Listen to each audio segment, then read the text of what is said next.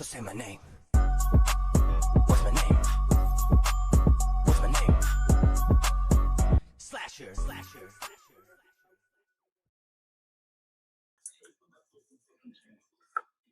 How's it going, everybody? It's Slasher103 back with another reacting to videos / sleep stream. So basically, the matter of speaking, if y'all are new here, what we do is we watch videos, we put them in a queue, and even when we go to sleep, we leave that queue on so that y'all can still watch videos and stay entertained until I wake up.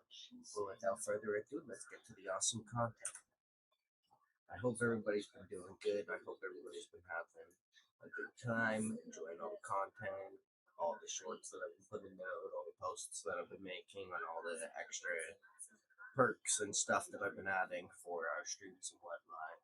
If so, let me know in the comments if there's anything else you would like me to add or anything you would like me to change. Or if you like everything the way it is, comment that too. Up to you guys. But let's get to the videos. Recently, I've been building PCs inside old consoles like the PS2 Slim and PS4 Slim. There's something really satisfying about getting broken hardware second hand. But all of those builds had one major problem. They weren't powerful enough to play modern games smoothly. Then I found this broken PS3 for just $10. And this time, I'm challenging myself to build a complete gaming PC inside the original PS3 shell. That means a full-size graphics card, a real power supply, and actual gaming hardware. But I have one rule. I'm only allowed to modify the edges of the case. The exterior has to stay looking like a PS3. And if everything goes according to plan, the final result should be capable of playing the latest games at 4K. So let's get to work. This is the first time I've ever had my hands on the PlayStation 3. And not just any PS3, this is one of the original models. It's big, it's bulky, but for this project, that's actually a good thing. More space usually means more possibilities. The design is also surprisingly unique. The curved body and glossy piano black finish give it a premium look that still stands out today. And compared to the PS2 Slim from my last project, the difference is night and day. That console was in such rough shape that I almost didn't want to touch it. This PS3, on the other hand, has been remarkably well preserved. There are a few signs of age, but overall it's still in great condition with very little cosmetic damage. Alright, enough admiring it. Let's get to the real reason we're here today. Before anything else, I needed to find out whether this PS3 still worked, so I plugged it in and pressed the power button. Nothing. No video output. And after a few seconds, the status light started flashing red, which usually isn't a good sign. There's a pretty high chance this console has a hardware failure. For a second, yeah. Unfortunately, I'm not exactly a console repair expert, so I can't tell you exactly what's wrong with it. At least not yet. Alright, let's take it apart. Thankfully, getting inside the PS3 wasn't nearly as frustrating as I expected. Unlike some Xbox consoles with their endless plastic clips and hidden tabs. We put air in the freezer. All I had Are they to do better was that remove way? 7 long screws.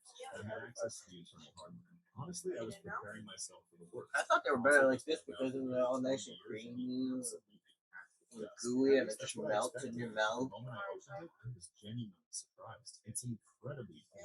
Even the dust buildup is clean. And that's not something you see very often. Back in the freezer. I seriously doubt someone spent hours cleaning it Yeah, just to didn't sell know. it for scrap value. So whatever happened to this PS? Then at least I can. If I don't like it, I don't like it. I'm still gonna eat it. You know what I mean? More time directly from the motherboard. Unfortunately, the result was exactly the same. No display, no signs of life. Things weren't looking good. At that point, there was only one thing left to do. Take it apart piece by piece. If you don't know, this right here is the Blu-ray drive. Back when the PS3 launched, this was actually one of its biggest selling points. Next up is the power supply. And honestly, this is one of the design choices that probably worked against the PS3 from day one. Sony placed the power supply extremely close to the CPU and GPU. Not only does the power supply generate heat, but its large size also restricts airflow around the chips that need cooling the most. That's only part of the problem. Another reason these early PS3s earned a reputation of I put on the wrong video. Number 2, I'm not supposed to be watching these yet.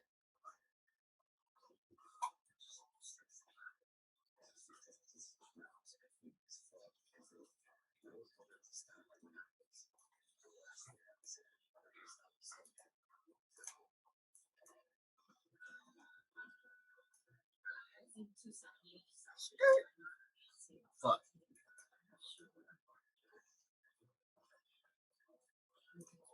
right at the top.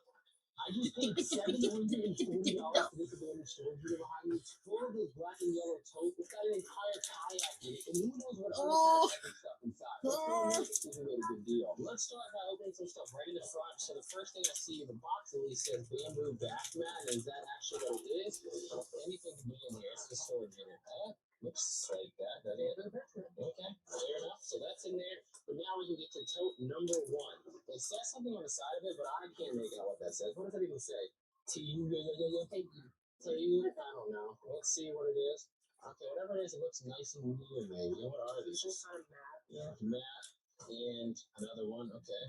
These camping bags can actually get pretty pricey. So these I'm not mad at. Some of these can be worth quite a bit of money. So there's that.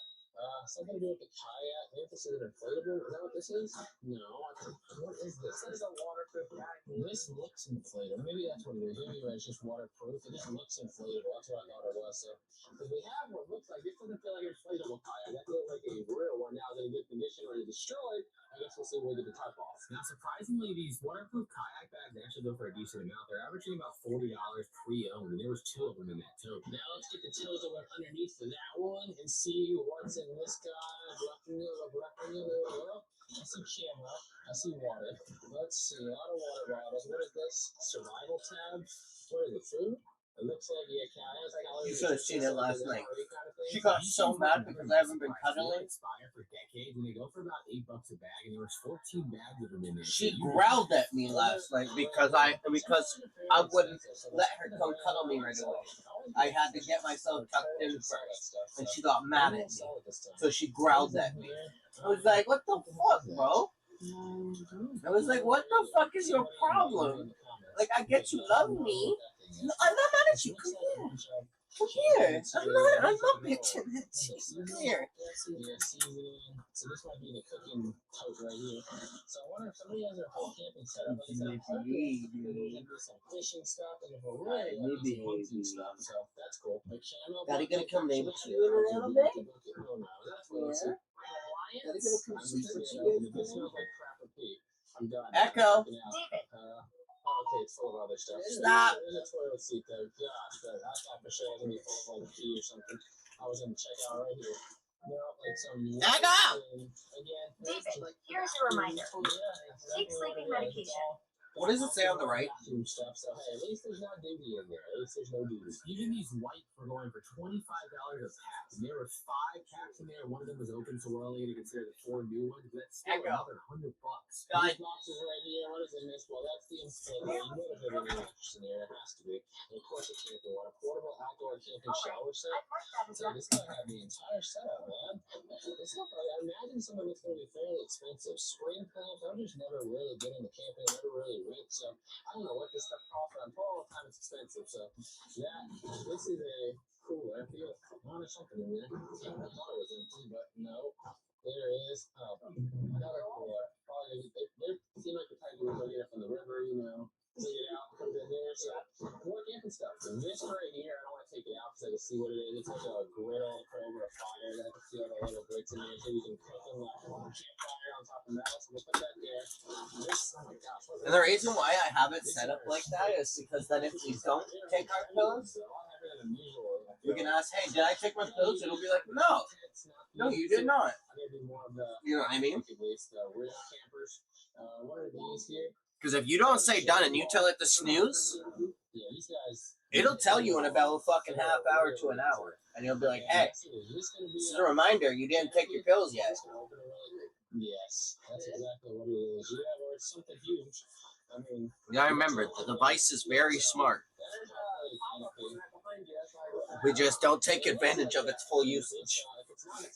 We just tell it to stop. Gosh, this tote is actually way more than I thought it was going to be. I guess I was expecting more of the same. Yeah, it's a big, heavy freaking tote. Okay, you got space over there? Newbies. So this is what they call glamping, right? Glorified camping. When you go out camping with your watching movies in a shaded tent and everything, you're just basically living outside normally like you're at home. But what is this? I like the feeling of it. What is this thing? Oh, it's glass. Okay, what is it? Like just an angel. It's kind of nice, actually. The gold trim, it could be Linux. So it looks like at least now we know There's gonna be a little mix in here, but this is obviously not in the outdoors camping stuff here. Is that in there too? It feels light. I can't tell. I don't know if it's. Yeah, it's in there too. So it looks just like some of these are cool. What about these? Oh, these are glass. And the DVDs are falling out as I move them. What is this? Let me see. Get out. Some nice little dish set. Okay, let's get these out the way. When I was filming this, I didn't realize how much of a store this tote actually was. All that glassware is actually Fantasia Princess House, and there was a lot more of it in this tote. Just wait. I'm trying to see if they have any games or anything here with the DVDs. The DVDs will average like, a buck a piece on average. But that was expensive, wasn't it? Yeah, so they have like random crystal things on this side, and then DVD. Or is it more crystal or more DVDs? Because this is like a wax warmer, this is glass, this is glass. Let's open this and see if that's what's in there. Is that what it is? Oh. Yeah, looks like it. Oh, he almost broke that. I mean, nice stuff actually. You can stick with Fantasia, fine crystal, actually, Princess House exclusive. Yeah, this is going to be pretty nice stuff here. Fantasia in these boxes. Okay, there's a lot of it, huh? There's a whole lot of it. Wow, this box here is actually worth some serious money. I just don't know where to put everything. I'm on the front. Let's see. Let's set some of this aside really quick. Are you trying to just get the glass box? Yeah, I just want to see if that's what it all is. We'll move some of these beauties out the side. Like that's just an ornament. That's a wax ornament. But there's other stuff down there too. That's just a picture frame with a quote. What do I have this one? So there's like a mix of wall hangers, DVDs, and Christmas stuff. So you know what? That box is probably a couple $100 to be honest with you. There was about 7 other Princess House pieces in there, which at the time I didn't realize were so valuable, averaging between $40 and $60. So my couple $100 guess was way low. There's at least another $300 in there. You think this is gonna be really clean or really bad? Judging off the way they store this stuff, I feel like it's gonna be pretty nice. I think so. I do too. Because the words are good condition. There's all the stickers on this. Yeah, this thing is heavy too. But by the way, guys, if you haven't taken a second yet to hit the thumbs up button, make sure you hit the thumbs up button. But even more importantly, oh my gosh, half of you guys watching this video are not even subscribed to our channel. Hit that subscribe button. We're so close to 1.2 million. Let's get the rest of the way there. Is this like literally just part 2? Yeah, look. Fantasia, Crystal, What? tons of DVDs. What's in the plain white box? Space Jam. No, yeah, Space Jam. Jordan, not that silly thing that came off the ground. The original. Let's see what this one is. Cookie's weird. Yeah, this is gonna be some expensive stuff. I know the Princess House stuff is very collectible for sure. So let's put that over here. More Princess House right there. These are those platters. They might be silver. Let me see. Find these a lot. Most of the time, these end up being silver plated, but they do make sterling versions of it, so you always gotta check. Let's see. You don't see the markings on there. How can you sell all everything impossible? I'm gonna guess. Look at this. This is gonna be plated. It's coming off right there. So just silver plate. Yeah, silver plate is exactly what they are. So still decent, but not as much as sterling, obviously. But this whole thing of movies in, Princess House. So yeah, that's just $100 tote. Not really shippable, but still really cool for camping. Look at that. That's a whole outdoor hammock stand right there. It's got both my legs in the hammock right there. And I feel like it's going to be in really good condition again because these people seem like they took really good care of everything. Yeah. I just want to open it up and see what it looks like in there, so even make sure it's not too gross. Make sure that's what. Yeah, that looks clean. That's it says hammock stands. That's what this is. Oh, okay. Yeah, you just need to buy the actual hammock. So yeah, this is probably going to be pretty expensive. That's nice. The hammock could have been in that other Ozark trail bag. That might have been what that was. Yeah, I don't know. Now, these are very heavy, so they're not going to be shippable. But Walmart does sell them for $140, so I think we should be able to get $80 on Marketplace pretty easily. So then we got, this is a bed. There's 2 of these beds actually, so let's show what they look like. Yeah, there's little dots. We'll just show what they look like so that we can then take them out. Pretty cool. Wow. I bet you these are going to be expensive too. Let me check the condition too, out of curiosity. Let's just open it up and see if this one's stuck. There we go. Facebook Marketplace stuff. Yeah, so looks clean too. No smell or nothing. So you know what? Yeah, definitely some Facebook Marketplace stuff. These things surprisingly sell for $200 What brand the new. So fuck? pre-owned, I'm thinking about $100. And as you see, there was 2 of those, so another $200.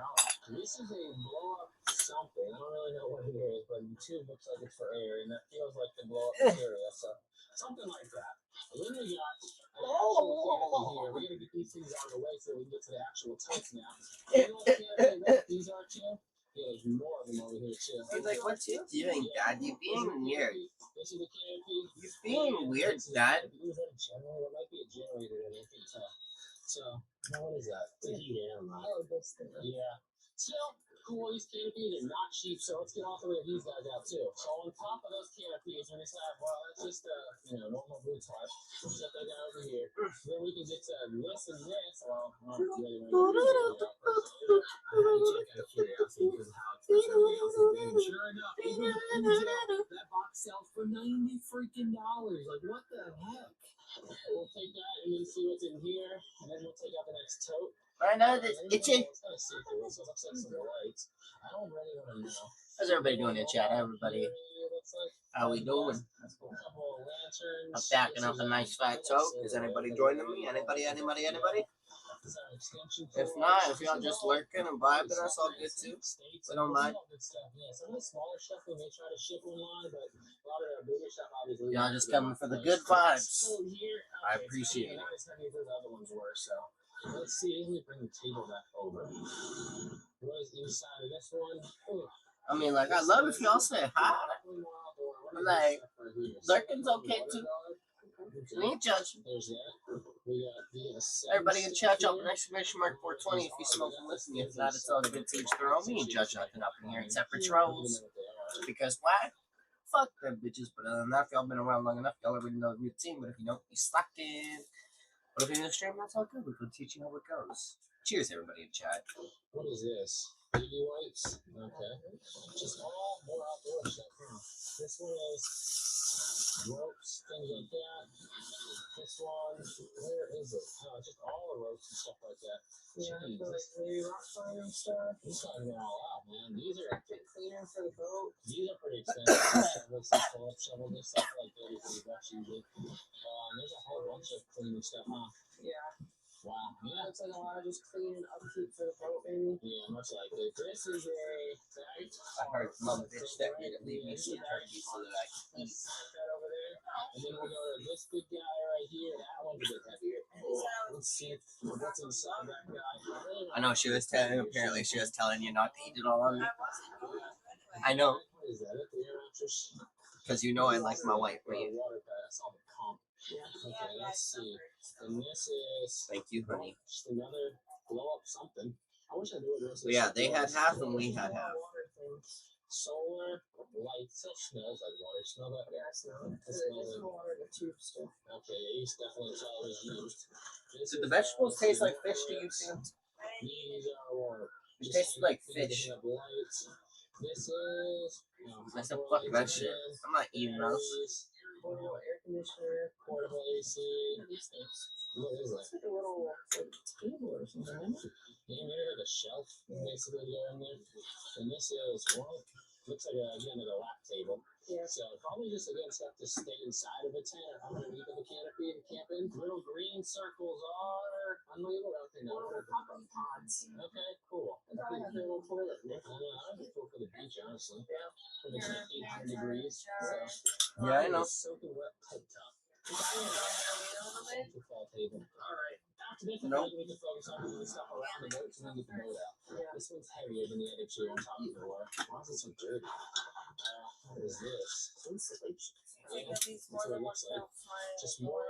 Let's see, outdoors. No, I'm coming to the shower. Yeah, batteries. Just all camping stuff, man. These people are outdoors. I'm still hoping, like I said, my goal was this year was I'm hoping to find some fish and stuff and things like that. Those feet, it's like hot hands, feet things. Okay, so just camping stuff again. Most of again, the small stuff we have lots to sell, but the bigger stuff, most of it's not to go marketplace. Backpacking tent, No another tent. tents. Yeah, no, it's a lot of good stuff, man. It really is. It's probably expensive for sure. Let's work on clearing what's underneath the boat so we can get it out. Required by law to be in every storage unit, but definitely in this storage unit. Blow up air mattress right there. We got us another folding table right here. Not well, the one we're using actually was ours. We brought it with us. This one's just a generic. It's actually really clean. These are like $40 to be bought in there. They sell them really easy on marketplace for $20. Sold them before. They go fast too. So this right here is Okay, I'm making sure I was actually hanging and wasn't just supporting it. This is another bag of tarps. That's all that is. So I guess at this point we could probably try to get this thing down. What do you think? Yeah, you want to take the oars out first? Yeah, let's get the oars out and see what this thing looks like. They may not come out. Let's see. I might have to unstrap it and get the oars out. I don't know if it's going to be too wide. So we're probably going to have to unstrap it to get the oars out. But what we can do is pull this off so we can get a look at this thing. Look at that. It's got a bunch of seats in it. Nice little ascent. And we sell them really easy on Marketplace for $20. Sold them before. They go fast too. So this right here is okay. I'm making sure I was actually hanging and wasn't just supporting it. This is another bag of tarps. That's all that is. So I guess at this point we could probably. How you doing? I'm Callan, and this is Slap Ham. Be right back, We're about to everybody. see I'm some of going the to shower scariest real quick. content going around the internet. So hit that subscribe button and get ready for more freaky videos. Like this.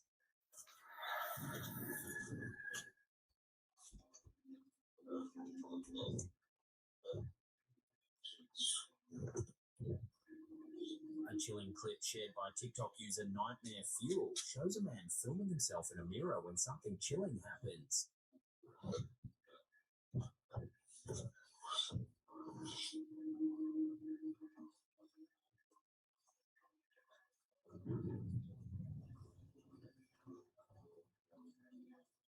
A shadowy figure suddenly appears standing right behind him in the reflection.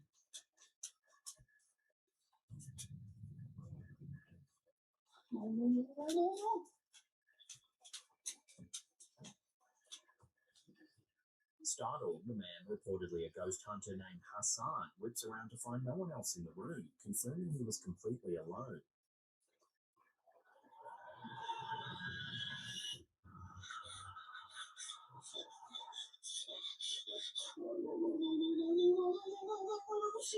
Some viewers believe he caught a jinn or spirit on camera, given the Middle Eastern setting and the region's law about mirror entities. Skeptical commenters, however, wonder if it was one of his friends sneaking behind him or a clever editing trick. Whether paranormal or a prank, the sudden mirror apparition and Hassan's genuine reaction have left many unnerved.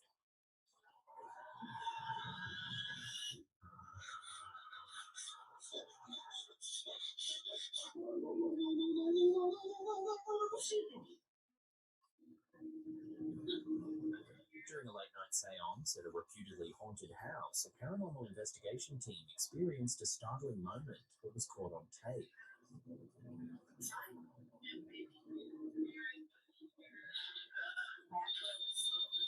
In the video, a metal rod suddenly rises up behind the group's medium with no one near it at the time.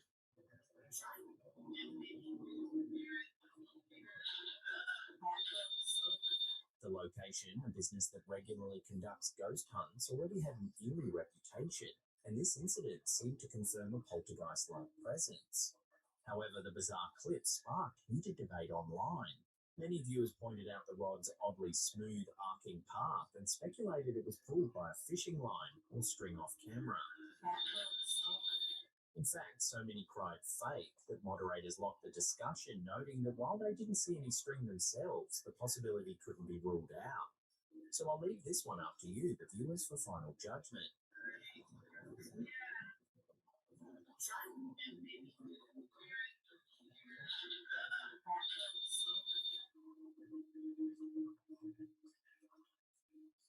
In a strange twist on UFO hunting, a Reddit user named CreeperStar claims to have met a woman who can summon a UFO orb on command. According to the user's account, they had posted about wanting to film a UFO in 4K and were contacted by a woman who said she could call one down from the skies. On February 11th, 2025, the two met in a field near South Downs National Park in England, and incredibly, a shining silver orb appeared in the daytime sky.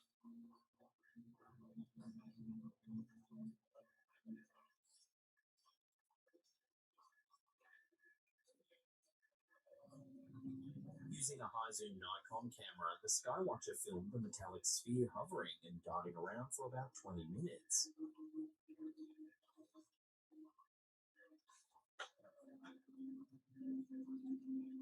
The cameraman noted a strange blur or aura around the object at full zoom and remarked that despite a steady 10 miles per hour breeze, the orb stayed roughly in the same spot. It didn't drift miles away as a balloon would. Eventually, according to reports, the silvery UFO shot upward on an angle and vanished within seconds. The surreal story doesn't end there. The witness believes the orb materialized thanks to the summoner's presence, hinting at an almost spiritual aspect to the sighting. The online UFO community had mixed reactions. Some were amazed by the clear capture, calling it potential evidence of UAP technology, while many others were unconvinced. Skeptics noted that the idea of literally summoning a UFO strains credulity, and they pointed out the orb could be CGI or a small helium balloon cleverly filmed. They also dug into the poster's history and found interest in Bigfoot and exorcism, suggesting a possible penchant for the paranormal. Still, no definitive debunking has emerged. Whether one believes in summoned sky beings or not, the video of this mysterious silver sphere remains intriguing. It's either a well-executed hoax or a glimpse of something genuinely otherworldly gliding above the English countryside.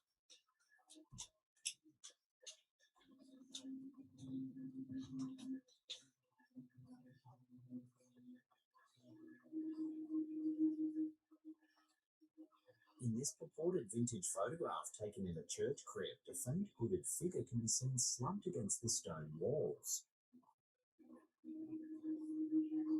A paranormal blogger who writes at paranormalhauntings.blog shared this old black and white photo that was allegedly discovered in an antique shop, claiming it might show a ghost in the crypt of St. Wyston's Church in Repton, England. The photograph's origin is a mystery, no date, no name of the photographer, adding to its spooky allure. Could it be a genuine 19th or early 20th century capture of a spirit, or simply a staged effect? The blog author notes that every ghost photo's authenticity is debatable, and only the original photographer would know if this spectral monk-like figure was truly there, or a trick of exposure. Interestingly, St. Wyston's Church and its surrounding grounds have a local reputation for hooded ghost sightings.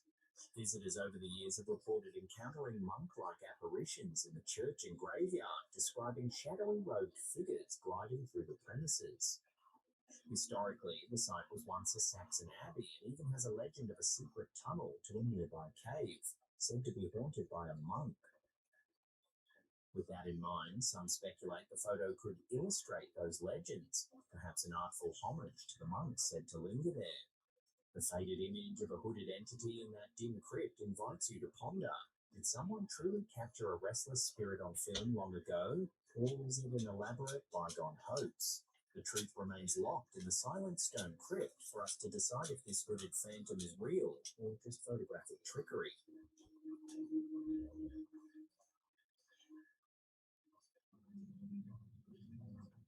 Sleep paralysis, a profoundly unsettling experience characterized by the mind's abrupt awakening while the body remains completely immobilized, has a long and pervasive association with disturbing visual and sensory hallucinations, often of a menacing nature.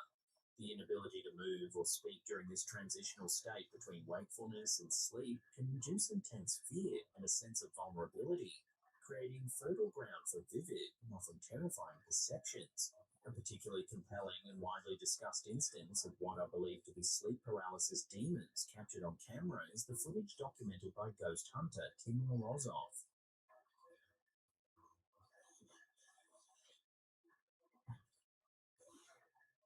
Intrigued by the phenomenon and seeking to capture paranormal activity, Morozov strategically positioned an infrared camera in his bedroom while he slept.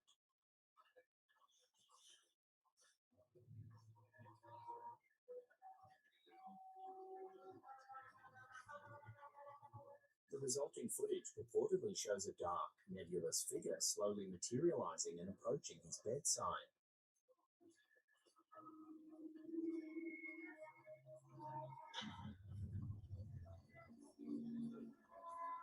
More disturbingly, the figure appears to physically interact with Morozov as he lay paralyzed, seemingly pressing down on his chest, a chillingly direct parallel to the archetypal nightmare experience where a heavy weight suffocates the sleeper.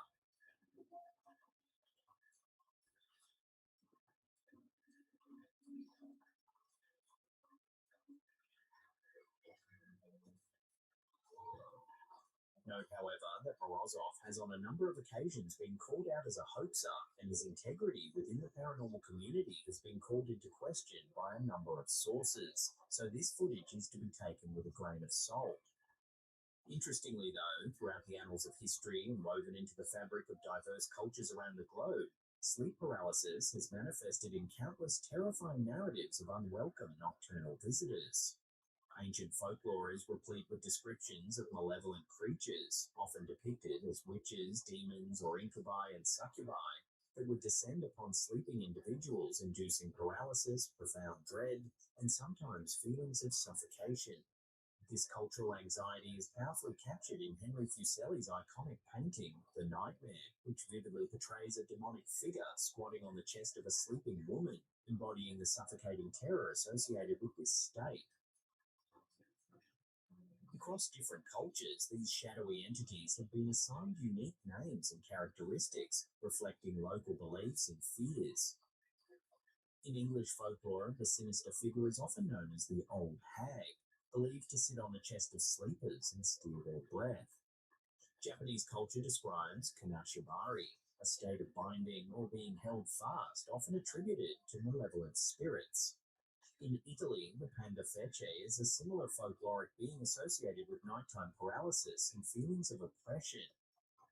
Each of these cultural interpretations, while varying in specifics, fundamentally embodies the shared human fear of a malevolent presence exerting power during a state of extreme vulnerability. As time has progressed, the reported manifestations of these nocturnal encounters have broadened to include a wider array of frightening figures, ranging from grotesque monstrous beings and shadowy indistinct forms lurking in the darkness to even the unsettling appearance of deceased relatives. The sensation of a crushing weight pressing down on the chest remains a consistent and terrifying element in many of these accounts. Interestingly, even contemporary beliefs in alien abductions, with their common themes of immobilization and intrusive figures, and encounters with shadow people, elusive dark figures often glimpsed at the periphery of vision, are sometimes interpreted by researchers as being rooted in the hallucinatory experiences associated with sleep paralysis. The shared elements in these seemingly disparate phenomena highlight the potent and persistent nature of the sensations and visual constructs arising from this neurological state. Here's another chilling example of a purported sleep paralysis demon caught on camera. It's a now infamous photograph that we covered many years ago. Captured by a CCTV camera inside of an unknown hospital, we can see what looks like a shadowy figure perched atop a terminally ill patient. Sadly, according to reports, the patient passed away some hours after this image was captured. Given the current scientific understanding of sleep paralysis as a neurological event stemming from a disruption in the sleep-wake cycle, leading to vivid and often frightening hallucinations due to the brain's partial REM sleep activity during wakefulness, a persistent and fascinating question remains unanswered. Why do so many individuals across geographically diverse cultures and spanning vast periods of time consistently report perceiving remarkably similar entities and experiencing strikingly similar sensations during these episodes? The consistency in the themes of shadowy figures, oppressive weight, and feelings of terror is a compelling aspect of this phenomenon. Are these consistent visions simply a peculiar quirk of our shared human neurobiology, a result of the brain interpreting the unusual physiological state in predictable ways? Or could there be something more eerie at play, some deeper psychological or even potentially paracultural influence shaping these shared experiences? This enduring question continues to fuel a vibrant debate that bridges the realms of scientific inquiry and the enduring human fascination with the supernatural and the unexplained. The study of sleep paralysis, therefore, offers a unique window into the complex interplay between our biology, our cultural narratives, and the often terrifying landscape of our own minds.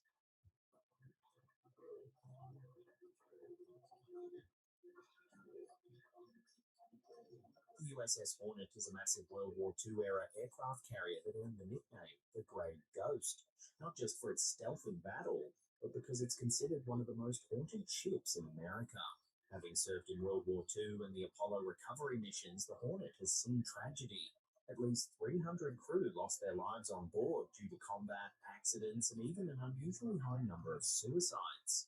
With that grim history, it's no wonder that over the years people have reported strange occurrences on the decommissioned carrier. Tools moving on their own, phantom footsteps in the corridors, and apparitions of sailors in uniform. In this segment, a team from Broken Wings Paranormal conducts an overnight investigation on the Hornet, and the sheer volume of eerie events they encountered is staggering.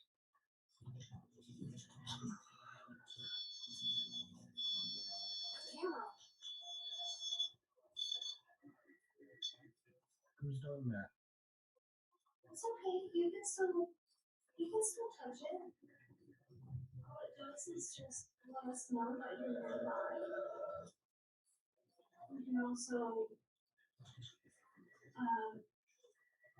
draw the energy from it if you need it. Not long after the crew ventures into the dark metal corridors of the ship, investigator Susie suddenly yelps in surprise. So I think there might be walking behind us. I'm like, I'm super shut the Just gonna It's shit. not like my legs aren't on camera. Ooh. It literally felt like something grabbed my pant leg. As I'm saying, I felt suspicious like something's walking behind us. She felt something tug hard on her pant leg, as if an invisible hand tried to get her attention. That's shocking me. Moments later, their equipment picks up an unprompted, disembodied voice. There's a voice before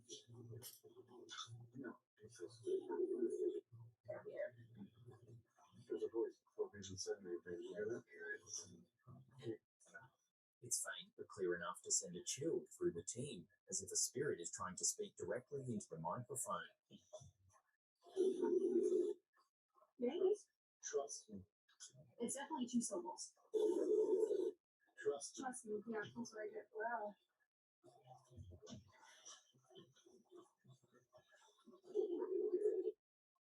Wow. That's crazy. Oh, jeez. Just minutes later, the team asks any spirit present to give a sign. Right back. No way. It's saying. I'm gonna have it say it then. Oh my gosh. Just leave here. Leave here.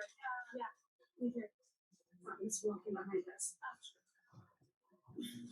Put it back. The male-sounding whisper is so distinct that even the skeptics on the team have to take note. Later, in one of the bedrooms on board, the team attempts to communicate via EVP again. As he just walked in here, can you please go sit at the table? When one member invites any spirit to join them, they capture a reply. Go sit at the table? Whoa. It's almost like a... That's like I said. Go sit at the table? I'll go sit at the table. This intelligent-sounding response stuns everyone. Walk in here. Can you please go sit at the table? MJ, I can hear it better far away. That is freaking crazy. We gotta say something. A full sentence. I will go sit at the table. Later in the night, one of the most chilling encounters occurs. At around the 32:22 mark, as the crew's camera peers down a dim corridor, it records something eerie. About 4.5 minutes later, a misty shape seems to be standing in the doorway at the end of the hall. It then simply disappears.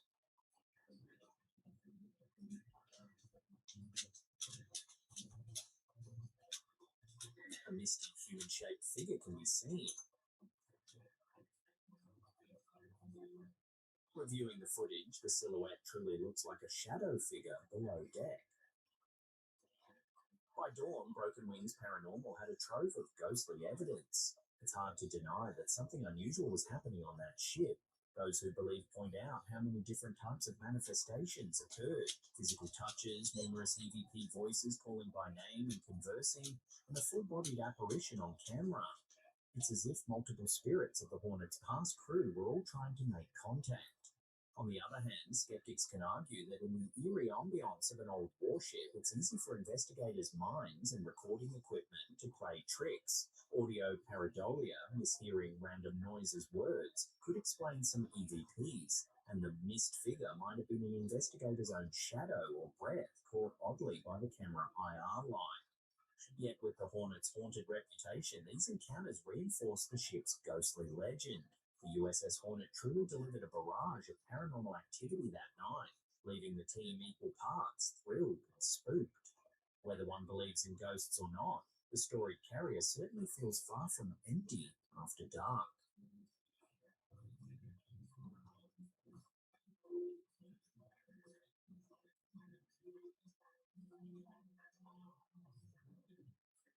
A Ring doorbell camera may have captured a ghost from the 1940s taking a morning stroll, claims one article. Jackie Back, a 55-year-old mum from Staffordshire in the UK, was out for an early walk in her cul-de-sac on February 4th, 2025. Unbeknownst to her, a neighbour's Ring doorbell recorded something bizarre during that walk. The footage, later posted to Facebook, shows Jackie returning home down the street.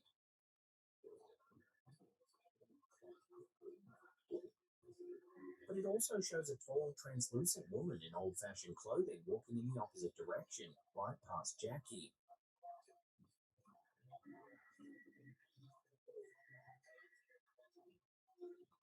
Jackie didn't see anyone else on the street at that time, no tall woman, nothing out of the ordinary, so she was shocked when her neighbour, 46-year-old Kerry Ann Doherty, sent over the doorbell clip asking, "Did you see this lady?"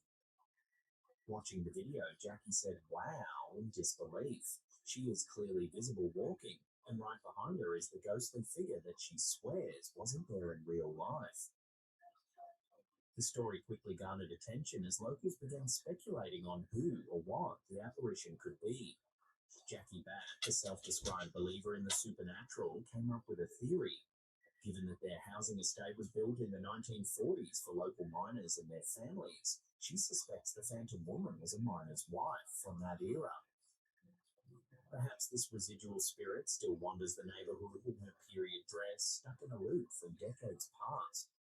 If it truly was the ghost of a miner's wife, perhaps she was out for her morning errand, forever bound to the streets of the estate. It's an encounter that turned a simple walk into a brush with the unexplained, and now an entire community is left to wonder about the ghostly resident in their midst.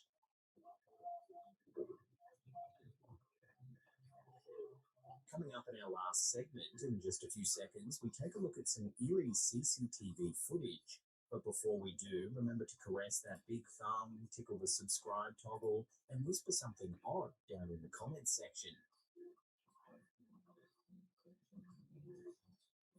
Here's our final piece of unnerving CCTV footage that's been making rounds on social media.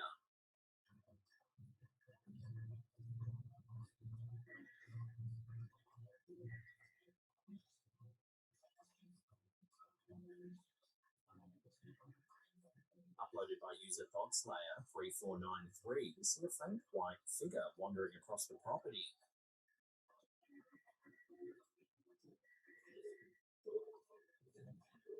Experienced CCTV users chimed in to say that this could be a common camera artifact known as ghosting, ironically named, a result of low light conditions and a slow shutter speed. Basically, if a real person walked through the yard at night and the camera's exposure was too slow, it would record a blurry, translucent afterimage that trails behind them, creating a ghost-like effect. In such cases, a person can seem to vanish if the camera fails to capture them once they leave the frame, or if the light conditions change. Skeptics pointed out that insects crawling close to the camera lens can also produce a glowing humanoid shape due to the lens focus, something paranormal enthusiasts have mistaken for spirits before. So, what do you think? Love to hear your theories in the comments below.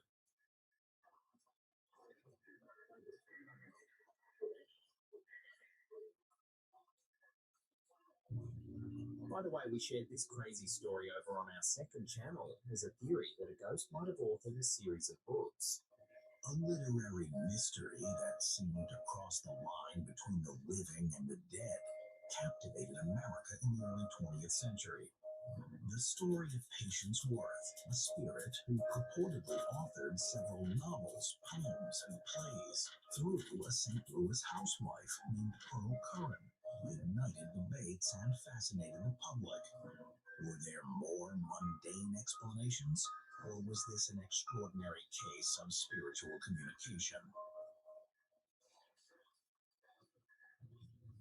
If you want to hear the full fascinating case, I'll put some links in the description box below. It's also pinned in the comments.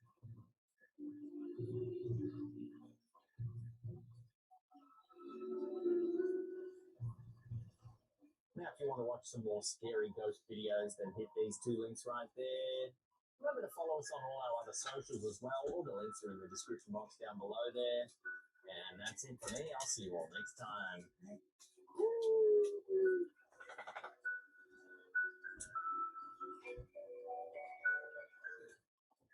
Alright, we're checking out the only game where you can use unbelievably useless skills in order to make a ton of money. It's bottle flipping.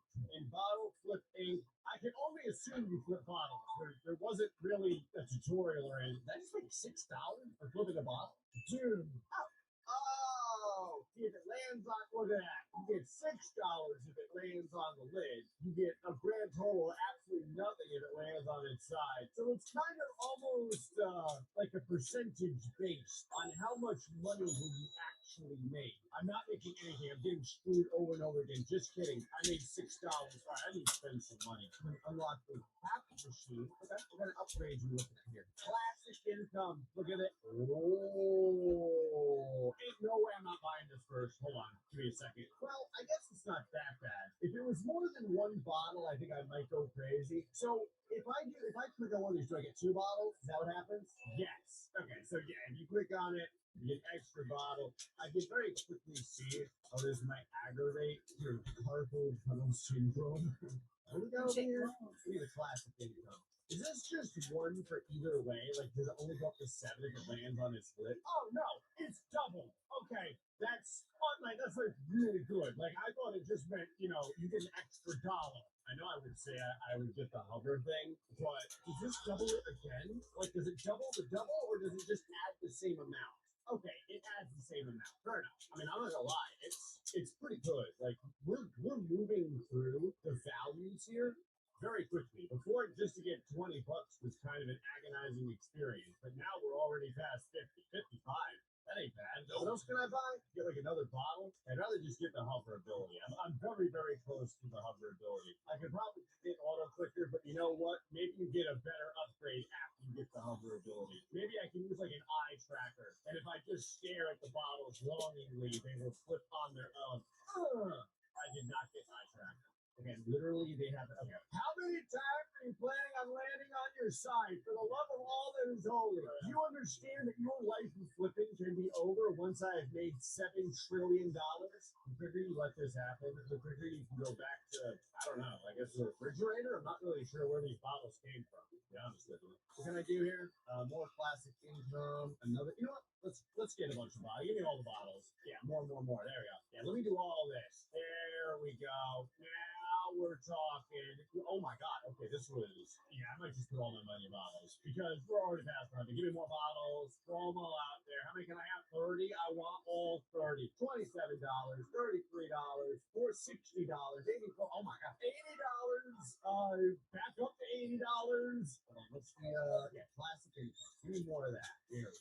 We're up to $4 for a regular bottom flip, and $24 if it lands up. If it lands on its lid, we're already back up to $200, pretty much that quickly. That's nice. Okay, to 60. So now we're getting $36 for the bottles that land on the lid. More bottles. More. Okay, at this point, I can get a bottle like every 10 seconds or something. It's kind of disgusting. The money is moving very, very swiftly. I will say that. Okay. What do I need for an upgrade? $400 and something. Actually, you know what? Let's see what the cap machine does. Getting $1,000 is not that big of a deal anymore. Like, we're gonna get $1,000 in probably less than 30 seconds at this point. So I might as well just go ahead and buy it, see what it unlocks. It might unlock an entirely new way to get additional money. All right, bam, unlock cap machine. What does it do? Achievement, bottle cap. What are we doing? What is happening? The bottle caps are getting recycled. What does the recycling do? Oh, it's like a new currency. I've got 2 bottle caps. I've got 4 bottle caps. Okay. Oh, I get a skill tree. What does this do? Oh, We got dual layers of upgrades. I was gonna say this doesn't seem like enough upgrades to satisfy me. I'm not gonna lie. I'm expecting more upgrades than just this. Now I say, oh yeah, okay, now we're talking. Give me more income. Anything that gives me more money is what I care about. Now, does it give me more bottle caps? Like, is one bottle cap worth 2 bottle caps now, or is it always just gonna be like one single bottle cap? From 5 to it just kind of looks like it's still one single bottle cap. Oh, I'm already over $1,000. Give me more bottles. Let's do. Oh, okay. So there is a way to increase your bottle cap amount. You just have to buy the bottle cap income. Touche, Katie. Very good. What else do we have here? 5 more viable bottles. Okay, okay. The landing success goes from 50 to 55%. Okay. Oh, you get more bottle caps gained this way too. Oh, more flips. Oh, that's really good. Real rack. Oh yeah. Yeah, plus your $12 just for a regular flip, you understand. Now, do I get 20% for the bottle caps too? I don't really know. I don't feel like I do. I feel like the bottle caps are still moving kind of slowly, giving more plastic income. I need I can't remember what, like 70 bottle caps or something like that to get a few more of the upgrades. I think I'm going to go for additional bottle cap value. That's 58, that's pretty good. 60, 62. Yeah, we're going to have it. Go back over here. Where is it? Where's the bottom cap? Got 200. Okay, I was way off. I work here. Or the remote control. 1% for double income. My God. Oh. All right, give me all this for right now. I want to see if we can get our classic income up to a point where making $10,000 is basically no big deal. Like we're already at the point where we can make like $1,000 in, I don't know, maybe like 20 seconds or something like that. So I'd like to see if I can eventually get even further than that. Give me a bunch more bottles. Give me all the bottles you can get. More bottles means more caps, means more flipping, means more money. We're going to have 200 caps here in just a minute too, so we'll be able to upgrade that and get even more bottle caps. I do appreciate that every time I flip a bottle, somehow it doesn't really go into it. A new lid has been reconstructed from, the extraneous carbon in the atmosphere or something. I really don't know. All right, 200 bottle caps. Give me the bottle cap pictures. Oh, yeah. Oh, we're about to go crazy. Oh, the bottle caps are going high. The bottle caps are going to be getting big. Up to $6,000. That's not too bad. Does the bottle caps keep coming in while I'm on this screen? Oh, yeah. Okay, we're good. Give me 400 for this. Let me buy a few of these and see how this feels. How does flip speed feel? Am I feeling it? 20% fast. I think realistically it kind of doesn't matter because a lot of the bottles just can't get flipped anyway. My hand can't be everywhere at one time. I need a larger pointer finger. I need a bigger area for actually being able to flip bottles. Also, $10,000. Give it to me. Yeah. So now, okay, so this is multiplicative, you understand. Not only is the value of the bottle caps +1, but are we getting more than one bottle cap? That bottle just spat out 2 bottle caps. Yeah. So the value is double, and the amount of caps is double. I like that. That was fantastic. Matter of fact, almost like 400 caps. So I can probably just buy the next level of the value. Yeah, so now you get 3 for 1, like 3 value for 1 bottle, right? So that means for 2, but we're getting 6 value now. More classic income. We ain't done yet. More classic income. We spend some of these bottle caps over here. Let's see. You know what? Let's get the speed going. Give me more. Double. Okay, yeah. Now I can feel it. Oh yeah. There we go.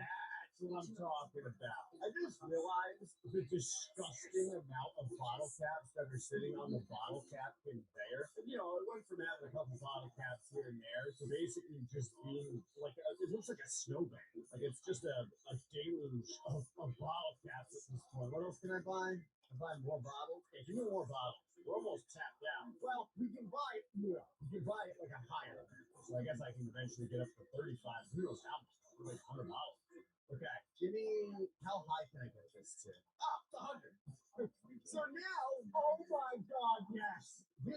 So this is double A, like specifically, because before we were at a 50%, now it's at 100%, and never fails. I bottle flip every time without any issues. Give me more bottles. Give me all the bottles. I want full 30. Right now, we're maxed out everything. We might as well. The amount of bottle caps is disgusting. I'm going to have over 1,000 bottle caps. More. So now every bottle cap is worth 4, I think. So yeah, we get this 500 bottle caps, 600 bottle caps. Look at that. And 700 bottle caps, 800 bottle caps, 900 bottle caps, 1,000 bottle caps. Give me all the flip speed. You want that all the way up. Okay. We're gonna max out all this. Oh yeah. $14,000. Hold on. Cat machine income. You already know. So now each bottle is spitting out, what is it, 4 lids? 3 lids.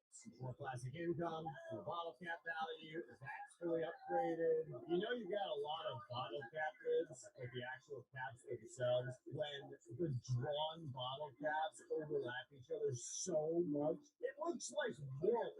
It's crazy how much there is. I'm going to be blotting out the entire conveyor belt at this point. Oh, I can buy more stuff for them. I think I'm going to buy more cat machine income. Actually, I'm almost there. I've almost got it. There we go. Sure.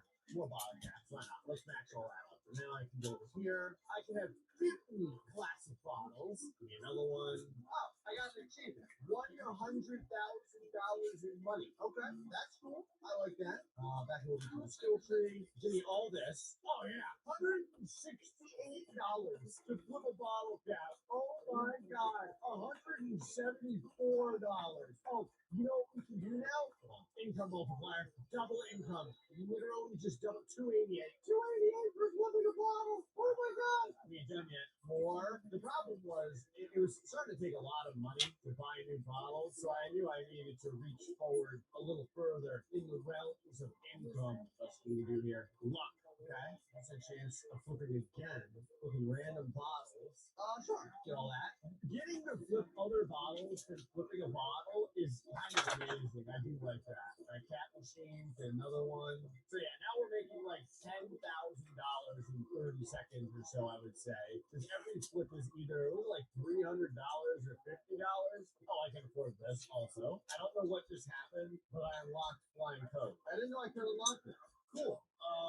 Give me all this. I had no idea. Oh, it's because it was so expensive. Periodically flies across the screen, and when flipped, it creates a sharp wave. Give me this too. Yeah, this cursor area and the helping hand. We're getting helping hand. Oh yeah. Oh God. Yes. Thank you, game. This is what I wanted. This is like, can I use this or how does this work? I was wondering when my Coke can would be flying through the air. Give me all this. More. Okay, cursor size is maxed already. The bottles. I said, oh, there it is. More bottles. I said more bottles. More. Oh, we got 7,000 bottle cap. Helping hand, 100%. Helping hand, helping recovery. And what else do we got? Flipping again. Bronze bottle. Yeah, give me more money. I like that. More income. Give me all the income. Yes. Landing chance with the bronze bottle. Okay. Income multiplier. More area upgrades. Okay, the upgrades are starting to compound now. This is awesome. 2 bronze bottles. Give them all. Oh, interesting. You have to click on the bronze bottles. Huh. Okay. All right, game. Okay. Upper hand. More. Honestly, anything that allows me to play the game without playing the game is something that I want to be advancing across the levels as fast as humanly possible. Give me more, please. One more helping hand. All 10 helping hands. There we go. Okay, so now the game's making money on its own. That's a big deal. That's what you want. Yeah, hover for the bronze, hover for the hand, like that, and then more bronze income. There we go. Yes. Oh, God, yeah. Give me more. Let me make a bunch of money. Oh, my God, I got to spend all the bottle caps, too. I've got like 10,000 bottle caps. Okay, so now with this, give me a ton of these. There. Oh, where'd my ear? Give me, what do I want here? What is this? Conveyor speed. Yeah, give me all that. Give me all of this, for sure. Give me, what else we got? Landing chance. Yeah, as much as we can get. Oh, yeah. 25 helping hands, y'all. Oh, more. Yes. I call forth the power of the money. Yes. Good. Open upgrades. more income. Remember how I said that we were getting like $10,000 every 30 seconds? Yeah, it's like $20,000 now. Actually, it might be more than that. Get more cursor size. Oh, the cursor size is starting to get kind of ridiculous. That's what I like to see, game. I want 1/4 of the entire game to just be my cursor size. Oh, the shockwave! I gotta say, in the beginning, I didn't think that there would be that much, like, I guess, complexity to flipping bottles. Oh, what a fool I was. Obviously, I'm maxing out this cursor size to understand. I don't care what it takes. And then we'll spend all of our bottle cap. There we go, cursor size maxed out. Over to the bottle cap area. Give me, what do we got here? Unlock gate. What does that do? What does this do? What is this? Oh, it's like double bottle caps. Nice. Get a bunch more of these. Get a bunch more of these. Do all this. Okay, the movement speed of the hands is like disgusting now, but we need way more. I need to get the recovery speed up. Because the problem is after the hand, whatever, touches a bottle, I don't want to say any of the other words that kind of like fingers a bottle. Once the hand lightly caresses one of the bottles, it goes on a cooldown. We don't like that. I want that to be much faster. Recovery speed. Give me all. Oh my god, I got $100,000. I didn't realize that. There, income. Just more income and more bottles and more hands. Okay, now we're making like over $50,000 every 30 seconds or so. Flipping bottles is the best skill in the universe. I had no idea how marketable this was. Oh my god, why go to school? Why study pre-med, illegal, whatever? Flipping bottles will get you like $1 million a day. 16,000 bottle caps to spend. Let's finish that up. Let's get this going all the way. That's fully upgraded. That's nice. Oh yeah, look at the hands go. Look at the hands go now. Full hands. 25 hands, baby. Give me cap machine income. We need more bottle caps. The bottle caps are getting spent very, very quickly. If you notice, we need more bottles. All right, what else can I buy? What else we got? What is this? Double income. Okay, that's cool. That's cool. It does cost a lot. Let's do income multiplier for the bronze bottles, and then all landing success chance. We want that as much money as possible. And then all this, and then more flip speed. Look at the money. We're making like $100,000 in 30 seconds now. Oh my god! Oh yeah. Yeah, where's the income at? Give me all this. Buy the cap machine income. I've got 16,000 bottle caps to spend again. It's like a chain gun of bottle caps going toward the conveyor belt, to understand. That's classic income. I mean, I guess, what else we got over there? I guess just more bottles. All right, what can I do with this stuff? Random flip chance. Let's get that all the way up. All right, let's do all that for the double income. Double income bottle caps is going to be crazy. Oh my god, I got $300,000. Oh yeah. Yeah. Bronze bottles. I need more helping hands. For the love of God. There we go. Fully upgraded double income chance on the bottle caps. Look at the bottom with a 9,000, 10,000, 11,000.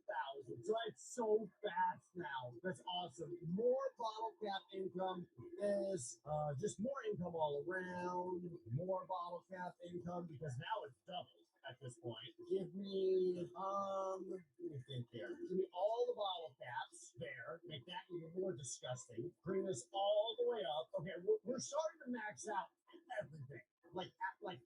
Oh my god, what is this? There's a berserk ability? That's awesome. Yeah, you give me the berserk ability. Yeah. How do you know when you're berserk? You get like blood red on the screen? Oh, I think it's happening right now. I think it's because all the different things are red, maybe? Maybe that's what it is? I don't know. This and more. We're almost done with it. We're almost done with this entire area. like this is happening very, very quickly. The amount of money rolling is disgusting. Double income for sure. Give me the random flips. Yep, random flips. More random flips. Okay, so now we've maxed out all this. So now let's do extra berserk flips. Here we go. Oh my god. Whee! Okay, we're maxed out on the captain. Stop it. That's awesome. We're now getting about $100,000 every 30 seconds. And you eventually get to like $1 million a minute or so. Because I feel like that's a legitimate thing that we're moving toward at this point. But I still have a bunch of bottles I can buy, you understand. Alright, now 50,000 bottle caps to spend. Yeah, give me the income multiplier. That's 450% income multiplier, you understand? Oh my god! Look at the value! The $1,400, $2,000, $8,000 for a bottle flip. $8,900. Give me all this. Okay, I think it's safe to say that we are now making more than $1 million a minute. Like it's not even a question at this point. What else can I buy over here? Income. More income. Okay, we're almost maxed out on that. Okay, what else can I buy over here? Here we go. Okay, I think we have maxed out every single tree that you can possibly have, but we still have to max out all the upgrades, like the regular upgrades. Look at how many Coke bottles! Oh my god! More. Okay, 34 bronze bottles. It now costs almost $1 million for one single upgrade on the bronze bottles. We're also making, I don't even know how much it is. It's over $2,000 or $3,000 for an accurate flip. $3 million for the last upgrade. Oh my god. Now to be fair, $3 million is light work. We're gonna get $3 million. We're gonna get the last million here in the next 30 seconds or so, I would say. We're already at 400, 500, 600, that's how fast it goes. 7, 8, 9, 3 million. Last bronze bottle. Okay, so that's all maxed up. I've got 104,000 bottle cap. There's nothing I can spend it on. I bought everything. The bottles are now costing over $2 million for one single bottle. I've got 160,000 bottle caps. Oh, $6 million. It's gonna be 10 million, for like the last bottle, I'm pretty sure. $10 million for one bottle. This is where the economy's gone. This is what has happened. This is what inflation has done. Oh God, 7 million. Do I get like an attaboy or something when I get every single upgrade done? Like you better give me at least an achievement or something. I was sorely mistaken. The last bottle is not $10 million. It's $15 million. I got nothing for it. Okay. But at least I can say we did it. We're like every single upgrade. Apparently, if you learn how to bottle flip, it'll make you like $100 million a day. Hey, folks, look at this episode of Bottle Flip Inc. The next time, they're not too much fun. Recently, I've been building PCs inside old consoles like the PS2 Slim, PS4 Slim. There's something really satisfying about getting broken hardware a second life. But all of those builds had one major flaw. They weren't powerful enough to play modern games smoothly.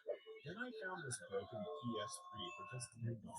And this time, I'm challenging myself to build a complete gaming PC inside the original PS3 shell. That means a full-size graphics card, a real power supply, and actual gaming hardware. But I have one rule. I'm only allowed to modify the edges of the case. The exterior has to stay looking like a PS3. And if everything goes according to plan, the final result should be capable of playing the latest games at 4K. So let's get to work. This is the first time I've ever had my hands on a PlayStation 3. And not just any PS3, this is one of the original models. It's big, it's bulky, but for this project, that's actually a good thing.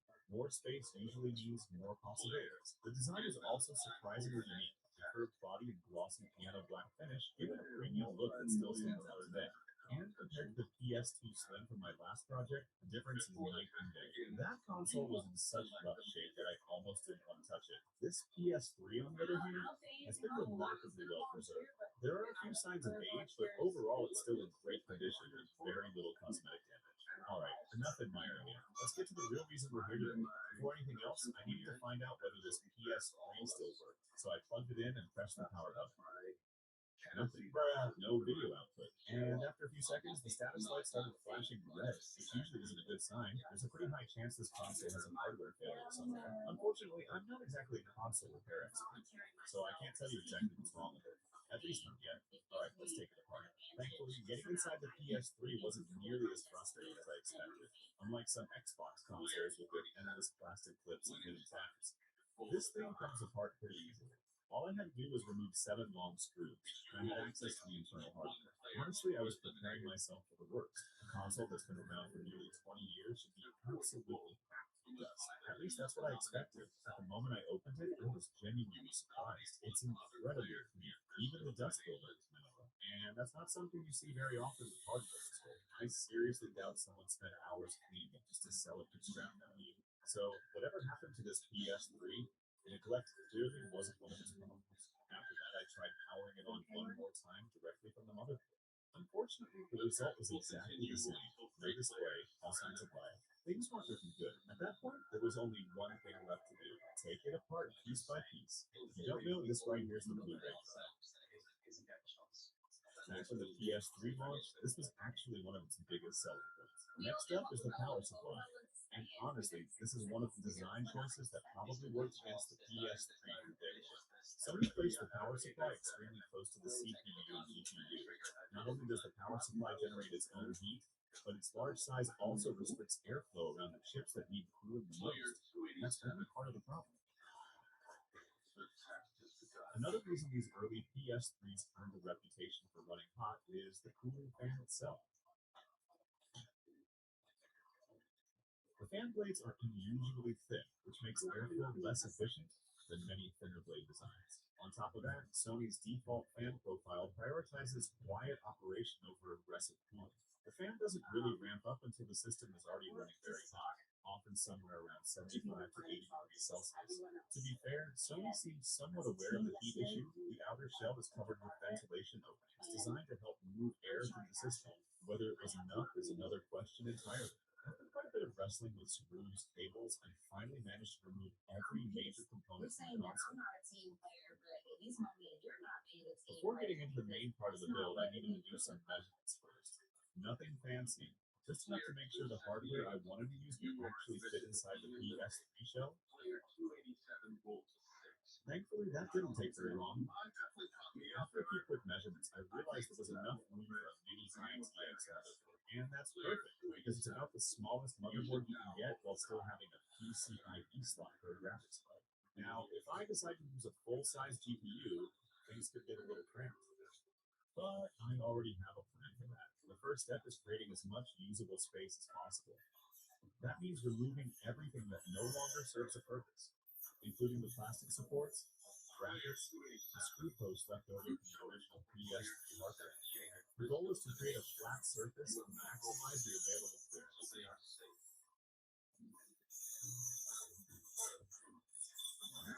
After a bit of cutting and sanding, things were already looking much better.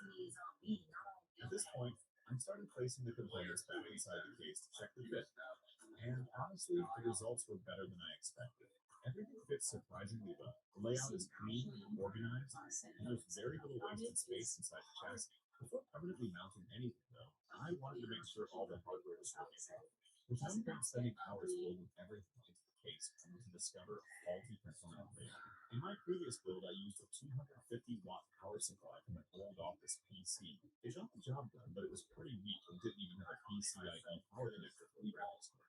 So this time, I decided to spend an extra $30 on a 400-watt Flex ATX1 new power supply. It should provide just enough power to the system while still fitting comfortably inside the PS3 shell. As for the motherboard, I'm using a mini ITX board. Since the interior of the case is surprisingly spacious, I can even keep the stock CPU cooler and save a bit of money. For the processor, I chose a Ryzen 7 5700G that I already have on hand. It offers excellent performance without generating excessive heat, which is exactly what I need for a compact build like this. Memory is 16 gigabytes of RAM is more than enough. But the most important component is the graphics card. For that, I'm using the RTX 5060 8GB.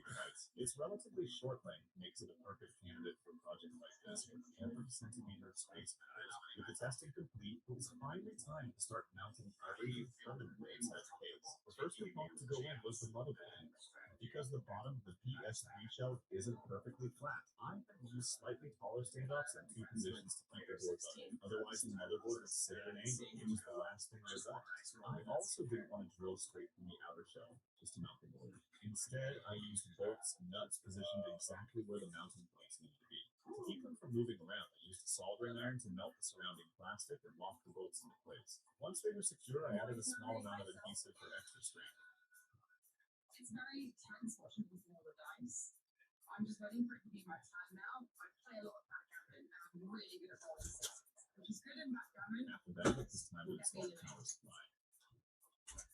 I mounted it on its side, then drilled 2 holes so I could secure it with screws from the outside. It's a simple solution, but it's surprisingly effective. With the major components in place, I moved on to connect the power cables from the motherboard and CPU. And that's when I ran into another problem. The GPU power connector sits extremely close to the side of the case. So close, in fact, that I couldn't plug in a standard PCIe power cable. For a moment, I thought I was stuck. Then I remembered something that might solve this problem. Let's unbox it. This is a U-shaped 8-pin power adapter. I bought it for about $5, and honestly, it's probably the most practical solution, and maybe the only solution I could think of this build. With this adapter, the power cable folds back immediately instead of sticking straight out, giving me just enough clearance to close the case. After that, I wanted to add a proper power button. Not a hidden switch or some temporary solution, a real push-button power switch. I also wanted it to sit exactly where the original PS3 power button used to be, so I drilled a circular hole about 1 centimeter wide.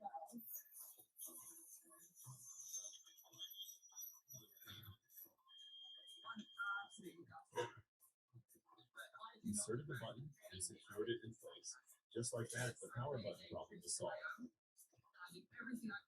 Next, I needed to deal with the power cable. My plan was to use a power extension cable and mount it in one corner of the case. To make that work, I had to trim away a few more pieces of plastic, drill mounting holes, and then cut an opening large enough for the power cable. A little more cutting. A little more drilling. But in the end, it gave me a clean way to route power into the system without ruining the look of the case. And that's it. Everything is finally finished. Now it's time to put the top cover back on and hope everything still fits. Perfect.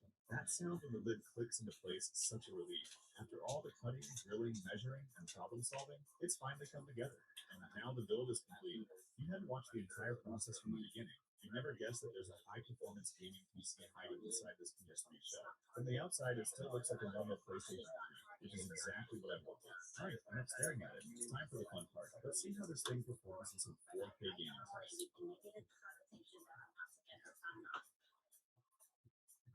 First up is CS2.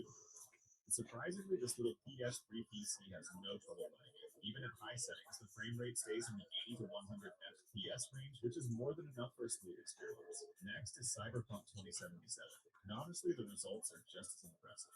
Even with the settings pushed to the maximum, the game still manages around 70 FPS. Next up is GTA 5. As expected, performance is a little lower here. The frame rate generally stays between 50 and 60 frames per second, which is still a very playable experience. The biggest downside of this build is the heat, and honestly, it's worse than I expected. The CPU temperature gets dangerously close to its thermal limit during heavy workloads. So while the system works, cooling is definitely needed. If I wanted to use this machine long term, I'd probably have to swap to a more power efficient CPU and add an additional exhaust fan to improve airflow inside the case. But overall, I'm pretty happy with how this project turned out.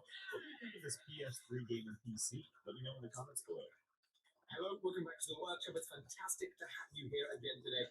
As ever, I hope you're having a really swell day. So, today we're going to be doing part 1 of making a Damascus steel straight razor. Fantastic to have you here. Really looking forward to seeing how this goes. Thank you. So, I'm going to use offcuts of some Damascus steel projects. I think I'm going to go ahead and grind out some ends and see what has an interesting pattern for us to make the straight razor out of. Hello,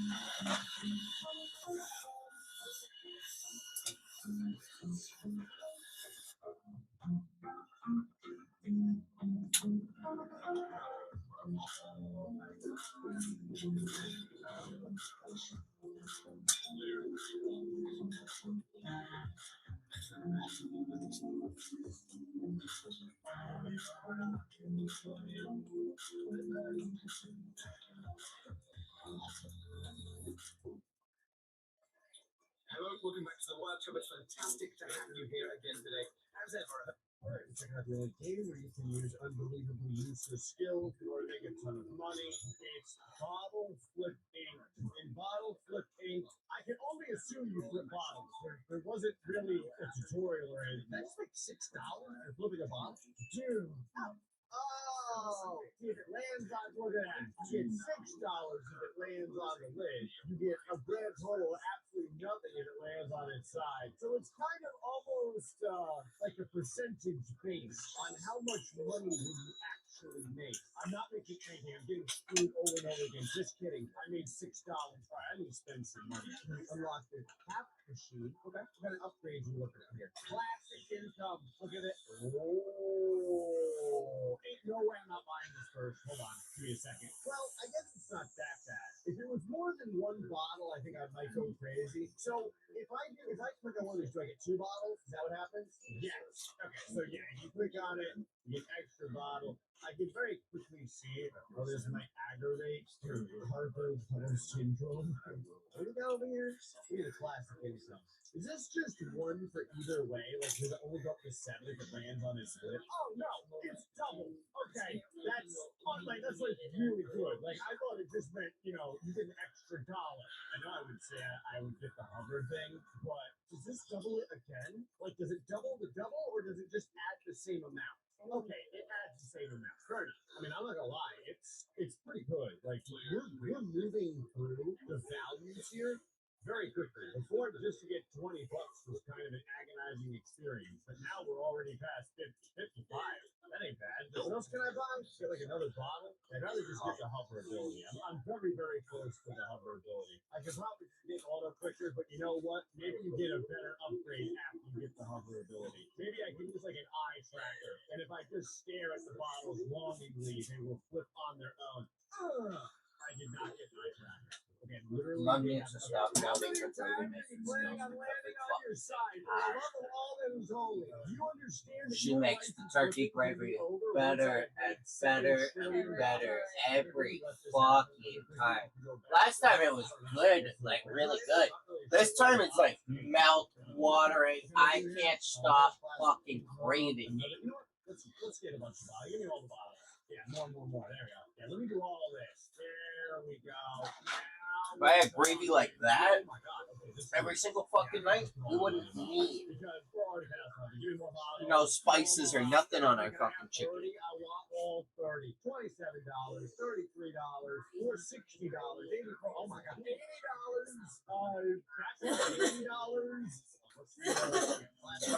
Give me more of that. Here.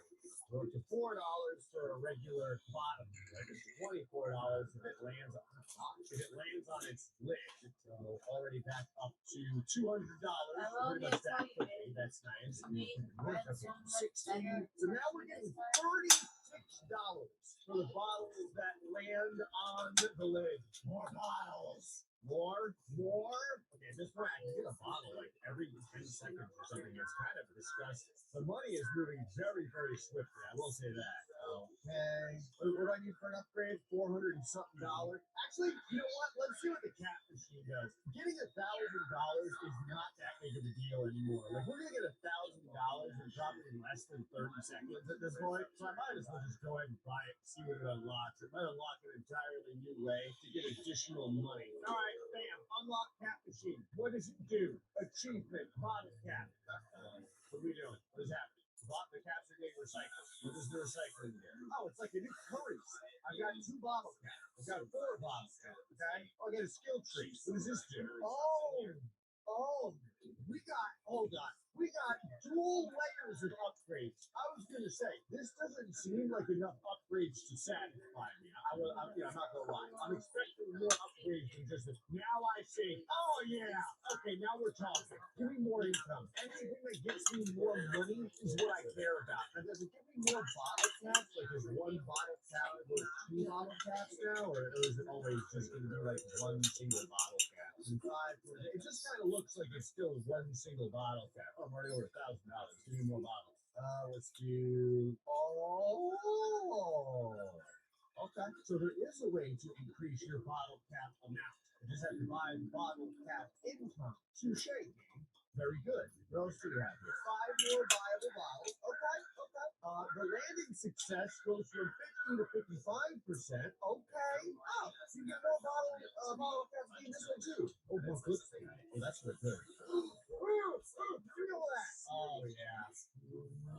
Yeah. What is $12 just for a regular flip? You understand? Now, do I get 20% for the bottle caps too? I don't really know. I don't feel like I do. I feel like the bottle caps are still moving kind of slowly, giving more classic income. I need like, I can't remember what it was, like 70 bottle caps or something like that to get a few more of the upgrades. I think I'm going to go for additional bottle cap values. That's 58. That's pretty good. 60, 62. Yeah, we're going to have it. Go back over here. Where is it? Where's the bottle cap? 200. Okay, I was way off. I wasn't even remotely close. What percent for double income? My God. Oh. All right, give me all this for right now. I want to see if we can get our classic income up to a point where making $10,000 is basically no big deal. Like we're already at the point where we can make like $1,000 in I don't know, maybe like 20 seconds or something like that. I'd like to see if I can eventually get even further than that. Give me a bunch more bottles. Give me all the bottles you can get. More bottles means more caps, means more flipping, means more money. We're gonna have 200 caps here in just a minute too, so you'll be able to upgrade that and get even more bottle caps. I do appreciate that every time I flip a bottle, somehow it doesn't really go into it. A new lid has been reconstructed from the extraneous carbon in the atmosphere. So I really don't know. All right, 200 bottle caps. Give me the bottle cap. Oh yeah. Oh, we're about to go crazy. Oh, the bottle caps are going up. The bottle caps are going getting big. Up to $6,000. That's not too bad. Does the bottle caps keep coming in while I'm on the screen? Oh yeah. Okay, we're good. Okay. Give me 400 for this. Let me buy a few of these and see how this feels. How does whip speed feel? Am I feeling it? 20% fast. I think realistically it kind of doesn't matter because a lot of the bottles can't get flipped anyway. My hand can't be everywhere at one time. I need a larger pointer finger. I need a bigger area for actually being able to flip bottles. Also, $10,000. Give it to me. Yeah. So now, okay. So this is you understand. Not only is the value of the bottle caps plus one, but are we getting more than one bottle cap? That bottle just spat out 2 bottle caps. Yeah. So the value is double, and the amount of caps is double. I like that. That is fantastic. As a matter of fact, almost 400 caps. So I can probably just buy the next level of the value. Yeah. So now you get 3 for 1, like 3 value for 1 bottle. Right. So that means for 6 value. More classic. We ain't done yet. More classic. Oh my God! I almost couldn't even stand up. My stomach compressed and I couldn't. You know what? Let's get this speed going. Give me more. Double. Okay. Now I can feel it. Oh yeah. There we go. That's what I'm talking about. I just realized the disgusting amount of bottle caps that were sitting on the bottle cap conveyor. You want to I went from jokes, having a eh? couple bottle caps in there. Because I know you're not laying down to let the It test, looks so like a you're snow gonna bank. fucking What else can I buy? Nope, same thing. More bottles? Okay, give me more bottles. We're almost tapped out. Well, we can buy it more. We can buy it like a higher amount. So I guess I can eventually get up to 35. Who knows how much? Like $100. Okay, give me, how high can I get this to? That good, my boo boo. Oh my God, yes. Give her some mashed potatoes spread out on the plate. With some chicken on it, with some turkey on top. Now it's at 100%. It never fails. I bottle flip But yeah, with some turkey on top. figure out She look at her, she mad about that. She was like, ooh, turkey dinner. I grabbed way too much, but hey, at least I grabbed some meat and mashed potatoes and some gravy before it's all gone. So I don't know what I could wake up to. But yeah, honey. Long story short, we're just gonna have leftovers tomorrow. Okay. So it saves us some time, saves me another night of cooking. So then I don't have to fucking worry about all this fucking cooking bullshit. I just heat things up. But at least you already know what's in the fridge. It's already made. You don't even have to complain about it. You know you like it, you know what I mean?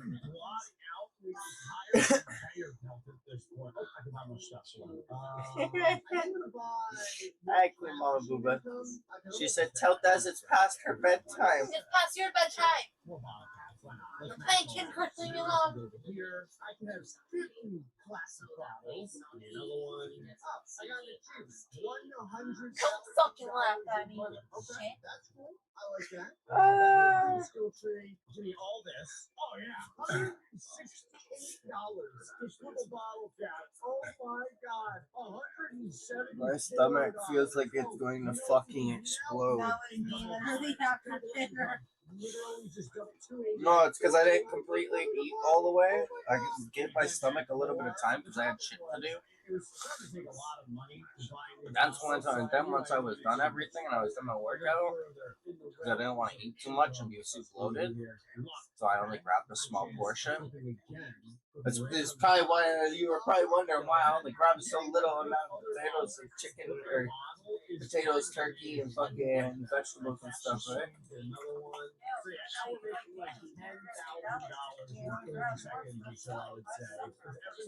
No, I was just saving room for later. Oh, I can afford this also. I don't know what just happened, but I unlocked Flying Coast. I didn't know I could unlock this. Cool. Give me all of these. I had no idea. Oh, it's because it was so expensive. Periodically flies across the screen, and when flip the screen, it's a shockwave. Give me this too. Yeah, this cursor area and a helping hand. Helping hand. Oh yeah. Oh god. Yes. Thank you, Dave. This is what I wanted. Oh, Johnny Rockets. I was like, what is JR there for him? And I was like confused for a second. Hella confused. I haven't heard anybody mention Johnny Rockets. Yeah, I remember you, Daniel. How you been, bro?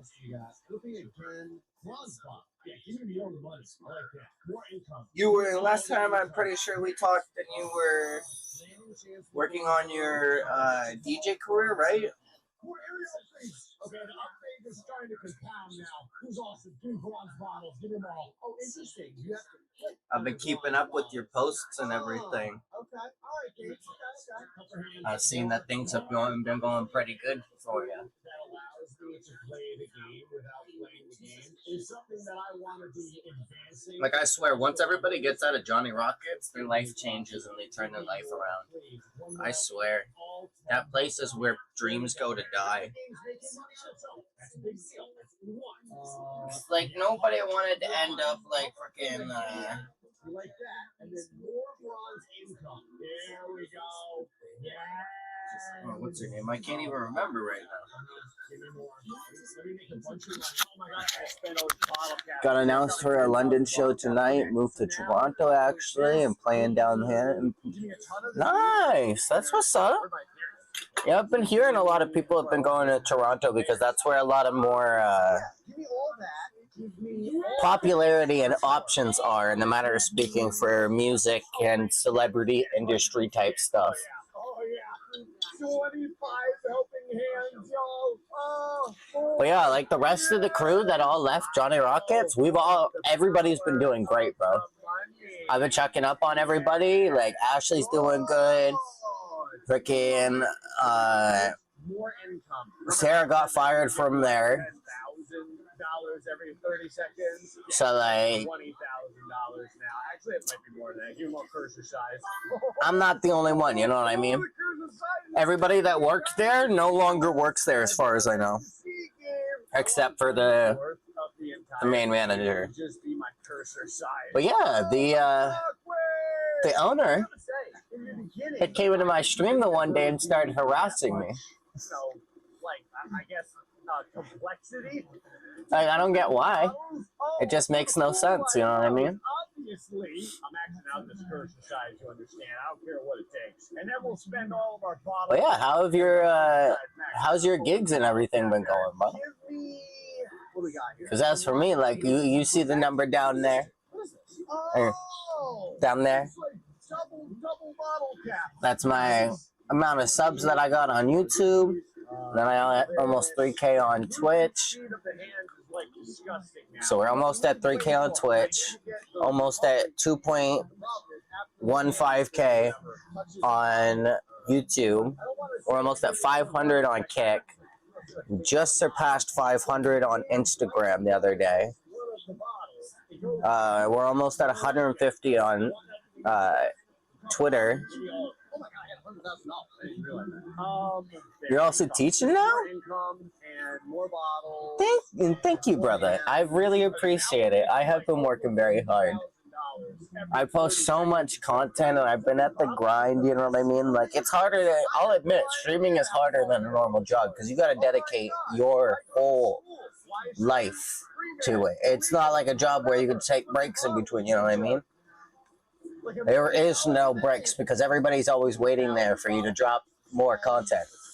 And if you have a set schedule and you stop posting, people start asking, and it's like, yo, what happened? Is he okay? Like, did he die? Everybody gets so worried, and it's so sweet. Because, like, I really appreciate everybody in the community because we've developed such a wholesome community, and I never thought we would even make it this far. Like, 9 years going strong, going on 10 in September.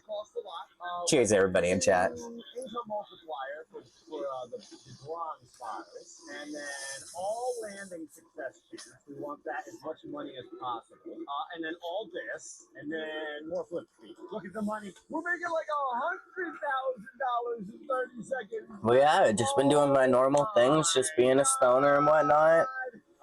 Started focusing more on my gaming and stuff and getting better at video games. I've got 16,000 bottle caps to spend again. It's like I bet it's tough. It's so awesome that you created a community and vibing, and they're doing what you love because that's the most important thing. I know, right? It's not about how many views I get each day. It's about, did I have a fun time doing each stream? And the answer is yes. I always have a fun time. Double income bottle caps is going to be... Yeah, like, we recently just started, like, we're able to start receiving payments on Instagram now. I'm going to be activating my subscriptions on Kick soon.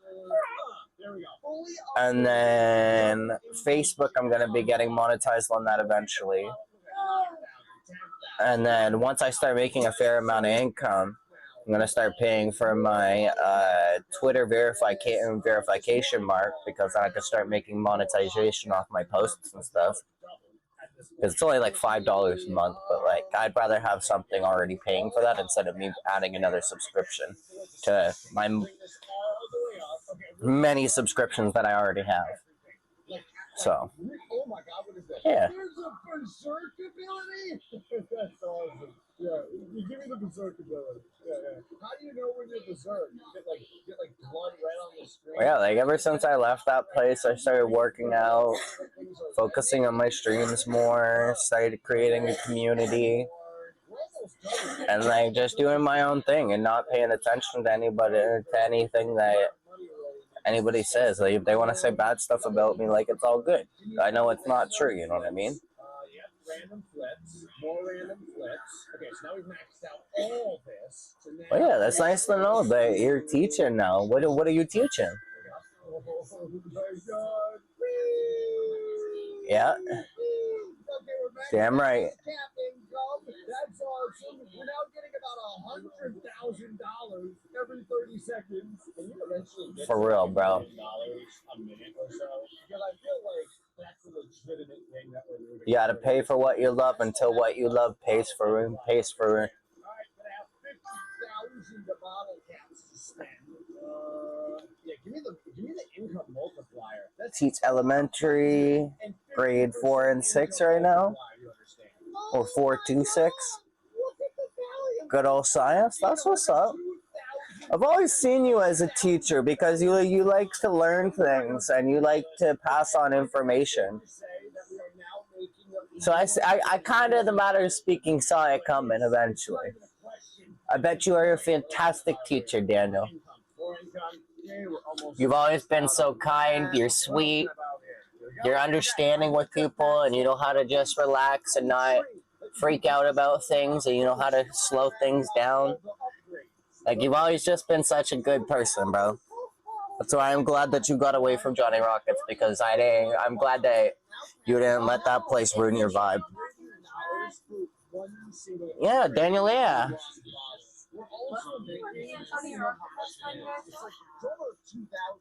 And then now he's working as a DJ and stuff. We both left that place. I got wrongfully fired. They tried to say I was being insubordinate.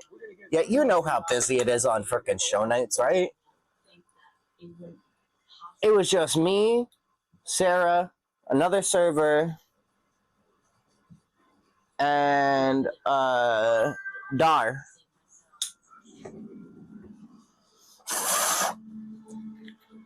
So I had no help whatsoever that night.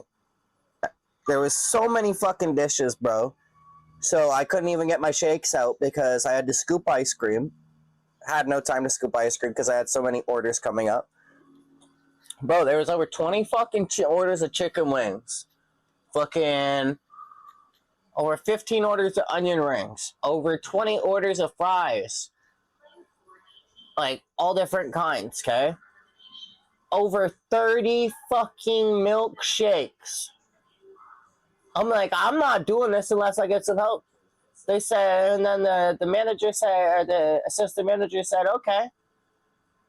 Then you can go to the back. And you can take a minute and take a break. And I was like, no. What? Me go take a break in the back so that my work can fall even more behind than it already is because nobody's here to help me? Because you guys understaffed and refuse to hold the line? And I'm like, no, I'm not doing this. I'm like, this is unsafe work. I refuse to do this. She says, okay, then you can gladly quit. And I'm just like, I'm not quitting. I'm like, I'm not leaving until you say you're firing me and tell me what I'm being fired for. Because you are wrongfully trying to fire me and trying to get me to go to the back. And she said, oh, you're being insubordinate. I'm like, what is insubordinate? What am I being insubordinate about? Explain it to me. She said, oh, you're refusing to follow orders. And I'm like, what? Because I refuse to have more work thrown on me after I already have too much? So then she's like, okay, you want to go down this road? She's like, I really don't want to do this, but you're fired. I'm just like, thank you. I'm like, that's all I wanted to hear. She said, you could take off your apron and everything. I'm just like, yep, I know. I don't want it anyways. After you quit, I stopped eating it. And then I started, as I was walking out, I was announcing how to everybody. I'm just like, I hope everybody knows that they put their nasty, rotten bananas in the freezer and they use them for the milkshakes. They drop buns on the floor and then continue to use them. Most of your food that's being cooked right now isn't even actually cooked fresh. It's been sitting there for hours. I started ratting them out and then I dipped out. How many people left? Oh, so many people dipped the fuck out of that restaurant. Nobody wanted to eat there after I said all that. I'm passing my levels. Want to fucking wrongfully fucking fire me? I'll fucking call you out for your shady bullshit. Because it's fucking sad that the fucking manager drops food on the fucking floor, tells us to pick it up and just fucking wipe it off and continue using it. Like, it's fucking disgusting. Let's put it this way, with the bacon, there was a whole huge tray of bacon. Okay. Fucking drops on the floor. Oh, that's all the bacon we have for today. Just go and run it under hot water. And then put it back in, and then dry it up and put it back in the container. Ew. As soon as she left, I said, throw that fucking bacon out right now or else I'm leaving the line. And I'm calling fucking hell, yeah.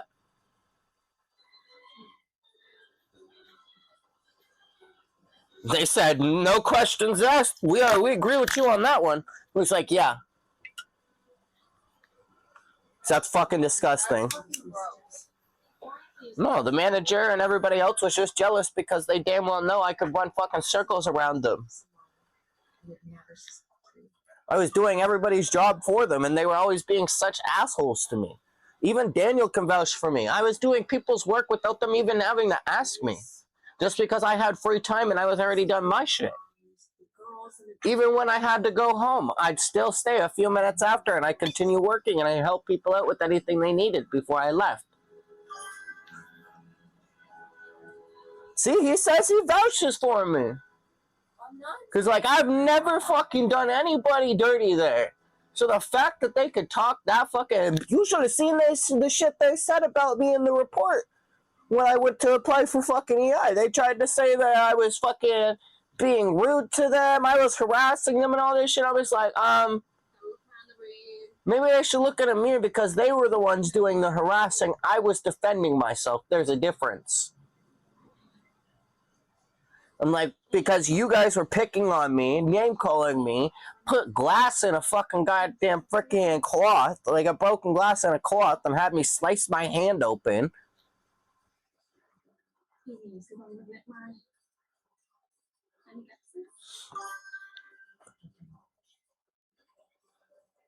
Guess who's fried? Monsoon, I'm guessing.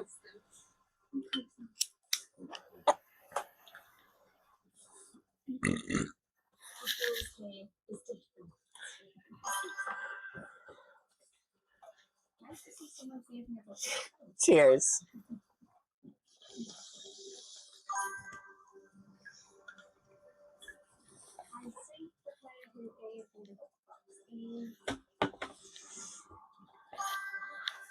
And Daniel, didn't they let you go too?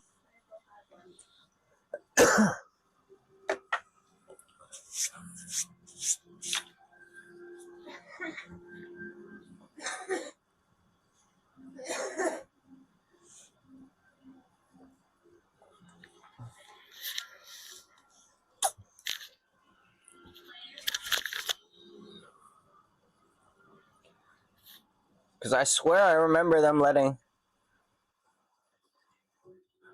Yeah, for real, bro.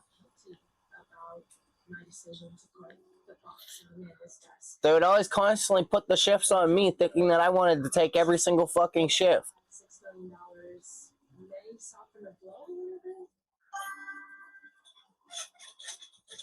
Exactly.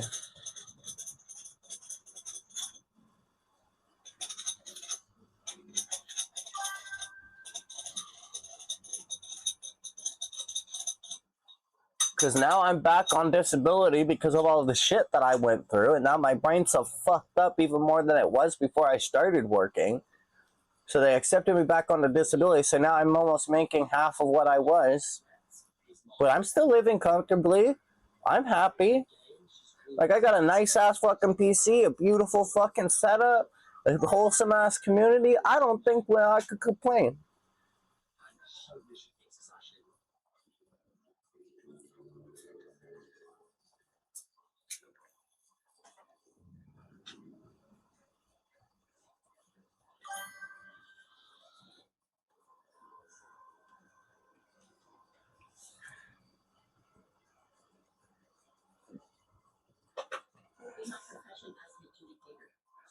You got court in the morning? Damn, man. What'd you do? You naughty, naughty boy. fidgety and how they looked at me, to compile a result. I'm confident to play in this game. Got caught with a Benjamin at school.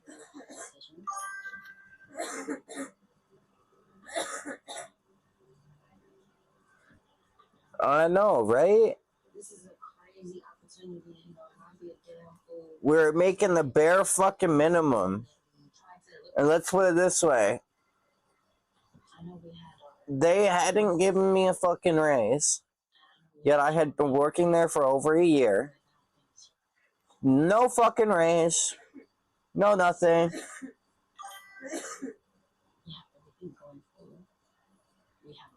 So I was like, fuck this shit. I care less if I work at this place anyways. And then the worst part was, when Bree passed away, they had said, oh, it's been multiple weeks. You should have already moved on from it right now. It's just somebody passed away. Everybody dies eventually, they said. I was like, wow. Fuck you. So, I have made my decision.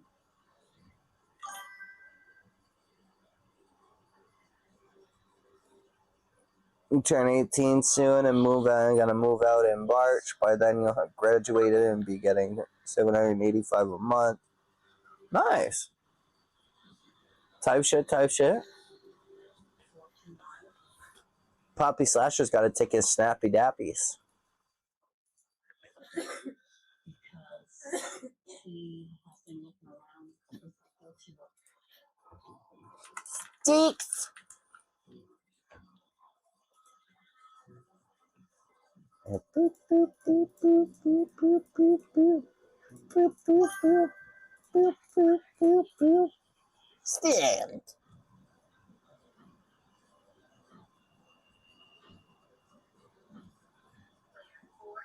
My dead Sophie Sesh just got $8,000 in back pay from Social Security. It's spent on the fuck. You wanna know what I'd do? Take him to court. You'll get that money back, plus he'll have to pay extra because of fraud. That money is rightfully is owed to you, not him.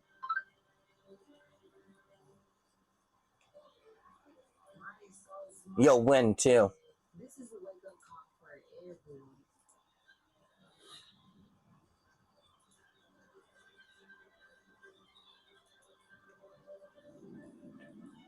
I'm gonna be getting back pay one of these next fucking couple of weeks. It's like 2.7K, and I'm gonna be smart with how I spend it. I got fucking people to pay back. I want to start fucking trying to save up for a fucking place so that we can get the fuck out of here and get our own place. It's like, wouldn't y'all like to see Slasher have his own place finally? I think it's about time, you know what I mean? Because the Destiny will have her own room. I'll have my own room to do whatever the fuck I want. Exactly. That's why I'm saying that should be motivation, more motivation for you to want to get a job. I'm trying, honey. I know, but think about that every time that you want to get a job. You gotta remind yourself. Yes, I know. You gotta remind yourself, hey, I really want to be able to have my own room and shit. Because the gaming room will be in my room, you know what I mean? Like, well, I still have the couch in there so we can sleep in there. But the bed will be in the other bedroom, and then your fucking setup will be in the other bedroom with the bed. I can still take naps in there and stuff too. Exactly, because you have the bed, and then people can you can do sleep streams of your own too. But I'll probably knock on your door and be like, hey babe, I'm probably gonna lay down and watch TV for a bit. I'll ask you for it. Yeah, and be like, hey, I'm gonna do a little sleep stream, and we're gonna take a nap and whatnot. You know what I mean? And I can watch Disney. And like, you'll eventually have your own PC, so you'll be able to do that shit. Oh we gotta get our own subscription. Have a good night, Daniel. It was nice seeing you, brother, and I can't wait to see you in future streams and see how your stuff's going. We're gonna have to get our own Disney and possibly Netflix. Yeah, I know. So I know. I'll pay for Disney because that's mainly gonna be for me. You realize that we don't even have to pay for all of that because everything that pops up on those pops up on the fucking Flick store. That's why I said we won't even have to pay for none of those. That's why I won't pay for Netflix and none of that. I'll just pay for Prime Video because Prime comes with all my other shit that I need. That's the only reason why I pay for that one. Because my Prime gives me Amazon Prime Music, Twitch Prime, so that I can get games from fucking Prime for free. I also get to give one person each month a subscription for free because it comes included in the plan. Awesome. You can't go wrong. And it's only fucking $12 a month. Like, am I really gonna complain? That's $12. If you do the fucking math, that's like maybe about 1,000. Or no, maybe about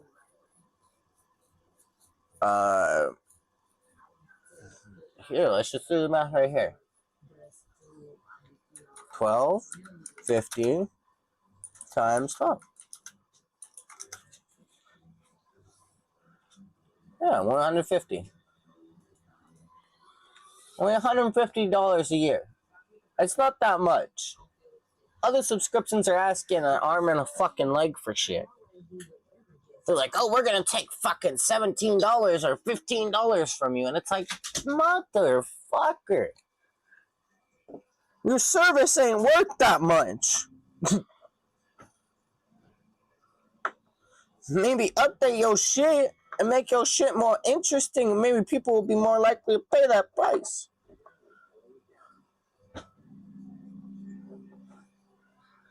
Everybody show some love to Daniel. One of my longtime fucking friends, old co-worker, and fantastic fucking DJ. Shout out to Daniel.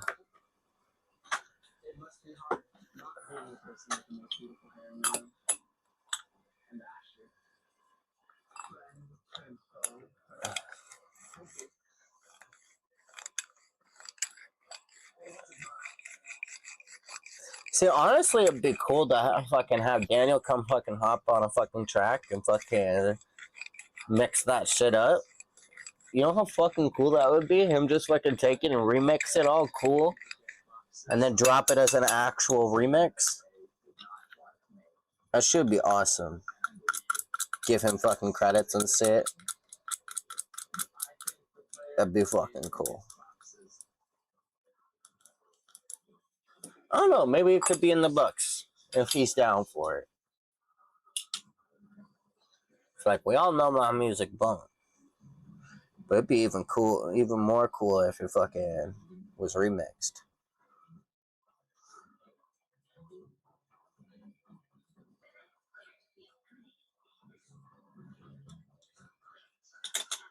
So imagine, like, you already know who it is. Slasher!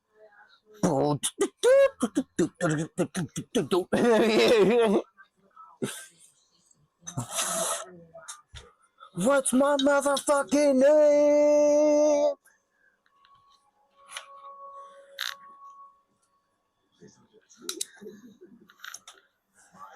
Cheers, everybody in chat.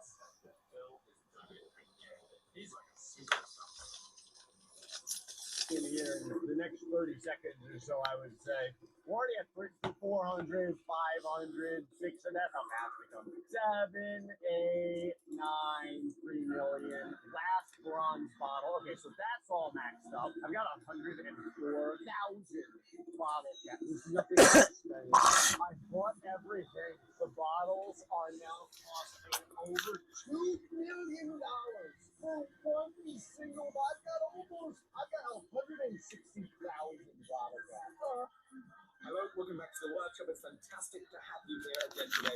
As ever, I hope you're having a pretty swell day. So today we're doing part 1 of making a Damascus steel straight razor. Fantastic to have you here. I'm really looking forward to seeing how this goes. Thank you. So I've got all of these offcuts of some Damascus. But how you been, Monsoon? I think I'm gonna go ahead and grind up some ends and see what has an interesting pattern for us to make the straight razor out of. Bro, if I ever get big and you still don't have a fucking goddamn gaming PC by the time I fucking start making a fair amount of money, I swear, I'm fucking building you a PC and I'm fucking sending it to you, bro.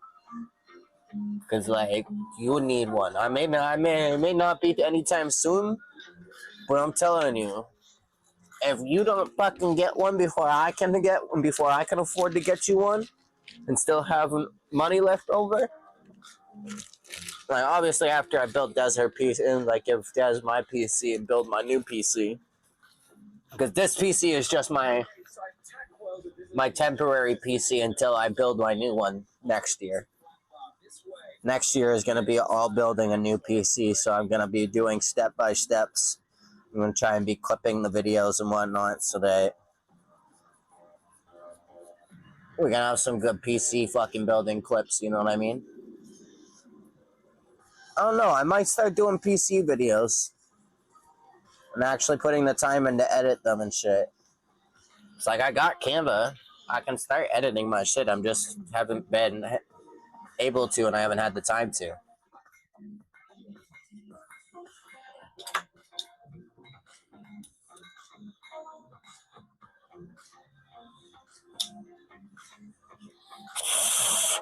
Y'all just have to bear with me when I'm making the video because it's going to be a live stream, but I'm going to have to cut it up after.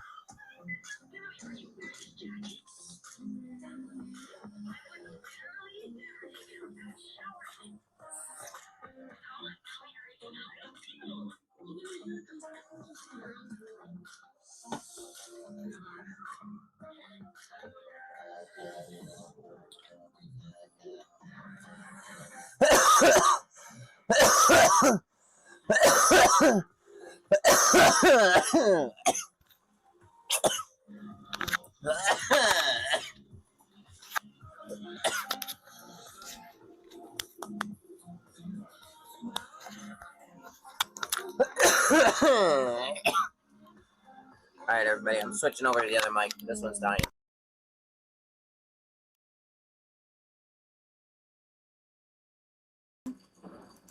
I thought LA would feel exciting. I mean, it does. There we go. But it's also really like, I don't really get money, but usually actually. So, I don't feel listening to younger people because just to feel less alone.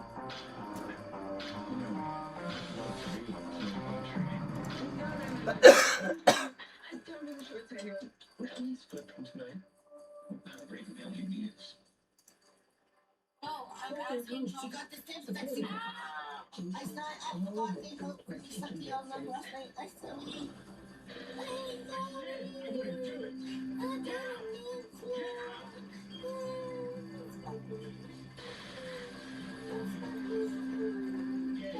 Press these photos. Sorry, I have to go. Pretend I'm not tired. Well, you don't look tired. You always look picture perfect.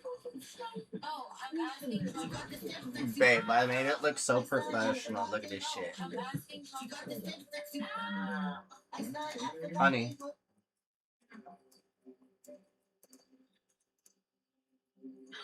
We have everything. Is it secretly short? What does it smell like? Oh my god. It's incredible. What did he say? Oh, I didn't even fuck himself. But look at this. I'm asking. She got the same sexy. I saw it at the bar. They looked pretty sexy on them last night. I saw me. Sorry, I'm so jealous. When did I go? Your signage changes. They were all changing my name. It was like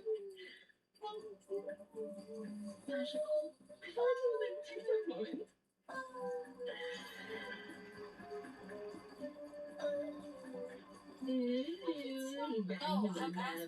It's so perfect, eh?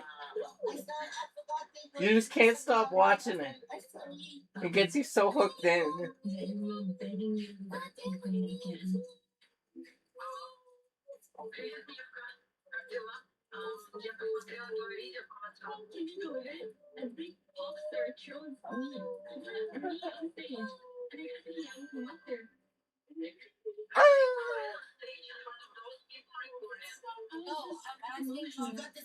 It's too good.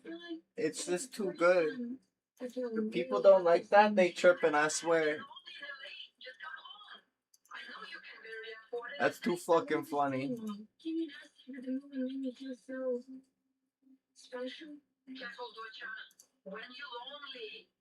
Eh.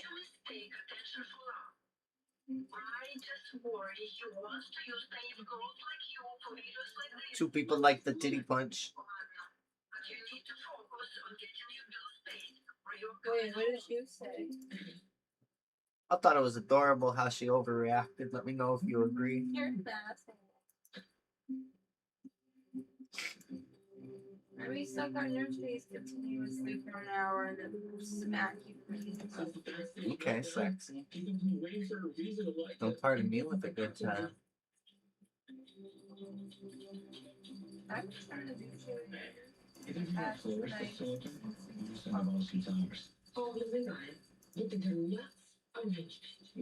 Something simple. Medical pig.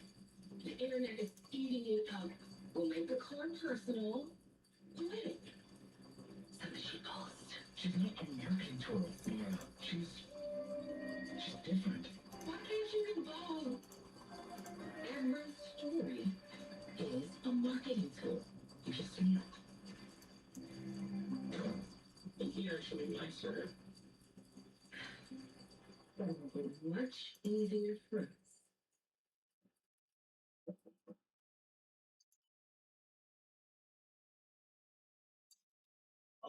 Nevada?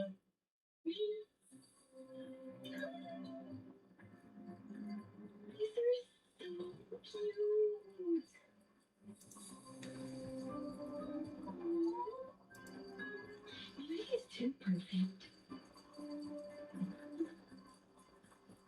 Today's Valentine 26. We're in Boston, Scorpio. Where is it? Research. Threads is dry as fuck. Did you know this one? Don't take my name. He's a rock star. He's allowed to be a little bit wild. So we bring it up though.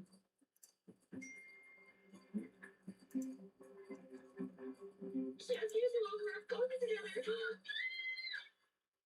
Okay, but keep it low key, no cameras, just in case. Yes.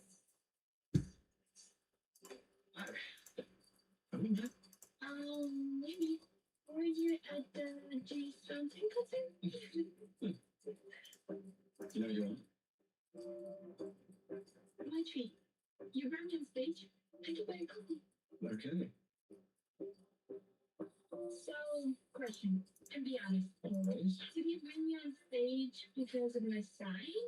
Or you just want to have our own moment? The sign. That's Because it's the truth.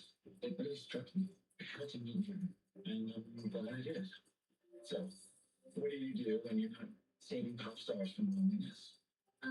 Well, I work. I hang out with my best friend Jenna. My only friend. And I write poetry. And you showcase your poetry on stage. I would die. Yeah. I said that about music. And last I checked, still alive. You know, a lot of my songs start out like poems. I have this notebook that I write down all of my lines, just whatever I'm feeling, and I try to turn it into something. Me too. A lot of your lyrics have inspired me. That's cute. Is that from your friend?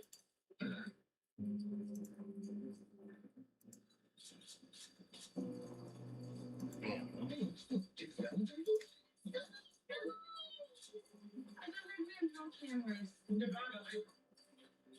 Hey, I didn't look anything. I swear. Oh, Nevada, are you a James official? And tell us about the flowers.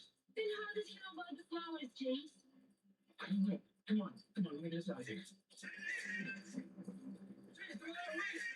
What's all those flowers? You guys make a great couple.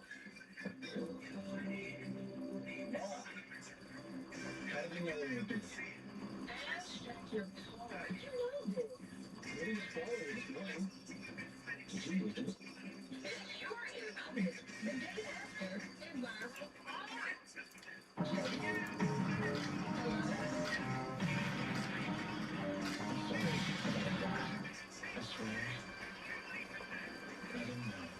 Thank you very much for watching this video. I really hope you enjoyed this. It's a very exciting project. I'm really looking forward to tomorrow's episode of part 2, grinding this and seeing how this pattern turned out. Really hope that you can check out some of my other videos. If you're watching in the future, here's a link to part 2. If you're watching it right now, here's a link to one of my other videos. Of course, if you're new to the channel, please do go and subscribe to the button right here. And of course, leave a like, share this video with your friends, leave a comment below. I'm looking forward to seeing you soon. Bye-bye. Good morning, welcome back to the workshop. Brilliant to have you here. Today is going to be part 2 of making the Master Steel straight red. I'm really looking forward to seeing how this goes. It's going to be a lot of fun. I'm going to learn a lot. Thank you for joining me.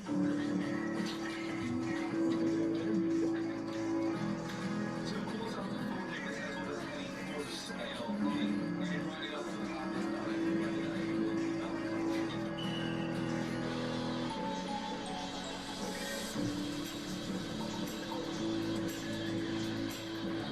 So using a fresh 60 grit, all the stuff is nice and flat and even, and then it goes 60, 120, 240, and everything. Nevada, I'm so sorry about the coffee shop. I've been looking into having Coaches is having a live sharing tomorrow, and then crazy to connect with you on stage. If you're comfortable, we'd love to have you. As a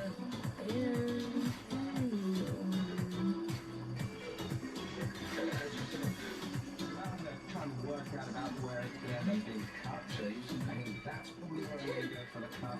And then for the pivot, I'm probably going to go right about there. So I'm now going to take this and I'm going to draw my whole original version.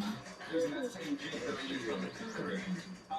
Now I'm actually worried right now because obviously after I forge it in a lot of normalizing cycles, however, I need to speed that up before speeding that up like that to make it probably move down a little faster. So I'm a little worried about how well the drill's going to cut, but we'll see. I'm using a drill bit that's about 3 pounds per inch over an 1/8 of an inch. I think it's a really little thing to do because then we'll have an 8-inch pin for the rivet that allows us to pivot. Hopefully that'll mean that it's easy enough to move around and it won't get stuck. She must have had a lot for you. You should play a lesson time. Not really. When you really love your penis on stage. No, I'm not a big star like you. I'm just a normal girl.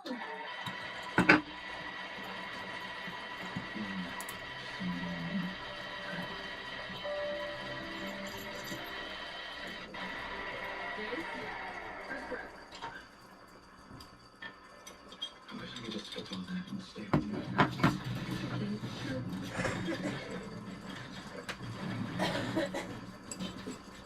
So in order to get as good of an edge as possible, I think it's going to be, as I know, very important to make sure that the edge is in the middle of the blade, and also make sure that it's straight. So I use a great one, some die cuts to scribe this up and make sure it's perfect.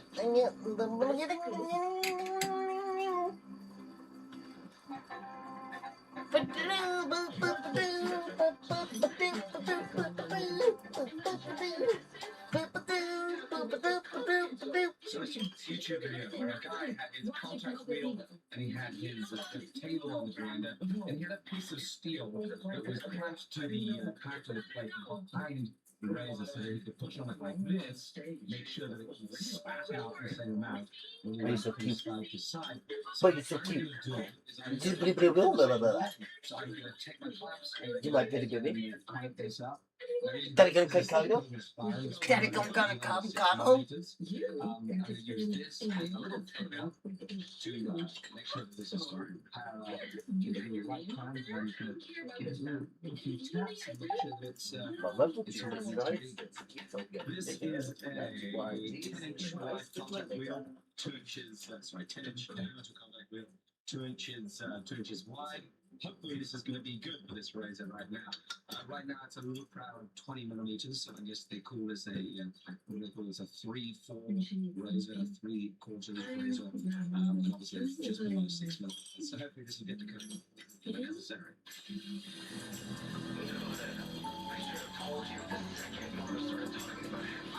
And I continued that this back right here is actually a little bit too wide for the reason that as I come in here. See, now that song is what happens when old people use electronics when they're not supposed to be using electronics. And he probably learned that that stood for something else, and that's why he said it. Confidential. It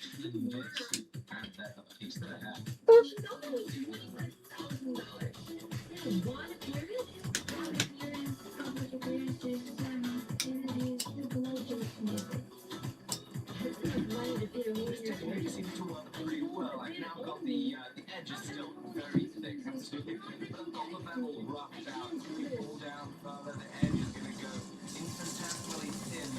But I don't want to take it that thin just yet. I'm going to go into the heat treat. So I've lit the forge. I'm going to bring it up to 850 degrees Celsius or so. Give this 2 normalizing cycles. I've already done 2 normalizing cycles yesterday after the forge. Then going to go into the quench. Thank you very much, guys, for reminding me of this. These matches are extremely hard, so I'm not going to temper it very far. I'm gonna lay down, everybody. But y'all already know we leave the videos on.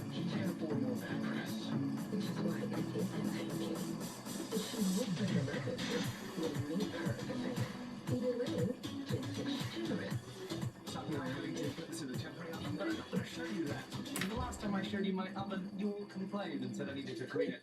I have cleaned it, of course. It's just that I'm not going to show you this for whatever reason. So here, the razor has been heat treated. I'm really excited with how this is going to turn out. You know, oftentimes when you do go and farm it and heat treat it, a lot of the pattern pops out. I can't wait to have this finished and etched. It already looks pretty stunning right now. I like this shape. It's going to be good. Obviously, there's plenty of final refinement to go. From now, what I'm going to do is I'm going to probably go back to the contract. I don't think this chain is coated. Bring down the edge and bring it down really nice and thin on the 60 grit. We're going to 120, 240, then dry that, and then I'll start finishing out the rest of it. One wrong move, and they will just cancel tonight. They'll cancel the comeback. Ow! Hi. Don't you like? Feel happy, Sugar? Look, do you see this? Dad is laying in bed. But you can see this radius. Calm down. I think it's starting to She's so cute. Yeah, you're just so cute. I'm just trying to show you how to Hey! Yeah, kisses. And not to put too much on it, but you know, this square, this bottom plate right here. So hopefully make a really cute angle and bring a little So even though the difference in thickness here was actually only Should I notice it how big it felt? Or she was like, wait. She was like, is that why Luna Rose on her back? And I was like, give me the tummy. I was like, but why, Dad? She goes, Oh, yeah. Live stream behind the scenes, it's going to be epic. Now, live stream on Twitch today, and somebody just told me, hey, Larry's running so hard, you should be able to take out that jig.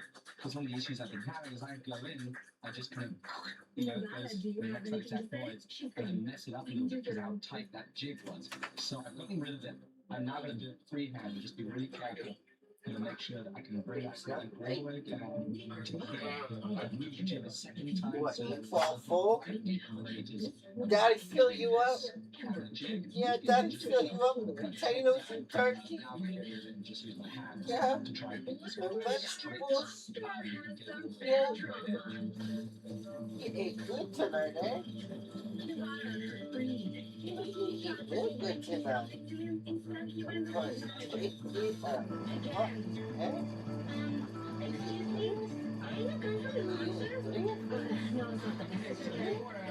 You can see, we look real close, we have a good hollow all the way down to about the 16th of an inch or so of the open bed. It's really nice and thin, it starts to get a really nice little cross section here. You can see the blind is still curved, it's not quite perfect yet. I think I'll be able to fix it by just putting a little more pressure here. Right now, I'm going to do 120 grit. We have plenty of material to cut through anyway to get past the 60 grit to the 120 and then beyond. So I think I'm just going to be just about right with that 16th of an inch. Once I go to the 120, I cut deep enough. It should bring that grind all the way up past the edge. Make it just perfect for everything to This is why she liked to as if her night is scriptures with right. that song. People think I wrote for an ex.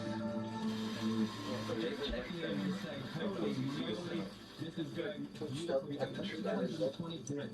And you can see that I actually went ahead and put a slightly stacked belt on.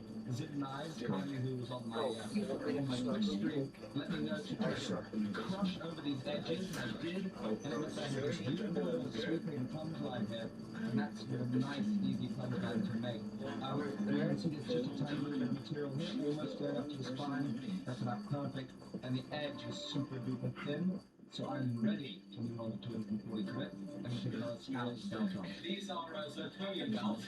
Initially, because I wanted to use the wood on the stuff, I thought they'd be a deeper scallop. Turns out this scallop is not necessarily so useful on the handle, but I'm just super pleased with how well that worked to commission a little slight change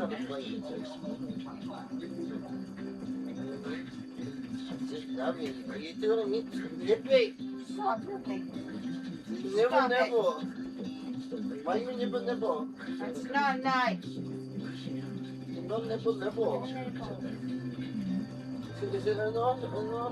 Don't smack me, Mom. Don't smack me, Mom. No, she says why she wants you to pet her. Ask Daddy to get your belly. No, I just pet her bellies. Now she wants your belly rubs. She said, Mama, I didn't get that from you now. story. She's probably got a... Babe, she's probably got a...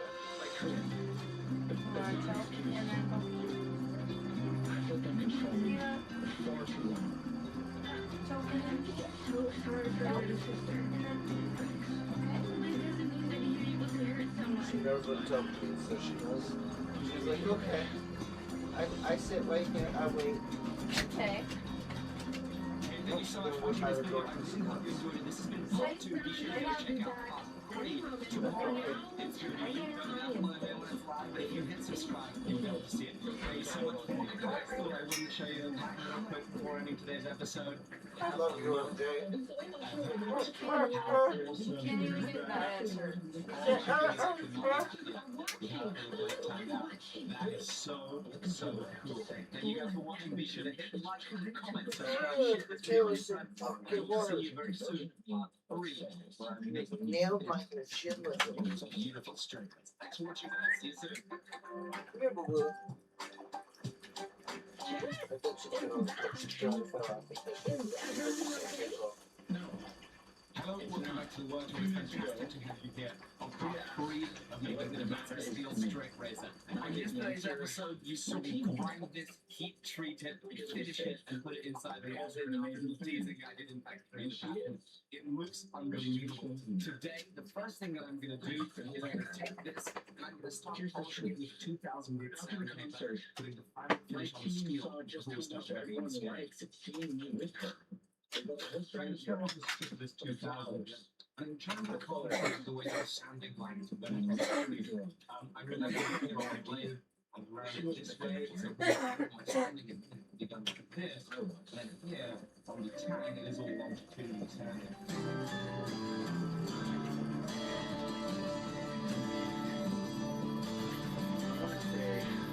Right here, right now, everyone. 2,000 grit gets a finish on our plasma steel as it polishes up to 50 and 20. It leaves the 1080 nice and black, doesn't touch it. Right now, I have to think about what materials I have and how the design of the scales on this handle is going to go. So let's run over here and work out what materials we got. So I have these two pieces of 1/8 of an inch G10, which I'm going to use as the scale. Just found this image on Google. I was trying to learn exactly how the scales are composed, how it all works, how it all comes together. And this has made it really easy, really much easier for me, because I worked out all I need in here is a slightly tapered piece, 2 pins, riveting it, and then in here, it's super easy. This is way easier than I thought.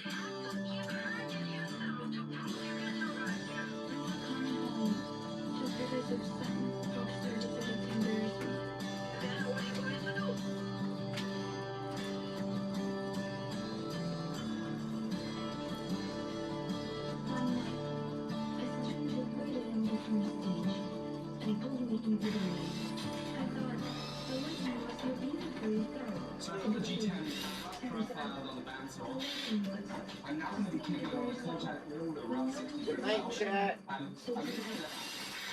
Love Love all you guys. 120, and that's 240. Love each and every one of you.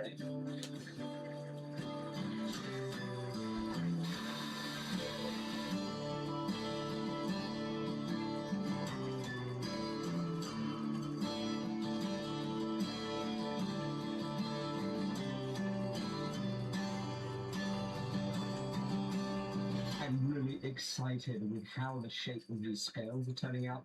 This is very exciting. What I'm going to do now is I'm going to work out where that hole is. I'm going to lay this on top, and I'm going to see where it crosses over. Get a vague idea of where the hole needs to be to make it all work.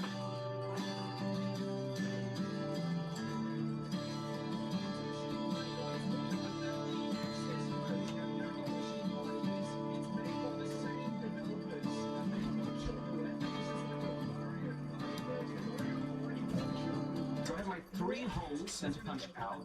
Actually really handy using that white marker. Allowed me to very easily plot the line once I let it dry. However, if you're watching my live stream, you'll notice that on most occasions when I tried to describe it, I hadn't let it dry enough.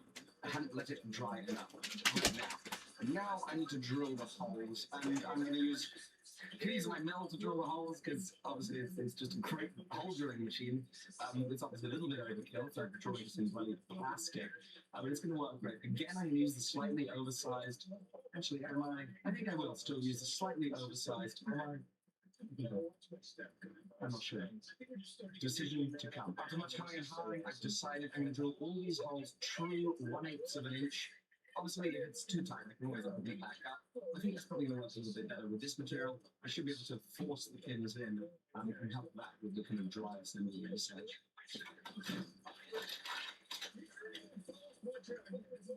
You always say that I was just going to drill a true size 8-inch hole. It's missing. I guess it's back to having the 3000 plus size.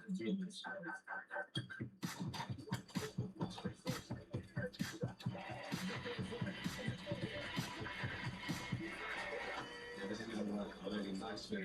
This is the pin material I was using to foster bonds, I think, if I recall correctly. I'm using this as the brass because I know this pin material. Hopefully I'll be a better success with using this. So now, obviously this is still taped together. This is also taped together, this 2 pieces are taped together. And now I'm going to be working out how I'm going to make this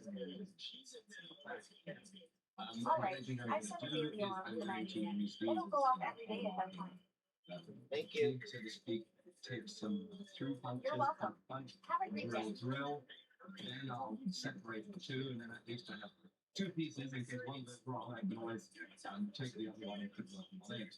And I believe I'll just grind it on down until it fits the shape.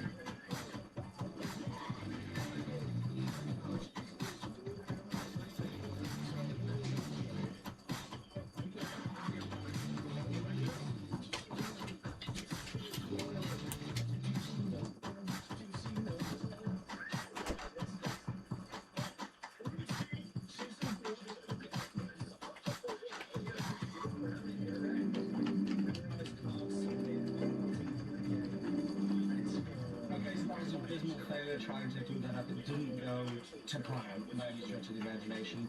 These holes were kind of just slightly offline. I guess I must have just slipped ever so slightly when I was going on to the drill or whatever. So I had to open that up and I put it together, thinking, oh, I'll be lazy, it'll be just fine. So no, in fact, I'm decreasing the hole.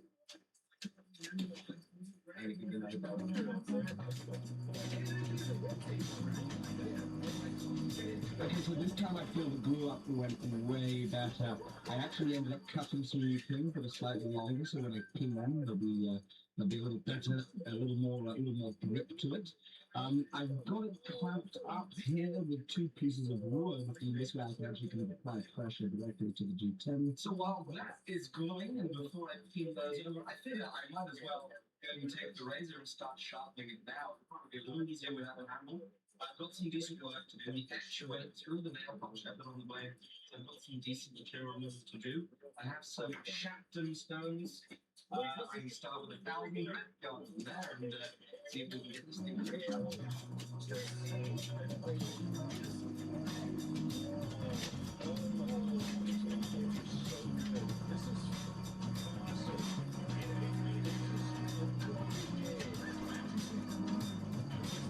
I've been working with 1,000 grit for a while. There was a little area on this blade that I just needed to work some more because the blade wasn't kind of the edge wasn't perfectly straight along this way.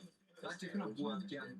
How I did this, I actually saw a little kind of crack develop on the very edge.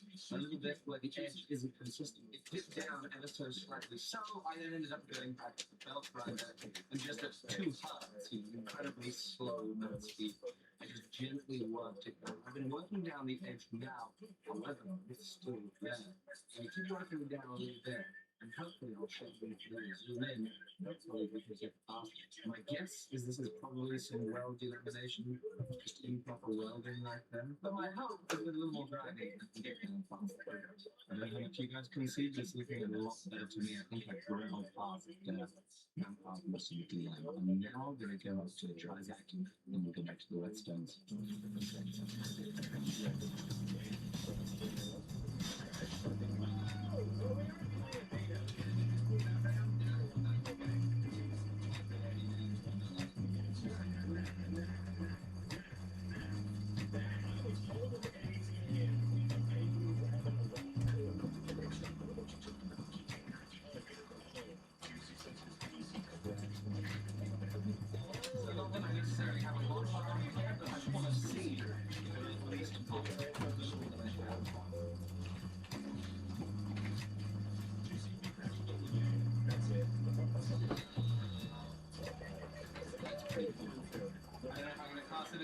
Yet, I'm going to see how the buffing does. It didn't feel like it was pulling, but then if I look at my arm, it's still a little high up on it, so it might not be exactly as sharp as it could be.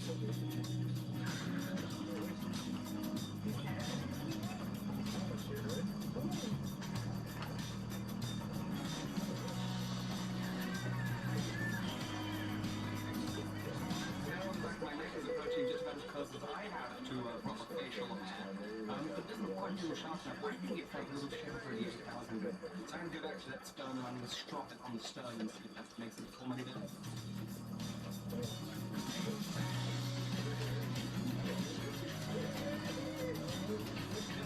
It's sharp as a straight razor should be, so kind of follow along with my advice. What people are often using on the straight razors, much harder than the 8,000 grit. I'll get another stone and I'll, finish it off at another time. So I'll make another video in the future where I sharpen this up all the way and I can get something to try and test this. We'll find something with a beard that needs some testing. Right now, however, I'm going to take the gun. It's finished and drying up pretty well. I'm going to install it and really do it.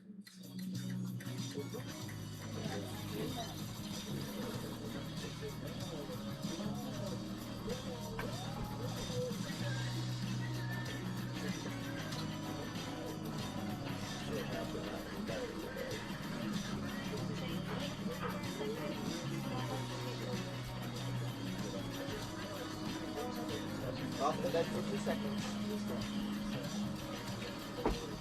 Alright, you're good. You scrub the roof. Lay down.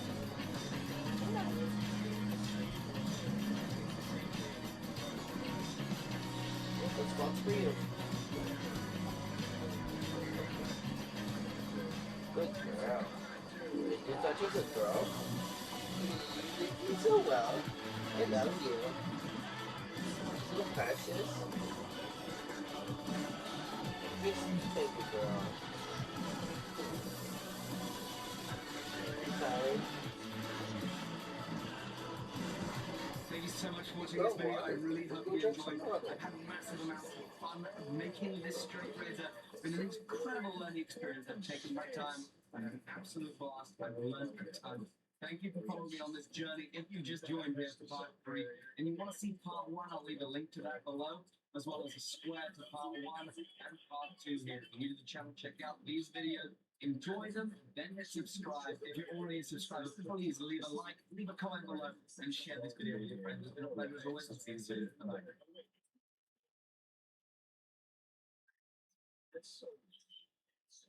Alright, check out the old game. If you don't know what a videotape is, that means you won't have to be driven completely insane. It's TV archive tidy up together. And TV archive tidy up together back in the 1980s, baby, where reporters stormed out of a TV place and then they trashed the entire archive and they destroyed all the videotapes and laying all over the place. And of course, what we're going to have to do is tidy it up. Oh! No! Well, one of the first things I almost said enjoy. One of the first things that give me the most amount of anguish in these games is seeing how many things I pick up. Ultimate Widow, a 3180 videotapes. Wrong category. I placed the videotape in the wrong category. Oh God. Okay, so we have WASD with jump. Okay. And we have a right mouse button to zoom into what I assume is delectable AI art on all videotapes. Why is this door steaming? Can anyone tell me why the spirits of the dead are guarding the door? You pick up videotapes, okay? Q to throw videotape. And then G, what's the difference between throwing it and placing it? Oh, okay, fair enough. Say hello to It's like the most G-rated romance video ever made. Carry multiple. Oh my God, 1974. Baseball games, auto racing. Okay, so typically in these types of games, there's going to be a map somewhere, I assume, that's going to tell me, oh, they just number. Place the videotapes in there on the corresponding shelf. 6. Oh God! All right, that's kind of what I was hoping wasn't the case, but it is the case. So there's a map, and then the numbers on the spine are the numbers in the order, but you have to use the map to find out what the. Instead of writing drama where the number 8 could be, well done. Instead of writing dramas where the number 8 could be, it's just 8. Back in the 1980s, we didn't understand organization. You see, 9. Long shelf though. What is this, a different year? Oh, it's 1978, not 1974. Of course. There we go. So this was 1974. To 7 right there. Get the glorious golden glow whenever you put it in the right space. So 8 sports. At least we can start working on this, and hopefully the agony level will decrease over time. Fatty bear. Fatty bear. I don't even know what this is. Is this like animation? What is this considered? Action, comedy, football, romance, sci-fi, cartoons. It's got to be cartoons. 4. Okay. This was 4. Aha. Okay. That is there. Part 2. We got the jet fairy over here now. I'm assuming that's like discount Jetson. Okay. This is like diet Jetson. You can tell by the overwhelming, horrified looks on their faces. 4. Okay. Okay. We got Super Turtles. Okay, not to be confused with the Teenage Mutant Ninja Turtles. These turtles are they're just average. They're just like normal turtles. They don't actually look like they have any kind of special abilities. Here's this. What is this right here? Teenage Witch Melissa. Oh, I'm just right here. Football Cup. You already know where it goes. We're in section 8. Okay. We got more Football Cup. Fortunately, the Football Cup is kind of easy to figure out, and it's got all the different years. It's like Football Cup 78, Football Cup 82, Football Cup 74. I'm hoping they grow this series to death because it's going to be super easy to get all the archives as this one. I do appreciate that they allow me to carry 10 different video tapes all at once with no upgrades. We're stacking 62. We're stacking 4 here, roll up over here, out one at the beginning. We should have at least a shelf done pretty soon, and I'm hoping we should get some superpowers. These games never have you just be a normal human being doing organizational skills, you understand. You always develop some sort of psychic paranormal power. That's like your parent tells you to clean your room, and all of a sudden you just point to one of the items, and all of the items that are similar to that item go into the shelf immediately. That's basically what happens in these games. Or grabbing, it's getting hard to find the football ones, so I'm just trying to grab all these different sports ones just so I can start at least getting them on the shelves. We got tennis, we got another football cup, we've got another football cup, Pilots of the Universe, and not the sport, I don't think. Okay. 74.5, yes, good. 74.2. We're getting there. Hold on. 70. Oh, all the rest of them are all like 75 and stuff. Ladies and gentlemen, I got the football cup. It was laying way at the bottom over here underneath Vampire Slinger Sarah. Season 1. I shudder to think about how many seasons of Vampire Hunter Sarah I'm going to have to peruse over. Let's see. I thought I saw those before. Got the math quiz, single women, all the ways in baseball. Okay, I am stacked on Football Cup, baby. Like, we're going to put in work right now. Okay, look at this right here. Get ready for it. Because I don't have the one to finally clean up that shelf, but a lot of these shelves are getting close to the end. Okay. Oh my God, I'm one away. Where is that? Okay. Number 9 for 1970. And now I have 2 that are only one away. All right, y'all ready for this? I'm gonna go through like a bunch of these. Put this one in. Skill point, baby. That's what I've been waiting for. Oh, it actually forces me to get one. I have 6 skill points? Really? Okay. Let's highlight the videotapes. Highlight the same videotapes at the top of those tapes. I like that. I'm always a big fan of this type. This and the magnetism style. I do love the magnetism style. Yeah, give me that. What else we got? Highlighting the right shell. Okay. You know what? Sure. Another one that's only one away. We are about to clean up another shelf. So,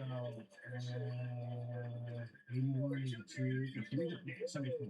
Oh, so that's what it looks like. I was curious what it looks like when it like shows you the shelf. It is very obvious. I like that. Ooh, it's like really good.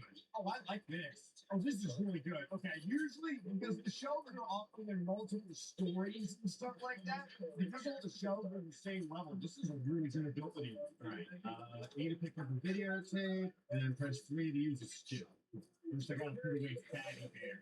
So I just learned something that's very like, traumatizing. The cooldowns don't work on a time basis; they work on a put videos away basis. So you can't just spam them. All right, time to get this thing done over here. Put in some work. That should be another level done. Yeah, that's okay. So that's what that one completely is closed out. There's another skill for it. Oh, I completed the tutorial as well. Sweet. Yeah, let me ask you something, you boys like tennis championships because I got a whole like ton of them in my arms. 6 for the football, 8. And now we're gonna be throwing away tennis championships like crazy over here. Oh yeah, here we go. Bam. Boom. Bing. Come on, keep it rolling. 6. What else we got? 10. Oh, we're cleaning up. We're cleaning up, baby. 2. actually about to regenerate that ability. I'm already at 14 to 15. So, boom, now it's regenerating. It's, here, help me find all the rest of these books. Yeah, that's what I like to see. Look at the glowing sparks exploding off of the books. I do appreciate that they make it very obvious where the books are because they're vomiting out pyrotechnics. 10. We're going to close this out. We're going to close this out. 2, 7, boom! Skill points. Got 4. I can buy extra carry capacity. 4. I can now carry a full just. I've got the entire tennis championship of 1976 pretty much clean it up over. We get this all taken care of. 6'9", of course. We're laying out right next to 1, 2. Ah, actually missing 2 of these. That's fine though. What I didn't know is that you can like stack up your abilities. So my abilities have like multiple uses stacked, which is great. We got the inspector budget. What is this? It was game shows. Oh, cartoons. All right, I went back. Tennis is done. Well, tennis is not done, but that level of tennis is done. I was trying to see if you could just spam the video games back and forth to get more points. You cannot, sadly. We got. I think we're gonna do. I should probably grab all these and just get as many as I can.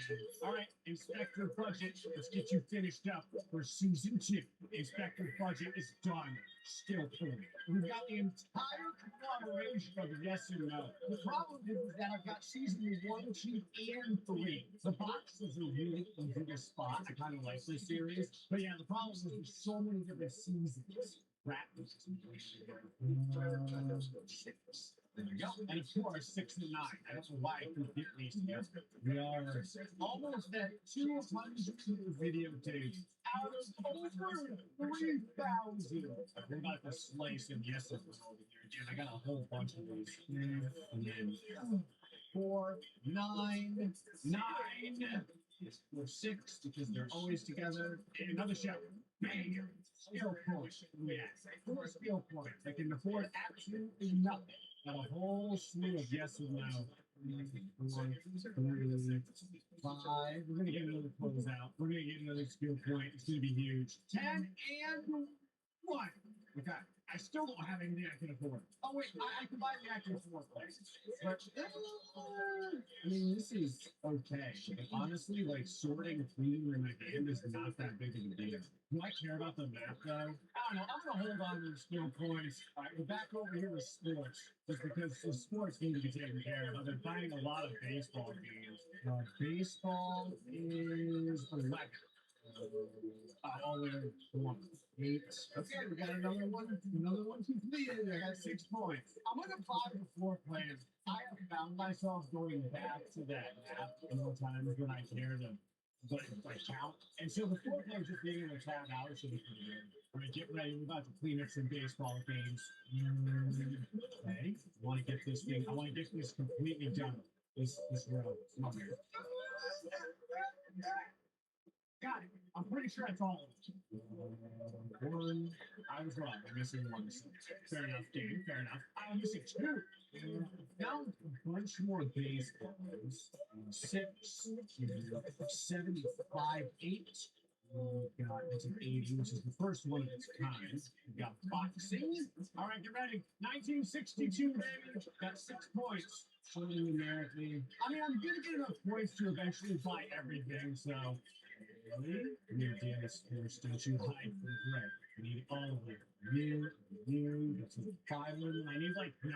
So I need more. Come on, 6, 7, 8. The other one's right around the corner. Where's it? Where is it? Oh, 9. There we go. Oh, yeah. We're closed now, Jamie. Sports, y'all. We're closing it out right now. 5 is here. 3, 4, 5, 6, 7, 8, 9. Bam! Skill point. Look at how many I have stacked up for the right shelf. I have not been using that ability enough. I vastly underestimated how often I would be hitting that button.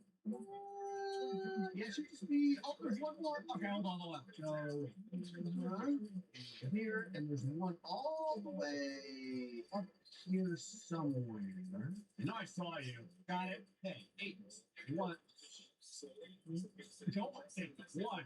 We're gonna clean this out. This one right here. 5, 4, 3. Skill point. I'm getting close to. I'm getting close to 400. I'm at 395. I'm like maybe whatever that is, 15% done. I'm starting to use this ability just because like I have not used it at all, and I should be using this for the last 10. Another skill point, 7, 8. Oh, we're crushing it now. We're starting to get entire loads done. I think it's a bonus once you get the entire case well, the video cassette case done. I think you get like a skill point bonus. I should be able to use this. It's one red my leg over here. And that should be all 2, 3, 4, 5, 6, 7, 8, 9, 10 skill points. Yeah, the solar flare coming out of the book ability, always as good as out of the video cassette, always as good as I remember it. I have the unbridled desire to constantly call these books instead of videotapes. Okay, another skill point. Okay. We're crossing past 500 at this point. As you can see, my shelf of finding abilities on like the 286 books ammo amount. Okay, we've got 9 points this thing. We can get higher it's just slightly better. So this lasts for a couple seconds longer and it takes less videotapes to fill it up. That's good. We like that. Oh yeah, it only takes 12 videotapes now. A skill point. Just running through here. Fortunately, oh god, the distance I was driving. Fortunately, it lasted much longer now. It went from like 15 seconds or whatever it is up to 18 seconds. Those extra 3 seconds are huge. We're basically gonna regenerate an entire time every time we use it. Because it takes 12, but we're getting 10 every time. Bam! And the skill point. This one, yeah, we're gonna roll through now. We're gonna move pretty quick to 1,000 at this point. If I can get this ability down to 10 VHS tapes, it's gonna be insane. We'll be able to do this every single time and clear entire rows out. Got it, right? Auto sort. Might as well use the auto sort. I bought it. 10 tapes, another skill point. And 3, 10, another skill point. Oh, we'll have 30 show first. Okay. Categories. Oh, that's hilarious. You're the 5 is really to see the categories. Okay. I've been grinding away a little bit. So here, I am going to buy this because I still have 25 points to spend. I'm almost at 1,000 videotapes. So we're going to do auto placement. No, that's usually pretty good. I like those. 3 more videotapes in your hand. That's pretty good. Or sorting it a little bit fast. Actually, just give me the sorting. And another tennis area done. Let's get skill points. I want to clean up the rest of these sporting goods ones because the tennis rack is almost completely done. So that's another one. There's just 1, 2, I think, shelves left with tennis. It's the betrayal and the betrayal from outer space. We weren't betrayed enough living on Earth. We also had to have the aliens come down and betray us as well. All right. The skill point, I have 67 and 318, of course. Ladies and gentlemen, first off, we're about to clean up the tennis area shelf. We're at 999. And another skill point, 1,008. Okay, tennis is done. 1 single tennis left. You can see the position number on the shelf for placement. That's cool. Right, Jet family, almost done. Oh, yeah, I like this ability. It's not on the right shelf, but you can see what it's supposed to do. Oh yeah. Oh yeah. I like how it just says athletic games, not like the Olympics or track and field. The athletic games are vastly different from baseball or tennis, you understand. You may have heard of Popeye was saying hello to spinning sailor. All right, I've got some additional points. 17, you already know what time it is. It's auto collect time. The only sad part is that that's really good too. I am gonna get the auto collect because the auto collect is nice because you can clean up shelves where you've got like 1 or 2 things left immediately with the auto collect. Okay, cartoons is starting to look pretty stacked over here. You got the fantastic set. Okay, Rat Boys done. Yeah, man, cartoons is really starting to fill out. We get Popeye over here. I'm sorry, Spinach Sailor. What a fool! I own 100 shelf rolls. Athletic Games 1964. Okay. Cartoon still has, I think, 7 shelves left that I got to out. 8. This is done. Little Girl in the Wonderland, or whatever it's called. The rest of these, so I can clean this out. 8, 1, 8. Don't mind me. Just collecting Sicilian Godfather. Almost done. This, slurp up the last one. Close this out.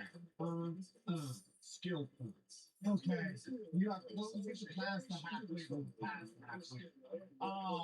The floor starts to look legit. Skill points getting spent, baby. Auto placement, like, the thing is now down to 10 takes per search. So now I can regenerate this thing basically every single time I use it, which is amazing. Watch this. You get like 21 seconds of searching, so you can get all 10 videotapes 100% of the time at this point. Not the corner, I guess this side. So now we can search our way back over to the right shelf, and then you can always back, auto sort. And this is basically going to regenerate like most of what we have at this point, except for the auto slurper. The auto slurper is 20 ticks. Grab, boom, search, and we're gonna get it all. We got so much time. There's still 10 seconds left of time to find these. And that's all 10. We already know where it needs to go. And auto put them back. Skill point. Now we got the chain going. That's what I like to see. All right, we've got friend and clown right here. Does that clown look friendly to you? No. Very concerning. The thumbs up does not change a thing about how I feel about this clown. But I need you and all of the clown kin to get on the shelf to give me skill points. Go over here. Where's your family? Your circus family. Get up in my very, very dexterous hands that can now hold 15 videotapes. Here, and that's all 10. Done. Skill point. That easy. We've got Immigrant Tony Part 1, they call it. What is shoved inside of this door? I just realized there's a book in here. Game, I can't get the book. Oh my god. I'll do it. Well, actually, I guess I could use the auto slurper and slurp the book out of the door. I just don't know how it got in there. Okay. You got 15 skill points. You can buy highlighting videotapes. 10 correctly page videotape skill. Okay, that's pretty good. Or we can get a highlight correct shelf. Like 10. Look at this. Okay. Baseball games done. I do appreciate like more of the organizational games are starting to do this. That when you organize an entire, shelving system, it does turn it green. Right, Super Ant, done. Budget Inspector, right there. The hero the IRS needs. I'm missing one single one. I'll just close it out. Little Nobody. Cartoons, fully completed. 150 shelf rolls. You're getting there. Okay. And basketball, fully done. Boxing, fully done. And I can now buy this. Yeah, we're going to get every single item, every single power up here. And auto racing is done there. And there's one more for this. Oh, it's literally at my feet. I should have known. This is done. In case anyone's wondering what I'm collecting, it's called Farms Program. That is the title of this particular series. Highly lauded for its originality in comedy. It is in comedy, you understand. This is an actual comedy section thing. Oh man. As I stand here on top of one of the light fixtures, you can actually see just how beautiful the rooms look. You can legitimately see the floor. You would still break your neck tripping over all of the VHS tapes, but there are many less. Parent of the country. Which country, you ask? Does it matter? Okay, the country. The only country that matters. Fortunately, this parent gives me an unreasonably long amount of time to find all of the VHS tapes. And of course, the shelf is completely at the other side of the entire area. Look at the amount of numbers that we have on the regeneration areas. Say hello to Count of Fear. Not like Count Chocula. I'm talking like you have to numerically determine your level of fear. You know how like in the doctor's office it says how high is your pain from 1 to 10? It's the same thing. Killer comes up to you and he's like, how scared do you feel? I would like you to use a 1 to 10 scale to properly tell me how afraid you are. I haven't really done too much horror. So, oh yeah, we're over here. We're over here filling out the horror. You know how it is. Look at this right here. Here we go. I've got all of this, so there's 3 things left, and I'm about to have auto placement 10 correctly placed videotapes or auto correct 7 tapes, and then 12. That's disgusting. Y'all ready for this? Boom, easy. This is silly. The Godfather Suicide Surreal Park Clear, whatever this is, coming in fast. Okay, gonna get closed out easy. I can actually almost get to the point where I can get 2 series in the amount of time that you can. I know the whole thing or something. This shell, blob it all in, smoke all these up, guardian screens in, another skill point. This is a good chain we got going now. So slurp them all up, fill them all out. Easy. Oh yeah, we're about to roll.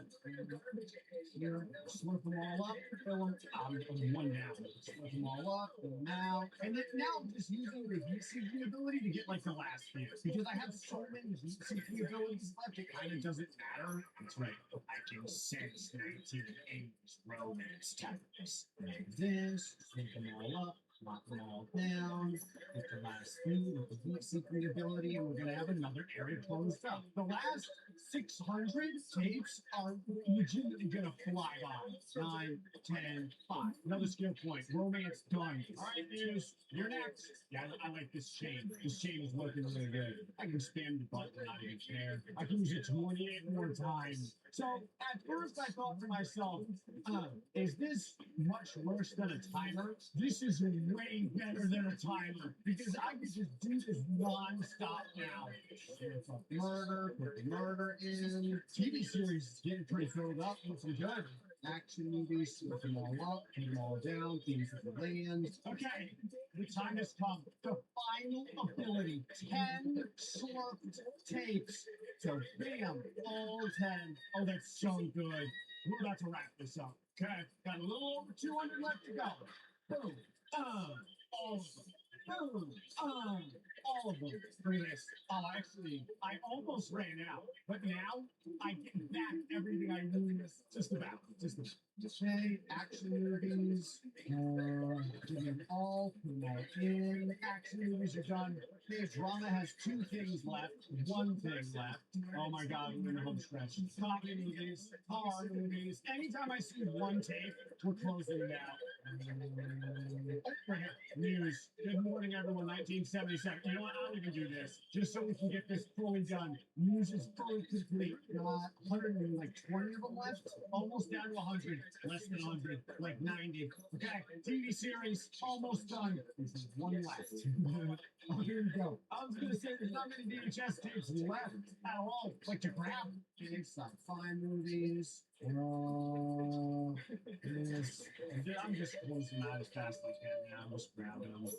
Do a little bit of heat seeking because I'm kind of low on my auto slurper. This and here. Okay.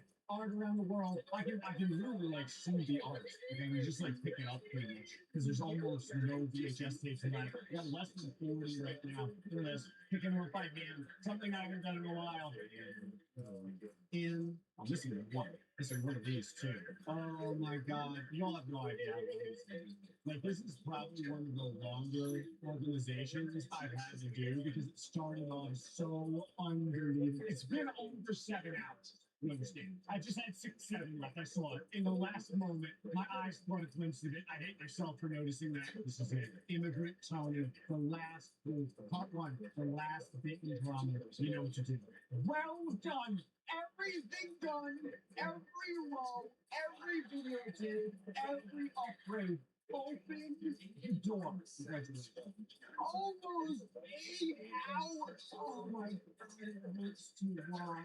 You gotta give me more than that in the house. There's some 80s. Yeah, that is not happening. Yeah, I've never heard of it. It's just what happened with Oh, we're back. Oh, okay. So it's all basically stupid stuff that never really came to fruition. I gotcha.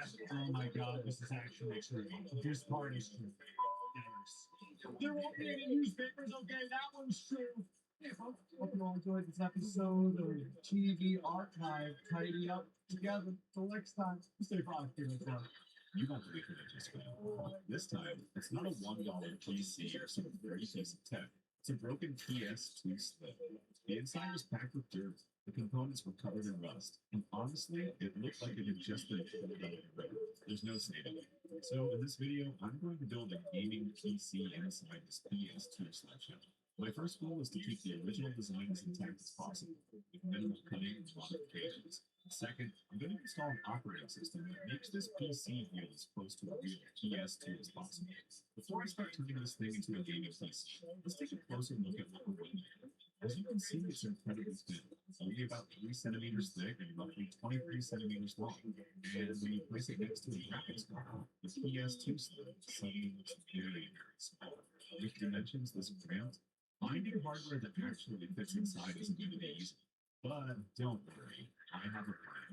Now let's talk about the condition, because this thing has definitely seen better days. The entire shell is covered in scratches, like someone dragged it down the road at some point in its life. Getting inside wasn't difficult either. In fact, whoever owned this before me has already done half the work. Most of the screws were missing, so I only had to remove the last 2 before the entire top cover came. And, oh my God. This is worse than I expected. The inside is packed with dirt, dust, and what looks like years of neglect. Some of the metal parts are so rusty they're practically turning back into the earth. At this point, there's absolutely no chance this PS2 is still alive. Whatever happened to it, it's long gone. So the first step is obvious. We're taking everything apart, starting from scratch. First step is the optical drive assembly. Even though this thing is basically scrap metal at this point, the spindle motor still spins surprisingly smoothly. I genuinely wasn't expecting that. Next is the cooling fan, and somehow it's the same story. Both the DVD drive motor and the fan still spin freely despite being covered in heavy rust. That's honestly kind of impressive. Then we get to the power supply. Oh my God, this thing is a disaster. Almost every metal surface is covered in corrosion, and the motherboard isn't much better. The whole thing looks like the aftermath of the apocalypse. I'm not going to spend too much time talking about it because realistically, none of these parts are worth saving. But if you're curious, this is the PS2's CPU. And yes, it even has a GPU integrated into the same package. Over here's the RAM. It's tiny compared to the memory modules we used to see today. Then again, this entire system only has 32 megabytes of memory. By modern standards, that's basically nothing. At this point, every major component is beyond saving, so I'm not going to worry about it. The good news is that while the internals are completely destroyed, the outer shell is still in surprisingly decent shape.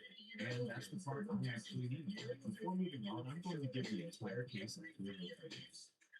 Once that's done, it will finally be time to choose a motherboard and start the build. Choosing a motherboard sounded simple at first, but it quickly turned into a nightmare. Even the smallest ITX motherboards I own are still larger than the inside of this PS2 shell, and whenever I found something narrow enough to fit, the no problem was there. Most boards are simply too tall for a case that's only a few centimeters thick. It's been quite a while since I was buying. Someone had already made a motherboard that would fit inside a PS2 slim. But no matter where I looked, everything seemed to work. Every option was either too wide, too tall, and I remembered something. About 6 months ago, I tested a PC that was disguised as a graphics card. This is it. The moment I pulled it out, I had a feeling it might actually work. So I grabbed a ruler and started measuring. Length, perfect. Width, perfect. Even the height was almost exactly the same. No matter which way I compared it, the dimensions matched the PS2 shell surprisingly. At that point, the decision was easy. This little PC wasn't pretending to be a graphics card. It was about to become a part of my PS2 gaming PC. If you want to know more about this little PC, you can check out the video on screen. I covered it in much more detail there, so I won't go through all of it. For now, let's focus on getting it inside the PS2 shell. Before anything could fit, I had to remove all the plastic standoffs and mounting resistance I could face. Unfortunately, I don't own a cutting tool small enough for a job like this, so let's just say the process wasn't exactly precise. The cuts were a little rough at the edges, but honestly, that isn't a big deal because most of it will be hidden once the PC is installed. After that, I used a soldering iron to melt down the plastic, and I couldn't cut away cleanly and smooth out any raised sections. Eventually, everything was cleared out of it. Proper testing. That's when I found another problem. One edge of the PC was extending beyond the PS2 chip, so I had to cut away part of the section. Fortunately, it actually works out pretty well because that space can later be used for external ports and cables. And then, oh my god, after all that cutting, trimming, and test fitting, it finally happened. The motherboard was sitting perfectly inside the tiny PS2 shell. I was genuinely excited, although there was one small casualty. While doing all of this, I managed to scrape up my hand pretty badly, constantly rubbing against the pliers and tools. With the pain aside, I immediately ran into another problem. Just when I thought everything was finally coming together, I realized the cooler was too tall. There was no way I could close the lid. The main issue was the cooler's mounting bracket. It doesn't stick out very much, but inside a case this thin, even a few millimeters can become a major problem. So I came up with a different solution. I moved the cooler mounting bracket to the outside of the shell. Part of the reason was clearance, but there was another advantage too. This motherboard only has a single mounting point inside the case. There are two additional screw locations, but they sit outside the original PS2 mounting area.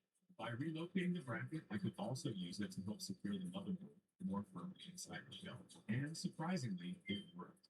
Once everything was tightened down, the system felt much more solid than I expected.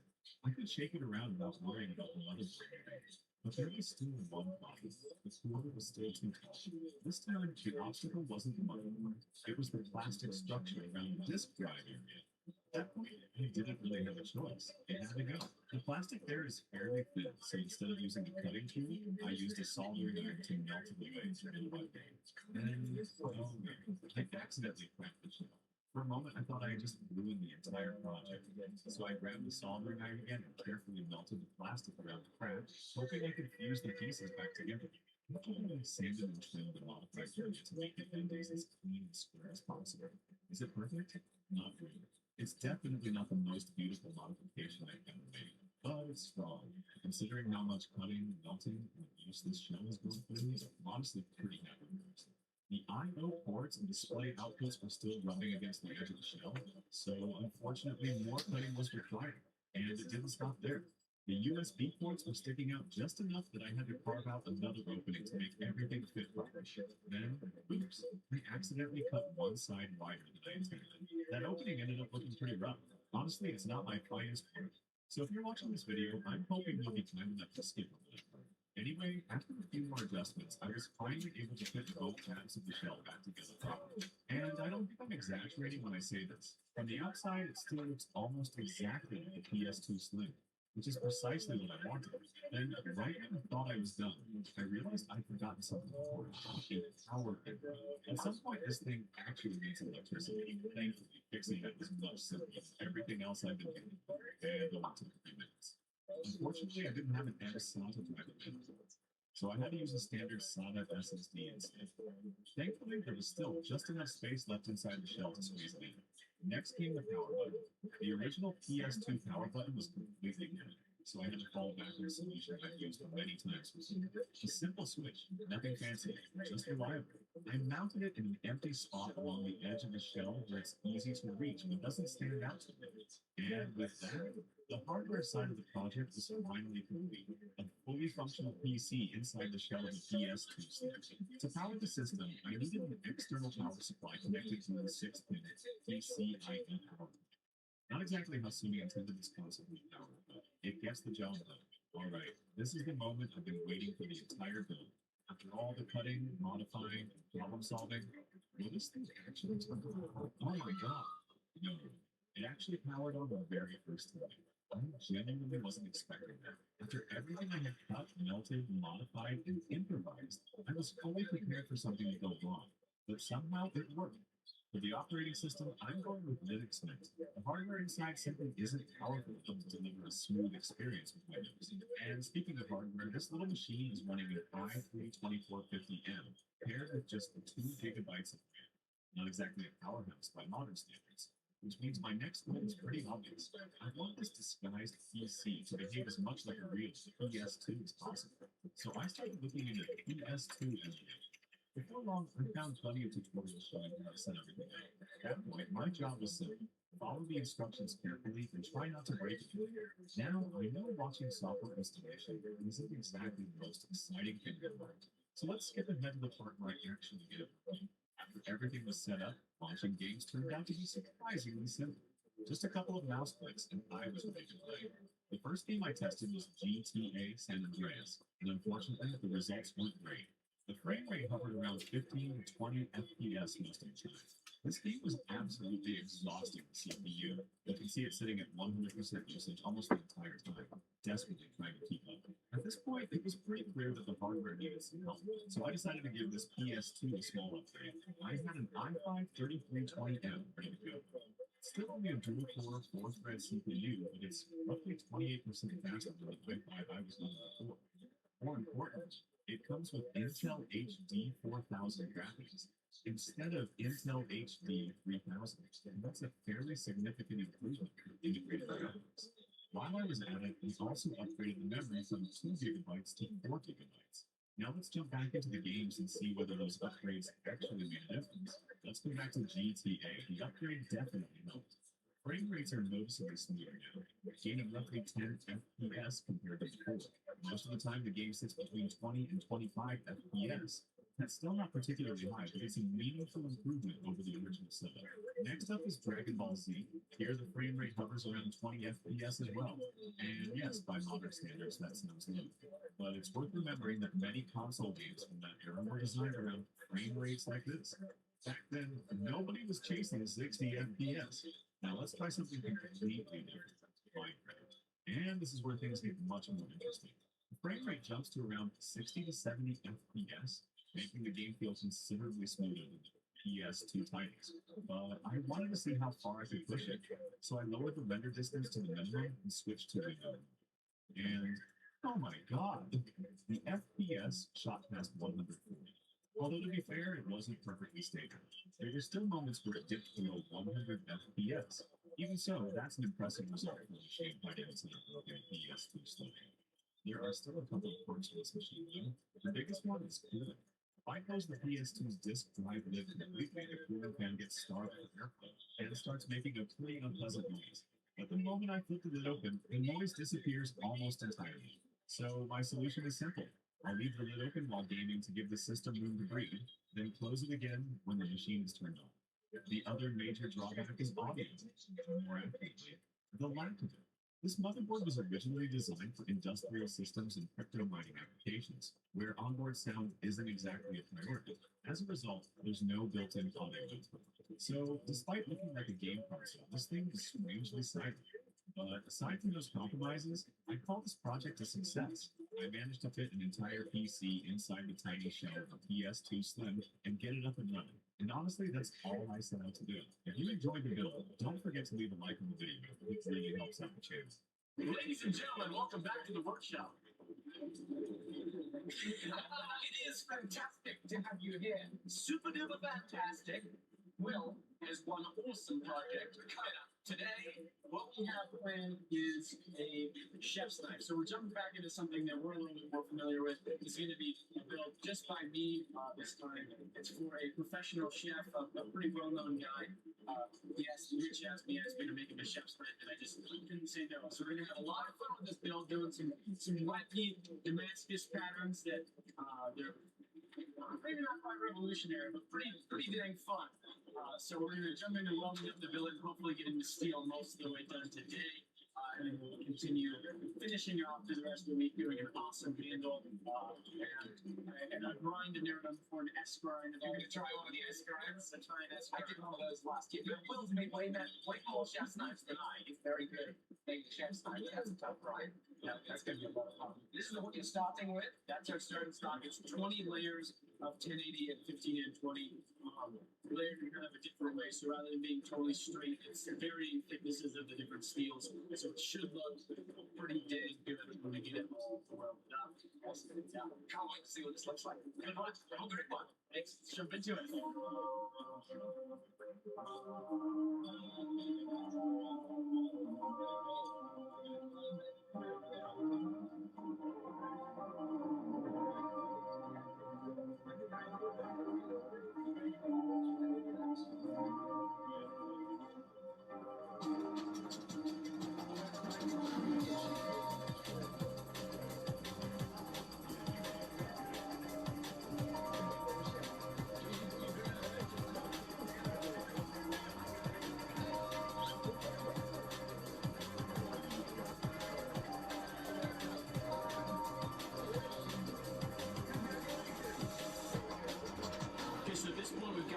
Set on that. We took the first couple heats, got it drawn down a little bit, got those pieces of steel stuck together. That's 20 layers of steel.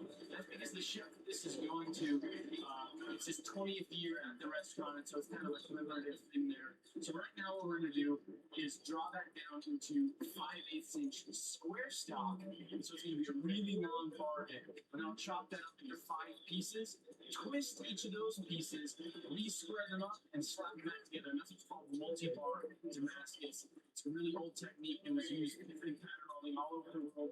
Viking swords are really well known for it. It's the same technique that Alec used when he made the Viking sword. So it's a pretty cool technique. You get a really interesting looking pattern. You can kind of control it with the rate of twist and everything. But we're going to take it a step further after that. We'll talk about that when we get there.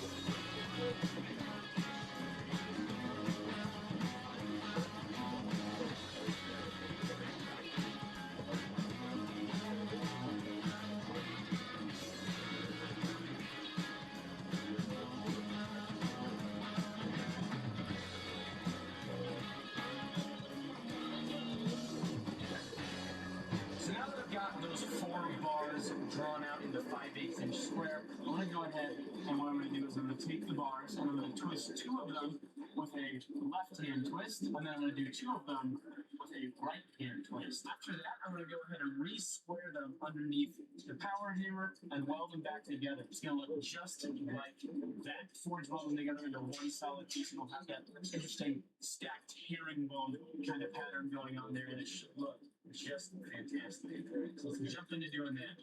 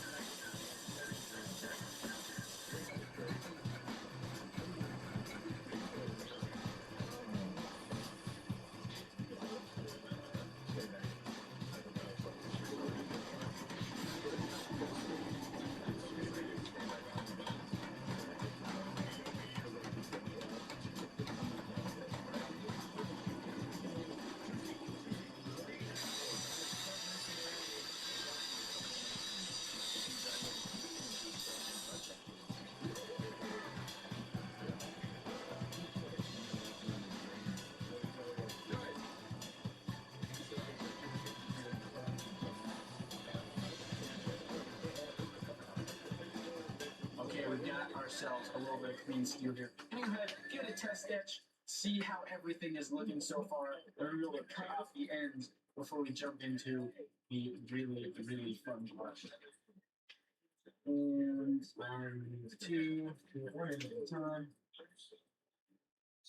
There we go. So we did the edge, and I'm realizing that I did not do my opposing twists. So the steel still looks clean, still looks good, but we don't have those chevrons where we want it. So I'm going to roll up another billet and forge it out and do the twists the right way this time, and then we'll be back on track.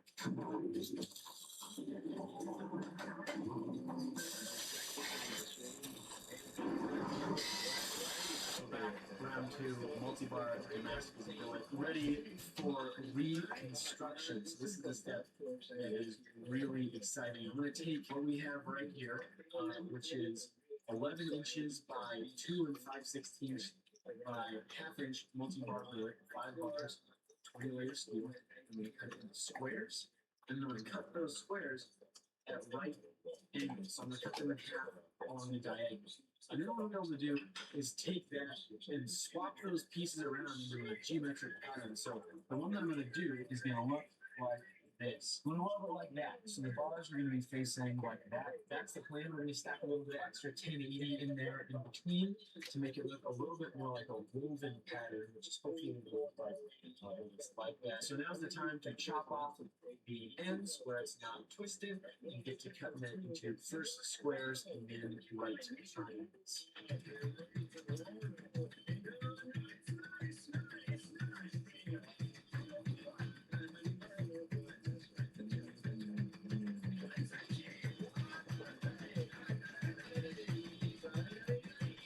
Okay guys, I've got my triangles cut. I ended up leaving a full triangle out. We've got plenty of steel here, more than plenty of steel, stacked up side by side like that. Did about 1 5/8 inches. That's just right. We can draw it out into a chef's knife. Still leave plenty of thickness there to grind into it to reveal the cool pattern in the twist.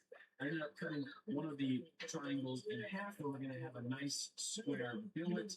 That'll make things a little bit easier as we progress. Right now, what I'm going to do is go ahead and fit up these pieces. Right now, there's just a little bit of play, and I want to get those totally tight so that they, when I TIG weld them together and TIG weld the plates on either side, that there's kind of no air in there, and we're going to get a really nice clean weld on our final weld process. So right now, I'm going to do 10 meter grinding wheels, and we'll go ahead and cut up the 1080. You're going to stack that in between. Ready to go.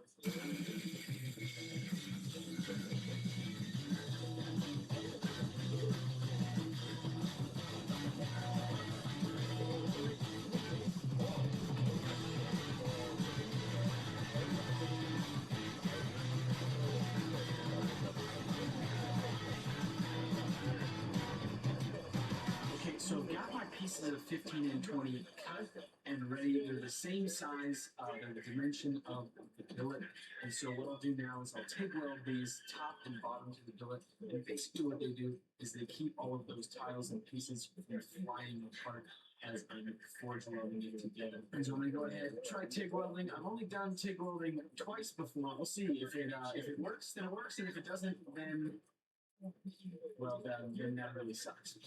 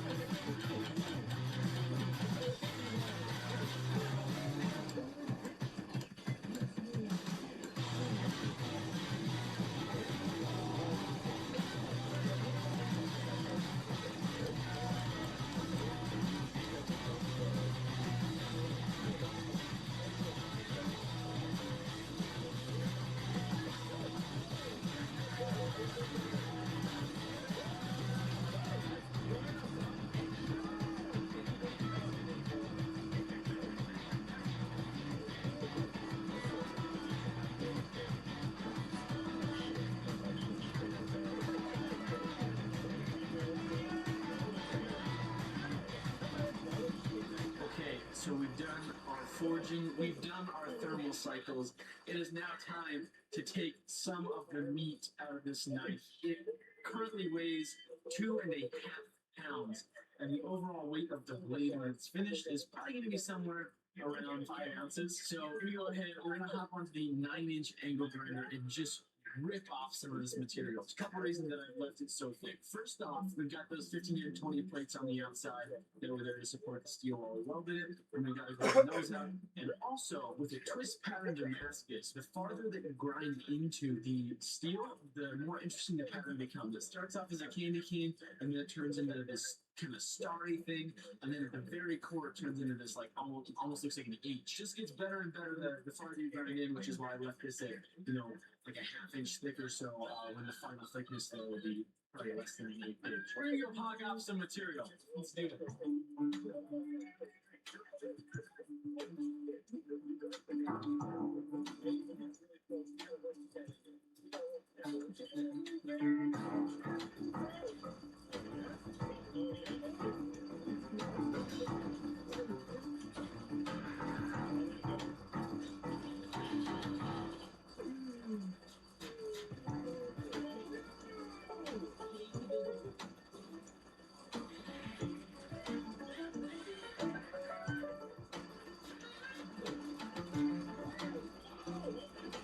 Okay guys, I've got it ground up. It's at about 200 thousandths of an inch, pretty evenly all the way across. A little bit thinner at the tip. I haven't profiled the tip in yet, just because I want to save that until after heat treat. That way I have a little bit more wiggle room in case anything goes wrong, which I don't think it will, because we're not doing the ghetto heat treat. We've got ourselves a Paragon kiln that we're working with. So I'm going to go ahead and throw it into the Paragon kiln. We're going to get a nice heat treat going on it. And that because we control it to the degree with this kiln, which is a lot better than doing it in a forge. So I'm going to go ahead and bring it up to 1475 degrees and then quench it. After that's done, we'll temper it twice at 415 degrees. You know what? Let me think about that. Maybe 400 degrees. We want this to be a little bit harder, a little bit stiffer. We want it to hold its edge a little bit better. So we're going to go 400 degrees rather than 415 or 425. Let's go ahead and switch it here. 1500 degrees with a 20-minute hold. There we go. It's going to climb up to 1500 degrees and punch it. And we're good to go. Okay, I've preheated the oil. It's at about 110 degrees or so. And getting ready to quench.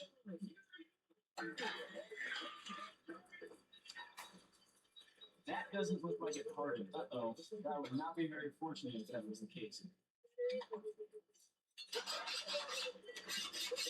Well, it's hard. That's good. Good.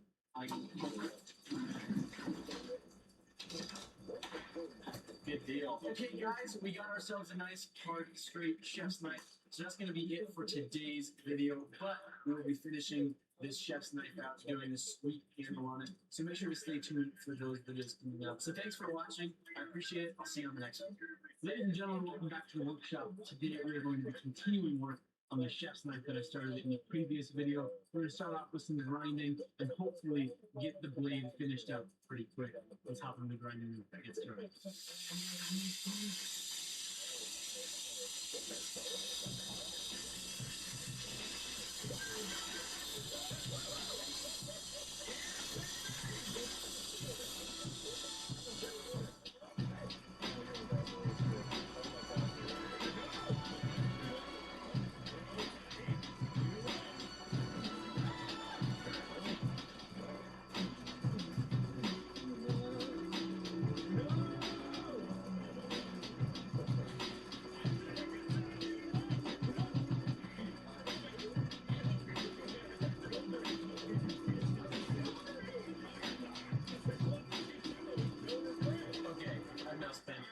Ridiculous amounts of time in the grinding room. The blade is down to less than 6 ounces, so that's pretty crazy thin. The edge is at less than 1,000th of an inch. That means it's time to do an S grind. And I have never done an S grind before. I did a couple practice pieces. Did not turn out very well. Basically, what the S grind is right now the cross section of that knife looks like this. So as you cut, obviously that's the edge, and basically you've got this drag that the friction that the blade causes in cutting through, and that's just all the way down the blade. Now, what we're going to be doing with the S grind is taking a very, very subtle hollow grind and basically carving in like that. So now the blade cross section looks like that, and so it's kind of an S shape. And so what happens there is that you're not getting any friction from anything right in there, and so the knife is just going to cut a whole lot better. I got it all set up in the grinding room to use that radius plane. We're gonna go for it. I'm gonna jack him up with the blade and kind of set myself some scribe lines to work to. We'll see how it goes. I'm very, very, very nervous right now, but hopefully I can pull it off. So I'm just gonna give it a shot.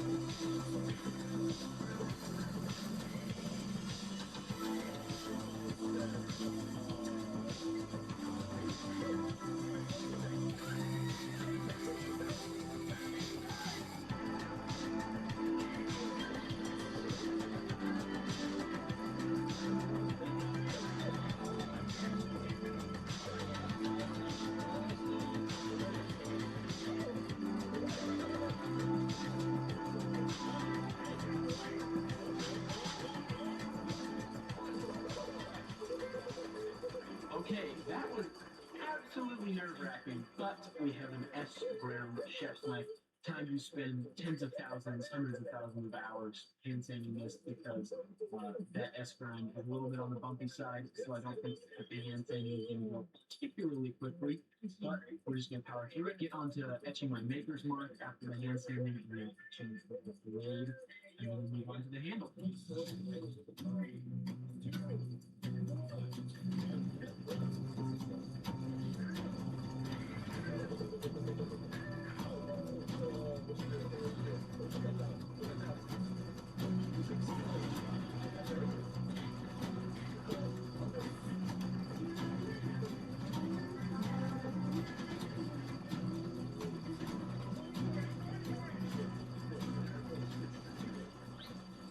Okay, so I've got the blade hand sanded to 600 grit on the spine rounded out. Now, the reason that I round out the spine is that if it's at a 90-degree angle, it's really, really uncomfortable. It digs into your hand after hours of use and causes hot spots and stuff like that. The spine, round out the heel and choil, and then we'll be ready to move on to the edge.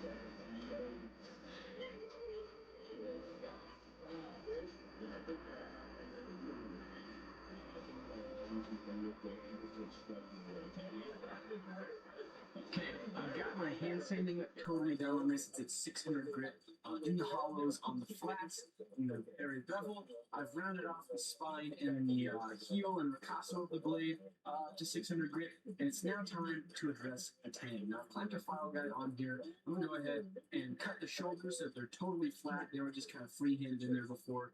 And then it's also, the tang is a lot thicker than the rest of the blade right now. So I'm going to thin it down in kind of all of the dimensions and get it ready for handle work.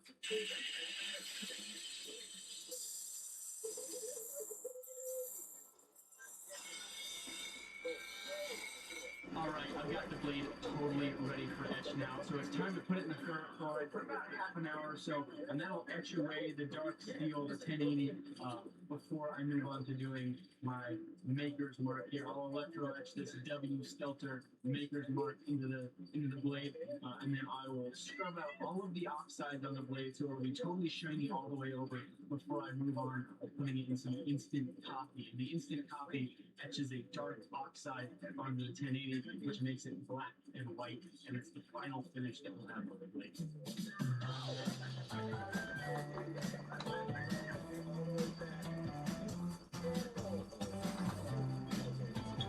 I'm excited. That's exactly how I wanted it to look.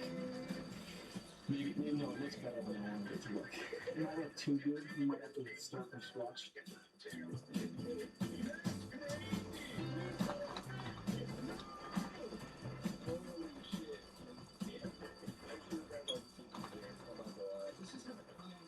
Got my instant coffee. The blade's going in. It's in with the coffee. I've looked at it. It's all nice and dark. Blade's pretty much finished, y'all. I just gotta take it out, neutralize it, wipe it down with a little bit of oil so that it doesn't go rusty. Tea is ready. There it is. Holy moly. That is insane, Will. That looks pretty good. I'm pretty happy with that. No complaints over here. What about all the cuts on your hands? Are you complaining about that? No, wow. Not too shabby.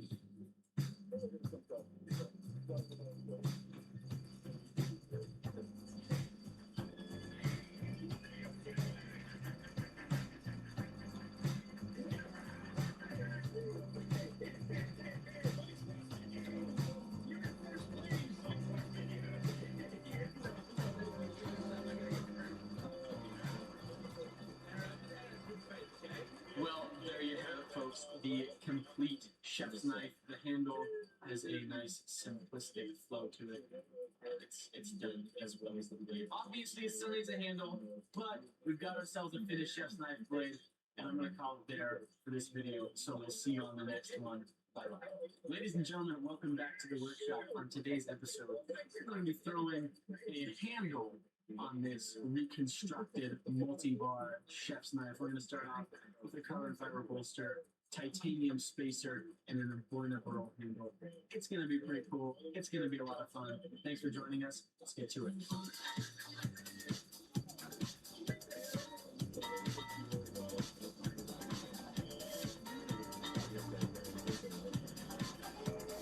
So I made a little bit of a big mistake. I don't know how well you guys can see that, but I widened out the slot for this a little bit too much. So I'm going to go ahead and make a new one. So I was about to go about it the same way that I'd done before, which is the kind of ghetto knife maker way, drilling holes and filing it out. And I was like, hey, wait a second, we have a mill. Why don't I just use that? So I'm going to go ahead and do a teeny bit of carbon fiber milling. I don't have very much milling experience, but I think I can do it.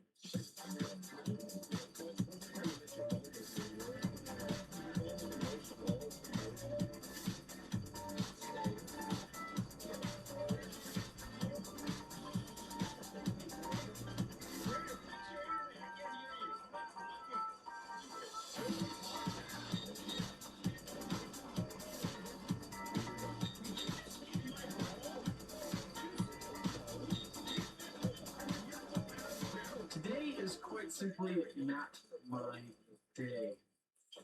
There it is. There's the bolster. Bolster number 2. Almost completely fit up. Took an angle grinder to it and cut it at the totally wrong angle. And completely messed it up. Bolster number 1. Also trash. Give it one more shot. I'm going to do a little bit bigger relief on the backside with this 3/16 inch end mill. And if that doesn't work, then we'll switch to something else.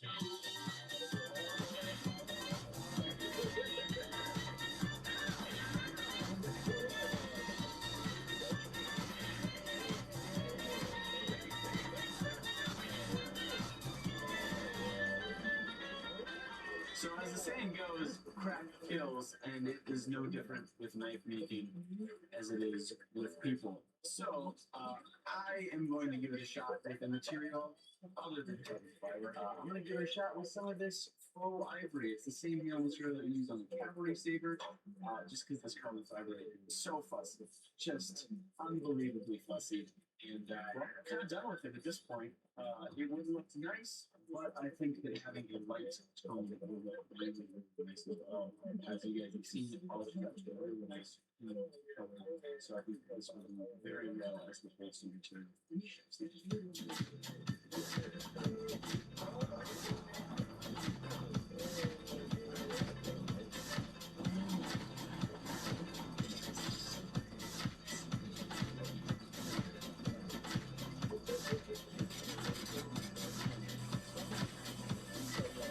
Finally fit out a bolster that works. Next step is going to be doing a titanium spacer.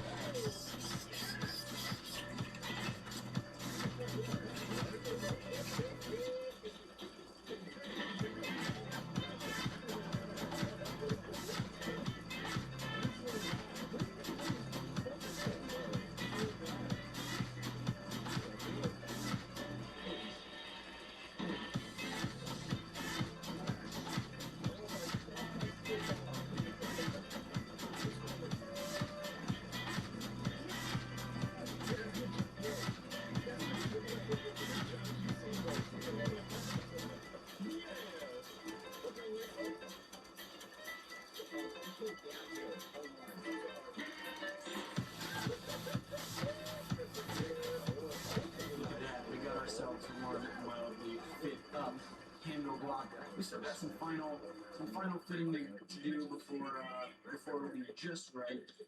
I'm gonna bed the tang on this one. I'm gonna do the final blow up. I'm gonna just score up the tang and scratch up the inside of that box. And still get a nice on the inside. So right now what I'm gonna do is just make sure that all of these pieces sit totally flat together. So there's gonna be a lot of flattening work. I'm just gonna bring a surface plate and some wet and dry.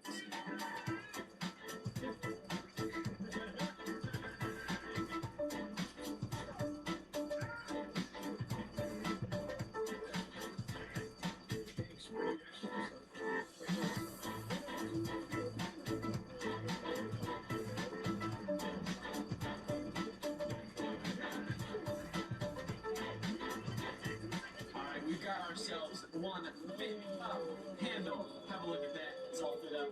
Nice. Now it's time to do our bed of tang. So like I said, I'm going to go ahead and coat the actual tang of the knife in the ricasso area in a thin layer of paste wax. And I'm going to go ahead and pour some just kind of 15-minute epoxy in here. This isn't what's actually going to hold the knife together. It's just kind of a reference point for the handle fit up to go smoothly from here on out. I don't want these parts to stick together yet, so I'm going to put paste wax between each of these layers, basically on the other side of the titanium. After that, I'll be able to heat up the titanium spacer, which will in turn heat up the tank, and it'll heat up the ricasso as well. It'll pop the whole thing apart, and it'll index perfectly from there on out, as I want to take it apart and refit it back together during the final finishing and shaping of the blow up of the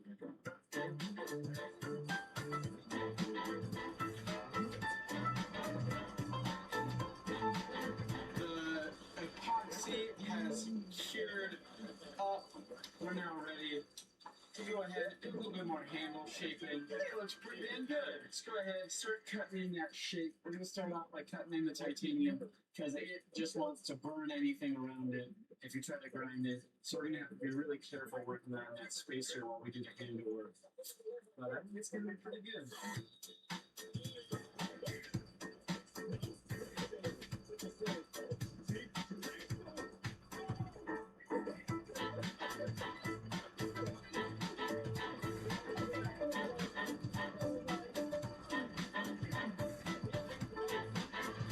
Ourselves one rough faceted chef's knife handle. Now I'm going to go ahead and get to work using files and sandpaper to fine tune the facets and get them exactly how I want them. I made a little removable sire for it so I can check for straight and stuff like that, just to make sure it's going to be exactly where I want it. So I'm going to go ahead and put it in place and get to work.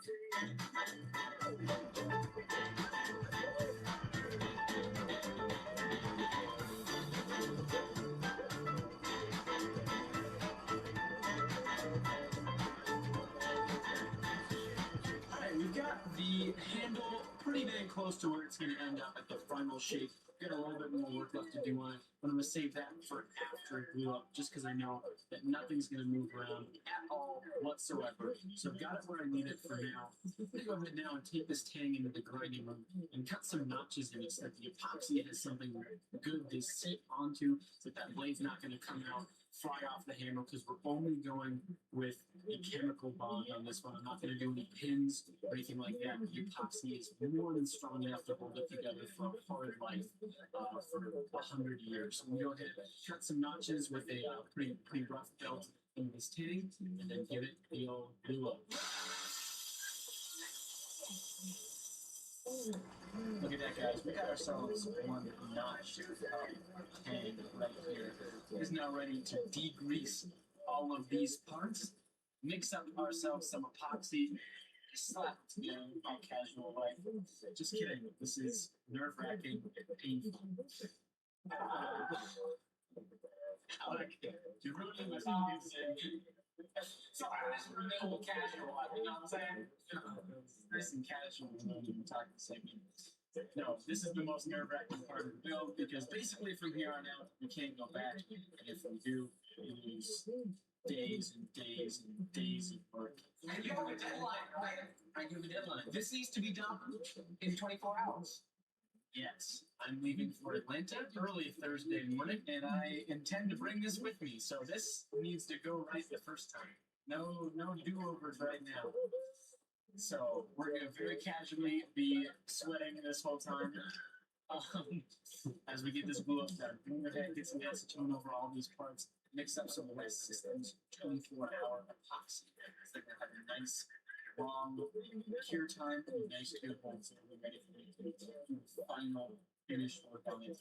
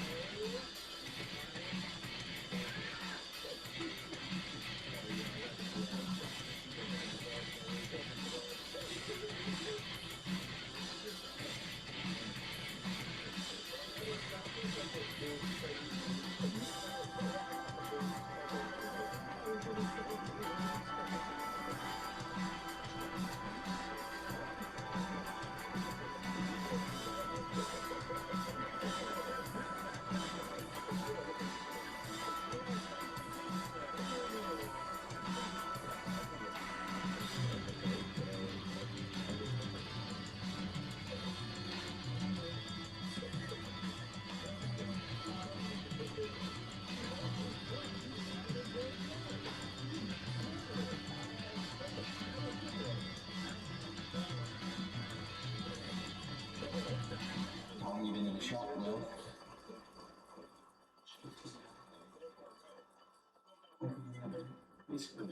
So all I need to do now is just figure out how to transport the blade, find my locking case so I can shoot the knife, pack for the show. Just leave it all packed. Not packed yet. I'm leaving your house at 5 a.m. So. Good luck. Thank you. Hopefully this wins best chef's knife at Blade. I would be absolutely ecstatic if it see it keeps very great makers minds. See, it's done. The chef's knife is done. Richard, it's been a great pleasure seeing this come together. And all having such a nice piece be made in the workshop. And good luck. And I'm sure everybody else watching is wishing you good luck, Will. So, go Cole. How bad could $1 mini PC really be? And does one even exist? Can I actually buy a fully working mini PC for just $1? Well, I'm here to find out, so you don't have to. I've already bought a $1 laptop, and I've even built an entire PC for free.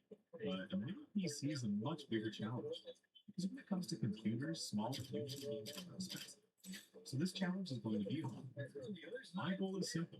Buy a mini PC for just $1 without getting scammed. If someone sells me a broken machine, this video is basically a failure, unless I can repair it. And if I do get it working, I'll push it as far as possible, optimize every last bit of performance, and see if it can run like it. Let's start searching. Our search for $1 mini PC starts on AliExpress. I found plenty of systems that matched exactly what I was looking for. Small, compact mini PCs. But there was one problem. It cost more than some of my expensive desktop PCs. Even products that were supposedly discounted by 90% were still way over my budget. So, as usual, I set the maximum price to $1, and oh shit, did not match any products. I was being eliminated from the challenge before it had even started. This clearly wasn't the right place. So I had to go back to eBay. Because if you're looking for the cheapest version of anything, eBay is usually the place to be. Instead of throwing old hardware away as electronic waste, sellers can list it here and make a little money from something they no longer use. The problem is that very few of the mini PCs I was looking for were actually available at this kind of price.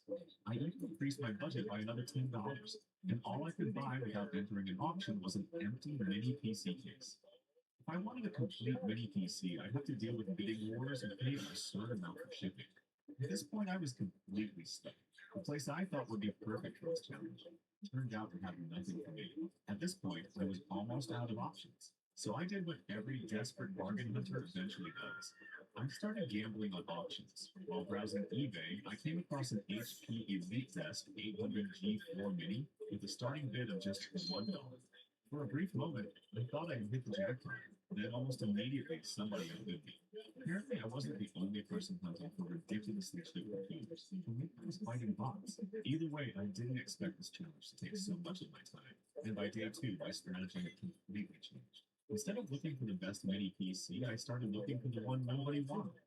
I dug through forgotten listings, dusty old machines, and mini PCs that had been sitting unsold for so long, they practically became part of eBay's inventory. That's when I found a few interesting candidates and added them to my watch list. Not just one or two either. I was watching 15 to 20 different machines from different sellers, hoping somebody would notice what I was trying to do. Then I waited. A few offers started coming in. One seller dropped the price to $15 with free shipping. Still way too expensive. Another seller offered me a machine for $8. Sounds great, until I saw the $10 shipping fee. And after that, nothing. No new offers, no miracles. Then out of nowhere, I got a message from the seller. He offered to sell me a mini PC for just $1, as long as I covered the $5 shipping cost. According to him, he was simply clearing out old inventory, wanting to get rid of hardware he no longer used. At that point, there was no way I was turning down a deal like that, so I accepted it. Now, let's see what exactly I managed to buy for $1. Oh my god, it's actually a mini PC, and I mean mini. The whole thing is only about 20 centimeters across. I can literally hold it in one hand. For a moment, I was feeling pretty good about this purchase. Then I noticed something else. The seller had included a hard drive, and surprisingly, it's a 128 gigabyte drive. What confused me, though, is why the drive was shipped separately instead of being installed inside the machine. And there was another problem. The seller didn't include a power bank. But then again, I paid $1 for this thing. I don't think I'm in a position to complain. Then something moved. Wait, was that an ant? Oh shit, that's definitely an ant. And then another one, and another one. The longer I looked, the more ants I saw crawling under the machine. At this point, I started wondering if they weren't just visiting. What if they actually lived in there? So I grabbed a screwdriver and opened the mini PC. And, oh my god, there were ants everywhere. Not just ants, eggs too. This wasn't a computer anymore, it was an ant apartment. Apparently this machine had been sitting unused for so long that an entire colony decided to move in. And somehow, even after being packaged and shipped across the country, they still refused to leave. So before I could do anything else, I had to evict my unexpected tenants and clean the entire system. Once the ants were gone, I realized they were only the beginning, because a whole new list of problems was waiting for me. Unfortunately, getting rid of the ants was only the beginning. The next problem was the storage. This mini PC didn't include a power cable for the hard drive, and the power connector on the motherboard was completely proprietary. Of course it was. So I had to find a connector that fit the motherboard, then splice it into a SATA power cable myself. The wiring wasn't particularly difficult. The difficult part was making sure I didn't mix up the pins and accidentally turn this mini PC into a very small smoke machine. Unfortunately, the seller didn't include an M2 SATA SSD either, which would have made this whole process a lot easier. Anyway, after a bit of cable surgery, everything was finally connected. So, let's see if this thing still works. I plugged in the power, pressed the button, and oh no, nothing. No lights, no fan spin, no signs of life whatsoever. The machine was completely silent. At this point, I was genuinely confused. As far as I could tell, I had given it everything it needed. Then I noticed something. No way. I pressed the power button again, but this time a little harder, and suddenly it turned on. Turns out the external power button wasn't fully reaching the switch inside the case. This is insane. The machine actually booted, and after checking the specs, I immediately understood why it was so cheap. The CPU is an Intel N2930. Oh my god. It only runs at 1.8 gigahertz. I'm willing to bet most people watching have never even heard of this processor before. To make things worse, it only has 2 gigabytes of DDR3 memory. But what happened next was pure suffering. Using this machine felt less like testing a mini PC and more like serving a prison sentence. Getting into Windows was a battle every single time. It kept crashing with blue screens right before loading the desktop. So eventually I decided to reinstall Windows. Simple, right? Nope. The installer kept throwing the same message at me over and over. No drives were found. It simply refused to detect the storage. And when I finally got past that problem, a new one appeared. The system refused to boot. At one point, the installation reached 100%. I was already preparing to celebrate, and then boom, frozen again. I hated this mini PC. I genuinely hated this mini PC. By 2 a.m. on day 3, I was completely defeated. This was easily the lowest point of the entire challenge. Look at this. Frozen again. Every time I thought I had finally won, the screen would hit me with those 3 cursed words. Please wait, and then nothing. This $1 mini PC was slowly turning me into a crazy person. I was completely losing it. Before giving up, I decided to try one last thing. A different operating system. If Windows didn't want to cooperate, maybe Linux would. So I downloaded Linux Mint and told myself this would be my final attempt. I was really counting on this moment. And, oh my god, what is that now? The screen filled with error messages and lines of code that made absolutely no sense to me. At that moment, I was ready to quit. Seriously. I had spent days fighting this cursed little mini PC, but for some reason, I decided to try one more time. And no way, it worked. Linux Mint actually installed successfully. My best guess is that I messed up a step during the previous installation. Either way, I finally have a working operating system. Now the real test. How long does it take to boot? Oh my god, about 1 minute. Compared to everything I'd been dealing with, that felt lightning fast. The system was surprisingly responsive too. Just sitting at the desktop, the CPU hovered around 20% usage, while memory consumption was already at 1.1 gigabytes out of the available 2 gigabytes. Not exactly ideal, but at least it was usable. And to my surprise, this thing even has Wi-Fi. Although fast is definitely not the word I'd use to describe it. The download speeds felt painfully slow. In fact, my phone was significantly faster. As for everyday web browsing, let's just say it wasn't exactly a smooth experience. Opening websites and scrolling through pages and reading articles all felt a little sluggish. It worked, but only if you had plenty of patience. Video playback wasn't much better. Even at HD resolution, the system struggled. And once I switched to full HD, things got even worse. The CPU was working almost as hard as it possibly could just to keep the video playing. At that point, I had one question left. Can this thing run Minecraft? So I downloaded the game and gave it a shot. And surprisingly, it launched without any major issues. No crashes, no weird errors, nothing. Then I looked at the FPS screen. Oh my god, 2 FPS. It's awful. The game was so slow I could barely move around. So I started lowering settings and optimizing everything I could find. And oh no. The FPS only improved by a few frames. It still felt like a PowerPoint presentation, even slightly faster. Then I tried one last trick. Instead of running the game in full screen, I switched to window.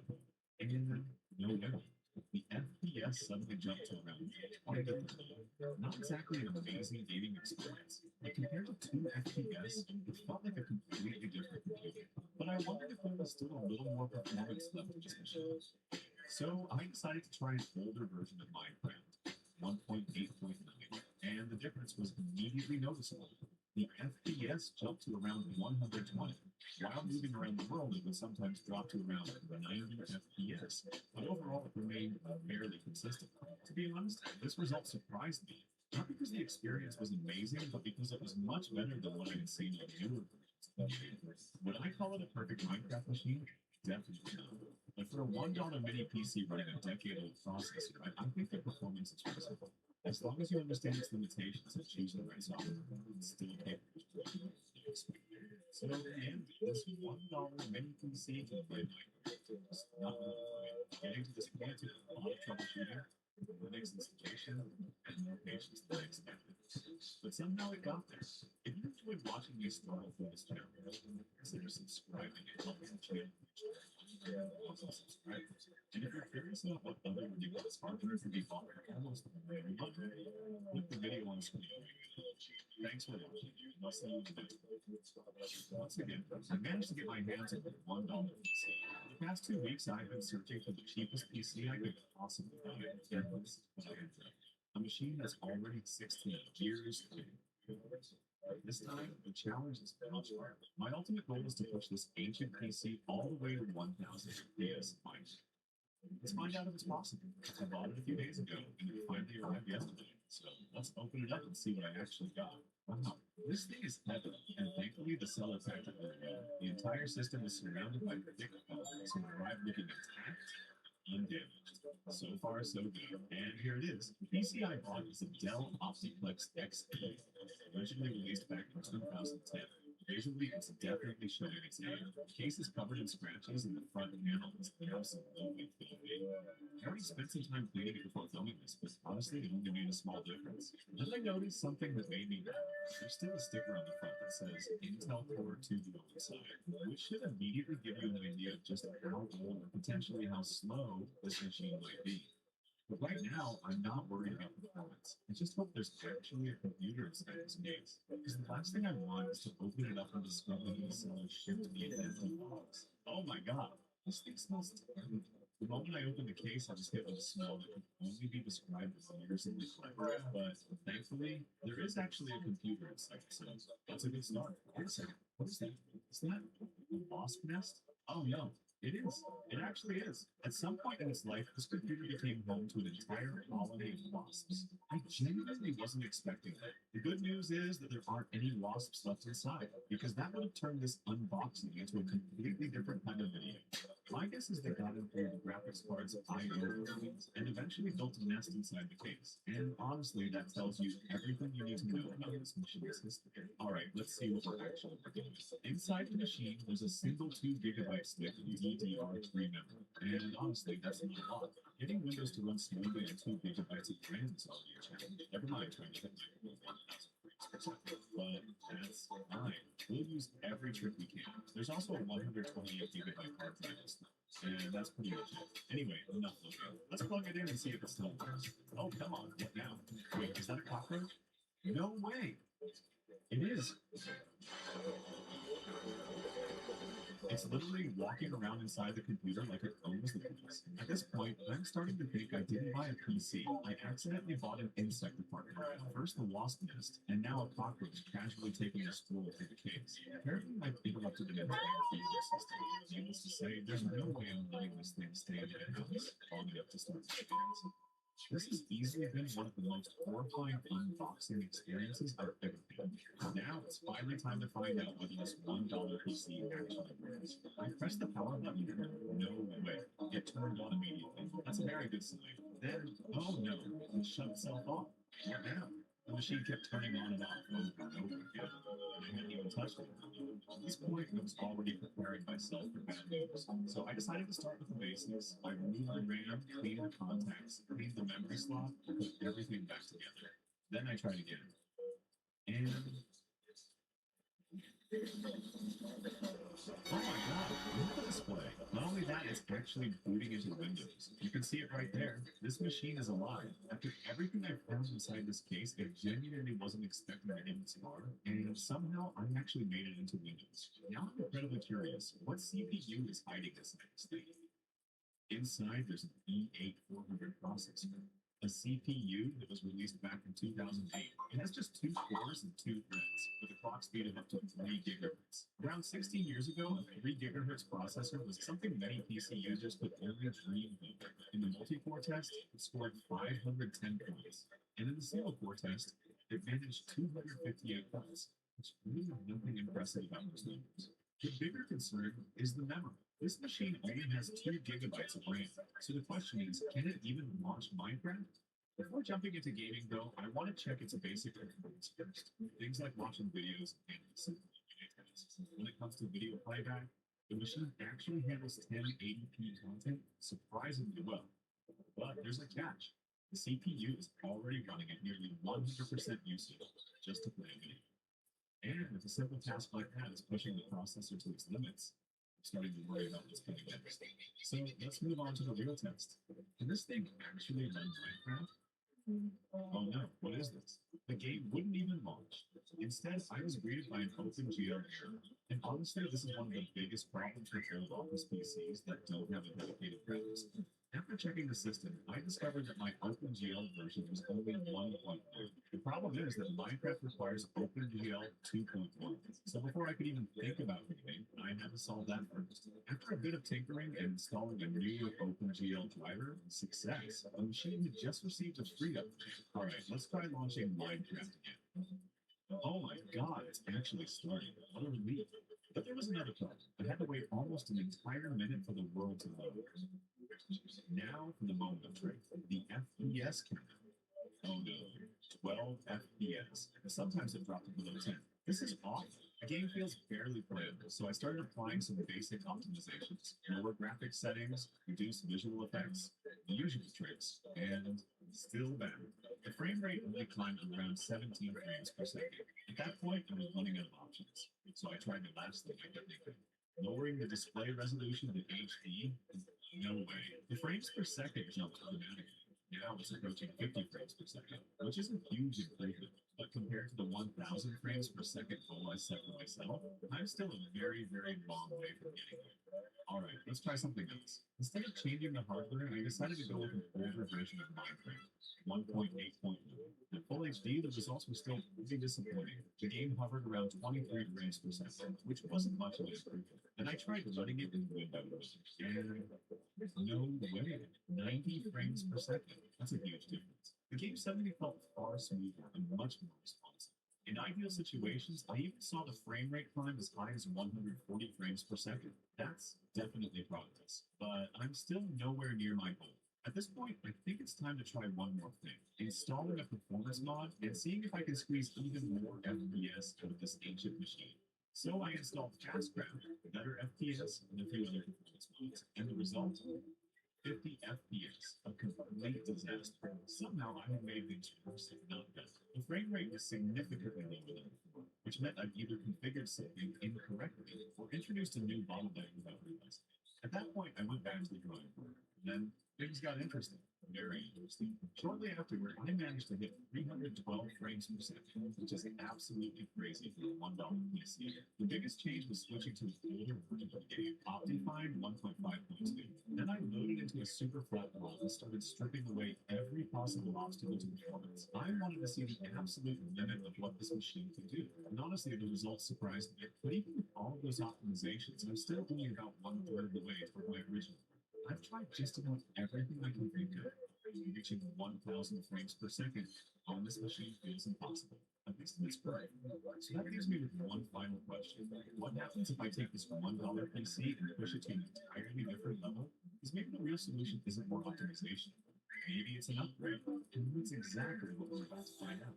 The first thing to go was that old CPU. I replaced it with a Core 2 quad U9550, and oh my god, look at this. The thermal paste is completely dried out. At this point, it's less like thermal paste and more like concrete. Compared to the original processor, this quad core chip is at a completely different level.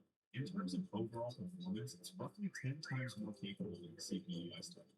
But the processor wasn't the only bottleneck. The system is still stuck with just 2 gigabytes of RAM, which is a major limitation for almost anything modern. So I upgraded that too.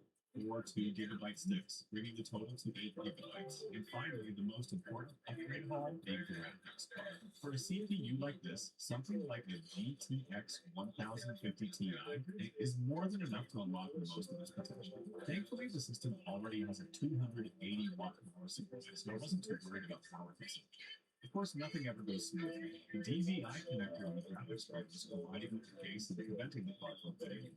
So I reached for my favorite engineering solution, cutting things. A few modifications later, the obstruction was gone, and finally I was able to slide the GTX 1050 Ti into the PCIe slot and lock it into place. Overall, everything looks surprisingly clean and compact. One thing I really like is that I didn't have to cut or modify the side panel just to fit the graphics card. Let's power it on and see how much of a difference these upgrades will make. 3, 2, 1. Ooh, the FPS counter shot past 600. That is absolutely insane.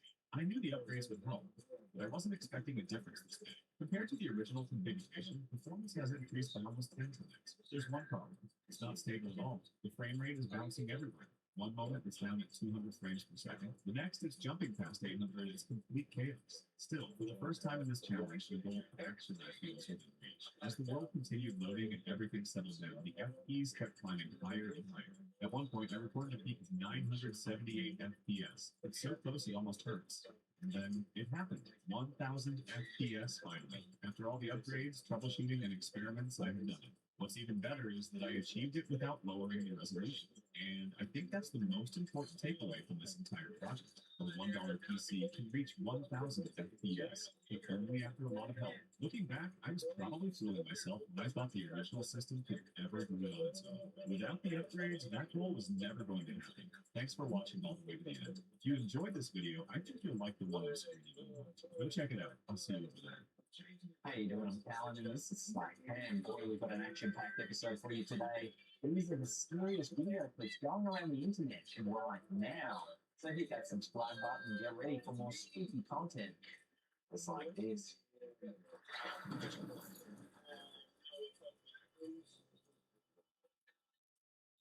When Jeanette, who goes by the username Miss SCPGRA4Y, began documenting her move into a new apartment in March 2025, she had no idea her instant vlog series would capture something so disturbing. What started as a simple recording of her moving in process quickly descended into a real-life horror story, blurring the line between criminal activity and the paranormal.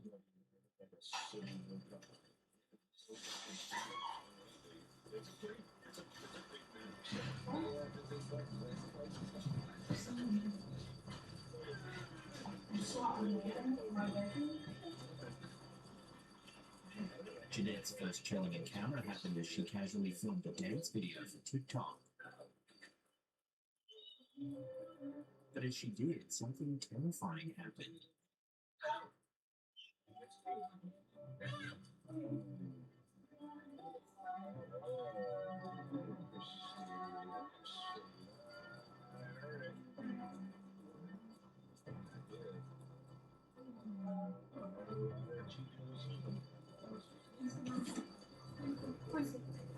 Please get out of my apartment.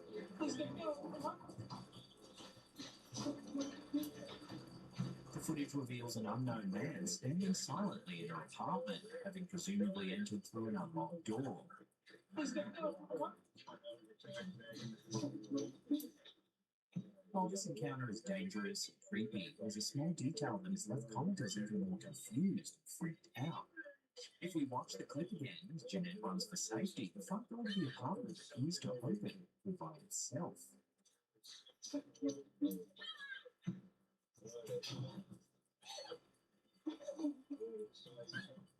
Jeanette later expressed profound gratitude for this unexplained occurrence. Please get out of my apartment.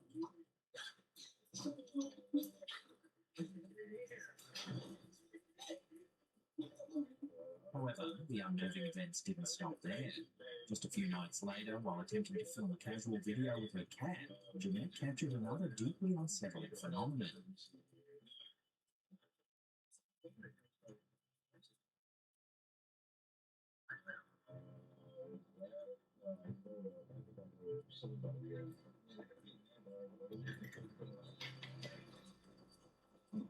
In clear view of the camera, two distinct indentations can be seen forming on her bed.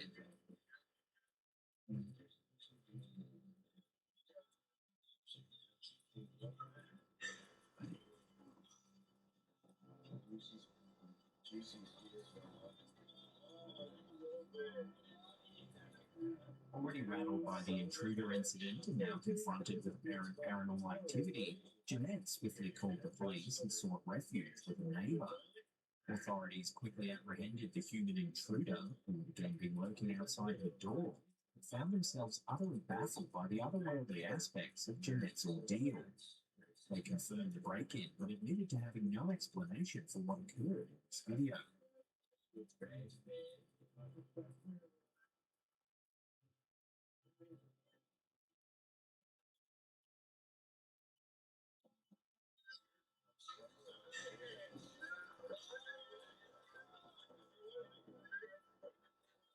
This chilling confluence of events raises questions that defy easy answers. Indeed, viewers and commenters have debated extensively whether these were coincidental yet unrelated incidents, or whether some invisible protective force intervened on Jeanette's behalf to warn her or frighten the intruder away. Since these unnerving events, Jeanette has continued sharing her moving-in journey. Thankfully, no further incidents have been reported, but the haunting footage remains.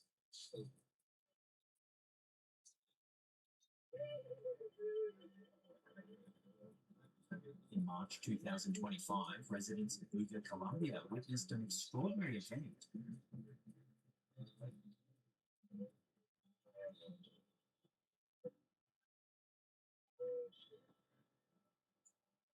A metallic spherical object darting through the sky in erratic patterns before descending into a nearby field.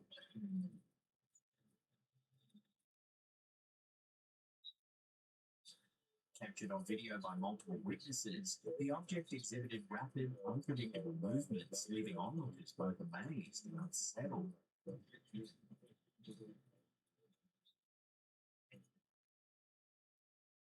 One local man who managed to record the object's descent claimed to have retrieved it after it landed. He described the sphere as initially weighing between 1.3 to 2 kilograms, but astonishingly, its mass increased to 9 kilograms within hours. Additionally, he reported that the object emitted an intense cold sensation upon touch, unlike anything he had experienced before.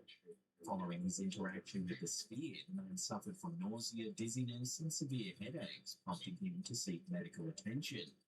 The incident has sparked widespread debate online, with theories ranging from a sophisticated hoax to the possibility of extraterrestrial technology. While some suggest the object could be a weather balloon or drone, others point to its unusual properties and the physical effects experienced by the witness as evidence of something more enigmatic. As of now, local authorities have not issued an official statement regarding the case, leaving the true nature of the object a mystery.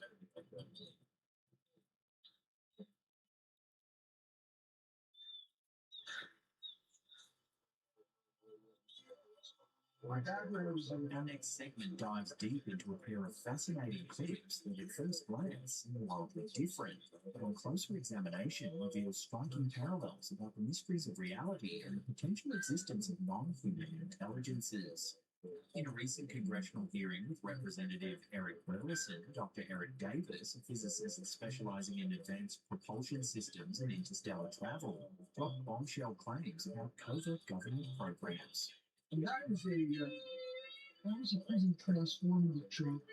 It's a different science, it's like seeing a different shrine back when I'm investigating it using forensic science techniques in the field. Davis, whose credentials include work with the Air Force Research Lab and Robert Bigelow's National Institute of Discovery Science, or NIDS, stated unequivocally that major governments, including the US, Russia, and China, have secretly recovered crashed or landed UAP craft of non-human origin.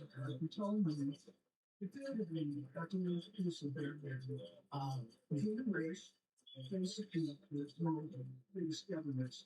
Like the United States, our adversary China and Russia, at least as far as I know, I've had the occasion to cover craft and the way that craft would go in your territory or even outside. Davis's experience with NIDS was life-changing. As a physical scientist, he recounts, I've seen first-hand live anomalous phenomena that fundamentally altered my worldview. So it was a transformative issue for me, or a job that transformed the worldview and opened up to lots of possibilities. And when I was used to thinking as a trained PhD physicist, He confidently asserts that these retrieved craft are not of this earth, describing their technological capabilities as astonishing, far beyond human understanding. the craft that have been covered are not so, you know what I mean? Like, they are not. But it's fine. They are not human.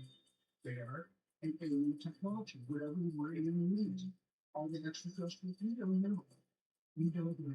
These objects reportedly manipulate space-time, potentially using negative energy density fields similar to warp bubbles, enabling travel at unimaginable speeds and maneuvers that defy conventional physics. Yeah, they show energy, these type of energy has to do the negative energy density of the system, the type of energy density that you can create and that. Our requirements alone dwarf humanity's current energy production capabilities, with Davis noting incidents like the famous Tic Tac sighting from the USS Nimitz encounter, requiring terawatts of energy, hundreds of times the United States electrical output. That's the kind of energy is representative of the absurd features and performances of the electric craft, especially like the Nimitz encounter in 2004. And so hundreds of years of things with the United States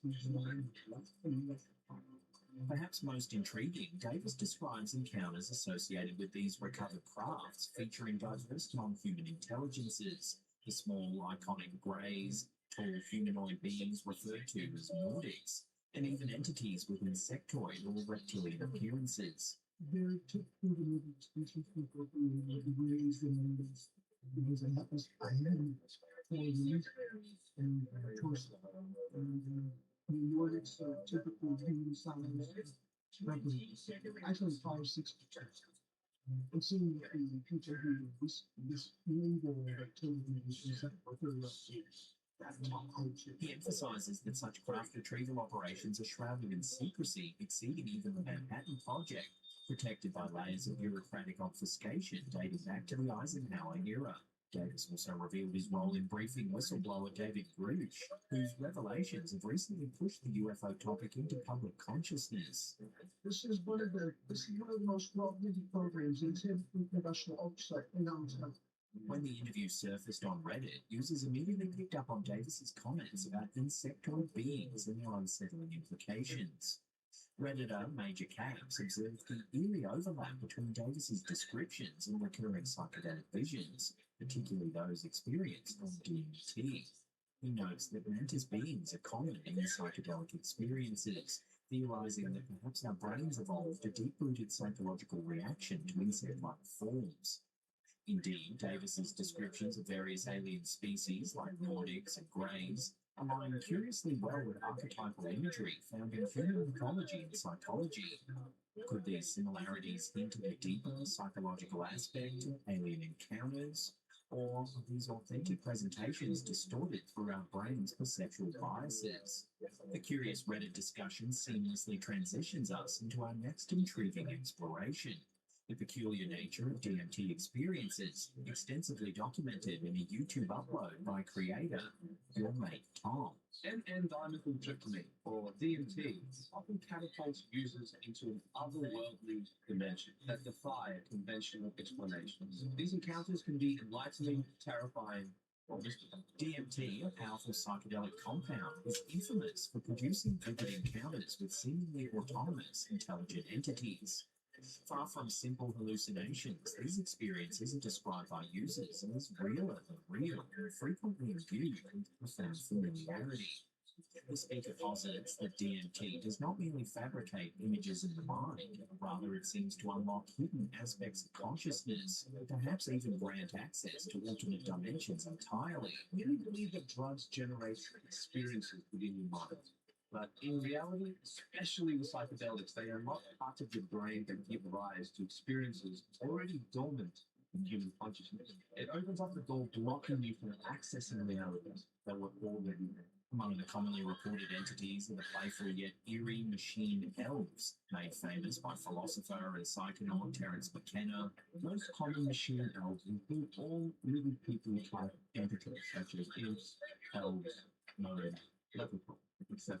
Often described by users as entities appear as small elf-like beings that seem to be working on something incomprehensible. Terence McKenna popularized the term machine elf, mentioning their playful nature and intricate activities. McKenna's descriptions paint these beings as self-transforming elf machines made out of syntax-driving line who greet experiences with mischievous exuberance. I encounter self-transforming elf machines, which are creatures, entities. They're made out of syntax driving light.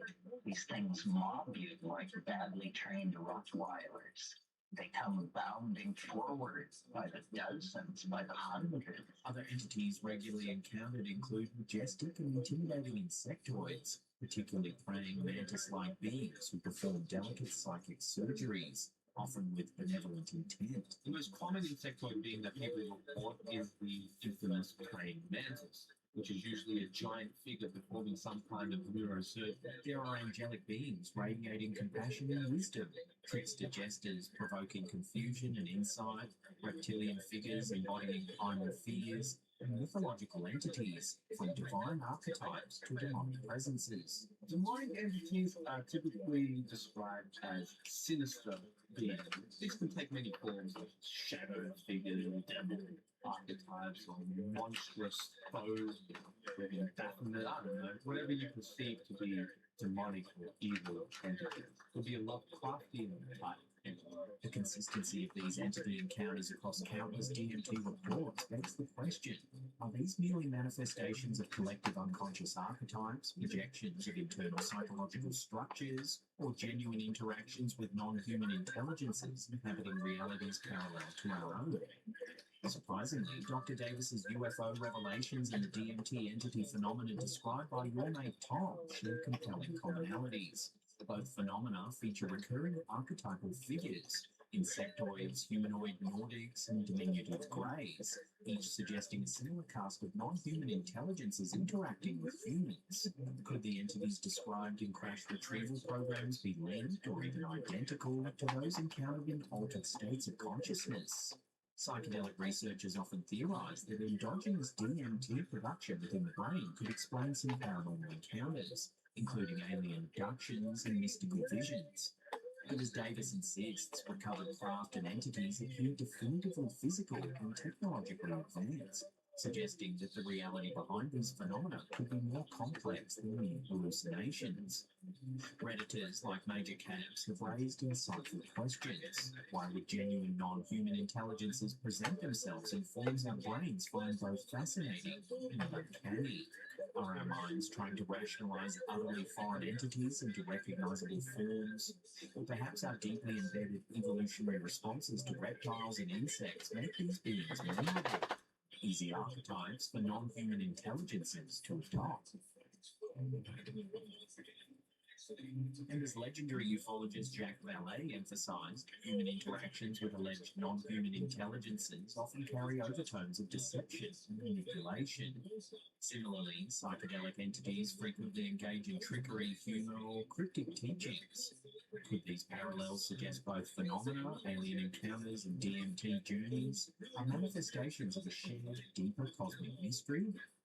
Dr. Davis himself notes the difficulty in studying these craft due to limited high-level scientific engagement, most reverse engineering attempts faltering precisely because crucial expertise in advanced physics remains inaccessible. Similarly, understanding DMT experiences is equally challenging due to their inherently subjective nature, leaving science struggling to quantify and contextualize these hyperdimensional interactions. Yet both fields, the UFO phenomenon and psychedelic experiences, are inching closer to scientific credibility. As researchers like Davis push for greater transparency about alien technology, scientists studying psychedelics increasingly acknowledge the legitimacy and profound psychological significance of entity encounters. Could both these phenomena, technologically advanced alien craft and consciousness expanding psychedelic encounters, be windows onto the same extraordinary truth? If so, they may offer not only insight into the mysteries of existence, but also an unprecedented opportunity to redefine our understanding of reality itself. Whether we look to the skies or delve inward, one thing seems increasingly clear. The universe may be far stranger and vastly more interconnected than we've ever imagined.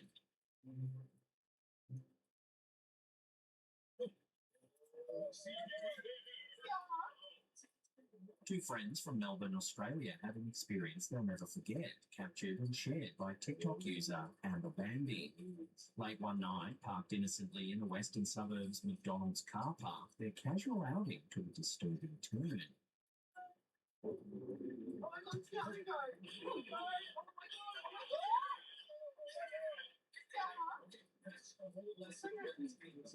The footage quickly exploded online, accumulating over 27 million views and leaving countless viewers unnerved, asking whether they had encountered a zombie. Understandably shaken, Amber Bambi later provided a follow-up storytime update to give context to the viral scare. And like, I wasn't processing what was happening. Like, I was just looking at her face and she was like staring into my soul. She recounted feeling an initial wave of confusion and terror, completely unsure of what was happening in the moment. I don't know what she was saying. She was like wanting, trying to get into the car. And then my heart started like racing, and then that's when I was like, Tiana, like, let's go. It's like making me out. It turns out, according to locals who recognise the woman, that she has a troubling reputation within the community, reportedly being involved in attempts to break into nearby homes.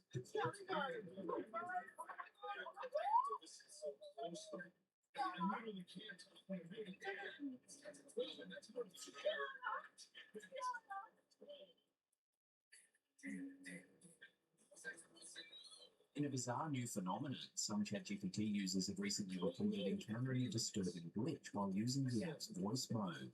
Rather than responding in its usual calm, natural-sounding voice, ChatGPT has reportedly emitted loud, distorted screeches that users describe as almost demonic.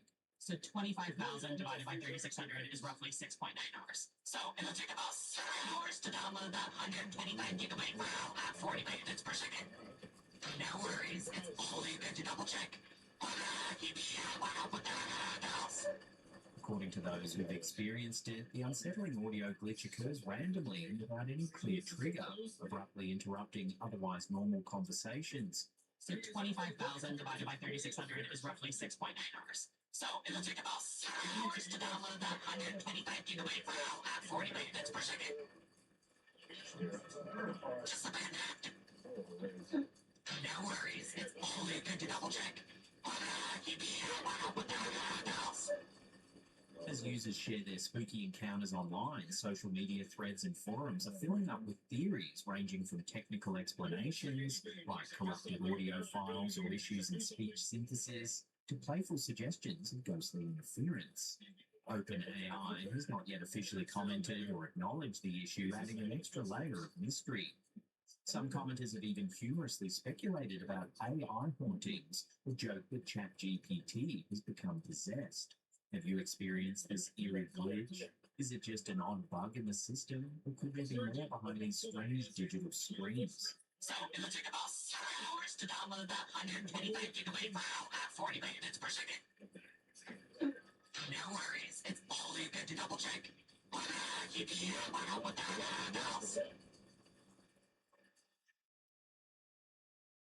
In 2011, Brazilian UFO researcher Edie Morales captured a series of photographs in Chapada Diamantina National Park, Bahia, Brazil, that have since sparked considerable debate within the UFO community. Among these images is one Morales refers to as the first selfie with a UFO, depicting a glowing spherical object hovering in the sky behind him. Jitter-less recounted that during a hike near the La Cascada de la Purificación waterfall, he observed the mysterious orb and took several photos. Approximately 40 minutes later, his car reportedly stalled without explanation and he claimed to see the same object hovering above it. He described fleeing the scene, noting that his vehicle's electrical systems were completely disabled and required towing the next day. Following the incident, Mireles alleged that he and members of his research group faced harassment, including home raids by individuals in military attire. He further claimed that some group members were abducted or killed, attributing these actions to efforts aimed at suppressing information about extraterrestrial encounters. While some enthusiasts view Mireles' photographs as compelling evidence of UFO activity, skeptics argued that the images could be misidentified objects or digitally altered. The debate continues, with Mireles' experiences contributing to ongoing discussions about unexplained aerial phenomena.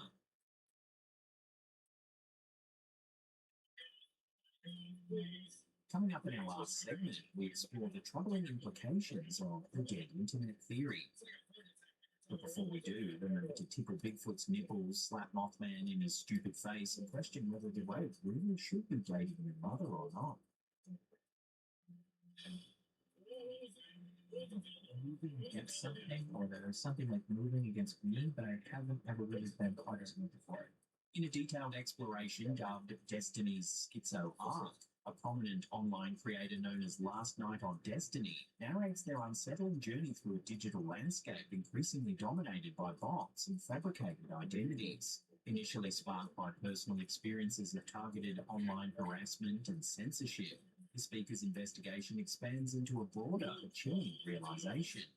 Significant portions of the internet may no longer be authentically human. The journey begins with an odd occurrence. Positive comments supporting the creator mysteriously vanished from the Piers Morgan video, suggesting early manipulation. I can't even ask you guys. People were saying, I saw a bunch of people saying in chat, and two people at the end of this, that on the Piers Morgan video, on the appearance I did, people were saying that they were deleting positive comments about it. Does anybody know, or does anybody follow that? This suspicion deepens upon discovering a vast array of seemingly coordinated Twitter accounts exhibiting clearly artificial behaviors. And I start noticing that a lot of these accounts are just bots. But like, everybody always says that like, a lot of Twitter is botted, right? And I'm like, okay, I'm sure that there's like random player accounts. But I never really like quantified it before or thought about it before. But there are so many of these accounts. By just in clicking through accounts, they all would talk in a certain type of manner, and some of them they're generally programmed, I think, to only respond to themselves, that they build engagement and make it real. But it's like absolutely fake accounts. These accounts repetitively post identical images, artificially boost engagement by responding to themselves, and frequently employ stolen or AI-generated imagery, even to the point of racial misrepresentation. Maybe it's a real account and he just doesn't get very much engagement, but he posted a picture. None of his hands are black. He's not black in this. This is not him. This isn't real. This is not a real, this picture is not from this account. This is not this person. I'm not even sure if this person is real.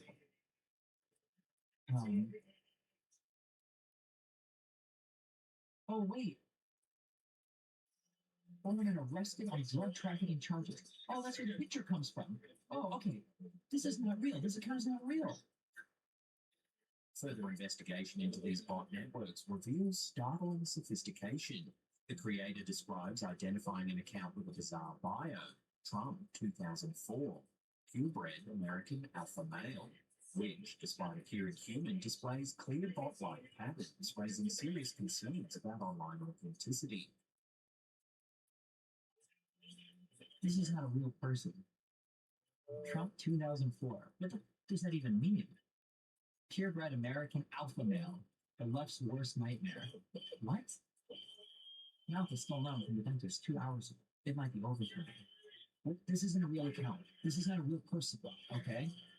One significant segment involves the mysterious figure of Egan Chalakian, who claims to be an intelligence expert warning of impending global crises. My name is Egan Chalakian. I am an intelligence educator. I prepare intelligent personnel for clandestine service.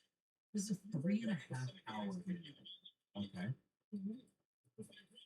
With a couple of sometimes strange audio glitches, I try to Google around getting information about this guy, and we're looking for like 20 minutes in chat, but I can't actually find good information about like who it is. Diving deeper, the investigation uncovers Chalakian's dubious credentials and AI-generated promotional articles linked to a pro-Russian organization known as Al-Aqra.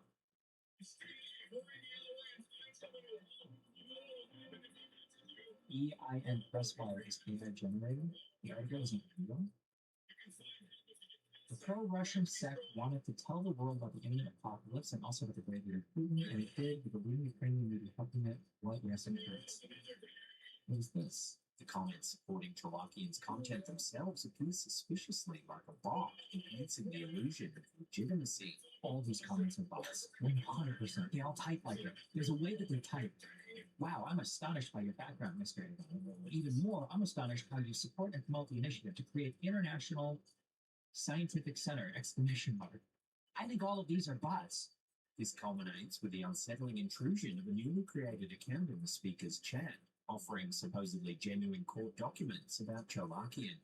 And as we're talking about this, out of nowhere, an account shows up.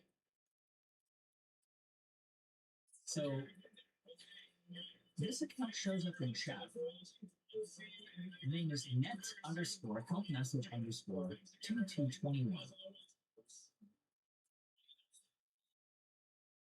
And he says, are people saying this Chalakian guy isn't real?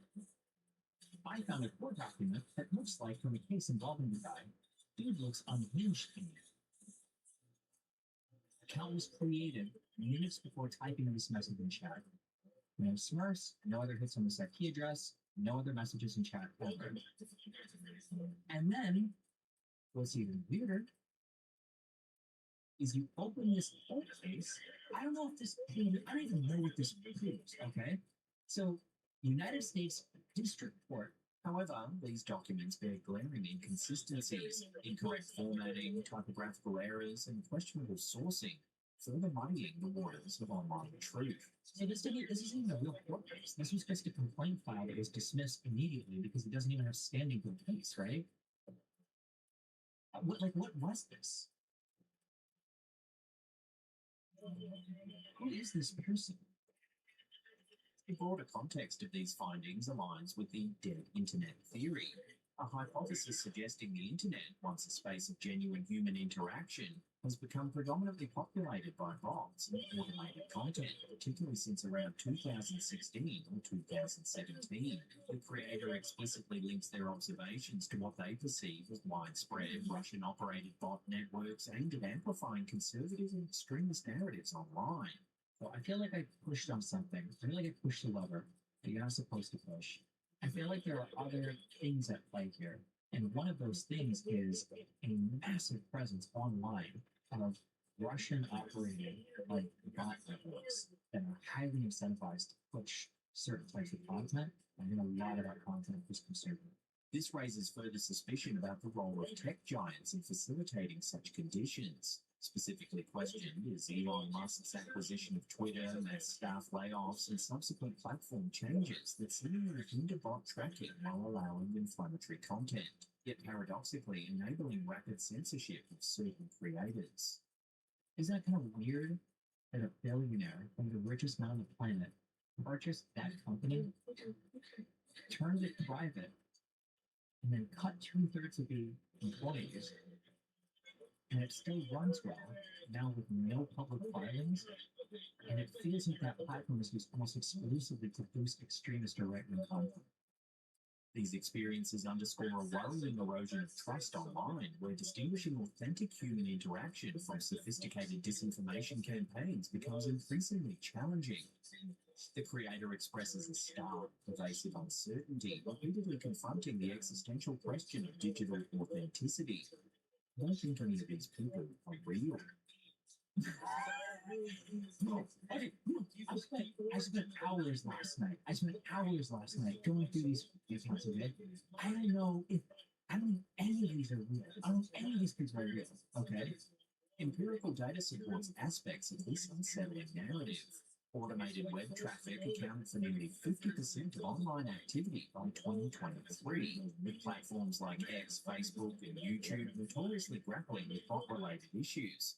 AI-generated content floods, search engines, and social media complicating efforts to discern authenticity. The result is an internet environment fraught with disinformation, manipulation, and uncertainty, eroding the fundamental basis of trust that digital communities require to thrive. The dead internet theory, therefore, emerges not merely as a conspiratorial fringe idea, but as a plausible explanation for the increasingly sterile and manipulated online world many users now navigate. In Destiny's Schizo arc, personal experience vividly illustrates this troubling shift, offering a cautionary tale about the challenges and dangers lurking beneath the surface of our daily digital interactions. And I start noticing that there are a lot of these accounts are just bots. Well, that's the end of the episode. Thank you so much for watching. Now, if you can't get enough of what we do here at Slaptam and consider watching some more content here, leave us a comment down below. Let us know which one of these clips you thought was the scariest or weirdest. We love getting your feedback. And that's it for me. I'll see you next time. How you doing? I'm Palin, and this is Slaptam. You're about to witness the scariest videos that have hit the internet this week. So hit that subscribe button and get ready for more creepy content. Just like this.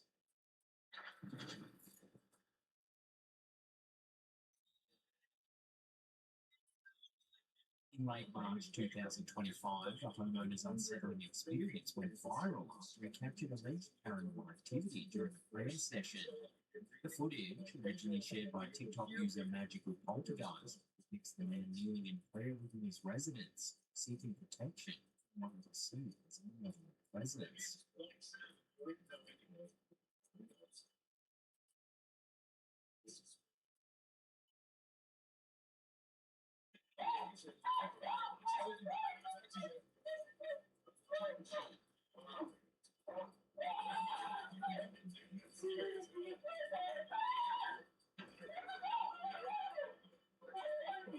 Objects around him move inexplicably.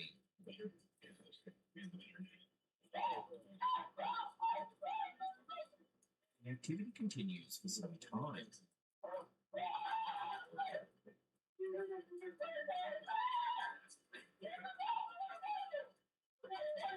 The dramatic door slam during his prayer has been interpreted by many as a sign of poltergeist activity or a hostile spirit reacting to his spiritual invocation. No mundane explanations, such as wind or human interference, are evident in the footage, leaving the cause of the disturbances a mystery.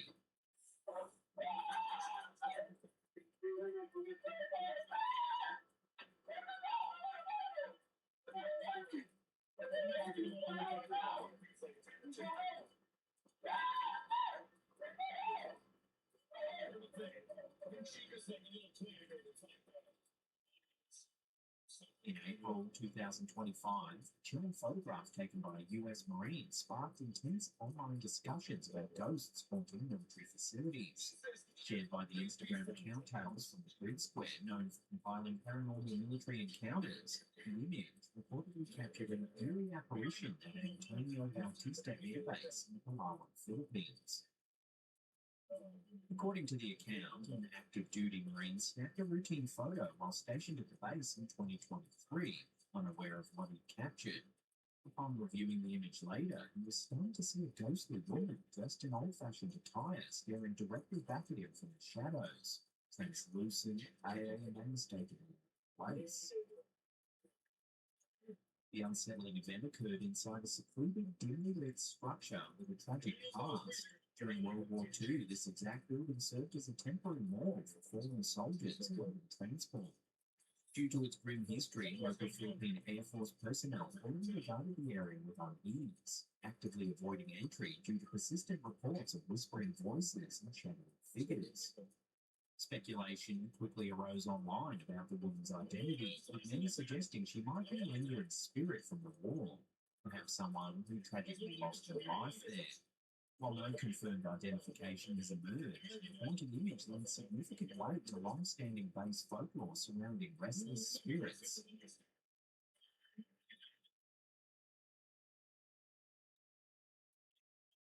In a startling revelation, Billy Corgan, the legendary frontman of the Smashing Pumpkins, claimed to have personally witnessed a human being shapeshift into a non-human entity. Speaking candidly during a now famous interview on the Howard Stern show, Corgan described this bizarre encounter hesitantly, fully aware of how strange his story sounded. Let's just say I was with somebody once and I saw a transformation that I can't explain. The person transformed into something other than you. Yes, I saw it. Emphasizing that he was completely sober and alert at the time, Corgan insisted this was no illusion or trick of the mind. It was a genuine physical change. Were you on drugs? I was not. I was told. Wow. Give me, please. I want to see. Imagine you're doing something and suddenly you turn around and something else. When asked for more details, Corgan remained intentionally vague, declining to identify the individual or specify exactly where this eerie event took place. He hinted only that it occurred privately, possibly backstage or in a home, and indicated that the shapeshifter acknowledged the transformation afterward, yet refused to explain it.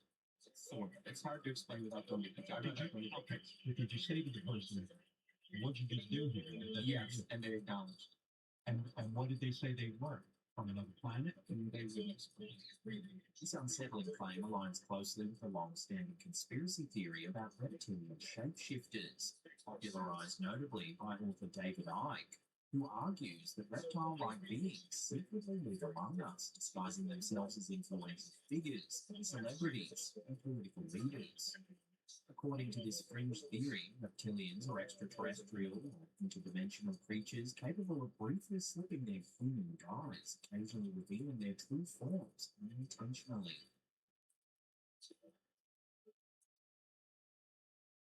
Corgan's mysterious encounter fueled speculation in conspiracy circles that he had indeed witnessed such a reptilian shapeshift firsthand. Given Corgan's openness to unconventional ideas, he previously appeared on Alex Jones's show discussing paranormal theories. Fans debated whether his experience validated the reptilian hypothesis or if it pointed to something else entirely.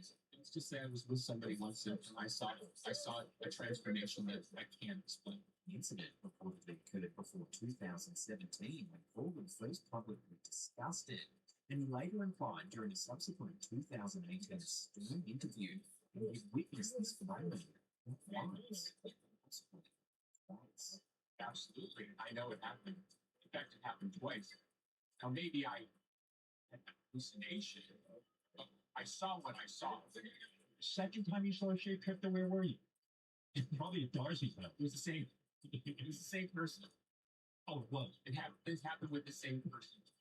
No photos or videos of the event exist, and the evidence rests solely upon Corgan's testimony. Online forums, particularly on Reddit, erupted with theories, some believing Corgan's claims supported the reptilian narrative, while others remained skeptical, suggesting alternative explanations or hoaxes. To this day, Billy Corgan stands firmly behind his story, either elaborating or retracting his startling claim, leaving listeners to ponder whether he brings evidence, an extraordinary secret, or something else entirely unexplained. I don't want to see it. Imagine you're doing something so that you turn around and look somebody else. Startling UFO sighting recently made headlines when an unsuspecting motorist in Peru inadvertently captured something extraordinary on dashcam footage.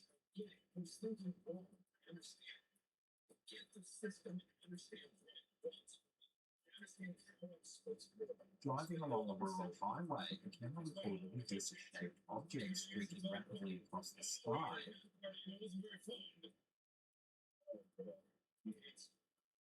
The brief clip quickly circulated on social media, sparking intense debate among UFO enthusiasts.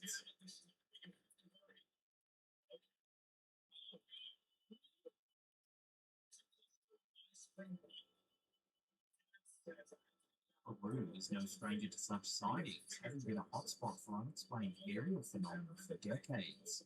Its varied geography, ranging from the towering Andes Mountains to expansive deserts and dense Amazon rainforest, has long been associated with frequent and unusual UFO reports. Notably, back in 2015, an equally intriguing UFO incident occurred in Lima, Peru's bustling capital city. During a TV broadcast of a crime-focused show, Alto Al Crimen, Congressman Renzo Rajado and his camera crew captured clear daytime footage of a vibrant, open disc-shaped object hovering for nearly 2 hours above the affluent Miraflores district.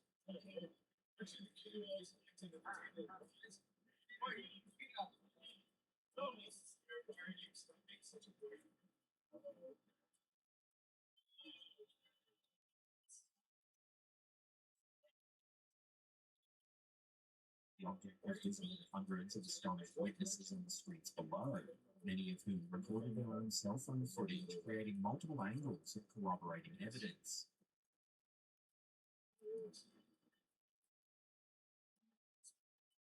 This widely documented sighting generated significant media attention both nationally and internationally, prompting discussions on major news outlets and even a formal investigation by Peruvian ufologists.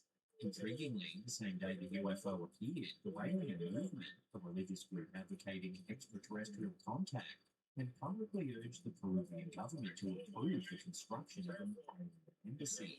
They swiftly seized upon the sighting, claiming it as evidence of extraterrestrial support.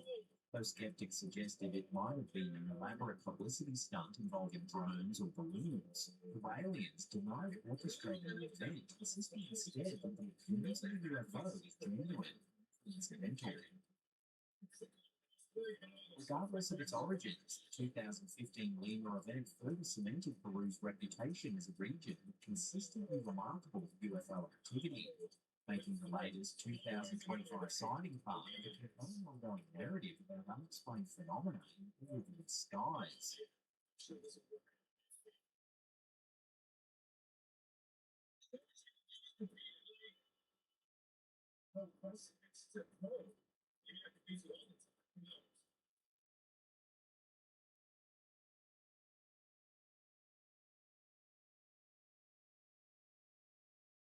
A remarkable UFO encounter near Cali, Colombia captured international attention after footage was uploaded by the Instagram account Alien Bioma.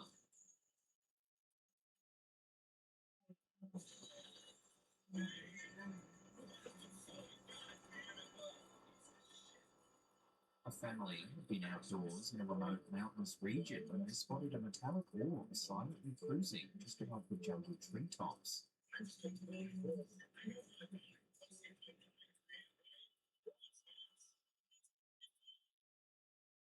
Extraordinary sighting is believed to have occurred in late December 2024, with the video rapidly gaining traction on social media by January 2025.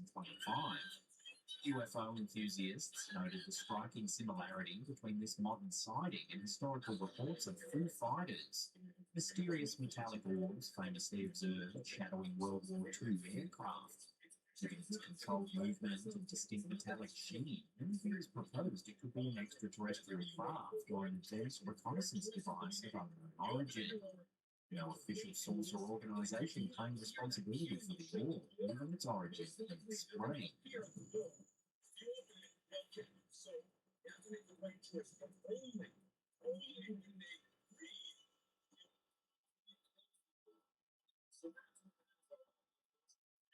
Extraordinary coincidence involving Google Maps has brought closure to the mysterious disappearance of 83-year-old Paulette Landry, who vanished from her home in Emden, Belgium on November 2nd, 2020.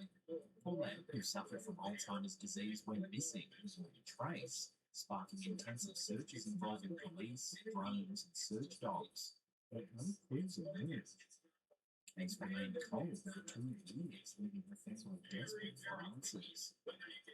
The breakthrough came from an unlikely source, an anonymous amateur investigator who meticulously reviewed Google Street View images of the area taken the very day Paulette disappeared.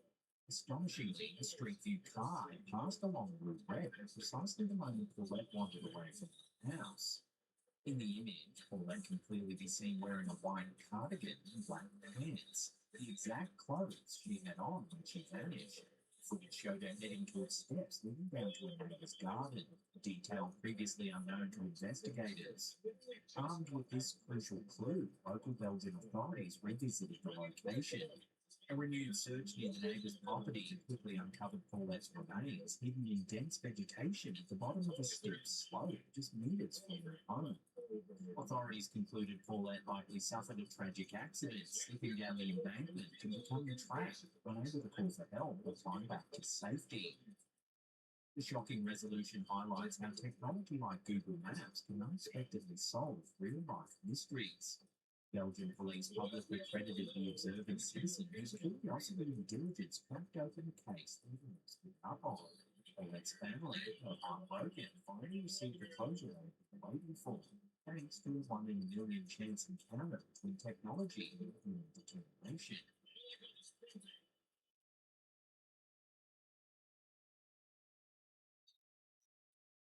Security footage shared by Gwendolyn Crawford captured an unsettling incident involving a young girl's play.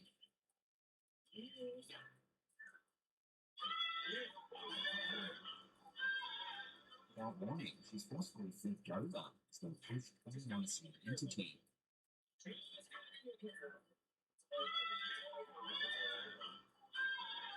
Viewers were shocked at the girl's movement appeared unnatural and abrupt, fueling speculation about paranormal involvement. The eerie footage quickly spread on Facebook, sparking debates about ghostly activity and hidden forces at play. Skeptics suggested practical explanations, but none clearly accounted for the dramatic movement captured on camera. Without further context, Crawford's video remains a compelling and chilling mystery.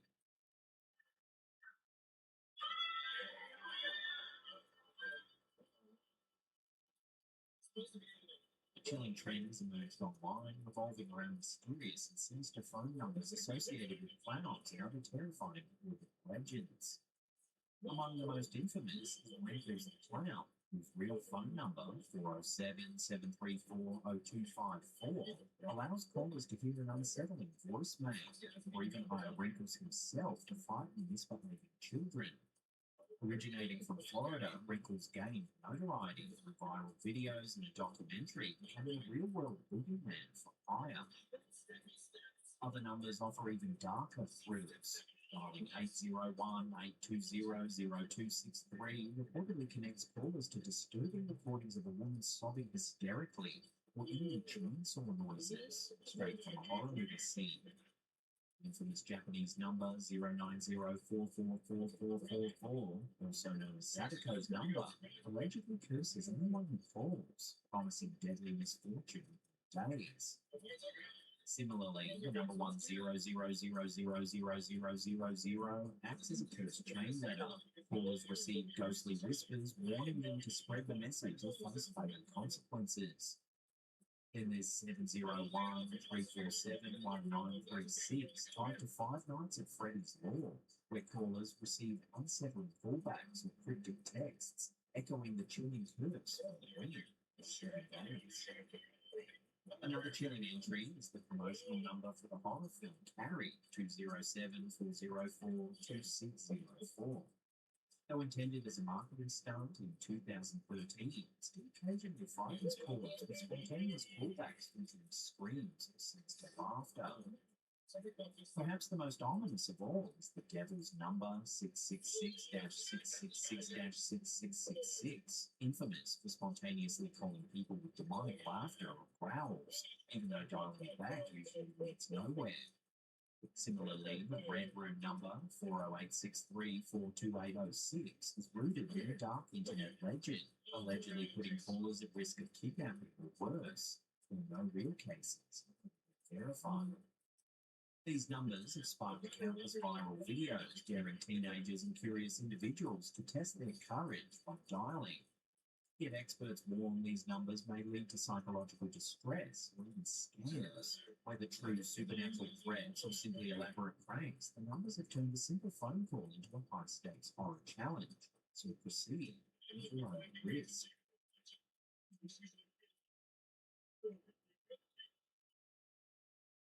Coming up in our last segment, in just a few seconds, we take a look at a chilling incident that occurred in Barton County, Kansas. But before we do, remember to hit subscribe and turn on all channel notifications. That way you'll be in the loop every time we drop our spooky and creepy clips.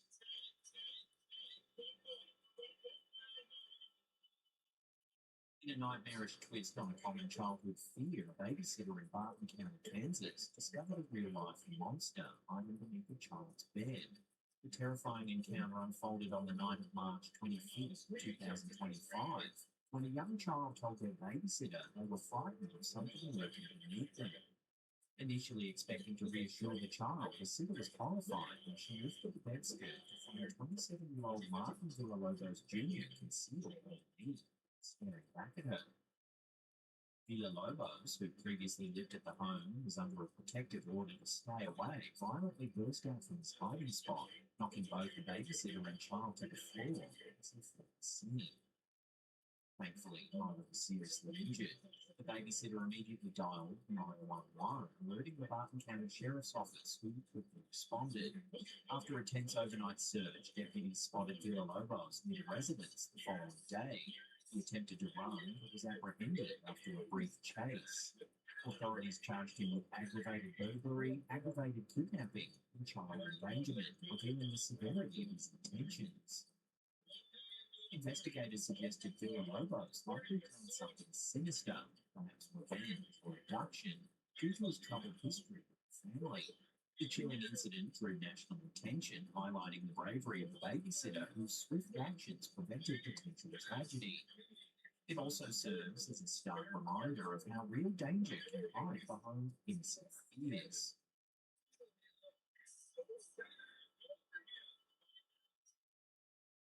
Now, if you want to see some more spooky content, then hit those links right there. They'll keep you entertained for hours and hours. Give us some feedback down in the comments. Which one of these clips you thought was the scariest or weirdest? We love hearing your feedback. And that's it for me. I'll see you all next time.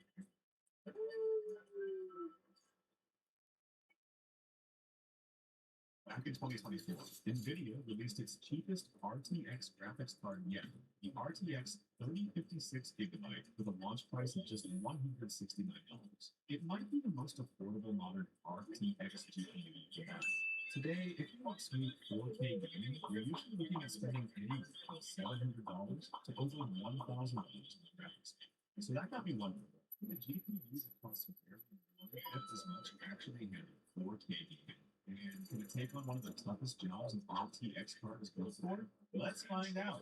Thankfully, this isn't one of those ancient pieces of hardware that takes weeks of digging through eBay to find.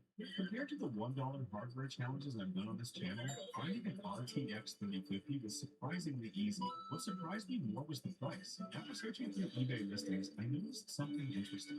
The RTX 3056GB launched at around $169, yet even 2 years later, the price hasn't really dropped. In some cases, it's actually selling for more than its original launch price. And if you're looking for a low-profile version, things get even crazy. Those can cost almost twice as much. While shopping, I nearly made a mistake myself. One of the easiest traps to fall into is looking at the pictures instead of the specifications. I almost bought an RTX 358GB because the listing photo looked identical to the 6GB version I was searching for. The problem is that manufacturers often reuse the exact same build design across multiple models. From the front, they can look almost identical. One of the easiest ways to tell them apart is that the 6GB version doesn't require an external power feed, while many 8GB models do. And honestly, this is something that worries me about buying used hardware online. A lot of sellers don't even take photos of the actual product. Instead, they'll grab a random image from the internet and use it for a listing. So if you're shopping for used PC hardware, don't trust the pictures. Always read the specifications and description carefully before buying. To get the best possible price, I headed straight to the auction section. Because if there's one place to find a bargain on eBay, it's there. After scrolling through listings, I found an RTX 3050 priced at around $130. That's noticeably lower than what most of them are selling. Naturally, that made me suspicious. So before placing the bid, I messaged the seller and asked about the car's condition. Had it ever been repaired or any components replaced? Was the warranty sticker still intact? The seller replied, the car is original, just a little dusty from office use, which doesn't really answer any of my questions. It wasn't exactly a lie, but it also wasn't exactly reassuring. It felt like one of those answers that's technically correct while carefully avoiding the thing you actually asked. Still, this is one of the most important parts of buying a used car. You can never know everything through messages, but asking specific questions makes it much easier to spot sellers who are vague, evasive, or trying to hide something. And if the seller can't give a straight answer, that's usually an answer by itself. At the end of the day, I still needed this car to complete the build. So after digging through listing after listing, comparing prices, photos, and descriptions, I finally settled on one for $149. Before committing, I reached out to the seller, just to make sure I wasn't about to finance someone else's e-waste business. Fortunately, the conversation went surprisingly well. He told me he recently upgraded to a newer GPU, and this one had been sitting on a shelf collecting dust ever since. Now, I'm not going to pretend this was the deal of the century. It's a used graphics card with a history I could only partially verify, but sometimes the goal isn't finding perfection. It's finding something that makes sense. And in this case, the numbers added up. The seller even covered shipping, which took a little bit of the sting out of the price tag. At that point, I wasn't chasing a miracle. I wasn't expecting a factory fresh card that looked like it was just rolled off the production line. I simply wanted a GPU that could show up, do its job, and prove that my money hadn't gone on an unexpected adventure. If I can manage that, I'll consider this purchase a win. The car is estimated to arrive in 3 to 4 days, so there wasn't much left to do except wait. And as anyone who's ever bought used hardware knows, waiting is often the most dangerous part, because the longer you wait, the more listings you find.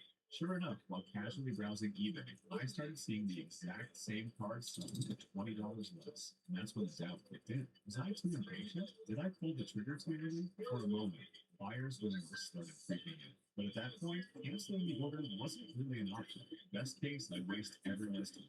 Worst case, I'd end up with negative feedback from sellers who never wanted to deal with me again. So I did the only thing I could do. I waited. Fast forward to day 4, and that's when everything went sideways. Oh no, my package was completely sealed. Apparently the delivery driver left it outside the front door earlier in the day. Then, while I was away from home, the rain started. And now, it looked like someone had pulled the box straight into the river. Completely drenched. At that point, I couldn't even blame the seller, the courier, or anyone else. This one was on me. I needed to unbox it immediately. At this point, all I could do was hope the graphics card inside hadn't been affected by the rain. So I opened the package right away. And oh my god, the seller had packed it surprisingly well. The card was wrapped in not one but 2 layers of protective plastic bags. Thank goodness, my graphics card seemed to have survived. Even so, I think it's best to let it dry completely before powering it on. I don't want to turn it into a ticking time bomb. Fortunately, the overall condition looks pretty good. It's not overly dusty, and there aren't any obvious signs of damage. As for the design, it's fairly simple and surprisingly lightweight, which isn't too surprising considering this isn't a particularly powerful graphics card. But now comes the moment that actually matters. Does this graphics card still work properly? To find out, I'm installing it into a system with an i5 12600K and 16 gigabytes of RAM. That way, the GPU can perform at its full potential without being held back by the rest of the hardware. The installation itself is straightforward. Even the driver installation was smooth. First, to check stability and performance, I fired up Heaven Benchmark, and almost immediately I started noticing something strange. Random flickering, visual glitches, definitely not what I wanted to see. My first thought was the driver, so I reinstalled it twice. Same problem. After digging through forums and watching a few troubleshooting guides, I decided to try DDU and completely remove every trace of the old driver mistake. Then I installed the driver again from scratch. Finished the installation, ran the test again, and the exact same issue. At that point, I was running out of ideas, so I went to the nuclear option. Fresh nuclear's installation. It wasn't something I wanted to do, but I had nothing left to lose. And somehow, it worked. After reinstalling Windows and setting everything up again, the flickering is finally gone. And now it's finally time to find out what happens when the weakest RTX graphics card is asked to play games at 4K. Let's start with Quake 2. This is probably one of the easiest ray tracing games you can run today. With ray tracing disabled, the result is completely absurd. I'm getting around 1,000 frames per second. Seriously, 1,000 frames per second? For a moment, it feels like this challenge is going to be easy. Then I turn on ray tracing, and oh my god, 9 frames per second. That is an absolute disaster. The frame rate falls off a cliff. I've lost a massive amount of performance just by enabling ray tracing. To be fair, the visual difference is obvious. The lighting looks much more realistic. Shadows blend naturally in the environment, and the overall scene has far more depth. But none of that changes the fact that I'm playing a first-person shooter at 9 frames per second, and in a game that relies on quick reactions that's simply not realistic gameplay. Next up is one of the most visually impressive ray tracing games ever released. Even at low settings, the highest frame rate I could achieve was around 30 frames per second. Then I enabled ray tracing, and things went downhill fast. The frame rate dropped to just 11 frames per second, and every now and then I even noticed some screen tear. Not exactly the cinematic experience I was hoping for. Now let's move on to Cyberpunk 2077. I lowered everything to the absolute minimum, and even then I was only getting around 30 to 40 frames per second. That's without ray tracing. The moment I turned ray tracing on, things got significantly worse. 15 frames per second. And honestly, that's the kind of frame rate your eyes start complaining about almost immediately. At that point, the game feels more frustrating than enjoyable. So what's the verdict? If your goal is 4K gaming, this card isn't particularly impressive. It can do it technically, but the experience often requires major compromises. That said, I would have called it back. Far from it, because if your target is 1080p gaming, this GPU suddenly makes a lot more sense. In fact, for 1080p, it's actually a very solid graphics card. How you doing? I'm Callan, and this is Slack Ham. We've got some seriously spooky video clips for you today, so hit that subscribe button and get ready for more creepy content. Just like this.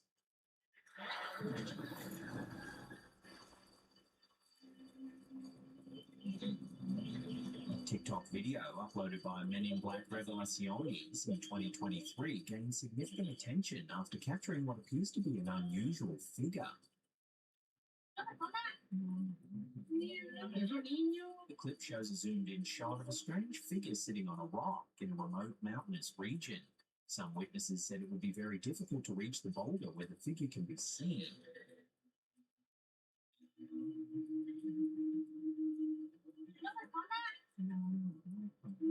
Commenters were drawn to the bizarre, contorted posture of the figure.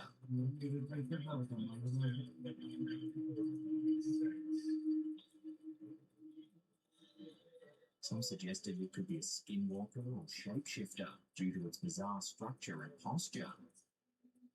With no further explanation from the uploader, the video remains a mystery.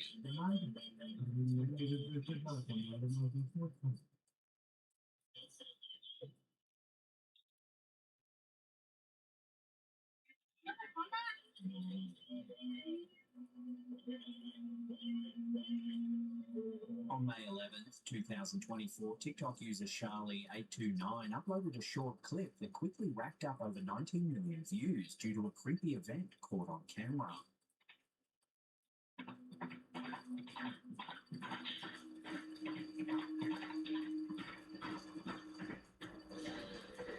The video was filmed by a man in Mexico who was woken up in the middle of the night by strange noises coming from outside his home.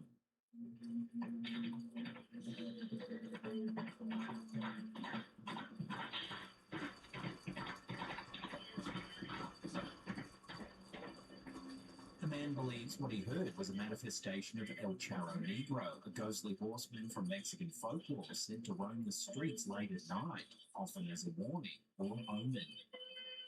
This bizarre sighting comes on the back of a spate of similar sightings in Mexico. We've shown a few similar clips in just the last few weeks. Are we witnessing the emergence of a new TikTok trend, or is something genuinely strange transpiring in Mexico?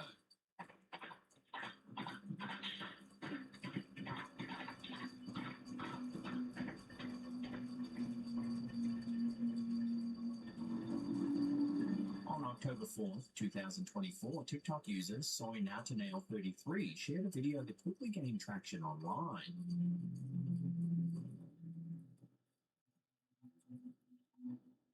Clip, reportedly filmed by a man in Mexico while waiting for a bus, shows something strange in the distance.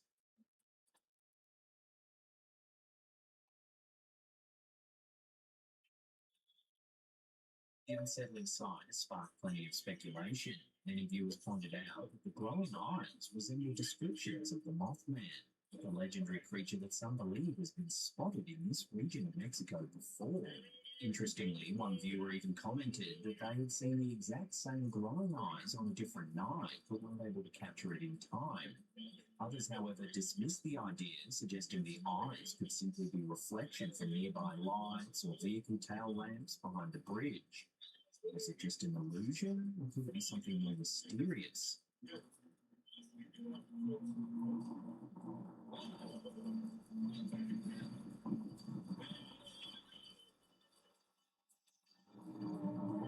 A reel uploaded by elsupri.tv in February quickly gained over 17 million views, drawing widespread attention across the platform.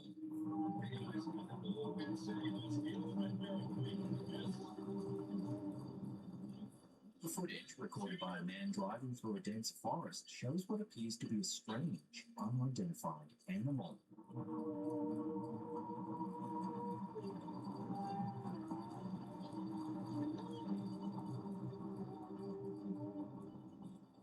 As the man films the creature, it seems to move cautiously through the woods, avoiding direct contact with the camera.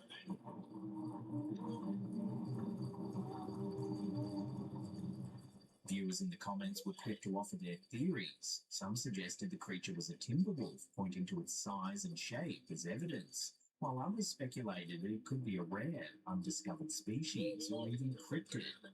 Could this be a known animal with a peculiar deformity, or was something more mysterious going on?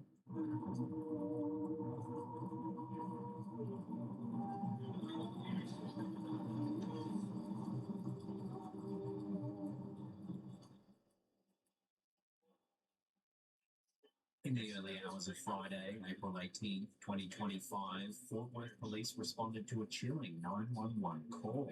An anonymous caller reported receiving a disturbing Snapchat photo depicting a woman lying on the ground, covered in what appeared to be blood. The image was allegedly sent by 23-year-old Alexander Taylor Valdez, who resided at 9920 Farmers Branch Street. Officers arrived at the residence around 1:30 a.m. and were met by Valdez at the door. He was reportedly covered in blood on his face, neck, chest, torso, hands, and feet, and was holding a Bible. Valdez allegedly told the officers it was an exorcism. I was doing witchcraft to kill my mum. Upon entering the home, police discovered the body of 58-year-old Teresita Sison, Valdez's mother, in the master bedroom. She had suffered severe trauma to her face and upper body and was pronounced dead at approximately 2:53 a.m. A deceased dog was also found in the room, along with a broken jewelry box containing blood and human hair consistent with Sason's. Valdez was taken into custody and transported to the police homicide office. He declined to answer further questions and requested an attorney. He is currently being held in the Tarrant County Jail on a $750,000 bond.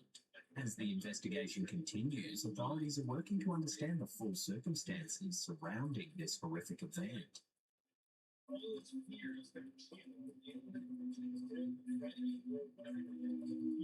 On April 22nd, 2020, TikTok user Lupe Elizondo shared a short clip that quickly caught the attention of thousands of viewers due to its eerie nature.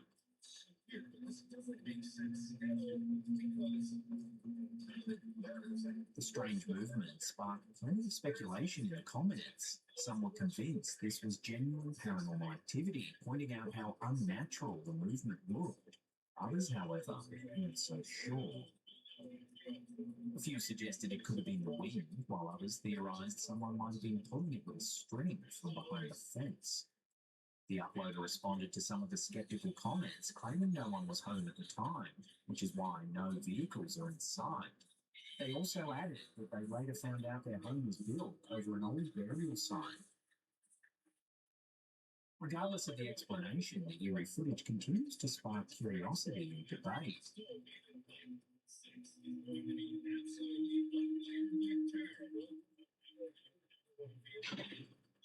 video has recently gone viral across the internet, gaining over 35 million views after shocking footage from a CCTV camera surfaced online.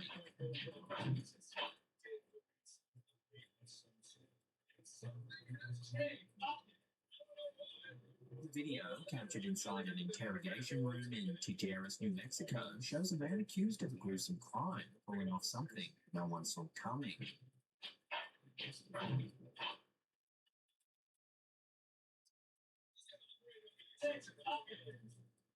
The man in question has been identified as 24-year-old Adeline Mestre, who was being held by the Bernalillo County Sheriff's Office. According to court reports, officers responded to a home on Young Road after a neighbour reported hearing gunshots. Upon arrival, Mestre was found covered in blood and armed with a gun. Authorities later confirmed that he had allegedly killed his family and even shot the family of the dog, which sadly had to be euthanized due to the injuries. With millions of views and no shortage of shock, the footage has left people questioning how something like this could happen during an active murder investigation. What are your thoughts on this chilling escape?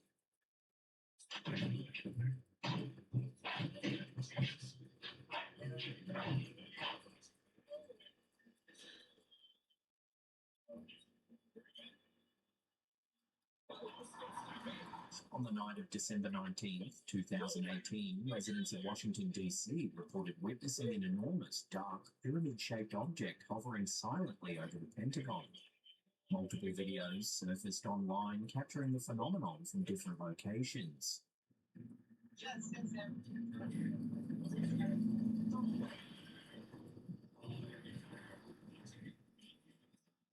This perspective was captured from a vantage point overlooking the city.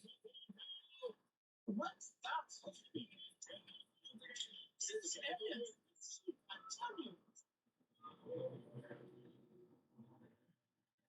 Meanwhile, a second witness spotted the object while driving along a highway that skirts the Pentagon.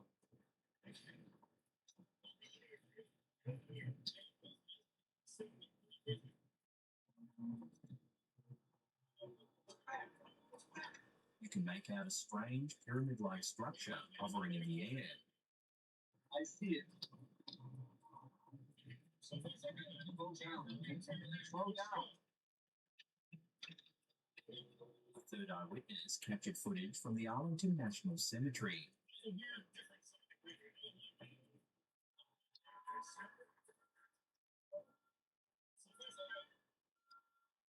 Some witnesses described it as semi-translucent, while others compared it to an enormous tetrahedron suspended in the night sky.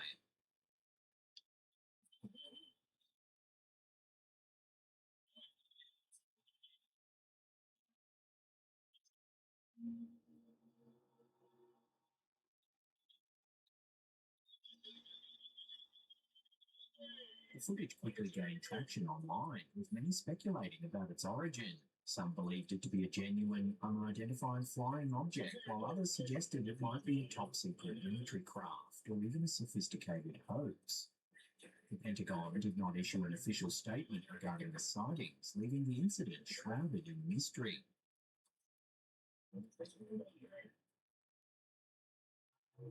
Interestingly, this wasn't the first time such a phenomenon was reported. In December 2009, nearly a decade earlier, residents of Moscow witnessed a similar event. A colossal pyramid-shaped object was seen hovering over the Kremlin, Russia's seat of power.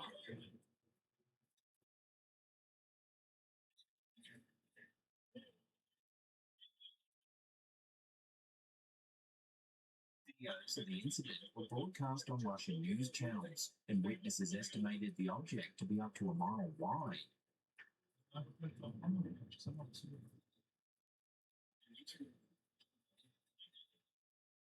The object reportedly hovered for hours over Red Square, drawing comparisons to an Imperial cruiser from the Star Wars films.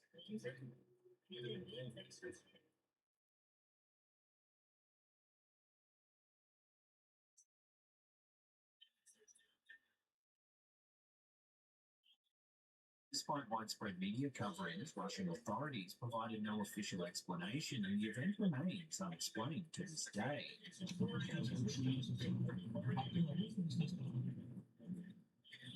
The striking similarities between the 2009 Moscow and 2018 Washington, D.C. sightings, both involving enormous, silent, pyramid-shaped objects hovering over centers of political power, have led some to speculate about a possible connection. Are they evidence of advanced surveillance technology, either terrestrial or extraterrestrial? Or are they elaborate hoaxes designed to provoke public intrigue? What do you think is really going on here? Let me know your theories down in the comments below.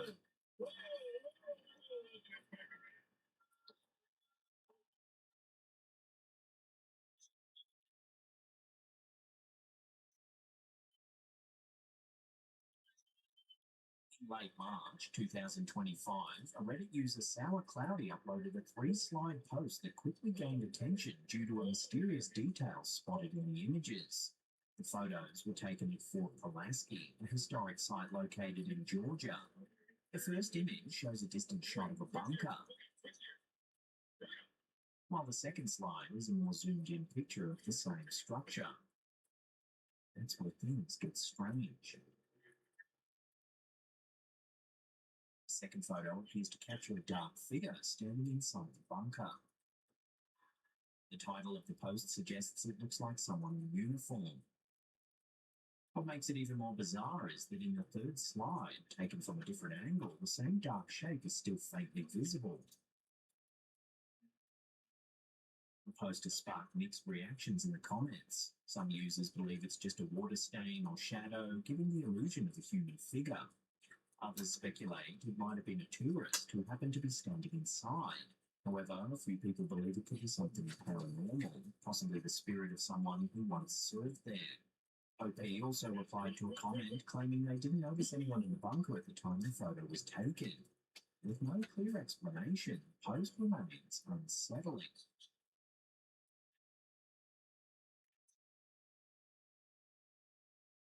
Before we get to that #1 spot, remember to hit subscribe, smash like, and leave some comments below. Also share this on your socials to spread the wise word of hand with your friends and family.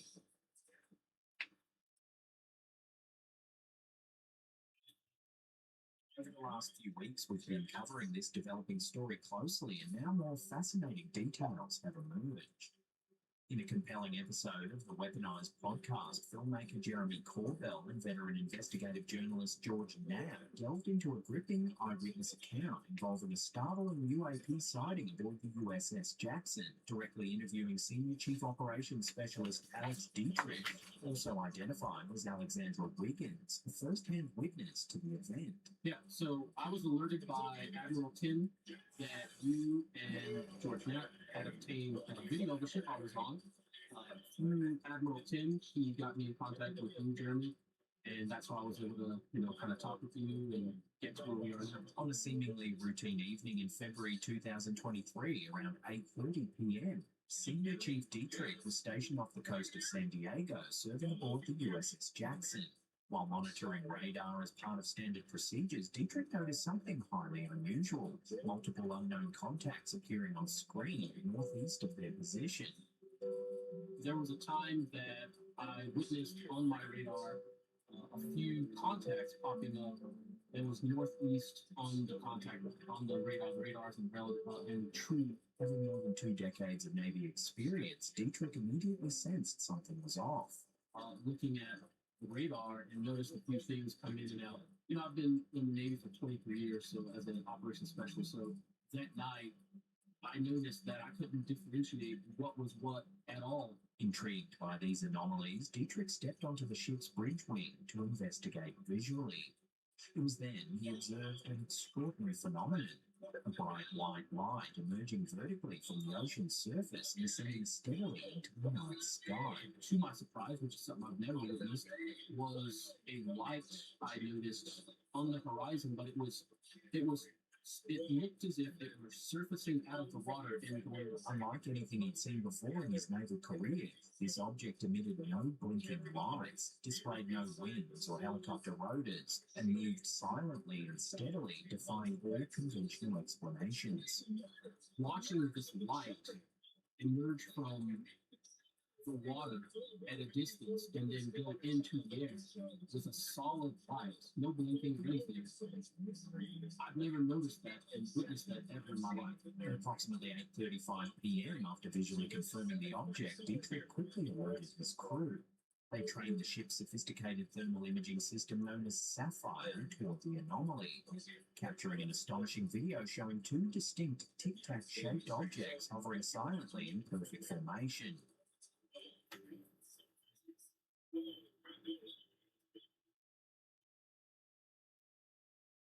Dietrich emphasized the objects exhibited no exhaust plumes, wings, or any of the typical propulsion signatures expected from known aircraft. Just perfectly smooth, white, capsule-shaped objects remaining in tight, unwavering formation.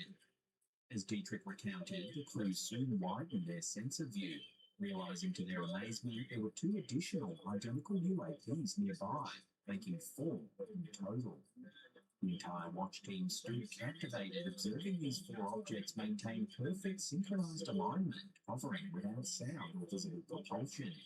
And it's just synced together, all 4 objects. Then, roughly 30 seconds later, all 4 objects simultaneously and instantaneously accelerated toward the northeast with extraordinary speed, disappearing beyond view. When I say they left, they really left as one unit of 4 objects, all at the same time. So, Dietrich vividly described the precise and simultaneous departure of these UAVs as akin to a highly coordinated military maneuver, either controlled by one intelligent source or executed through astonishingly advanced synchronization. Dietrich, who spent his career identifying and analyzing airborne contacts, underscored that conventional explanations, such as airplanes or drones, were quickly ruled out. In fact, moments after witnessing the event, Dietrich challenged a skeptical officer aboard the ship by focusing the thermal sensor on a distant commercial aircraft, clearly highlighting its distinct heat signatures, wings, and propulsion system, emphasizing the stark contrast with the unexplained objects they just encountered. I was able to disprove his skepticism like within 20 seconds. That what we witnessed was probably an airplane. We were just zoomed in so far that it just looked like a small tic-tac, like disproved like within 20-30 seconds. And he didn't really say anything. He just kind of chuckled and laughed. Additionally, aerospace analyst Merrick, who appeared later in the podcast, analyzed the footage in detail. Merrick confirmed that these UAPs displayed no recognizable exhaust signatures and maintained a precise formation throughout the sighting, entirely inconsistent with conventional aircraft. He further noted the remarkable similarities between this 2023 USS Jackson encounter and the now famous 2004 Tic Tac UAP sightings also observed off the Southern California coast. In the interview, Dietrich clarified he did not perceive the UAPs as hostile. Rather, his primary concern was identifying and documenting the unusual contacts responsibly. He emphasized that while sightings like this occur frequently among Navy personnel, they rarely reach public awareness. This event stood out dramatically due to its clarity, duration, and extraordinary nature, prompting Dietrich's decision to speak publicly, contributing to the ongoing conversation around military encounters with UAP. I'm just someone who witnessed something that was out there, again, in the video, that, hey, you know, I was there. I want to give you my firsthand, witness testimony as to what occurred on that video and a little bit after that video, and just here to add to anything that helps us understand what's actually up there. Dietrich concluded by expressing his desire to support transparency and understanding of these events. Far from being a whistleblower or critic, he stated clearly that his goal was simply to provide eyewitness testimony and help shed light on the ongoing mystery. I don't view myself as a whistleblower, just someone who is eyewitness to a video, and to an experience that happened that most people, on the planet A don't ever see in their lives, but don't have a way of explaining. So what did the crew of the USS Jackson truly encounter that February evening off the coast of San Diego? Could these tic-tac-shaped objects be evidence of highly advanced foreign technology, or perhaps something even stranger? As Jeremy Corbell and George Knapp explored this riveting account firsthand, the USS Jackson incident has now become yet another extraordinary chapter in the ongoing investigation of unidentified aerial phenomena. What's your take on these events? Could these sightings finally help unravel what's really hiding in our skies and our oceans?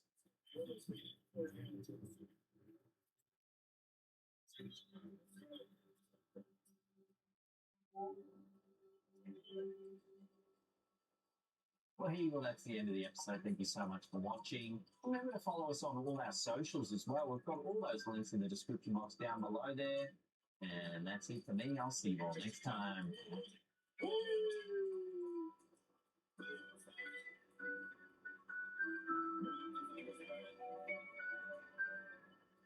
How you doing? I'm Callan, and this is Slap Cam. If you want the spookiest clips of the week and you've found the right place, hit that subscribe button and get ready for more seriously creepy content. Yes.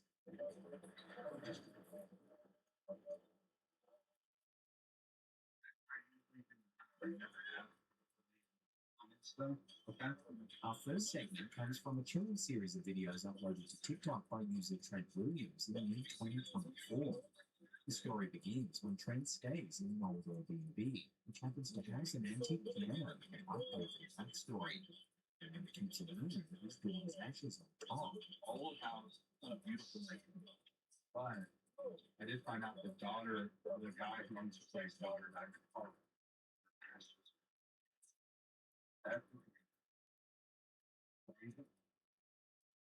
It's not have children. But it's scary. Later that night, Trent films a second clip after hearing some eerie sounds.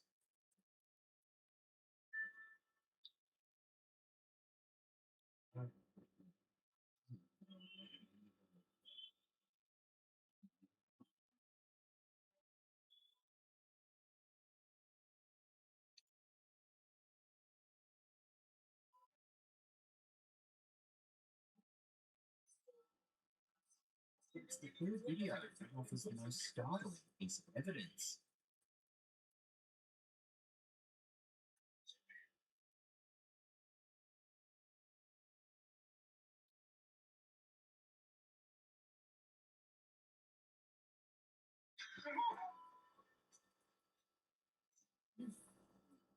Watching that again, you can clearly see one of the piano keys pressed down.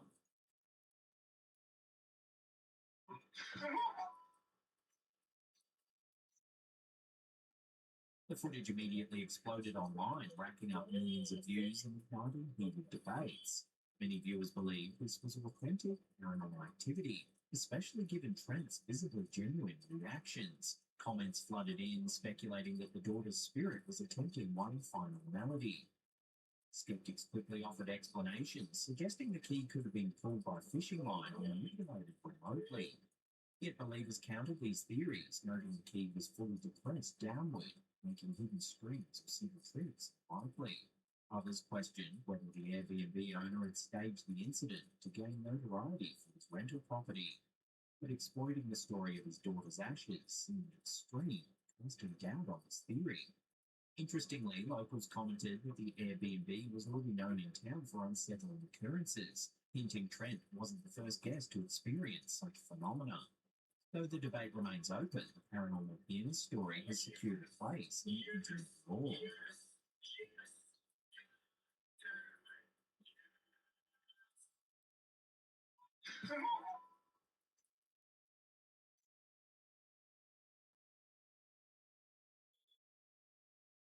This next eerie set of photographs comes from the historic Whaley House in San Diego, California, often called America's most haunted house.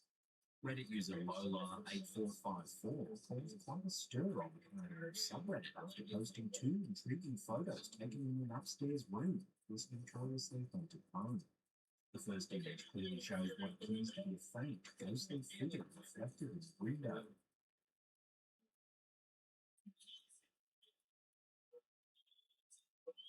Shockingly, a second photograph snapped just moments later shows the window was clear. The eerie reflection vanished without a trace. Lola 8454 shared their confusion online, wondering if the face could simply be a reflection of a photo being removed.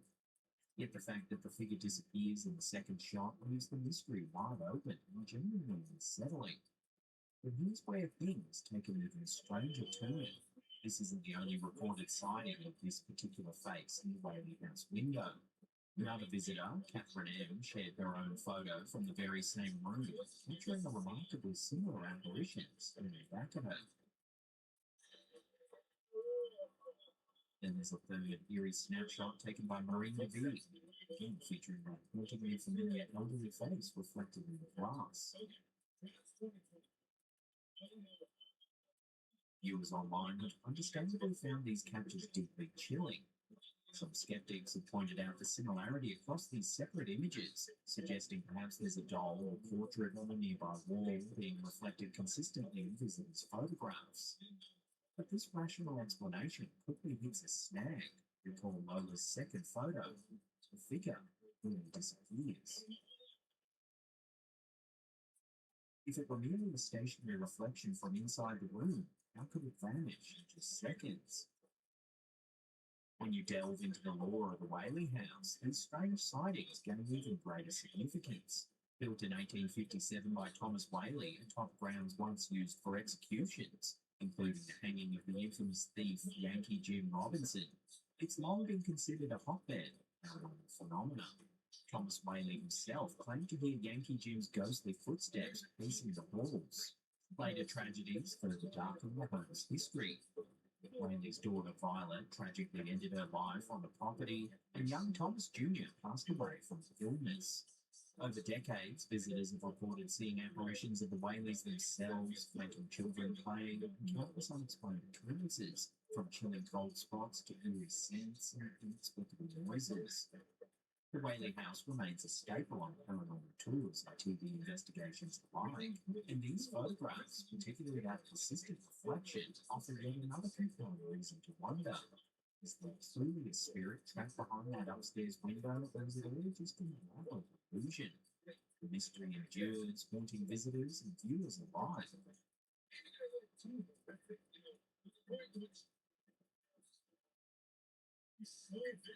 You couldn't follow every fucking law of that we can leave the fucking scene without a turn signal. Yes, I'm gonna take it. This next piece of footage might just be the most intense roadside meltdown you'll ever see. Why the fuck doesn't he get a ticket? I can help you talk to somebody. He didn't use his turn signal. Can I please call the ambulance? Uploaded by the YouTube channel Copcam Max, the clip shows a routine traffic stop in Bruce Township, Michigan, that quickly escalates into absolute chaos. I wish I was a cop so I could shoot all of you. The cop and get a pat on the back for it. Help me! At first, everything seems fairly standard. A police officer pulls over a middle-aged woman for speeding, politely explains the citation, and hands her a ticket. But rather than accept her fate, this woman erupts into a staggering 15-minute tirade, angrily demanding that the officer himself be ticketed instead, claiming he'd been trapped or unfairly targeted her.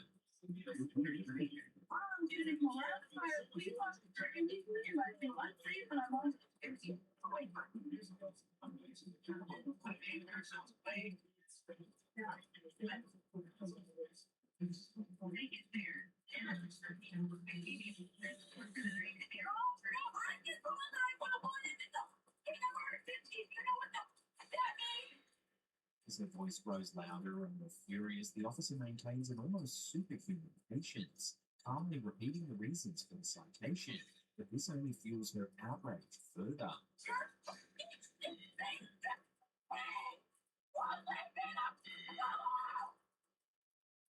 She demands to speak to a supervisor, and that's when things escalate even more dramatically. Well, here's what's going to happen then. All right? We'll write the citation, and then you can take it. Yep, that's what's going to happen. Okay, I understand you might not feel that's right. No, you don't. You want to fucking die. Get the away from me. Get away from me. Upon the arrival of the supervising sergeant, the woman, incredibly, decides to follow his patrol car in her own vehicle, aggressively tailgating and ranting wildly on the phone, all captured clearly by the officer's body cam footage.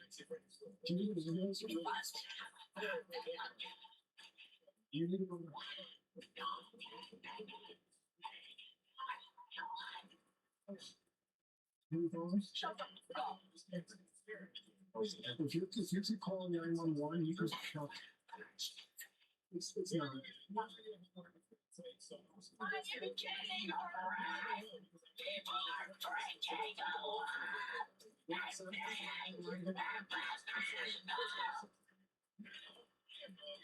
Finally stop, officers move to arrest her for reckless driving and failure to comply. This sends her rage spiraling completely out of control.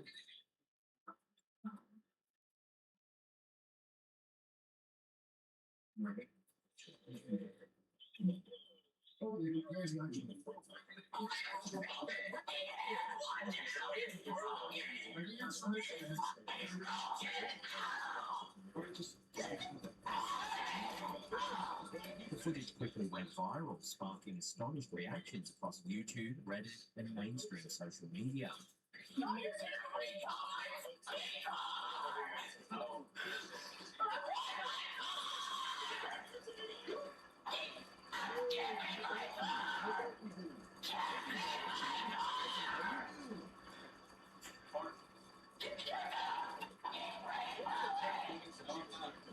Ultimately, this maximum rage incident serves as both jaw-dropping entertainment and a serious cautionary tale. If you're ever tempted to lose your cool at a traffic stop, just remember this woman's meltdown and the severe consequences she faced. A stark reminder of exactly how not to behave when pulled over. I wish I was a cop so I could shoot all of you. Look, a cop, I get a pat on the back for it. So bad.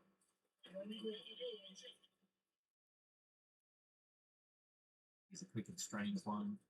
Not much is known about this clip, but it was apparently filmed inside a haunted house attraction somewhere in Asia. As a couple nervously navigates the maze-like corridors of the spooky attraction, one of the actors decides to take things to an entirely new level.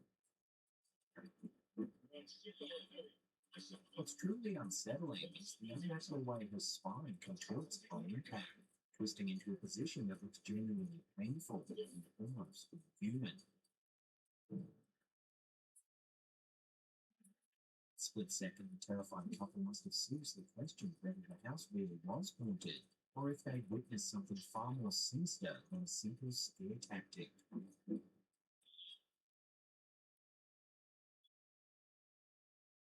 Instagram page Curious.Chills recently shared an eerie photo sent in by one of their viewers, Samuel, and has left their followers completely baffled. Samuel explains, "I took this photo in 2015, and there should be 4 of us in it. If you spot the 5th person, please zoom in and let me know if you can see their face." The mysterious extra person appears shadowy, slightly blurred, and distinctly out of place. To this day, Samuel and his friends have no explanation for this mysterious extra figure caught working silently behind them.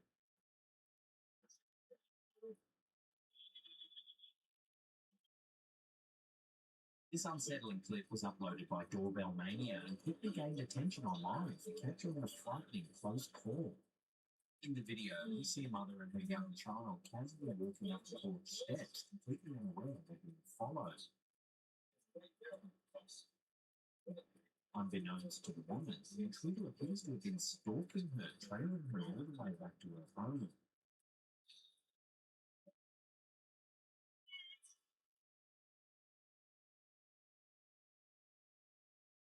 Thankfully, before he can get too close, the situation takes a fortunate turn. A neighbour working in a nearby yard notices the strange man and begins to watch carefully.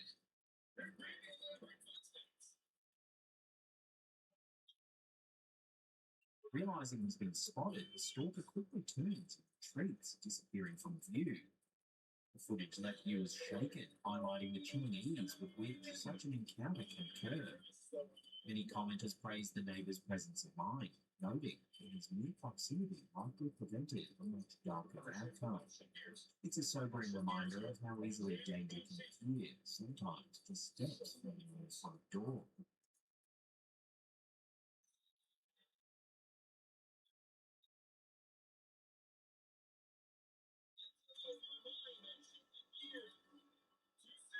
On the night of December 23rd, 2024, something strange appeared right above the Bahamas, leaving the flight crew shaken and authorities scratching their ears.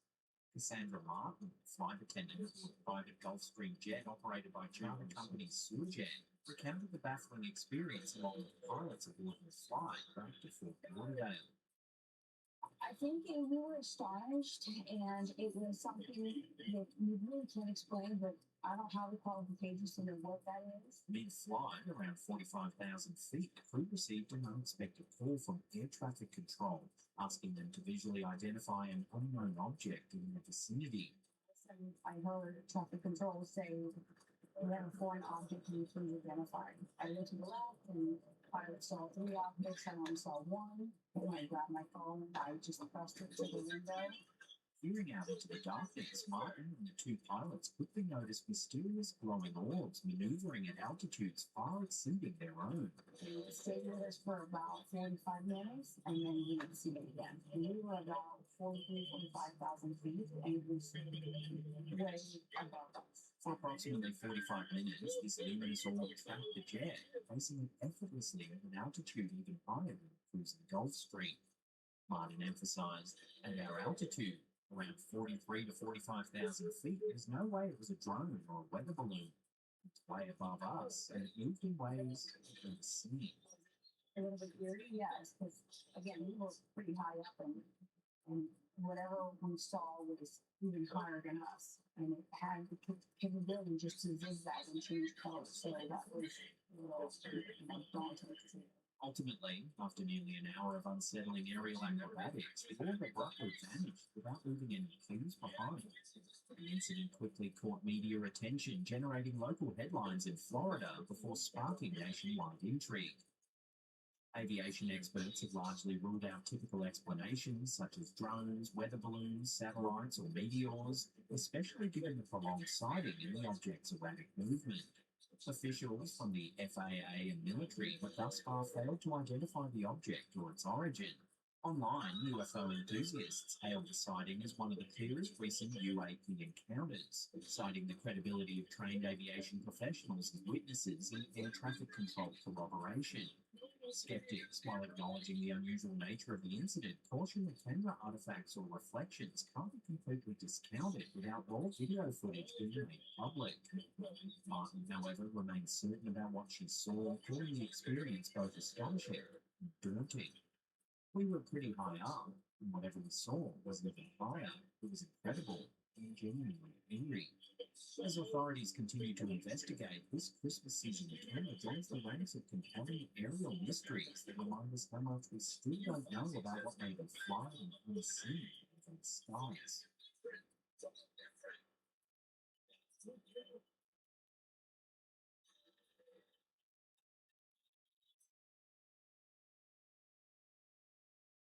This quick video capture was recently shared by Instagram account Treatment.Fact.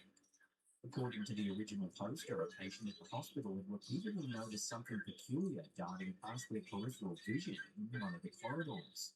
Determined to prove they weren't imagining things, they snapped several quick photos down the empty hallway. At first glance, the image seems ordinary enough, just a quiet hospital corridor with a lone wheelchair sitting off in the distance. But it's the reflection on the shiny tiled floor that gives this scene its chilling twist.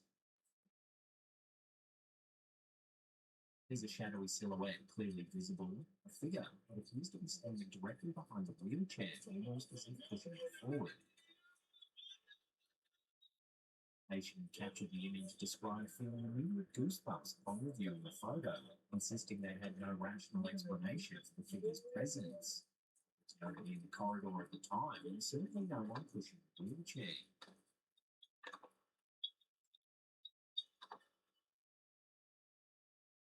Before we get to our last fascinating segment, remember to hit that subscribe button, smash like, and leave us some comments down below. The more you interact with our channel, the more you'll see us in your feed.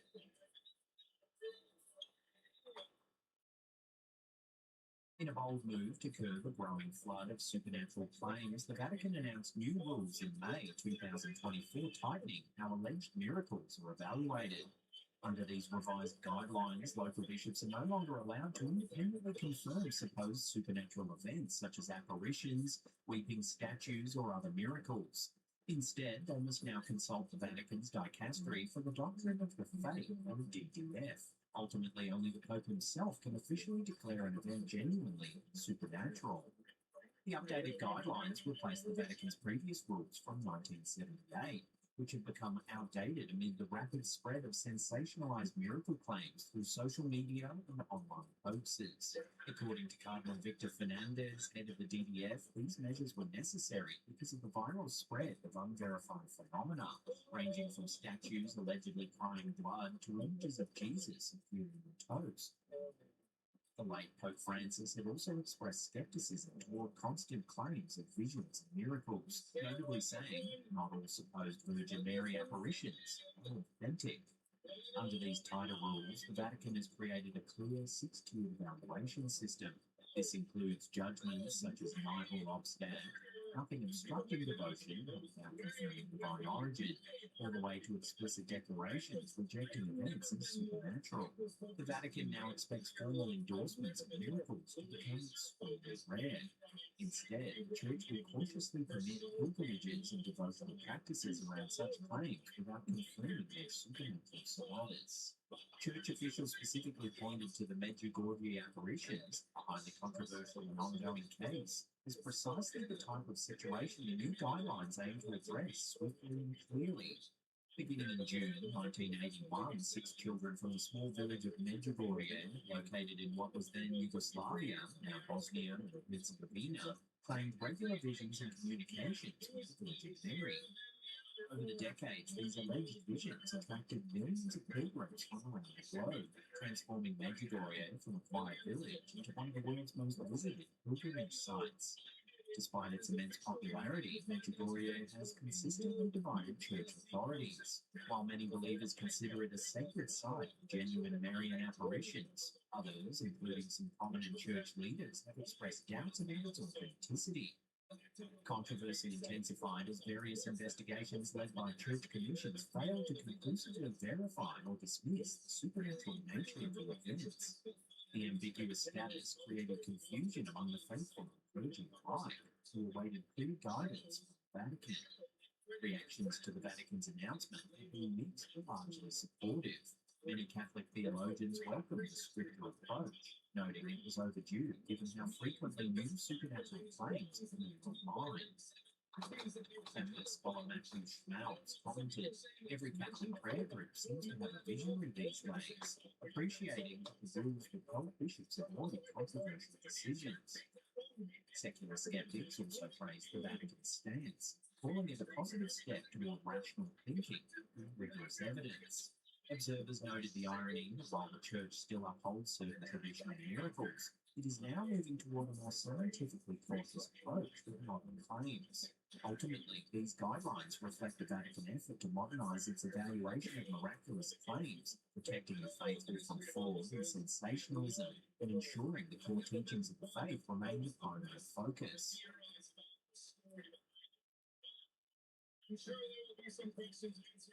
Now, if you want to watch some more scary ghost videos, there's links right there that'll keep you entertained. Remember to follow all our other YouTube channels as well. We've got Slapcam Mysteries and Slapcam Shorts. Links to those channels are in the description box down below there. That's it for me. I'll see you all next time. These are the CPUs I bought for the absolute lowest price possible, just $1 each. And here's the problem.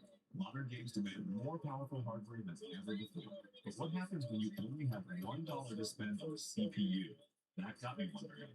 At a price this low, can I actually buy a working processor without getting scammed? And if it does work, is it still capable of handling modern games today? I was genuinely worried about just how slow a $1 CPU could be. So naturally, the first place I went was eBay, the biggest online flea market on the planet. A place where people would probably sell their old fingernail clippings if someone was willing to buy them.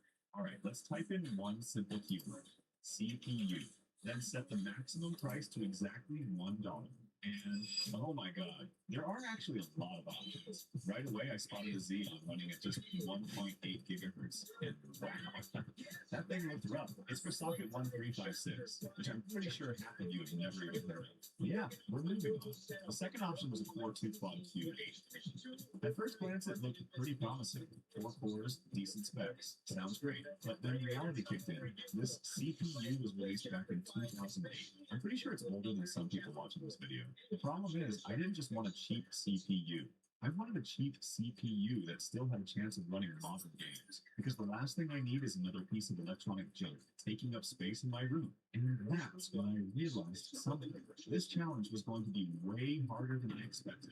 I spent hours searching through listings, but most of the $1 CPUs were basically scams. Sure, the CPU cost $1, but then the shipping was $20, which completely defeats the point. Some listings looked like incredible deals at first, but they were auctions, and there was no way those prices were staying at $1, not unless I personally begged every other bidder to leave. Then, completely out of nowhere, I found something that genuinely surprised me. You are not going to believe what I managed to buy.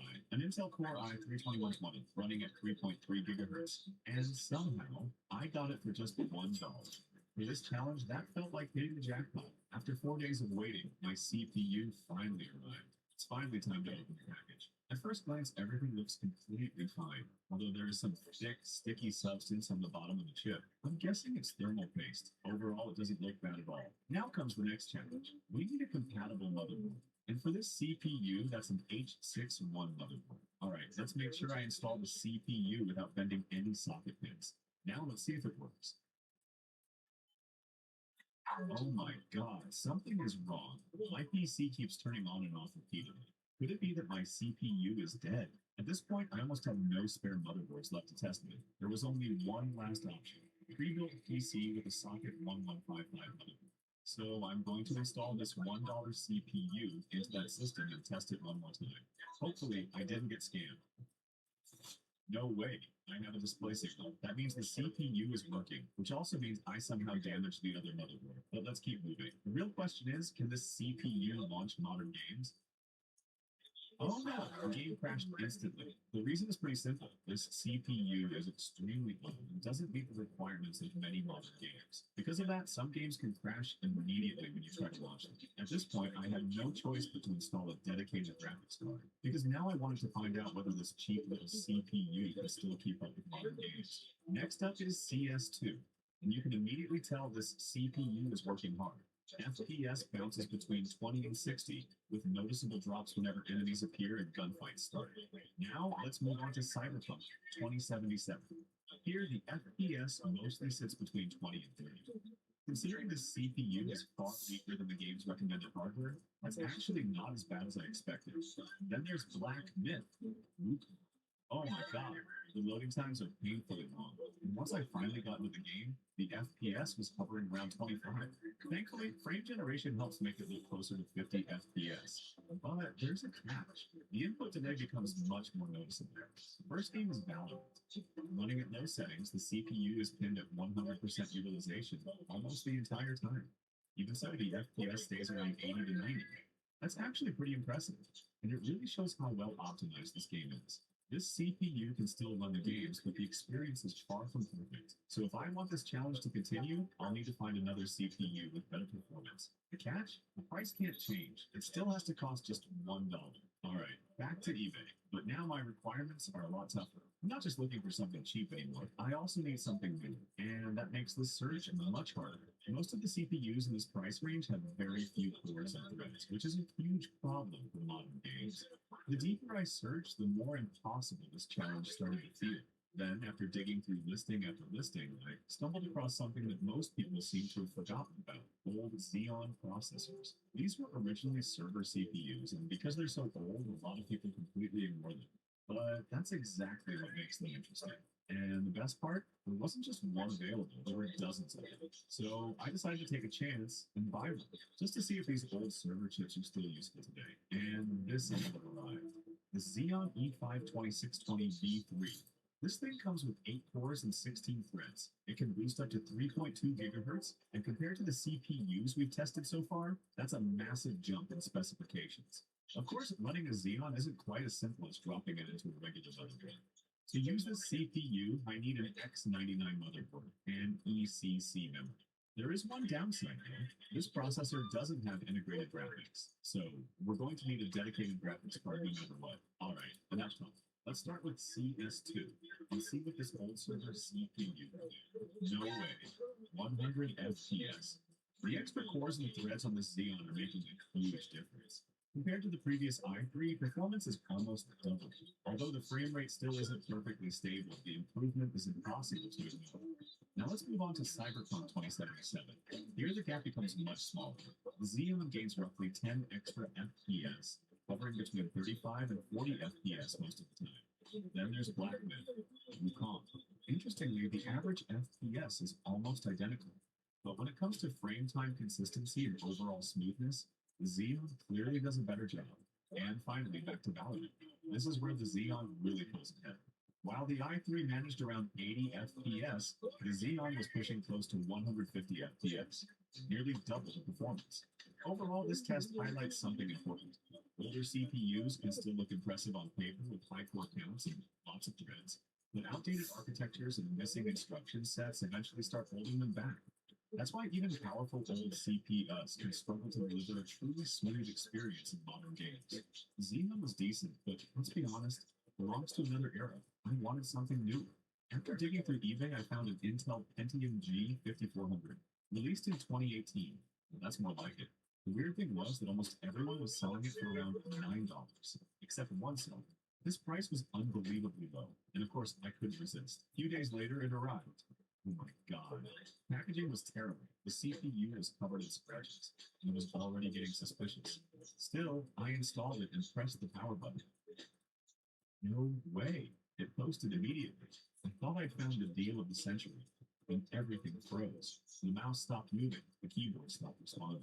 Even after restarting, the same thing kept happening. That's when I pulled the CPU back out and took a closer look. And there it was. Several tiny components were missing from the chip. No wonder it kept freezing.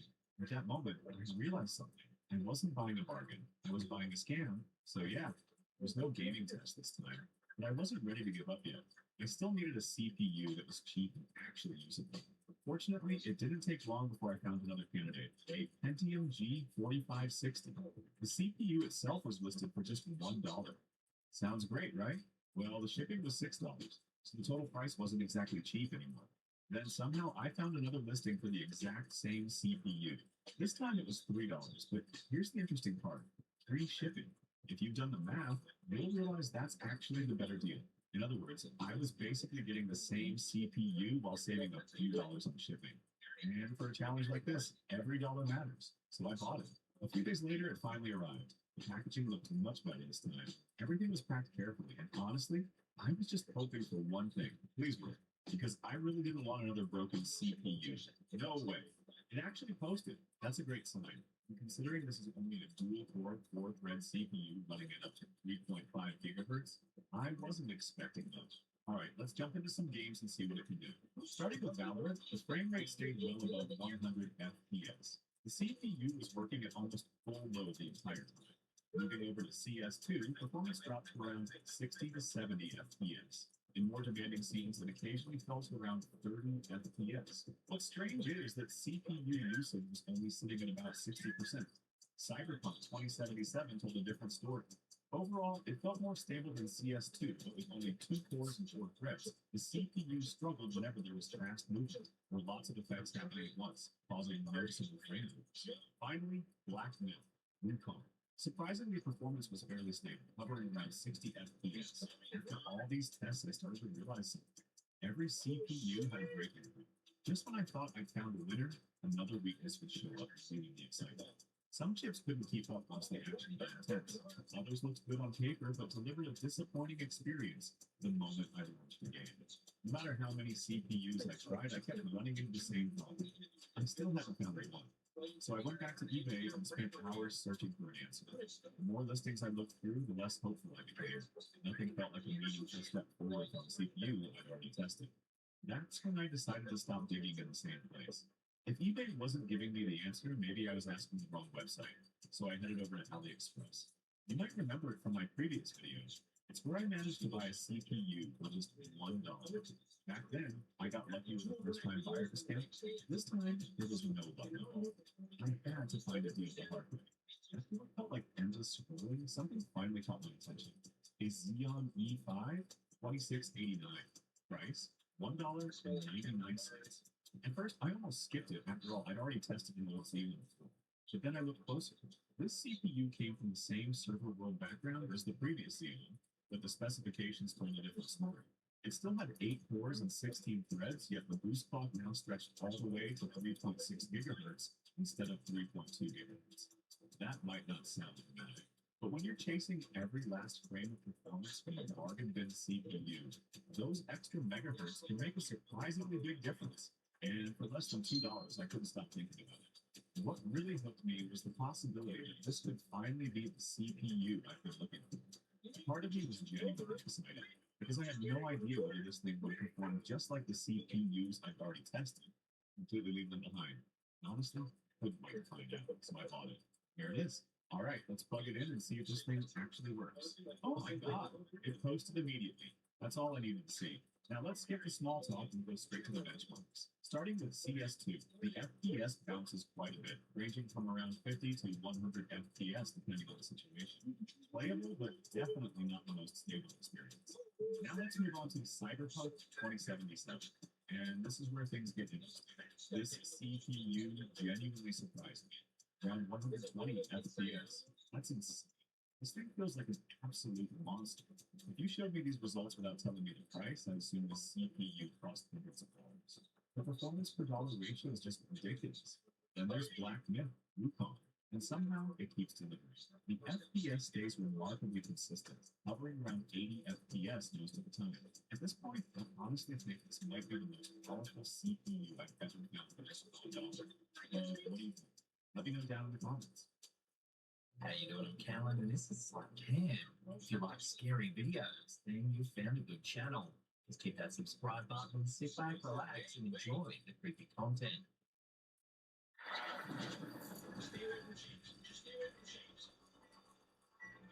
Scary videos don't necessarily have to be sinister, as our first clip shows. It was shared on TikTok by user Broomin in Bloomin, and it's one of those quiet, personal paranormal moments that tends to hit harder than any ghost caught on camera in an abandoned building.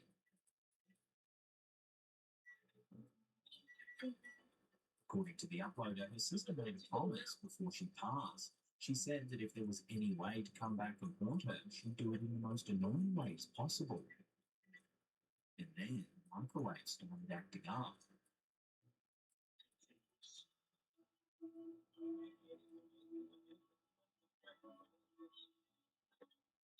No one's touching it.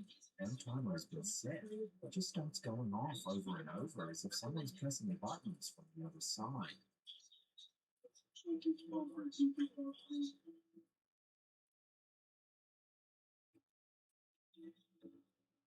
Then there's the display. When the camera pans to the screen, the time reads 11:11. In spiritual and New Age circles, 11:11 is widely regarded as a sign of synchronicity, alignment, or a message from beyond. Whether you subscribe to that or not, the timing is hard to ignore.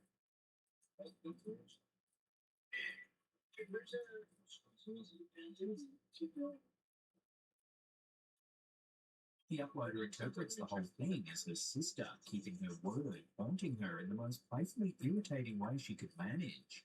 And honestly, if you're going to haunt someone, messing with the microwave at 11:11 is a pretty solid move. Viewers were charmed. Many shared their own stories of loved ones allegedly making contact through electronics, flickering lights, phones ringing at odd hours.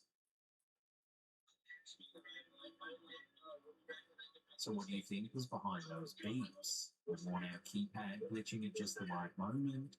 A coincidence made meaningful by grief? Or was someone keeping a promise, reaching through in the most annoying way you could think of?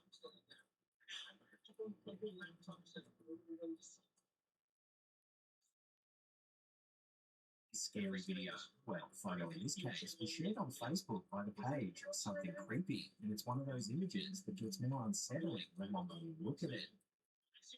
According to the post, the photo was taken roughly 10 years ago inside an Alaska housing unit. The woman who shared it says her auntie used to live there, and that the kids in the home would always talk about a little girl. No one thought much of it at the time. Kids talk about imaginary friends. It's what they do. Then there's this photo.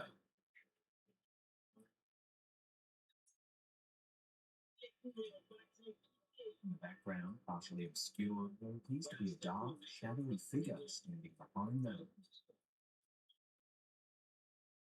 It appears to be a distinct, upright form, roughly the size and shape of a small person. Several commenters pointed out that the figure seems to be standing just behind the children, almost watching them. Others noted that the kids reportedly spoke about a little girl no one else could see, which makes this image feel far more personal than your average ghost photo. Skeptics have suggested it could be a shadow cast by an object outside the frame, a trick of low lighting, or even pareidolia, the brain's tendency to find human shapes and random patterns. But others weren't so quick to dismiss it. They pointed to the children's repeated mentions of a girl in the house, long before this photo was ever examined closely, as something harder to explain away. This next clip isn't a ghost video or a paranormal encounter, but it's one of the strangest pieces of footage spreading online this week. The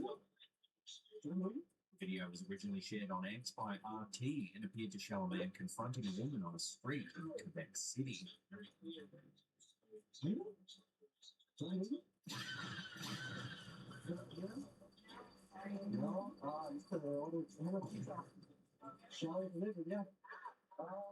In the footage, the man approaches the woman and casually references ordering pizza from her, a phrase that many online immediately connected to conspiracy theories surrounding the Epstein case.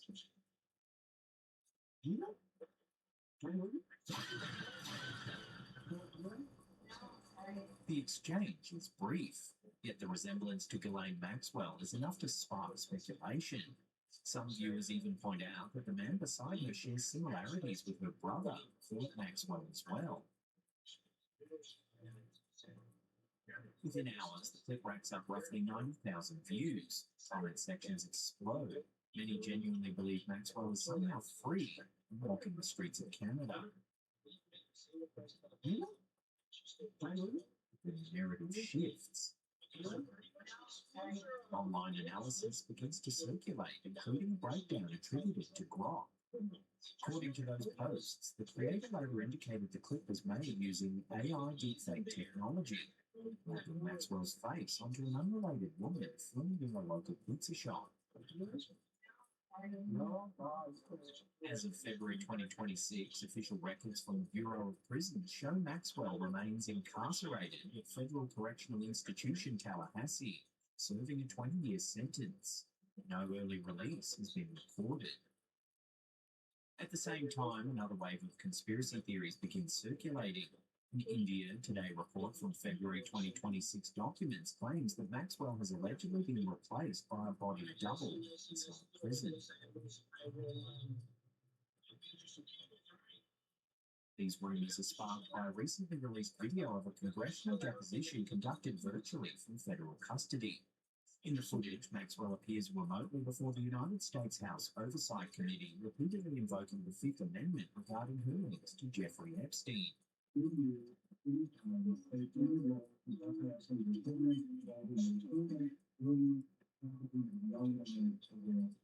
I vote my Fifth Amendment right to silence. Social media users begin sharing side-by-side comparisons between the deposition video and older photographs taken before her 2020 arrest.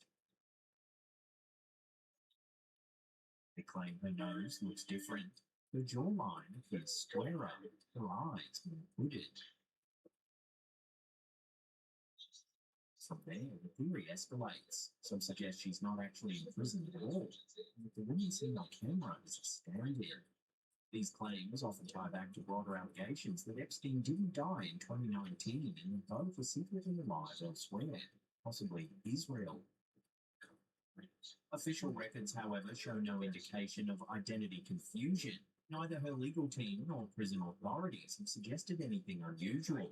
Analysts point to natural aging. Maxwell is now 63, along with years spent in prison without professional grooming or cosmetic treatment. The deposition footage itself was a low-resolution feed filmed under harsh lighting from an upward camera angle, all of which can distort facial proportions. Taken together, the Quebec Street video and the deposition rumors highlight something larger. In an age of AI-generated content and viral speculation, perception can shift faster than verification. So what do you think this really shows? A convincing deepfake designed to capitalize on public outrage. A case of aging and poor video quality misread through conspiracy lenses. Or a sign that synthetic media is making it harder than ever to separate reality from fabrication.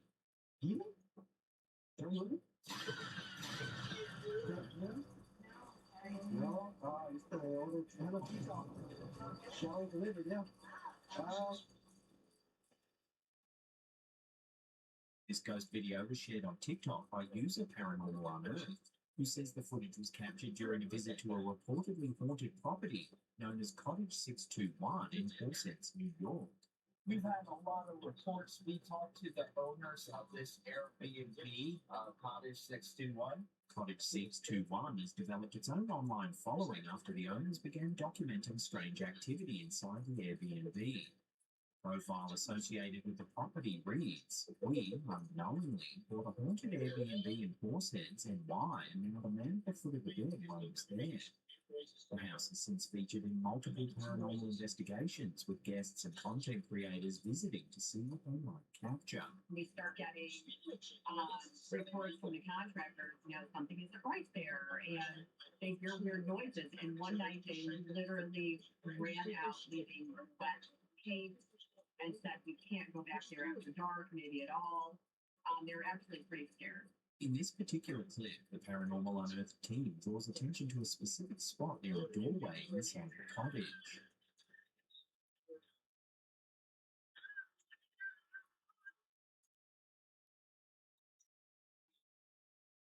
As the camera lingers, a dark shape appears just inside the frame.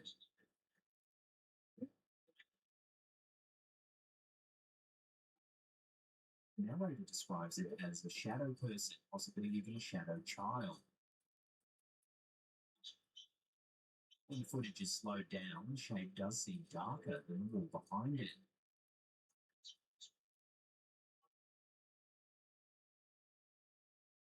After the clip was posted, viewers were divided. Some believed the figure was a genuine shadow entity, noting how it appeared independent of any visible light source. Others pointed to the hashtags used, including hashtag shadow person, hashtag haunted, and hashtag ghost hunting, suggesting the team may have been primed to interpret ordinary shadows as something paranormal. While Cottage 621 has been described by its owners as haunted, there is no officially documented historical record confirming paranormal activity at the property. Much of its reputation is developed through social media posts and investigation videos like this one. So what do you think was standing near that doorway inside Cottage 621? Sort of light and suggestion during a ghost hunt, or something quietly lingering inside a house that its owners say was never supposed to come with a resident?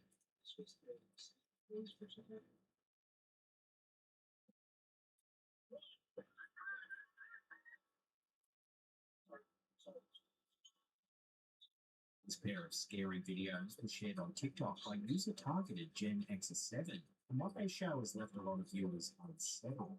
In the first video, the user reviews her home security camera footage and spots something unusual.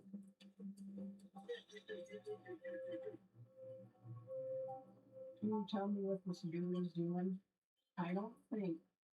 A man is standing outside a property and he appears to be taking rapid flash photographs of his own face.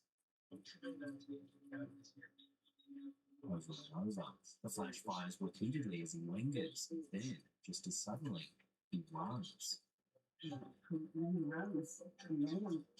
The second clip shows a different camera angle and what appears to be a second man doing something similar. What are you breathing? What the hell are you?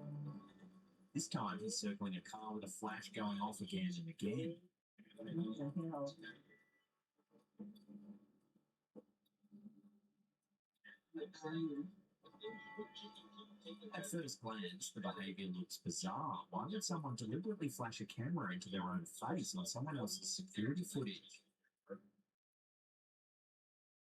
The commenters quickly offered a theory that makes the whole thing more unsettling, not less. Several people suggested this could be a deliberate technique to overload and confuse security cameras. By firing a bright flash repeatedly, the theory goes, the person's face becomes blown out and unrecognisable in the recorded footage. Essentially, we're using the flash to blind the camera and mask their identity. If that's what's happening here, it would suggest a level of planning that goes beyond a random late-night wander. It implies the person knows the cameras are there and has a method for defeating them. Others weren't so sure. Some thought the men could have been intoxicated or behaving erratically for reasons that have nothing to do with camera evasion. A few suggested the flash could be from a phone torch being accidentally triggered. Either way, the footage is strange. Two separate cameras catching two separate individuals exhibiting nearly identical behaviour at the same property. This creepy photo was shared in the Paranormal Sightings group on Facebook by user Pahizin Hajjar. It's a picture taken at the Eagles Club near Gladwin and Seafield Lake. Two women posed together for what looks like a casual night out. Look closely at the gap between them.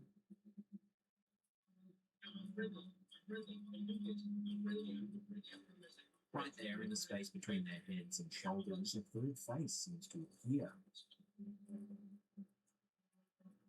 According to the post, the person who shared the photo had to point it out to their friend. She hadn't noticed it at first, and no one, reportedly, has been able to identify who that face belongs to. So is this a ghost caught on camera at a quiet club near Seafield Lake? Or is the human mind simply doing what it does best, finding faces where none exist?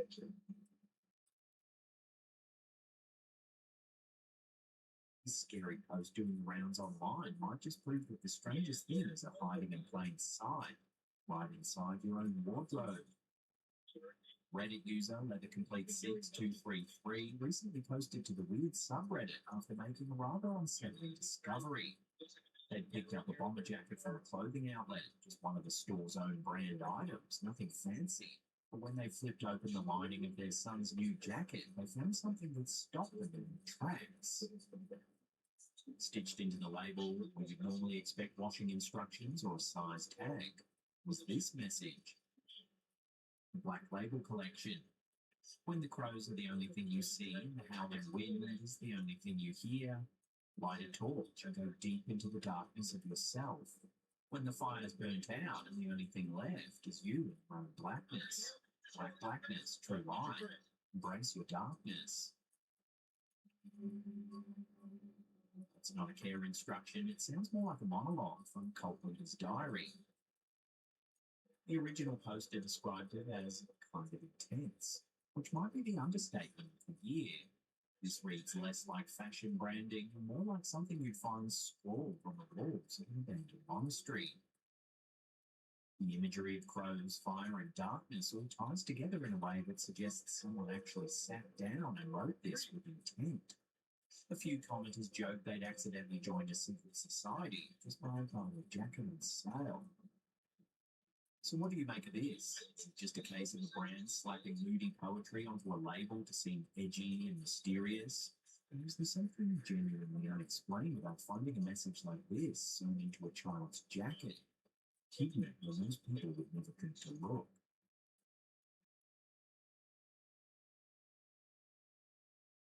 This next segment isn't about a scary video caught on camera. It's about what might be the biggest UFO disclosure story of the year, and it's worth unpacking. Obama's left that aliens are real. Have you seen any evidence of non-human visitors? Well, he ain't classified information. He's not supposed to be doing that. You know, well, I don't know if they're real or not. I can tell you he did classified information. He's not supposed to be doing that. He made a big mistake. He took it out of classified information. No, I don't have an opinion on it. I never talk about it. A lot of people do. A lot of people believe it. In early 2025, Trump signed an executive order directing federal agencies to hand over all records related to UFOs and alien encounters. Headlines exploded. For the disclosure community, it felt like a genuine turning point. But there's a catch, a significant one. According to reporting by The Debrief, the order calls for a release of files, but stops short of formal declassification. That distinction matters enormously. Without declassification, agencies can still redact or withhold material under existing national security exemptions.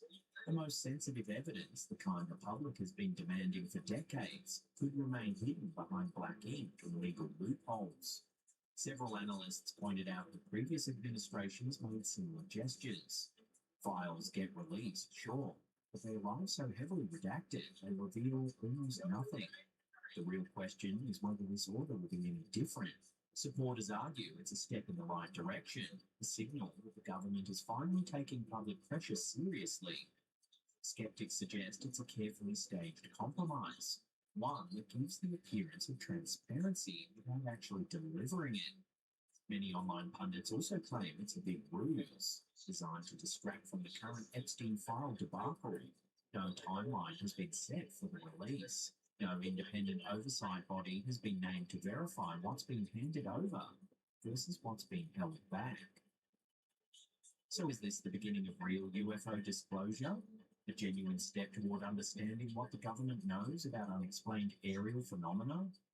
Or is it another carefully worded promise that sounds groundbreaking on paper but changes nothing in practice? This strange footage was shared on TikTok by user JustJoshin93, who says they captured it from their balcony in Los Angeles late one night.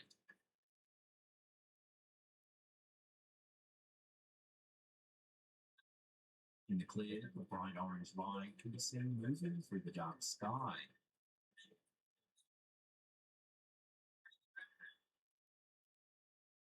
It just keeps moving, steady and controlled across the frame.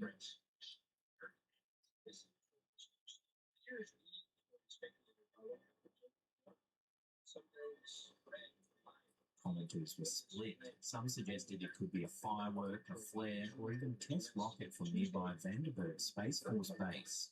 LA sits close enough to military and aerospace facilities that unusual lights in the sky are unheard of.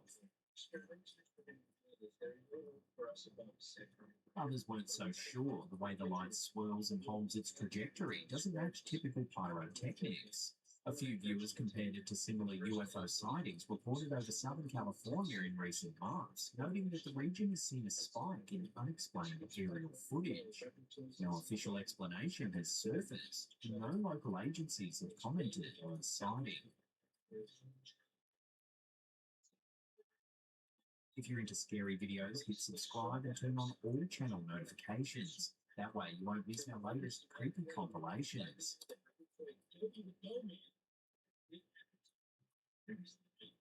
This strange case resurfaced recently after archival black and white footage began circulating online, shared from the Eyes on Cinema historical collection and reposted on X. The clip dates back to June 1965 and documents an encounter involving Josephine A.W. Brundage, a resident of Maple Valley near Kent, Washington.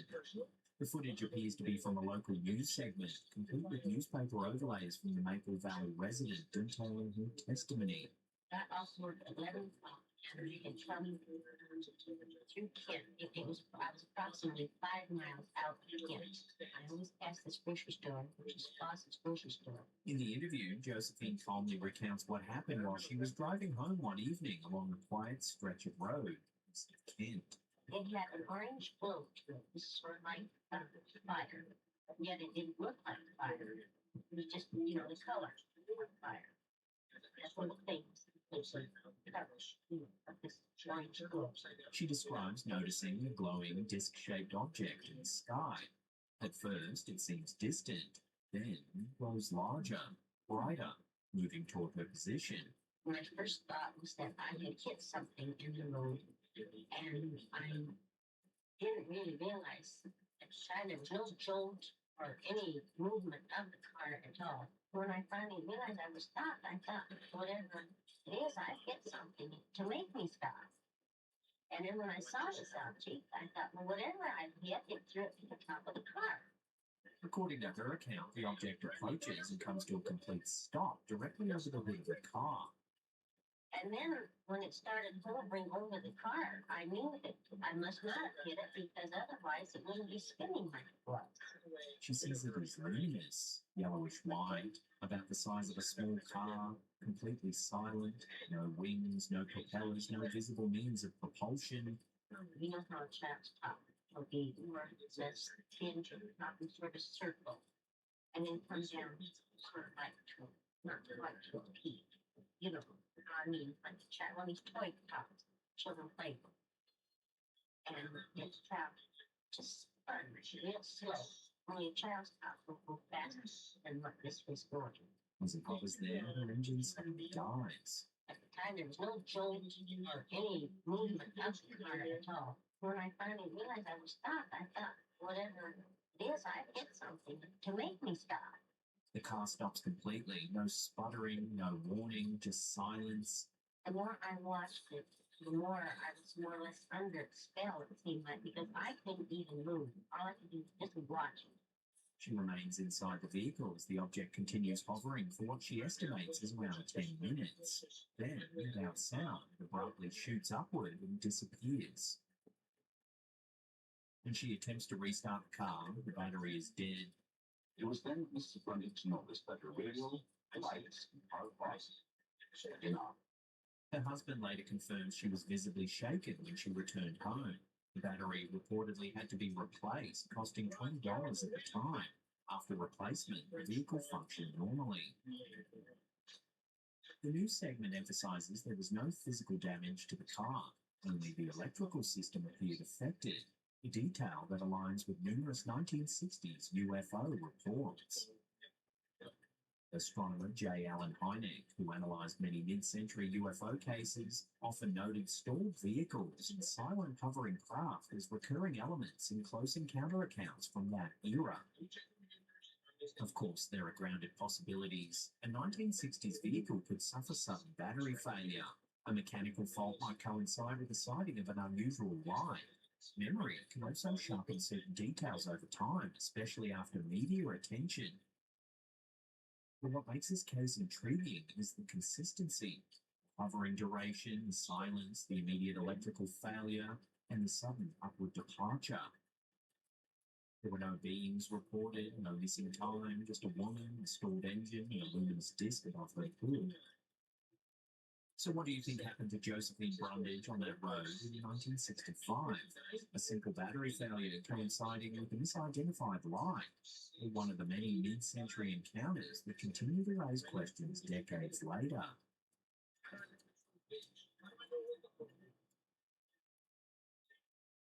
Well, that's the end of the episode. Thank you so much for watching. If you want to see more scary videos, then check out those two links there. Remember to leave us some comments down below. Smash that thumbs up button or subscribe if you're new to the channel. And that's it for me. I'll see you all next time.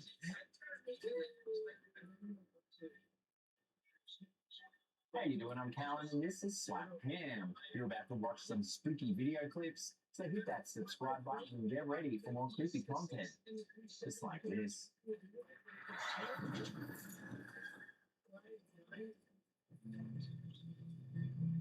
A simple snapshot turned into a decade-long ghost mystery for one group of friends. The photo, taken about 15 years ago in a Chicago apartment, shows an ordinary bathroom with a mirror above the sink. Look closely at that mirror and you might feel a chill. Reflected in it is the faint image of a person standing to the right, a person who allegedly wasn't actually there when the photo was snapped. The friend who took the picture, Reddit user WonderfulGur3172, was photographing the apartment during a tour prior to moving in. In the mirror, you can clearly see the flash and the photographer. She's the one in pink behind a camera flash.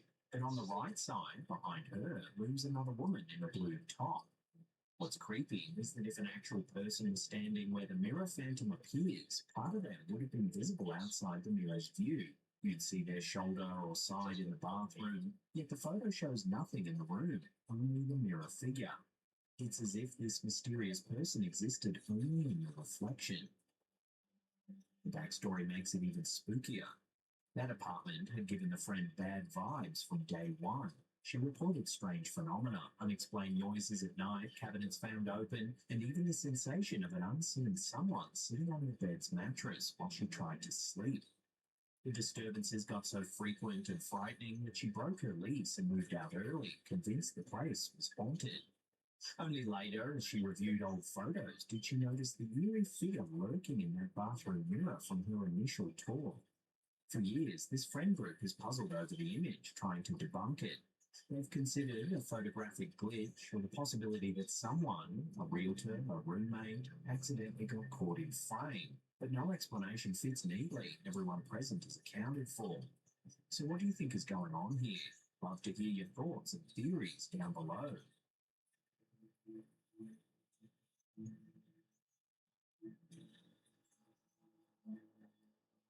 Not all nightmares are supernatural, some come in human form. A harrowing incident in January 2023 was captured on security video at a small drive-through coffee stand in Auburn, Washington.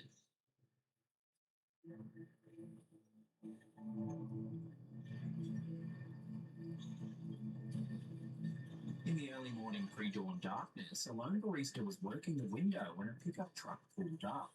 The driver, a man with a distinctive tattoo down his arm, waited until the 31-year-old woman handed him change.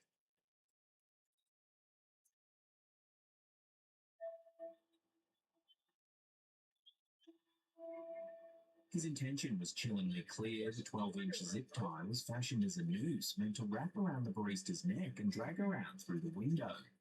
This real-life horror story, thankfully, had a better ending than many feared.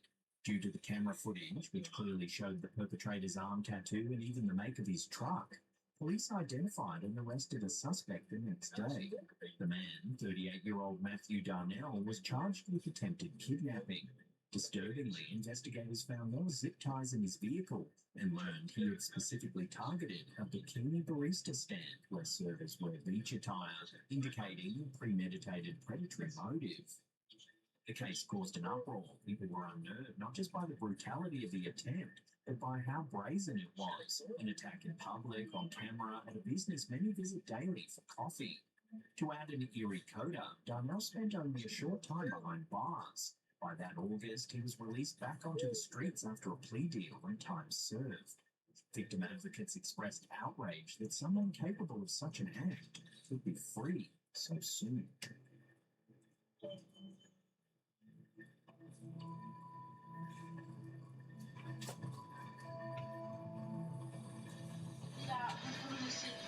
A grainy CCTV video from a 24-hour convenience store in Terengganu, Malaysia, has earned a reputation as one of the freakiest ghost clips on the internet.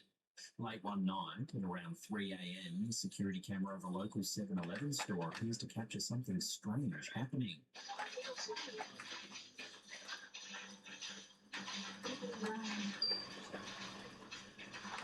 A woman can be seen at the front of the store. She appears to skip several frames as she walks back and forth.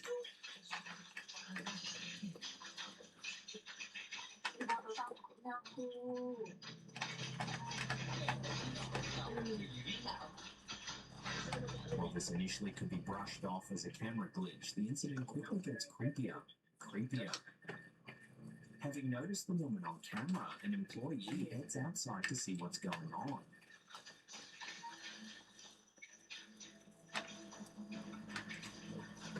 He looks around, but there's no one there.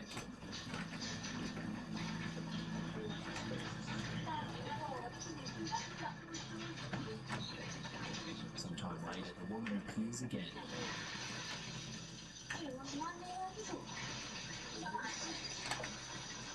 Her grey face seems to slowly disappear.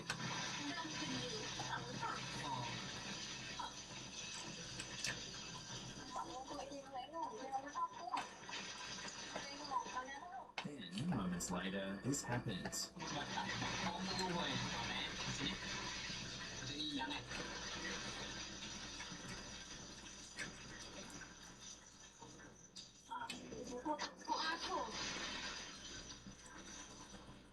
She just vanishes from sight.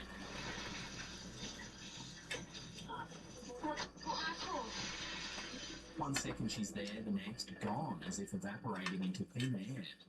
The video quickly spread on Malaysian forums back in 2011 and had viewers spooked, many exclaiming it was like a scene straight out of a horror movie.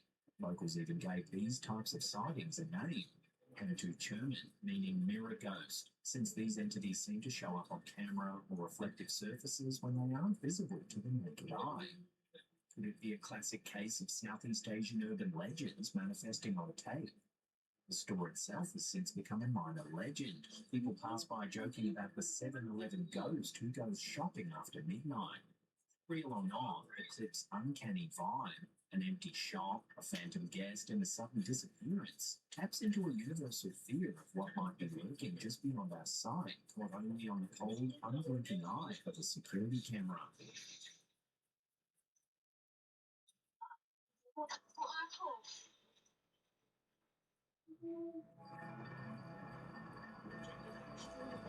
A few years ago, a Facebook post went mini viral when a woman who goes by the username FriendlyCry7799 shared a photo taken at a bar in Chicago. In the picture, her friend is sitting on a couch in the distance, and off to the side there's a blurry figure of a little girl sprinting past. The weird part, no one remembered any child being in the bar that night. It was mostly adults at a late hour. The translucent quality of the girl, she appears slightly see-through due to motion blur, led many to gasp that it was a ghost caught on camera. As the post gained traction, people dubbed it the running ghost girl, speculating she could be the spirit of a child haunting the establishment. Then came a twist. A security guard from that very bar saw the viral post and came forward with evidence. He provided a second photo from a different angle. The guard claims it was actually a real human girl at the bar. The commenters were quick to note the eerie grey quality of the girl in both images, distinctly different from the other patrons. So what's to be made of these images? Is the little girl really there? Or do the cameras catch something more mysterious? Love to hear your thoughts and theories on this one in the comments below.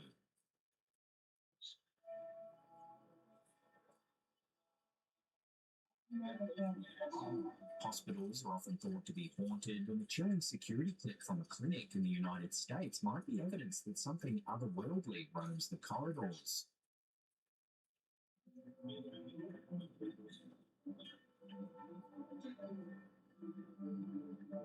Shared by a former night shift worker, Reddit user The Capitan's Chair, the CCTV footage has become local legend among staff. In it, a spectral female figure appears in the window of the hospital's parking garage, specifically in a stairwell where no living person should have been.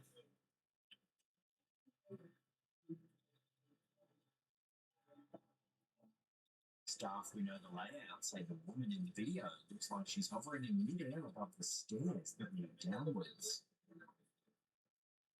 When the night shift guards noticed the woman disappear, they rushed to the scene, fearing the patient had jumped off the edge of the parking garage. When they arrived, they found no sign of anyone. Employees whispered that she was one of the many ghosts said to haunt the hospital, perhaps a former patient who passed away. The videos uploaded claim security guards captured it years ago, and it's been passed around as proof that not everyone checks out of the hospital alive.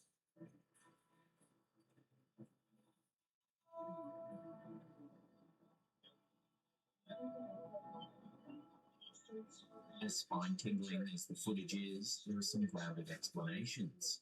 Photography experts note the figure could be a reflection or a double exposure effect from the glass.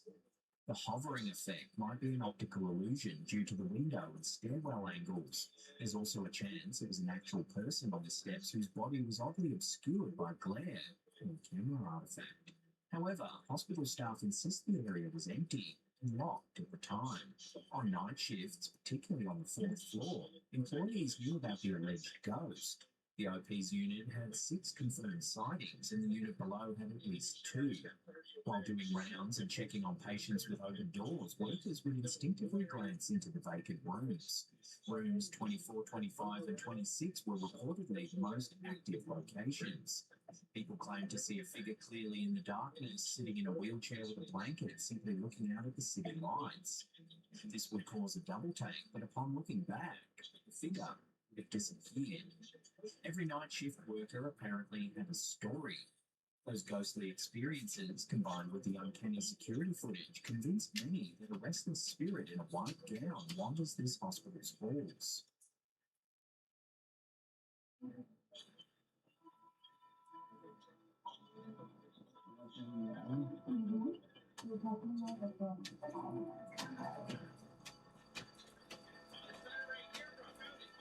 A group of friends in Argentina got an unwelcome surprise in a viral video that's equal parts creepy and mysterious.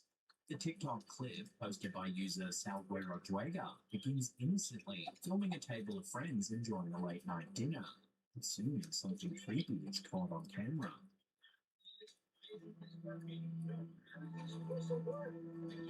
The clip quickly went viral, amassing over 9 million views. Whether an elaborate ruse or an authentic encounter with the unknown, this peeping Tom Phantom has certainly known viewers double-check their own windows at night before drawing the curtains.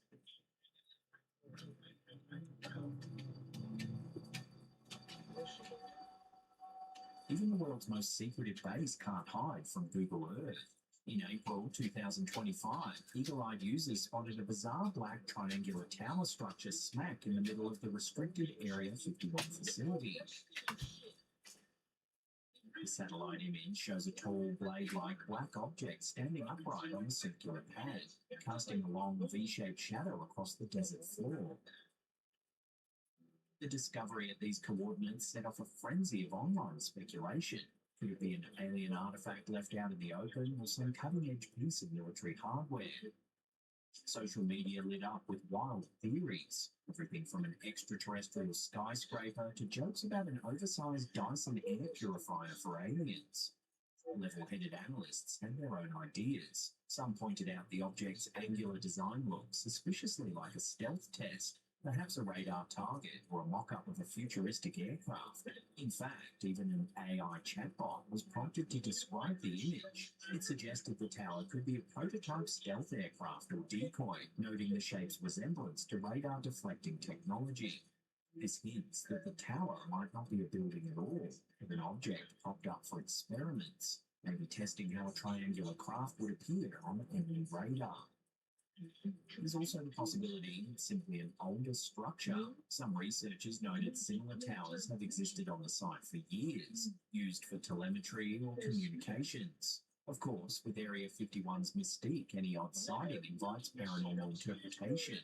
Is this strange tower a peek behind the curtain of secret military projects, or just another mirage in the Nevada desert? As always with Groom Lake, the truth remains well guarded behind a veil of government secrecy.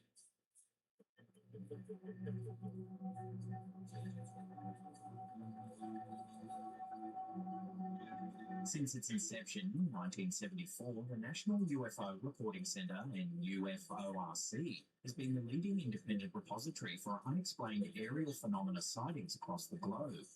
Under the dedicated stewardship of veteran researcher Peter Davenport, NUFORC has meticulously documented hundreds of thousands of eyewitness accounts, establishing itself as a respected authority on UFO reports. Recently, the centre has seen a remarkable influx of eyewitness testimonies, many of them eerily vivid and uniquely detailed. Although the evidence remains anecdotal, the sheer volume and consistency of the reports make them impossible to dismiss outright. One striking report from May 2025 came from Texas, involving a witness described as a former military officer. Late at night, the man observed a gigantic black triangular craft silently gliding above his backyard. The immense object, described as being the size of a football field, moved slowly and soundlessly, obscuring the stars as it passed. Each corner of this giant craft emitted an unearthly pale green glow. Alarmed and awestruck, the witness considered calling the police and subsequently contacted the FAA to report the incident.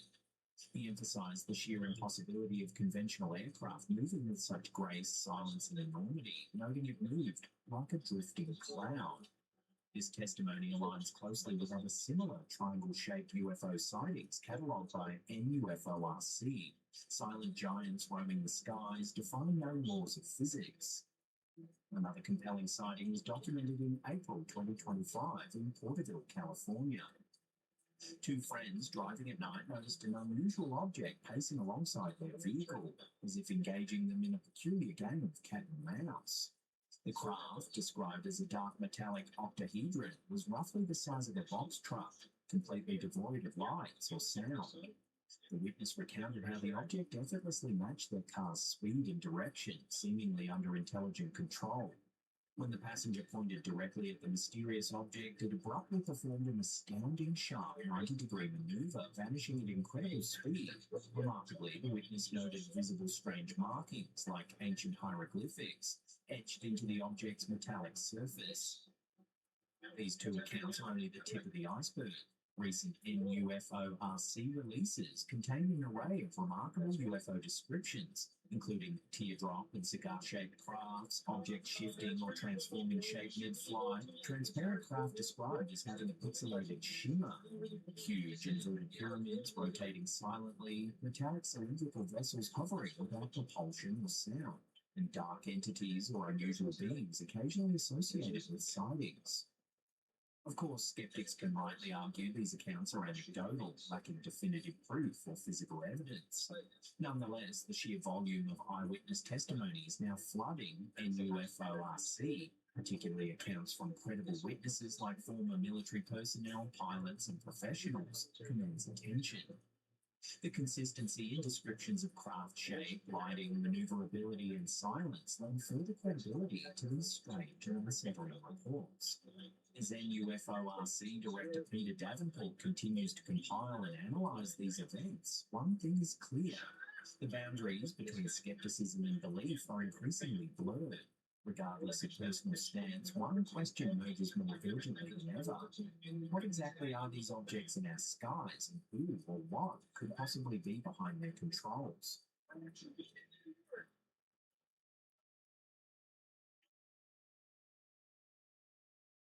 This eerie image, uploaded to Reddit by user BenWallace04, has left many viewers feeling uneasy, and for good reason.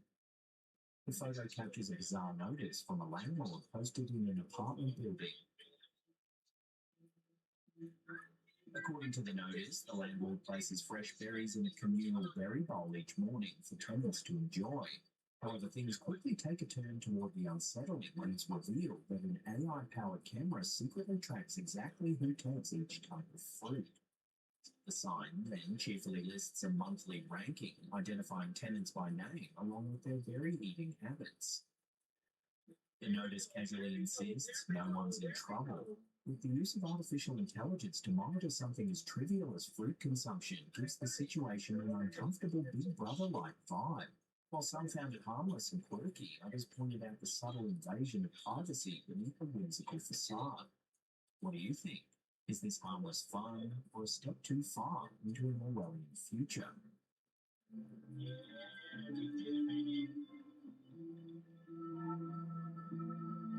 Before we get to that #1 spot, remember to hit that subscribe button and tickle that little bell icon there and turn on all channel notifications.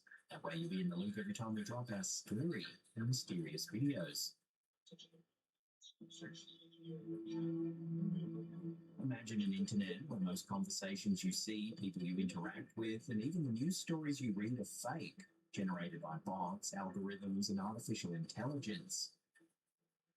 This unsettling idea lies at the core of the dead internet theory, a conspiracy theory claiming that sometime around 2016, the internet as we once knew it ceased to exist, replaced by a carefully orchestrated, automated simulation. According to proponents, authentic human activity online has drastically diminished, replaced by content crafted by algorithms and boosted by bot networks designed to manipulate public perception and behavior. It's a chilling concept, a once vibrant digital community now transformed into a ghost town, populated mostly by digital phantoms. The origins of the dead internet theory can be traced back to early 2021, when a user known as Illuminati Pirate published a manifesto titled Dead Internet Theory. Most of the internet is fake on Gora Road's Macintosh Cafe forum. The post combined ideas previously circulating in fringe online communities like 4chan's Paranormal Board and Wizard Chan. It quickly gained traction, resonating with users already uneasy about the increasingly algorithm-driven web.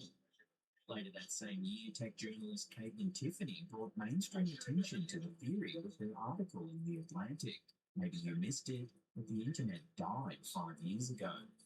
She highlighted eerie repetitions, algorithmic anomalies, and the unsettling feeling many people had that the internet had lost its human touch. Since then, the theory has flourished on platforms like Reddit and YouTube, mixing genuine skepticism with a dose of dark humour. Supporters of the dead internet theory typically make two bold assertions. Bots have taken over. The majority of online interactions are no longer driven by humans, but instead by automated systems. Social media posts, viral content, and even some influencers may actually be sophisticated digital illusions generated by AI. Coordinated conspiracy. This automated shift isn't accidental. It's supposedly engineered by powerful entities, including governments and big corporations, aiming to control online discourse, manipulate public sentiment, and shape consumer behavior. Believers argue that around 2016, something fundamentally shifted online. They claim that big tech companies like Google and Meta deliberately curate content and suppress authentic voices, creating a sterile environment dominated by algorithmically generated content designed for maximum engagement and manipulation. While the dead internet theory might sound far-fetched, believers point to several genuinely strange phenomena to bolster their claims.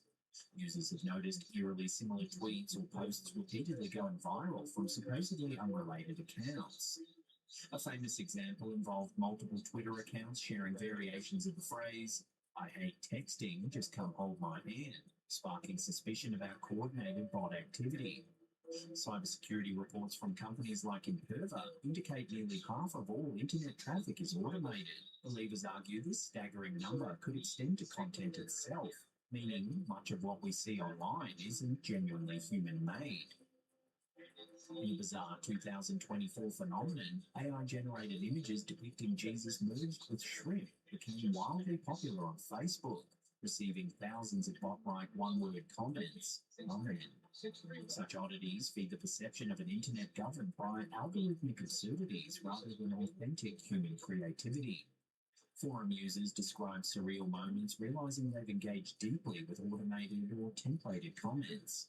Some even express existential dread, wondering if their online social lives have been spent interacting with digital ghosts.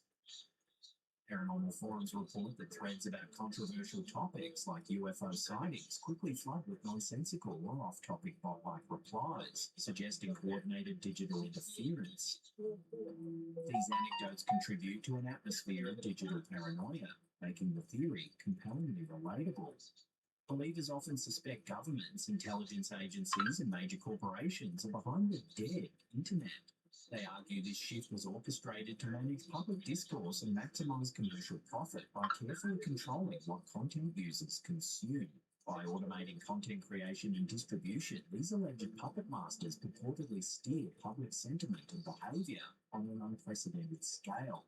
Certain strange viral phenomena lend themselves particularly well to this theory, sparking conversations about artificial manipulation. AI-generated virtual influencers like Lil Miquela, which blur lines between reality and illusion, suggest how easily fake personas can influence real humans.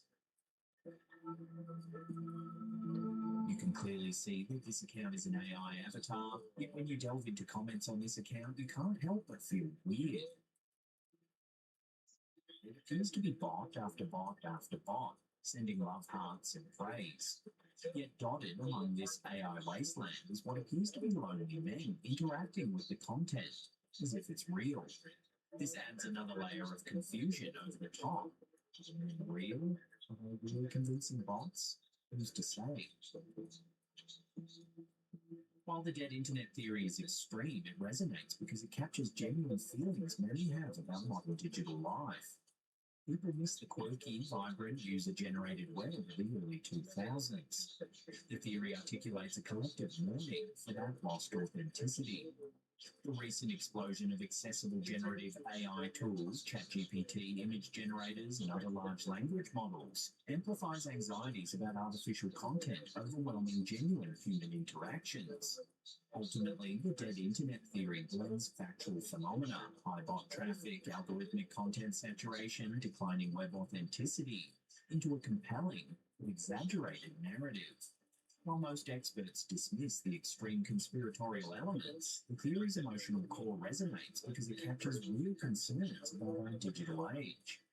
Whether you believe the internet literally died or simply mourn its loss of humanity, the theory's popularity indicates widespread unease. It challenges us to demand a more genuine, human-driven online experience, lest we risk inhabiting a digital landscape truly populated only by ghosts and machines.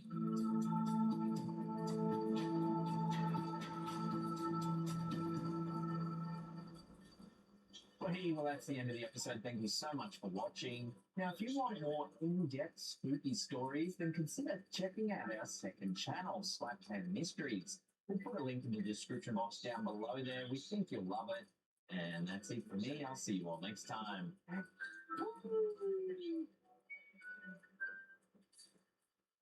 A GPU is the soul of a gaming PC.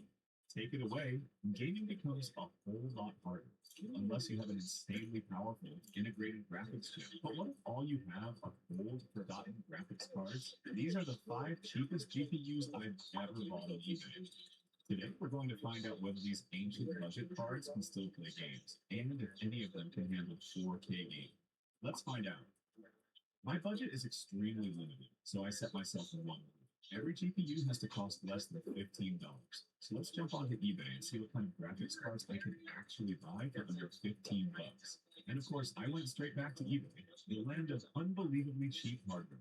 All right, let's see what happens when I search for one simple keyword, GPU. Then I lowered the price limit to just $15, and oh my gosh, look at this thing, $12.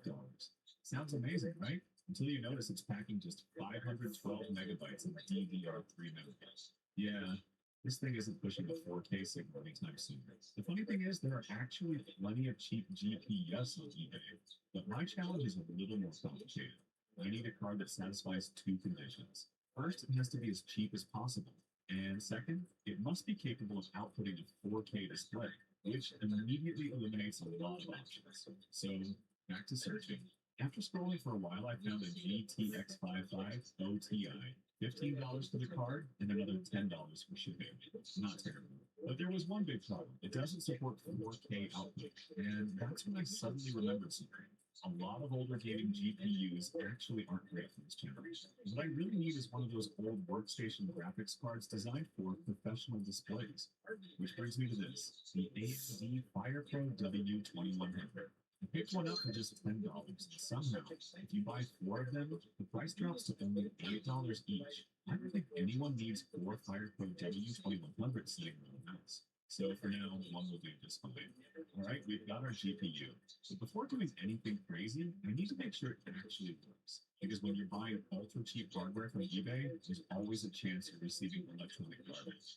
At first glance though, it looks surprisingly good. No major scratches, no broken parts, nothing obvious, and then, oh my god, there's literally someone's hair tangled inside the fan. I have no idea how it got in there, but apparently this car comes with free DNA from the previous owner. Anyway, the next step is making sure it can still output a display signal. And for that, I need a desktop PC, which means I'm about to use the machine I'm currently editing this video on. Yep, I'm going to pair it with a fairly powerful CPU, so the graphics card can perform without being held back by the processor. Alright, moment of truth. Let's see if this thing still works. Oh my god. Displayed an image immediately. That's a very good sign. After checking the specs, I found that it comes with 2 gigabytes of VRAM. Although I had a feeling it was probably DDR3 memory. And yeah, exactly as expected. DDR3, not exactly impressive. But this card does have one thing going for it. It's incredibly power efficient. The entire card only consumes around 26 watts, and that's honestly kind of impressive. The other reason I bought it is because even though it's an older GPU, it still supports 4K output.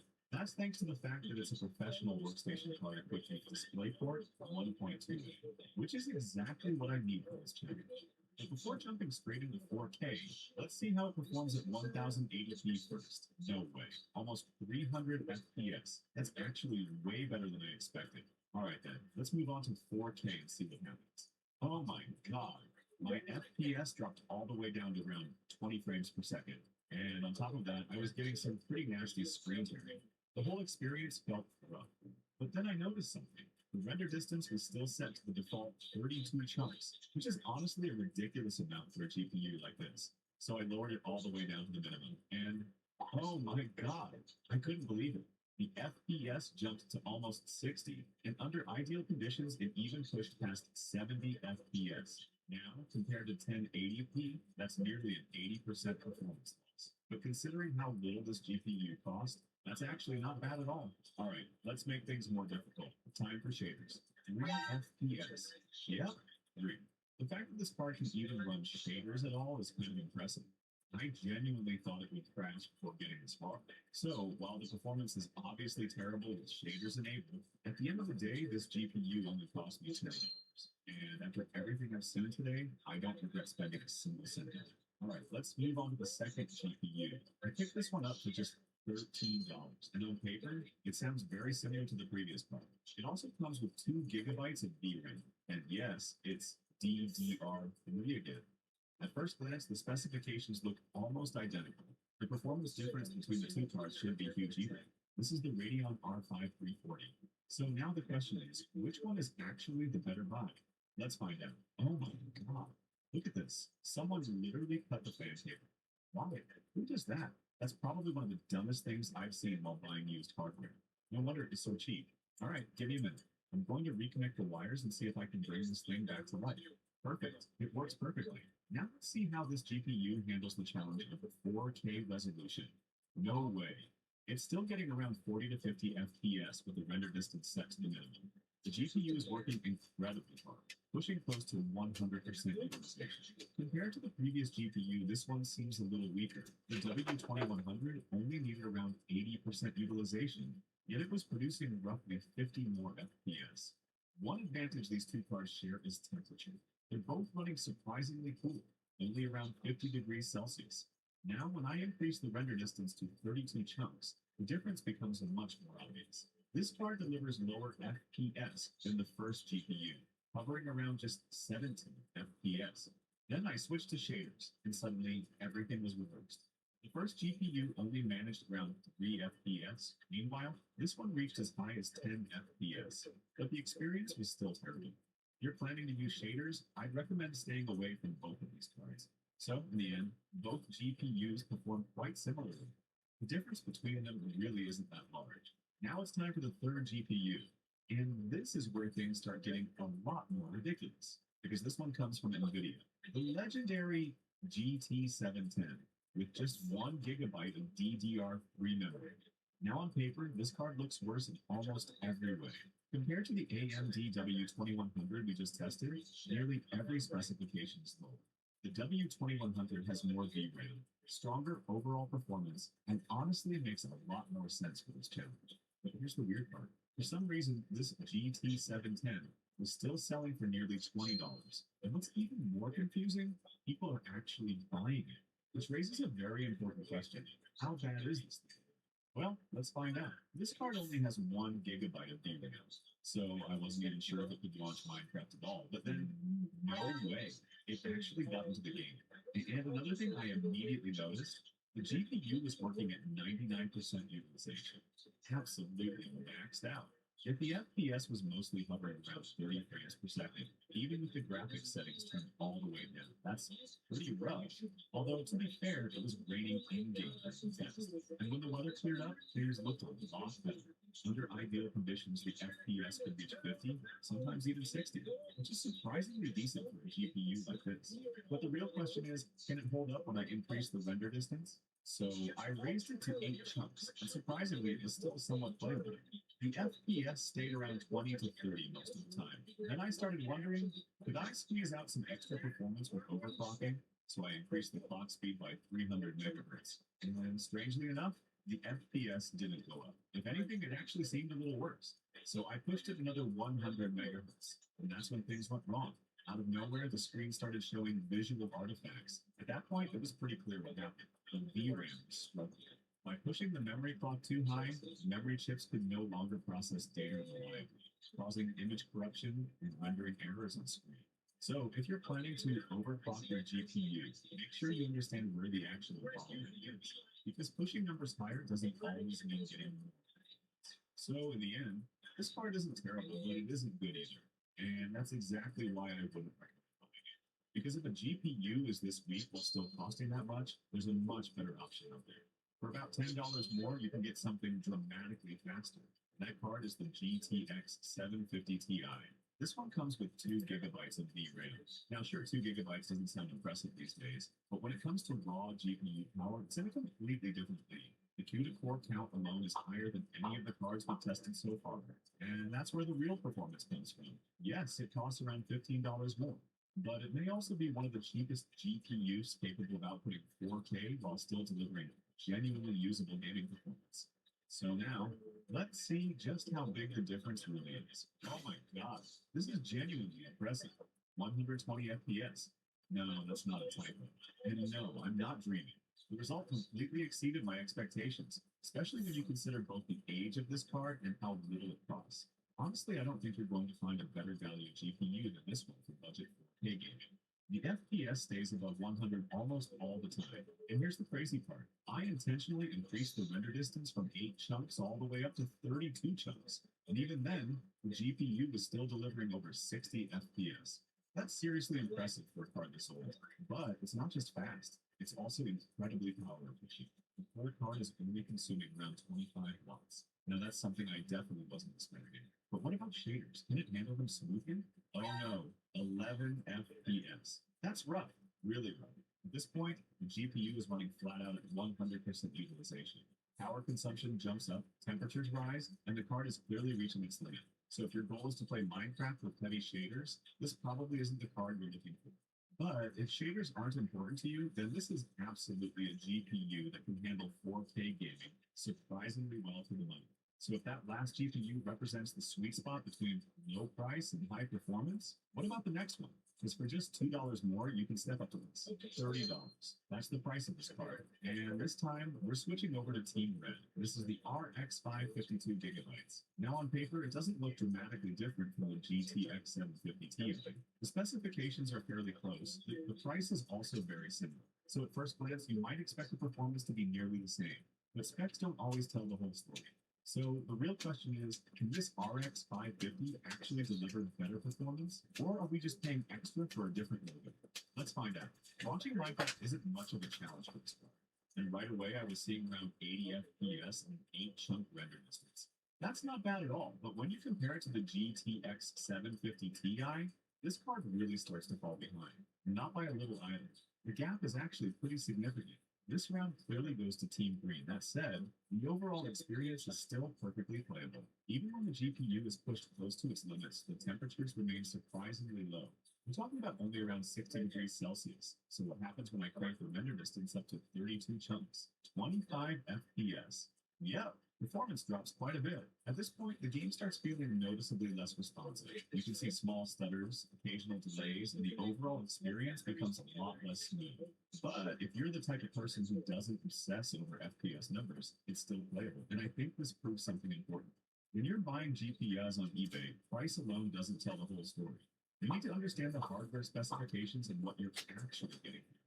Because a newer card isn't always the better card. And after making this video, one thing became very clear to me.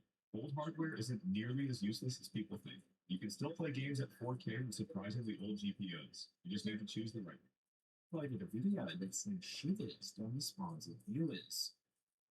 Bobby started filming when he noticed the cabinet that houses his antique doll collection began moving. So I'm sitting here watching the movie, and my cabinet yanked. Like, you can still see it moving a little bit. Like, the thing in the punch up. And usually it's tighter than that. And see? Look, I told you. Undeterred by the eerie occurrence, Bobby continues filming with curiosity piqued by the unfolding events. Are you trying to get the doors open? I'm gonna take that as the yes. Soon, footsteps can be heard. Hello? Is there a reason why you wanted me to open the door?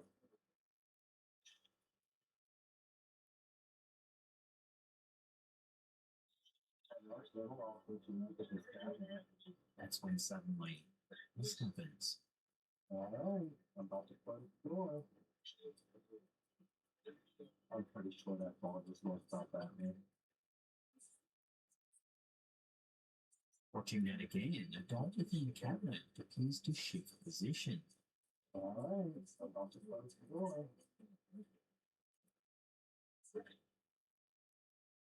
Moments later, it happens again. Did you move the doll?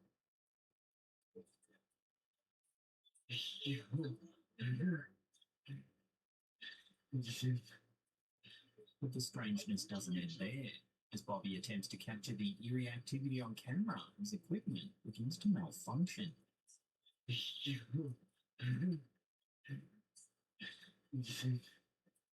Yeah, come on, man. My phone just glitched out, at the same time. With each passing moment, the video raises more questions than answers.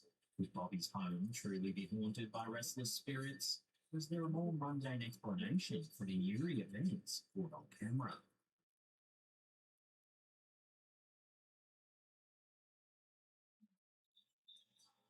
A chilling video surfaced on the TikTok account Do You Believe 2 in April 2023 has left viewers on edge.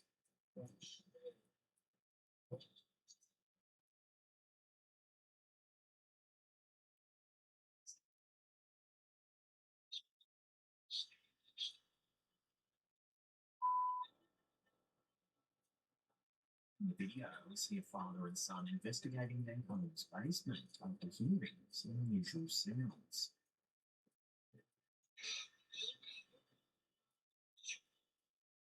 Initially, nothing seems too out of place.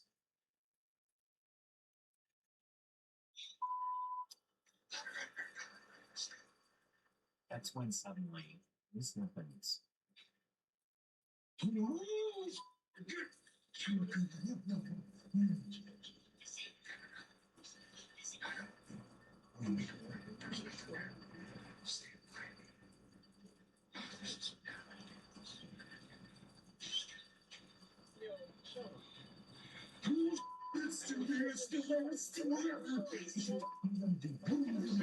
Some are calling this a genuine encounter with a shadow person.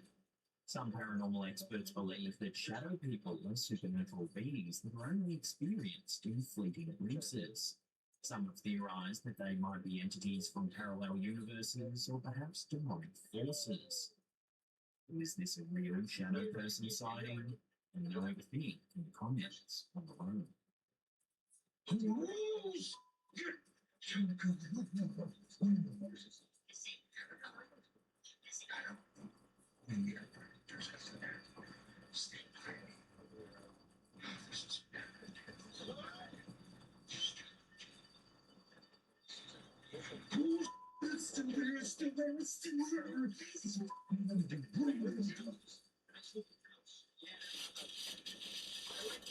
A perplexing video uploaded by arborist Christian Caesar, known as Christian Caesar 2021 on TikTok, has set the internet abuzz with speculation. The clip, filmed deep within the dense foliage of the Brazilian jungle, captures an unexpected sight.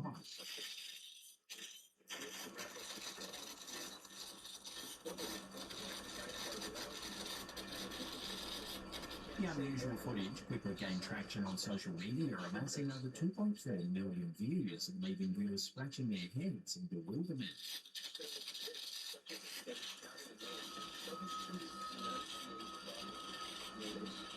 According to experts, such occurrences can occur when trees develop hollow pores as they age. As the inner core of the tree dies off and decays, it creates a hollow space within the trunk. Over time, this void can fill with water, particularly during periods of heavy rainfall, or when the tree sustains damage that allows water to seep inside. Despite its unusual appearance, this phenomenon is not necessarily harmful to the tree and is a natural occurrence that can occur in forested environments.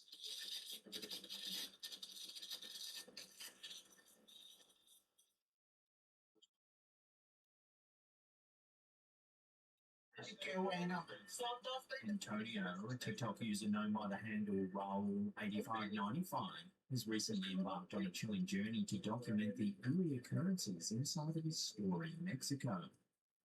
For some time now, he's suspected the property might be haunted.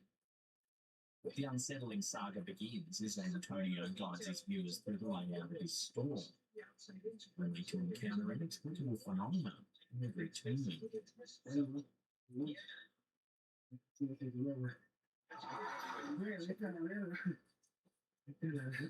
Soon, he catches some strange activity on camera.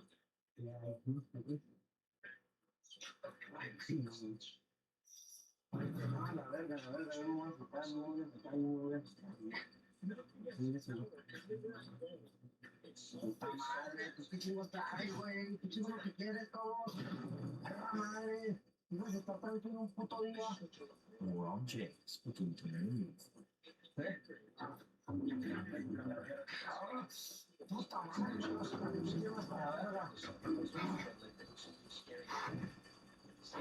In subsequent videos, Antonio continues to unravel the mystery that shrouds his workplace.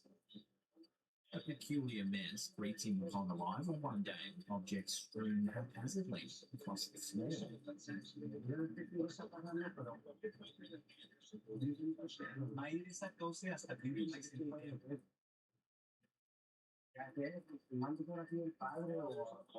As he investigates, he sees this.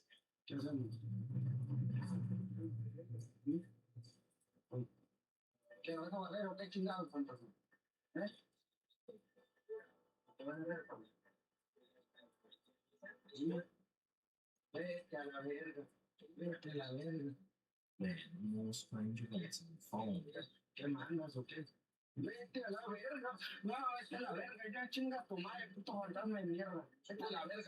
Despite his valiant efforts, Antonio finds himself unable to rationalize the inexplicable occurrences that come to his store. What initially appeared to be the mischievous antics of a cat soon escalates into a series of unsettling events that defy logical explanation.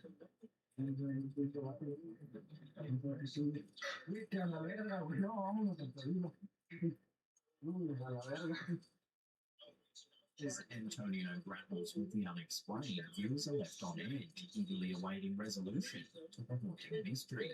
Will Antonio uncover the truth behind the spectral disturbances, or will he be forced to confront the unnerving reality with some mysteries defying rational explanation? La puerta de ¿qué mandas o qué? Vete a la verga. No, vete a la verga, ya chinga tu madre, puto fantasma de mierda. Vete a la verga, güey. This next eerie piece of footage has been going viral over on Instagram. It's uploaded by That's Mono. This motorbike rider is going for an evening ride through Delhi in India, and suddenly something quite eerie happens.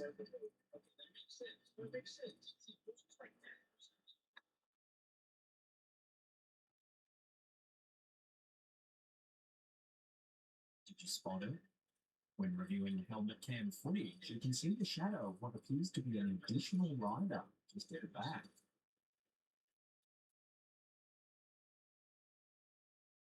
Creepy thing is, the rider is all alone.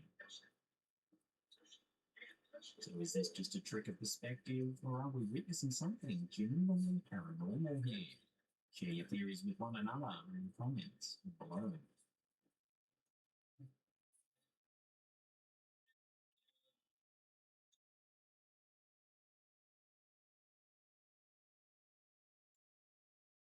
Reddit user AbjectPickle364 shared this spine-tingling encounter on a seemingly ordinary workday in an old farm.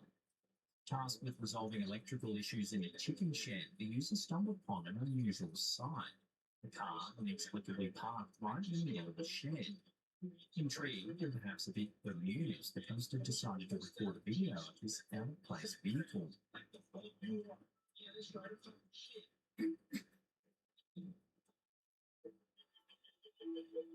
However, as the video nears its end, something more unnerving comes into view.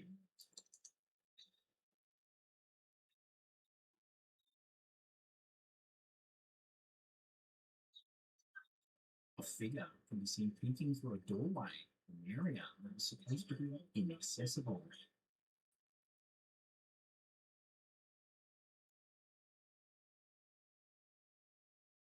Main entrance and exit of the shed were behind the poster at the time, and the other doors were securely locked. Rushing over to their colleagues, who were deep in conversation, the poster inquired if any of them had been near the shed or were playing a prank.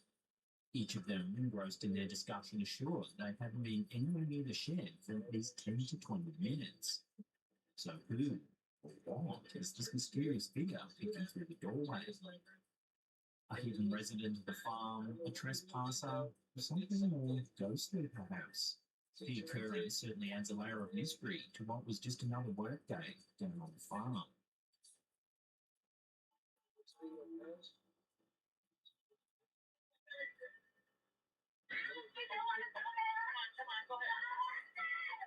A spine-chilling video titled Sawyer Boiler Room Ghost surfaced on YouTube way back in 2009, uploaded by a user known as EMA419.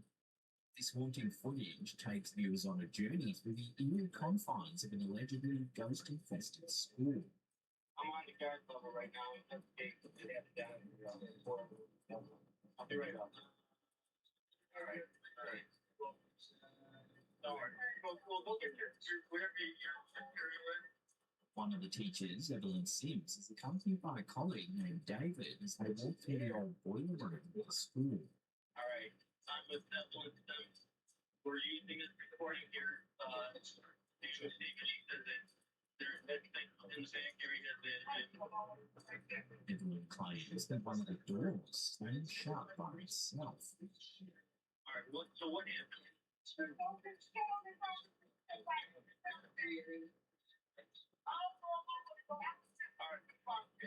Alright, just wait. Let me just take a look. Now, you say what happened now?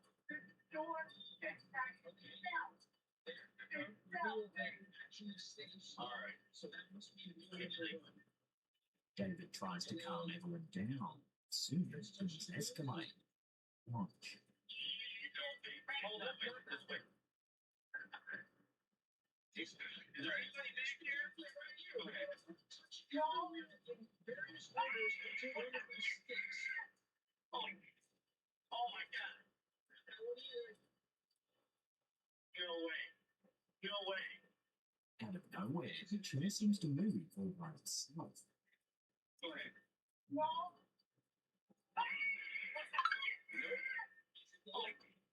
Oh my god. Adding to the unsettling atmosphere are comments on the video from individuals who claim to have attended the school, corroborating the rumours of its haunting. They say all kinds of strange things used to happen on the property. Eric, a former student, says that when he was 11, he was in one of the washrooms all by himself, when suddenly the toilet flushed. He waited a moment and realised there was no one else in the room. So, given the former student reports and this eerie footage, could this old school really be haunted? Watch the incident again and make your own mind up.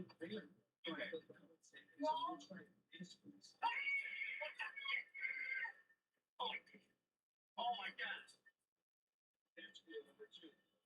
No way. TikTok has become a platform for sharing everything from dance routines to cooking tips. But for user Ashley, known as Mrs. Ashley State, her content has taken a chilling turn.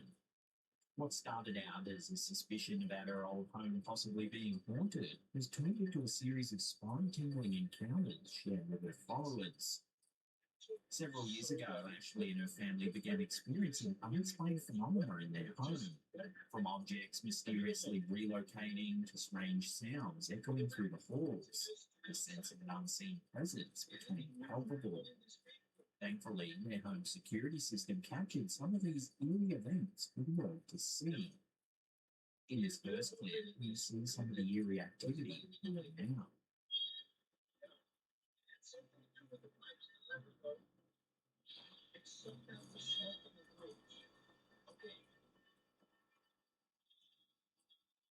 Another recording shows more unsettling events.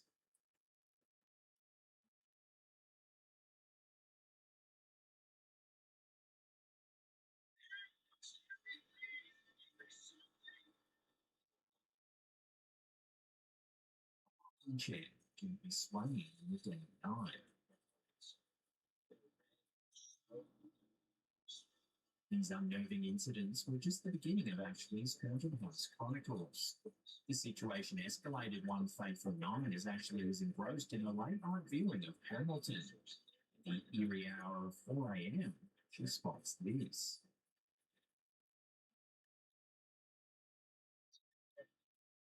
Used to be a dark figure lurking just outside her back window.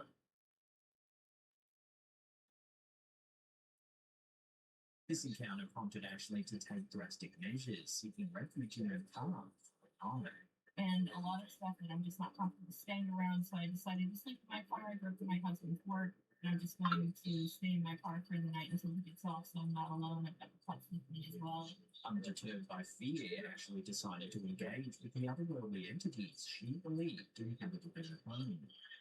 Armed with a spirit box, she attempts to make contact. Sesh it's a chilling turn.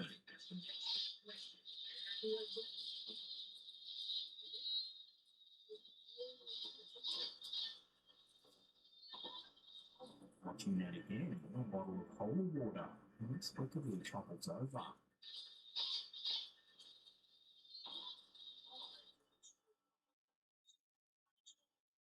Followed quickly by the spirit box crashing to the ground.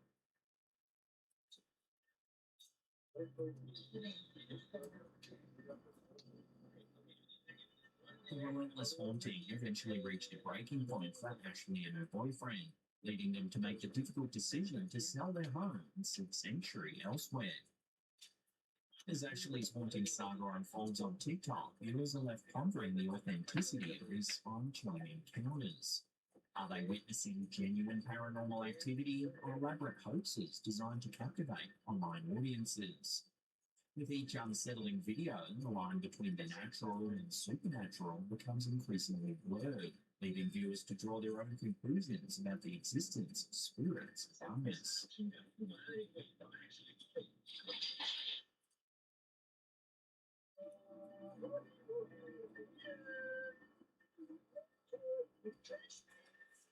Recently, Reddit user Squeaky Frog Toes shared a video to the social media platform that might make even staunchest skeptics raise an eyebrow. Initially unconvinced of the haunted reputation of her house, this encounter seems to have changed the OP's mind. Take a look.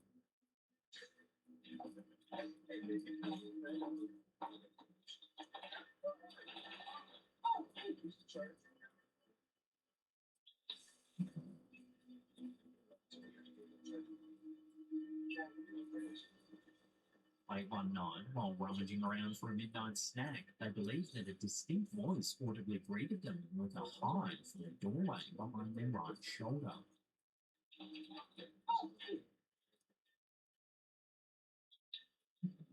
This wasn't just a whisper or a faint sound, it was a clear, well-articulated greeting that resonated in the quiet of the night.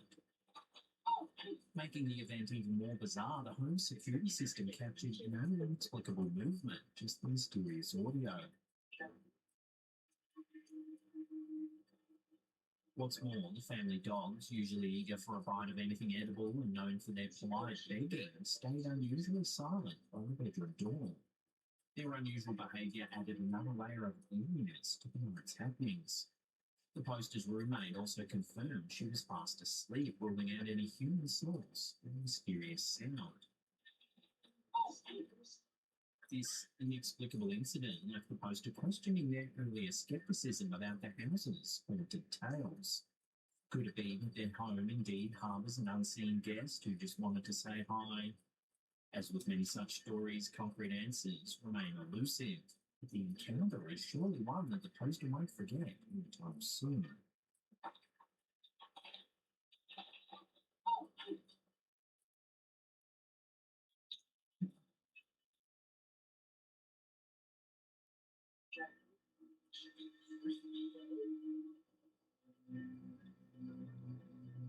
San Antonio, Texas boasts many tourist attractions, but perhaps none as mysterious as the alleged paranormal phenomena surrounding the railroad tracks along Shane Road.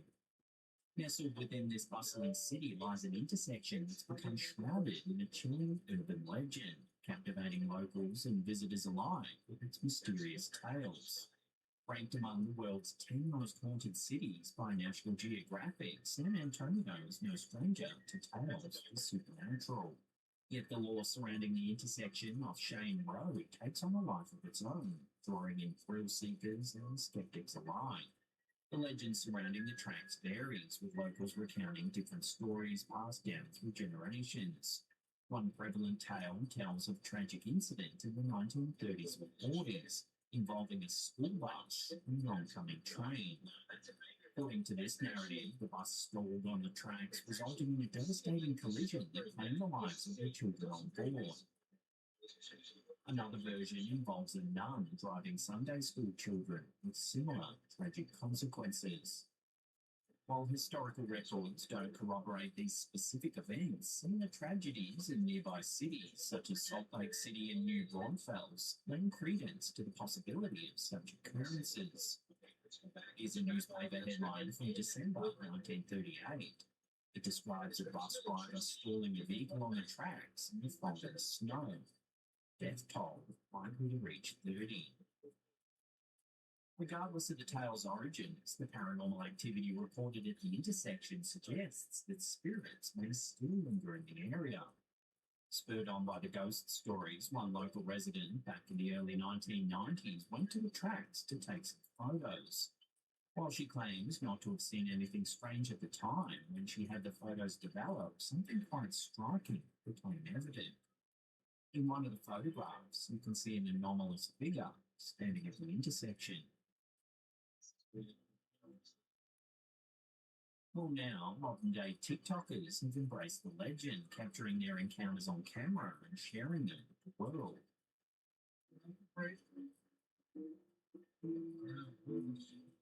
The contemporary version of the urban legend states that if you complete a number of rituals, the ghosts of the children that died are said to make themselves known. First, you cover your car in baby powder. Gotta see if this works.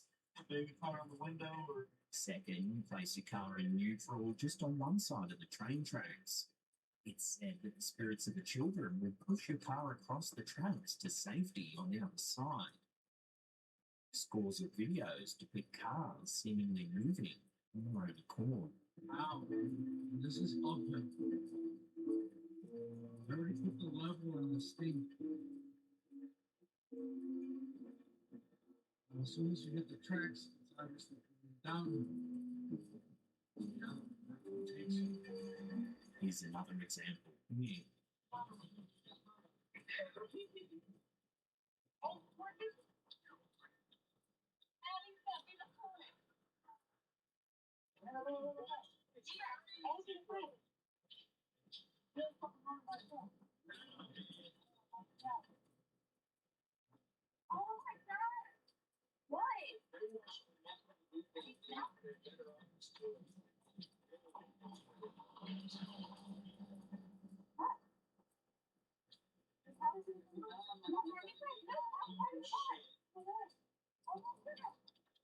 And yet another moving car caught on camera here.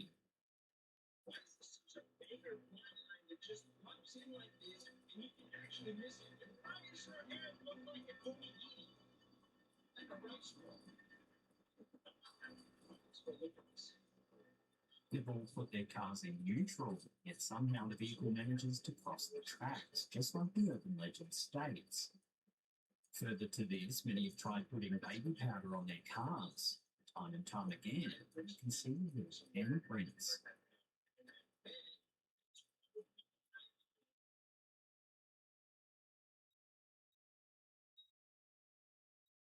This me.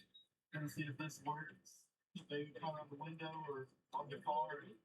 After the kids push you over the train track. Just like the local legend states, it's as though the children are pushing the cars to safety, leaving behind visible proof.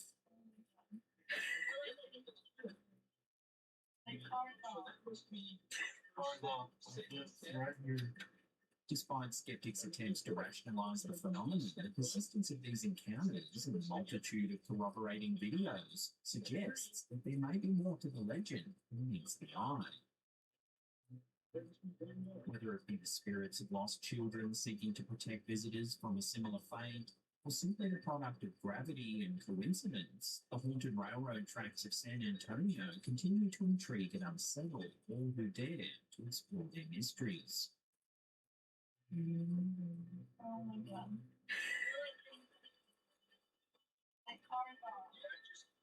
Car lock. It's right here.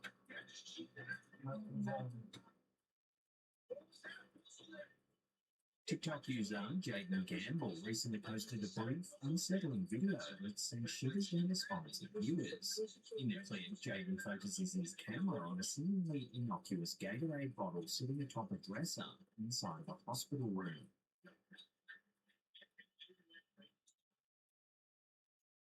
However, as the camera zooms in, chilling discovery unfolds.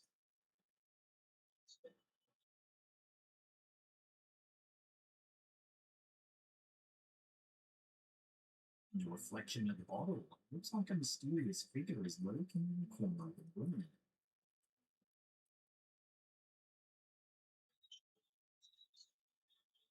Yet, before any further details can be gleaned, the video abruptly ends. So could this be evidence that the hospital is haunted, or are we just seeing a well-executed trick of perspective? Ask your votes in the comment section and below.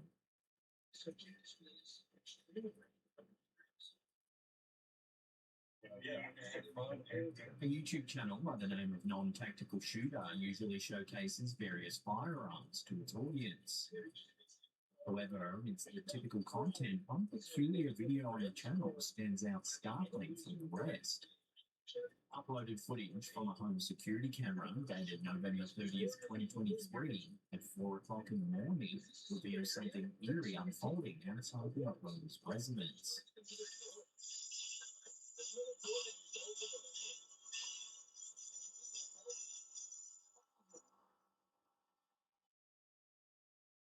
A strange, staticky apparition materializes in the form of a house. In a bewildered comment, they mention it's not an infrared. Infrared turns off when the floodlight comes on. You can hear whatever it is step through the leaves and stop when it disappears. The cameras recorded simultaneously, but nothing was heard. Despite the uploader's best efforts, the mystery remains unsolved to this day.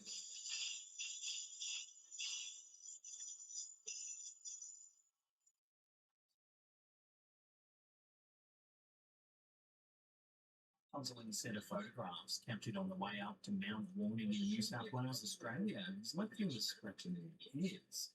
Shared by one of our viewers, Megan G, over on our Facebook community page, the images depict an inexplicable figure standing on a wet road against a backdrop of grey skies. Megan, who took the photos on her iPhone back in 2018, explained that she didn't notice anything unusual at the time of capturing the images. It was only upon reviewing them later she spotted a mysterious figure. Describing the location as an area of significance for the Bundjalung people, Megan added that there were no cars, bikes, or people around when the photos were taken. The first photo shows a desolate road stretching into the distance. In the subsequent image, taken just a split second later, a strange silhouette appears in the middle of the road. When zoomed in, the figure appears to have 2 legs, but lacks distinct features, appearing somewhat shapeless.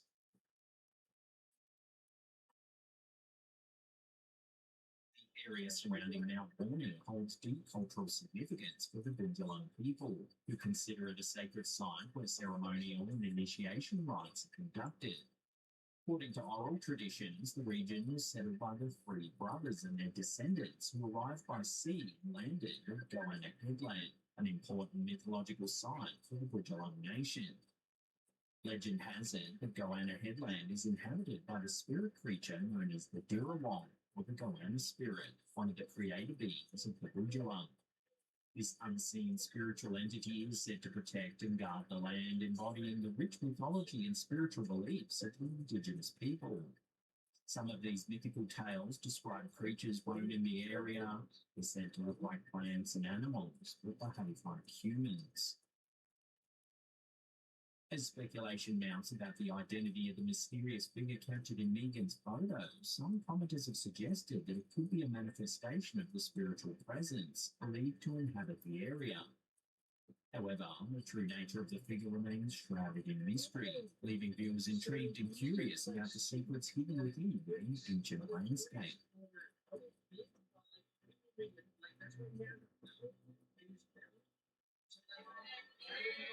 Our last clip of the day was uploaded to YouTube by Paseo Infinito.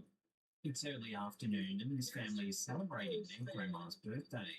Everyone's gathered around to watch the cake cutting, and suddenly something rather eerie happens. Right.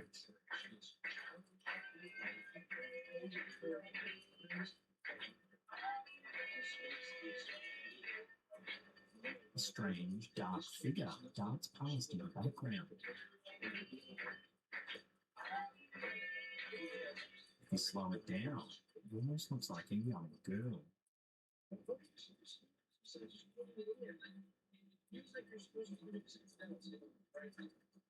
The family doesn't recognise the figure as anyone that was there that day and have no way of explaining this unsettling sighting. So what do you think this is? Love to hear your theories, share them with one another in the comments down below.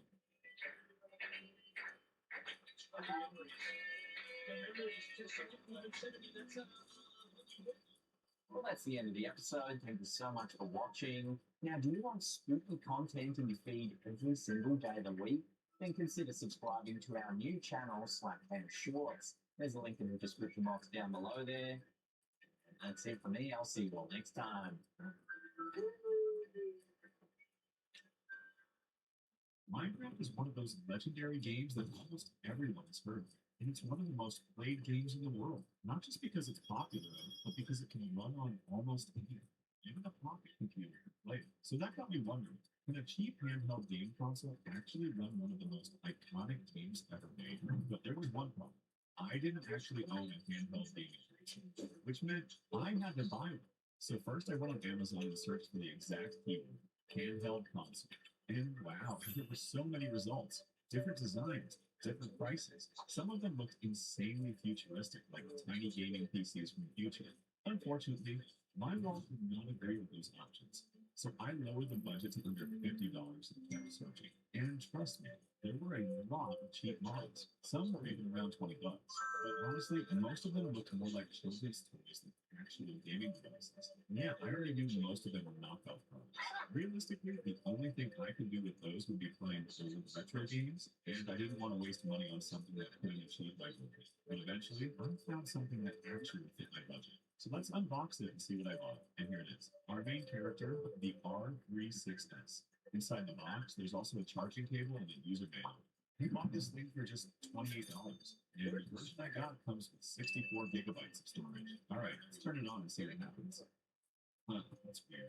The device showed absolutely nothing on the screen. At this point, I was genuinely confused about how this thing even works. So I started reading the manual, and then I discovered something very important. This handheld literally cannot boot without a micro SD card.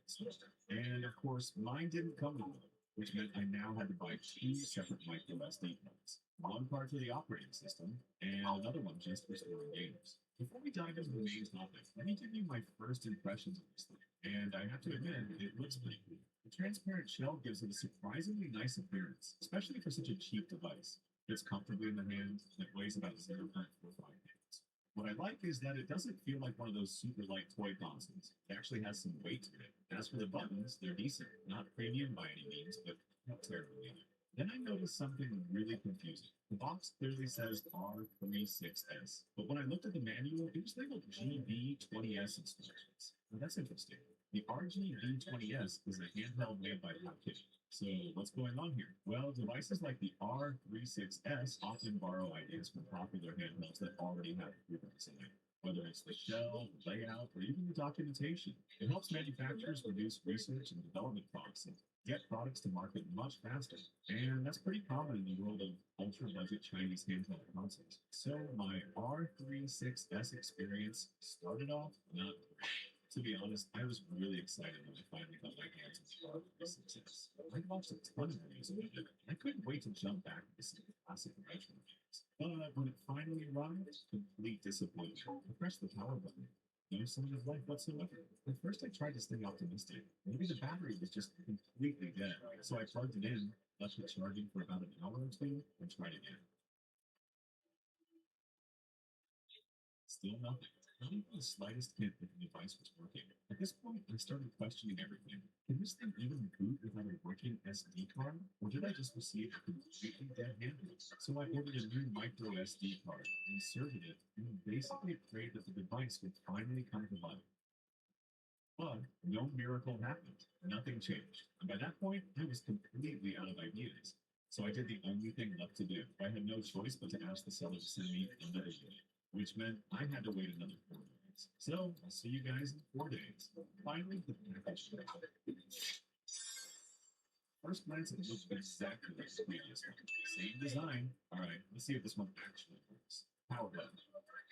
No way. It booted up immediately. So yeah, that pretty much confirms the first unit had some kind of problem. While I was learning more about the device, I came across a video comparing genuine R36S consoles with counterfeit ones, and that immediately sparked my curiosity. What if mine was fake?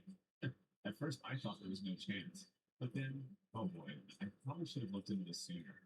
As it turns out, I may have bought a complete knockoff. Here's where things started getting suspicious. In the comparison video, the creator explained that genuine units should have 2 RAM chips sitting side by side on the motherboard. So naturally, I took a closer look through the transparent shell, and nope, only 1 RAM chip. That was the first major red flag, but it didn't stop there.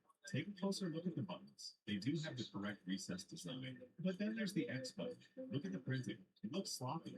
The lettering isn't sharp at all and feels much cheaper compared to what you'd expect from an authentic unit. And then came the biggest clue of all, Wi-Fi. I spent way too much time trying to get Wi-Fi for this thing. I tried different settings, different networks, pretty much everything I could think of. Nothing. At some point, I started wondering if the Wi-Fi hardware was even there, and honestly, it wouldn't surprise me if the manufacturers simply removed it to cut costs, because that's exactly the kind of thing you'd expect from a cheap knockoff handheld. But then again, for 20 years, you probably shouldn't expect much more than a knockoff handheld console. So let's put that aside for now. Because what I really want to know is whether this thing is actually as bad as people say. And more importantly, can it run Minecraft? Before we get to that, I wanted to take a quick look at the hardware. Unlike a desktop PC where you can easily swap parts and inspect everything, most of this handheld specs are already printed right on the box. Let's go through them anyway. The device is powered by a Rockchip RK3326. This chip is commonly found in budget handhelds and older mobile devices. Performance-wise, it's not exactly cutting-edge hardware. Alongside that, we get 1 gigabyte of DDR3L memory. There's also a 3.5-inch display with a resolution of 640 by 480 pixels. And then there's the Wi-Fi situation. According to the box, this thing supposedly supports both 2.4 gigahertz and 5 gigahertz Wi-Fi. Sounds great, right? Well, I couldn't get Wi-Fi working at all. And honestly, I still don't know whether it's user error, hardware issue, or just another sign that this might be a technical error. I even plugged in a USB Wi-Fi dongle to see if I could get any kind of wireless connection working, but no, nothing happened. It simply refused to work. At this point, I was starting to get worried because every tutorial I found for installing Minecraft in this handheld required an internet connection, and that was becoming a serious problem. I was beginning to think there was a real chance I wouldn't be able to play Minecraft on this thing at all. Now, to be fair, the device already comes loaded with a bunch of retro games, but that's not why I bought it. I bought it for one reason. While digging deeper, I discovered that some people were able to get internet working by sharing a connection from an Android phone directly to the handheld. So I figured it was worth a shot. I grabbed an Android phone, connected it to the console using a USB-C cable, and enabled USB 10. In theory, that should have given the handheld internet access. But when I went into the Wi-Fi settings, something really strange happened. The option would instantly turn itself back off every single time. It was almost like the feature had been deliberately disabled. And at this point, this felt like my last chance, the last door that might lead to Minecraft. But instead, it felt like that door was slowly closing right in front of me. After spending what felt like forever searching for solutions, I finally found a YouTuber who claimed he had managed to install Minecraft without needing an internet connection. And let me tell you, I was very excited because unlike most of the tutorials I had seen before, this one actually worked. The guy successfully got Minecraft running on his device, which meant I had one job: follow every single step exactly and hope for the best. Now, I'm not going to go too deep into the installation process because it's honestly pretty boring. But the basic idea is that you need the game files ready on your PC first. Then you copy the entire system data folder into the correct directory structure on the handheld's micro SD. Once all the files are transferred, the device can detect the game and launch it through a tool called Portmaster. And as you can see from his video, he got it working. So after carefully following all the same steps, double checking everything along the way, I finally reached the moment of truth. The installation was complete. And now, it's time to find out whether this tutorial is actually going to save me. Oh my god, it actually launched. The game was loading, the menu appeared, and for a brief moment I genuinely thought I had done it. Then, shit, crash. Straight back to the menu, just like that, gone. At first I was completely confused. I went back and checked everything again. The files were in the right place. The installation steps were correct. As far as I could tell, I hadn't missed a single step. So, what was going on? For a moment, I thought maybe I had made some stupid mistakes along the way. But then I realized something that completely changed everything. The YouTuber who made the tutorial was testing on a genuine device, not a knockoff like mine. And when he later tried the same installation on a clone unit, similar to the one I bought, the exact same thing happened. The game crashed immediately, just like mine. And at that moment, everything finally made sense. The problem wasn't the installation. The problem wasn't the files. The problem was the handheld itself. I can't even describe how frustrating it felt. After all the troubleshooting, all the waiting, all the failed attempts, I was right back where I started. And honestly, I was beginning to hate counterfeit products. After digging through forums and error logs for a while, it started to look like this handheld was missing some required runtime files. More specifically, it seemed to be missing Java Runtime Environment 8 and Java 17. To put it simply, these runtimes act like translators, allowing the system to understand and execute the game's code. So naturally, I went searching for it. But there was one problem. JDK8 is ancient, and finding a version that actually works with this setup was much harder than I expected. The deeper I looked, the more dead ends I found, and eventually, I ran out of ideas. At that point, I decided to give up on fancy Java version of Minecraft and try something much simpler, Minecraft PSP Edition. I knew it would be a huge downgrade. Fewer features, simpler graphics, far less content, but none of that mattered anymore. At least it had a chance of running, or at least that was that. After finishing the installation, I went looking for the executable to prepare to launch it. And then, oh my god, the handheld crashed instantly. Not after loading, not after showing the menu. The moment I tried to open it, crashed. And at that point, I just sat there staring at the screen. Everything I had tried, this was probably one of the most memorable failures I've had in a long time. Maybe I simply didn't have enough experience. Maybe there was a solution I couldn't find. Either way, this handheld completely defeated me. So if you know how to fix this problem, let me know down in the comments. And if you enjoy watching ridiculous budget builds and questionable tech experiments like this one, hit the video on screen right now, and I'll see you there.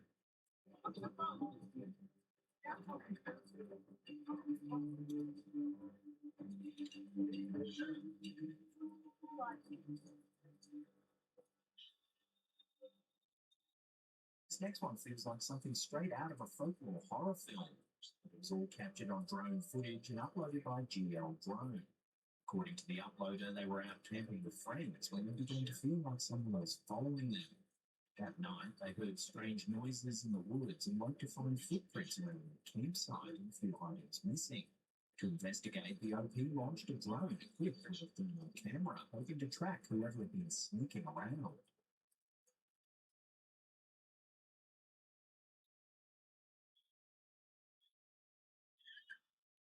Footage shows a person following a group.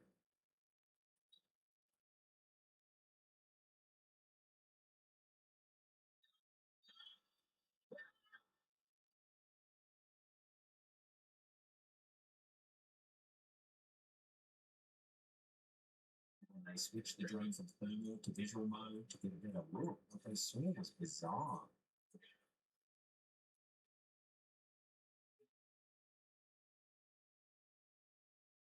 No person, just a deer standing exactly where the human shape had been moments before. The OP says that they were told a few people have gone missing in this hairy patch of forest. Now viewers are left to debate what the drone really captured. Some say it was a simple camera glitch, heat signatures misread between human and animal. But others think this may be evidence of something much older and stranger. Perhaps a shapeshifter or a forest spirit that lures people in by mimicking human cries for help. Whatever it was, one thing is certain. This footage has left even seasoned outdoorsmen deeply unsettled.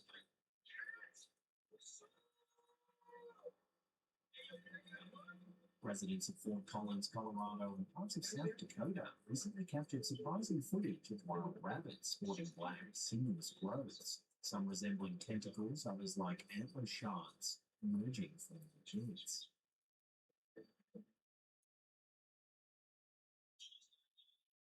Social media responses range from alarm to fascination, some dubbed them zombie bunnies straight out of a video game like The Last of Us.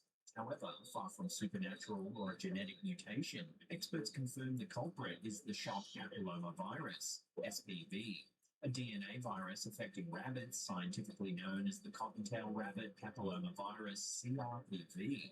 SPV causes benign, but potentially disfiguring, keratinous tumors primarily around the rabbit's head, face, and neck. First identified in the 1930s by Dr. Richard E. Shope, this virus played a pivotal role in cancer research by demonstrating how viruses can induce tumor growth, an early example of viral oncogenesis. The tumors resemble dark quills, horns, or tentacles and often look alarming. However, virology and wildlife authorities stress that SPV is species-specific and poses no direct threat to humans, dogs, or other pets. Wildlife officials in Colorado advise the public to avoid interacting with or touching infected rabbits, but note that while outbreaks appear visually haunting, they've been documented regularly for decades.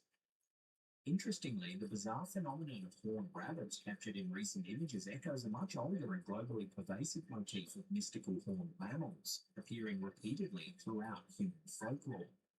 Long before the famed jackalope popped into American myth, early European naturalists and storytellers described an equally uncanny creature, the Lapus cornutus, or horned hare.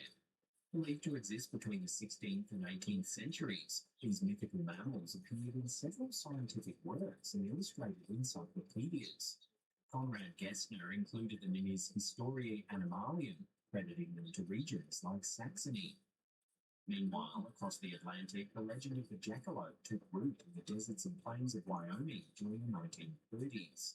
This jacked-up antelope rabbit was the brainchild of two Wyoming brothers who famously mounted deer antlers onto a rabbit carcass, creating a humorous and beloved roadside curiosity. Over time, the jackalope evolved into a staple of American tall tales, featured in gift shops, cartoons, songs, and even considered for official state mythology. While the rabbits seen in these pictures might seem like creatures from mythology or a horror story, The truth is deeply grounded in science and wildlife ecology. The horns are merely viral growths, still uncanny, but far less sinister than understood.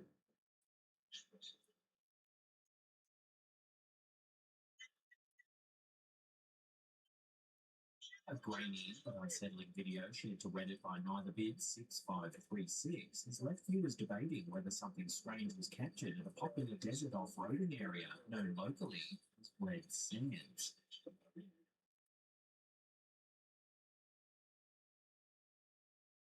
A fast-moving figure appears to run directly in front of the vehicle.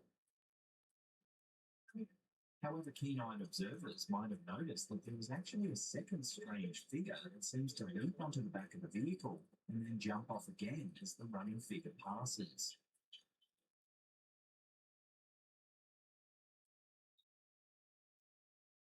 The poster points out that the driver of the Jeep didn't react, no braking or swerving, suggesting that they didn't see either figure at the time.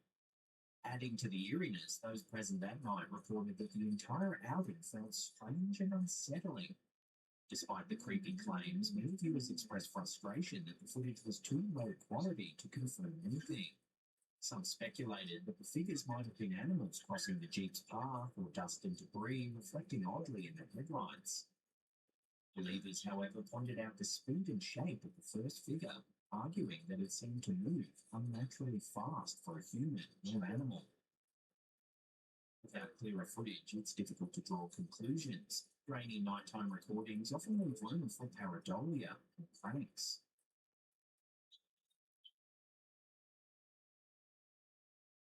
A short but eerie clip filmed near a dam has gone viral, leaving viewers scratching their heads. The video has sparked a flood of theories. Some think it could be a giant fish or an undiscovered aquatic species, while others lean into more fantastical explanations, a modern-day plesiosaur, or even some kind of cryptid hiding in the depths. Skeptics argue it's nothing more than shadows or debris caught by the current. Still, the unsettling size and steady movement of the shape have many convinced this clip shows something extraordinary beneath the dam's surface.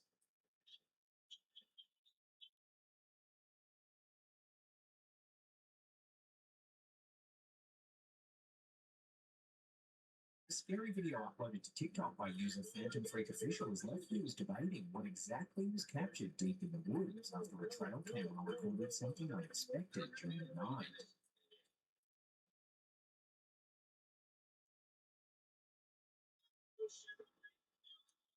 According to the Post, the footage was discovered the following day when the camera's owner reviewed the recordings from the night before.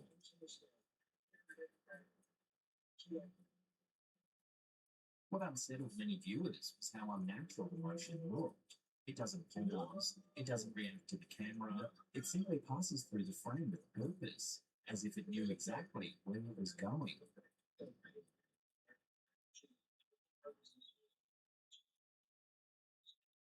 As the clip began circulating, commenters quickly shared their thoughts. Some viewers believe the footage shows a genuine ghost or spirit, pointing to the figure's translucent appearance and the way it seems to glide rather than walk. One commenter even claimed they had experienced something similar themselves, describing a near-identical figure encountered in a wooded area late at night. Others took the theory in a darker direction. Several viewers suggested the figure could be a skinwalker, a cryptid from folklore often associated with forests and nighttime sightings. These commenters warned that sightings like this are often followed by strange activity, advising people to stay alert. Whether it's a ghost, a cryptid, or something else entirely, the video has sparked intense debate and left viewers questioning what really moves through the woods when no one's watching.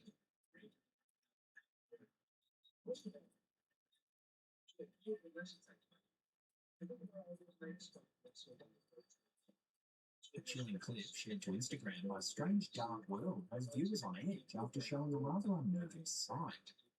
The footage was reportedly captured by a woman named Vanessa, who says she has experienced paranormal activity throughout her life. Never anything like this. According to her account, the strange encounter occurred around 11:30 p.m. when her Ring doorbell camera detected motion outside her home.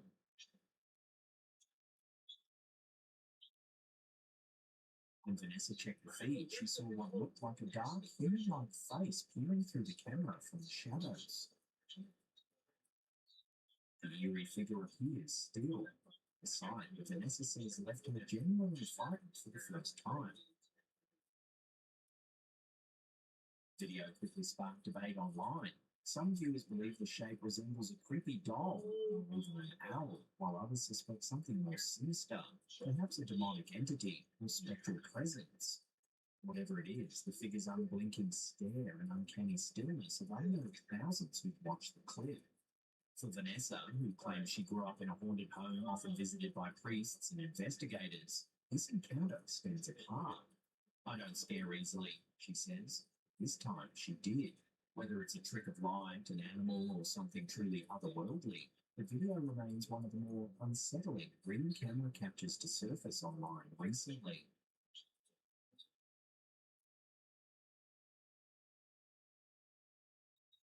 Footage out of Thailand is puzzling viewers after a strange, unidentified creature was spotted skimming across the water's surface. Filmed from a distance, the mysterious figure seems to leap and bounce in and out of the water, almost as though propelled by wings.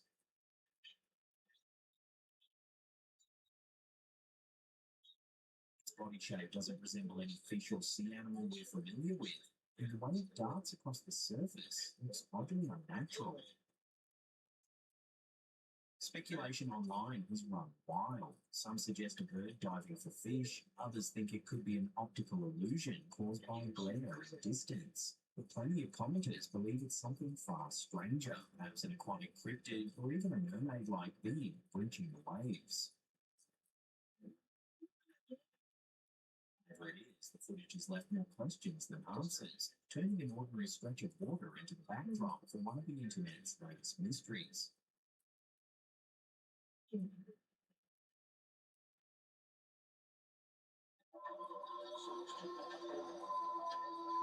Police in the Appalachian Mountains respond to a call about strange noises echoing through the woods.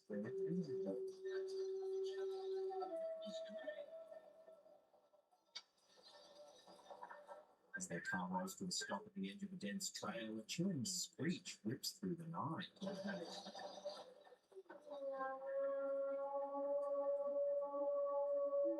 Strangely good little stuff of this was.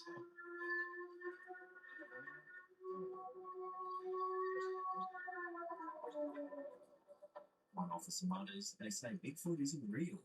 Whatever's making that sound doesn't seem ordinary." And this is Bigfoot isn't real?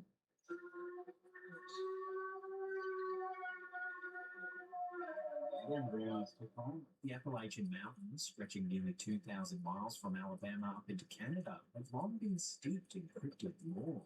Among the most enduring tales is that of Bigfoot, the wood booger, as locals sometimes call it.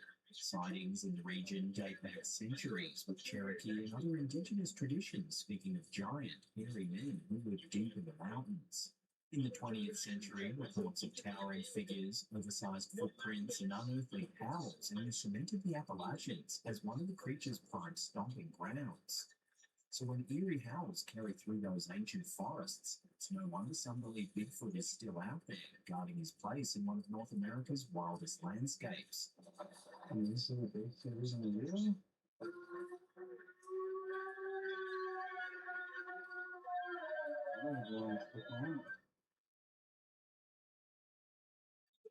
Instagram user Pascal Tacodi has shared eerie footage from a quiet country town that's left viewers scratching their heads.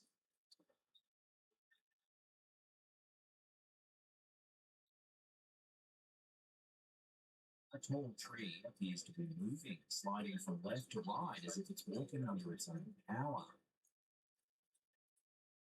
The strange motion continues for several seconds, making some compare it to the towering Ents from Lord of the Rings. Others offer a less magical explanation, suggesting it could be a logger cutting down and hauling a tree in the distance. So is this rare footage of a real-life walking tree or just a cleverly hidden work crew? Let me know your thoughts down in the comments below.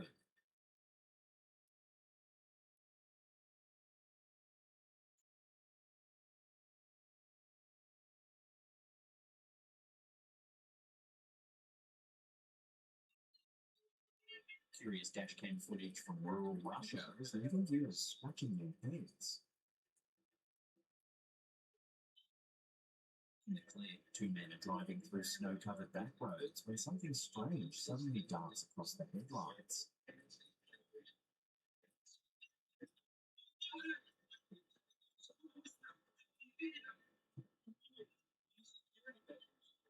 A tall bipedal figure sprints across the icy road before vanishing into the darkness of the forest.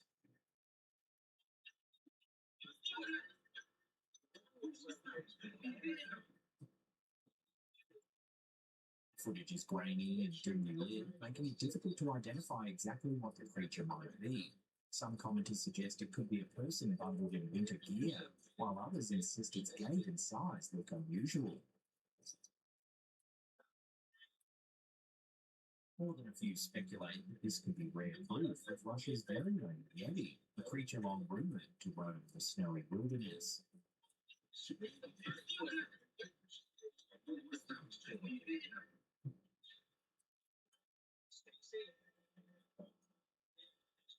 Strange and intriguing video uploaded by TikTok user Haunted TikToker has stirred up debate.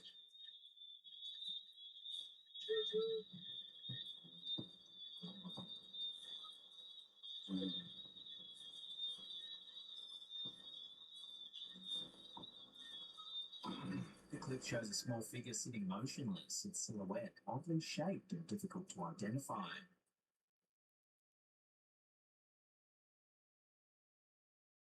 While the person filming can be heard insisting it's a monkey, viewers weren't so convinced. The creature's long limbs, hunched posture, and uncanny stillness quickly became the focus of speculation, with many users arguing that it looked nothing like a typical primate.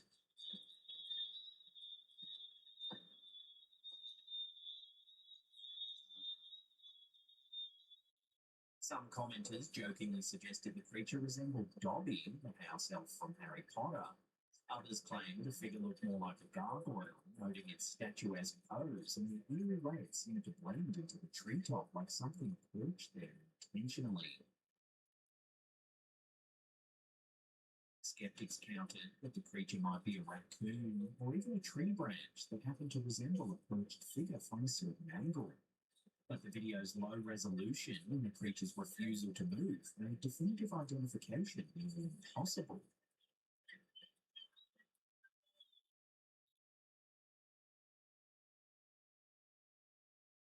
We'll throw this one over to you, the viewer. What do you think the uploader has caught on camera? A monkey, a cryptid, or something else entirely? Let me know your take in the comments section below.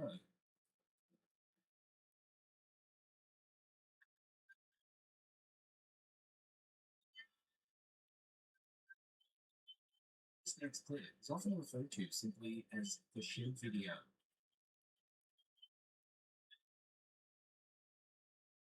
Footage began gaining serious traction in May 2025 after being reposted by Spooky Post Randy, quickly racking up tens of millions of views and millions of likes across TikTok and Instagram. Out of context, the clip is deeply unsettling. A man appears standing inside what looks like a small shed in a closed space. He's staring directly into the camera. Something profoundly off about it.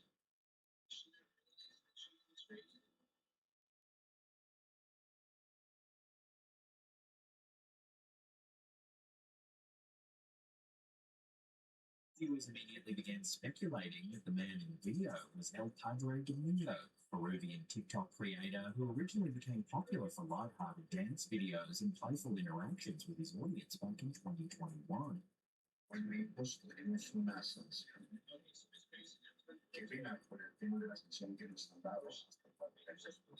As the clip spread, alternate versions began appearing online, including edits titled "No me mires con esos ojos," "Don't look at me with those eyes."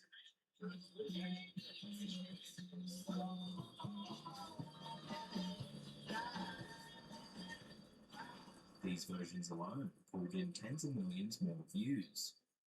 The comment sections were chaos. People joked about throwing tosses at their phones. Others complained TikTok was recommending the video late at night. Some said they physically couldn't watch it because it triggered intense anxiety.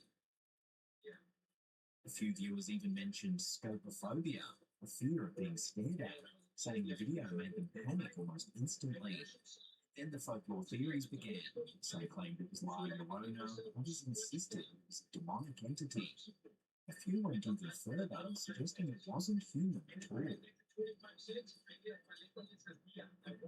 Here's where things get strange.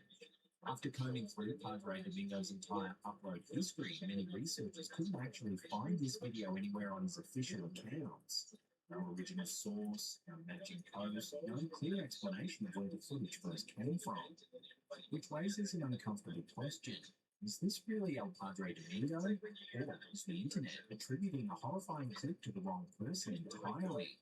Is this footage of a man encountering something truly sinister, a disturbing performance with a mask, or an expertly crafted hoax that taps directly into our fear of being watched?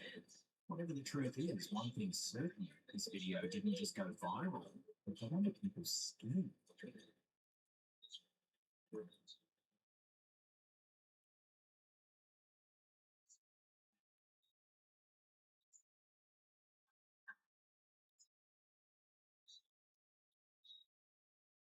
Sticking with eerie trail cam captures, this next one is freaky to say the least.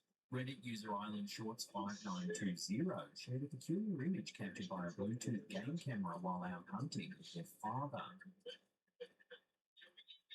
The unsettling black and white photo taken along a remote dirt road reveals two baffling anomalies. To the right, a ghostly white amorphous shape hovers just above the trail, seemingly suspended in mid-air. Even stranger is the figure on the left. At first glance, one might mistake it for a simple bag or perhaps a deer flicking its tail. However, closer examination reveals what eerily resembles the lower half of a humanoid torso standing upright, with legs disturbingly similar to those of a goat. The original poster clarified that the area is isolated. No nearby homes, lights, or signs could account for such strange imagery. With no additional photos captured that night, the bizarre snapshot remains shrouded in mystery.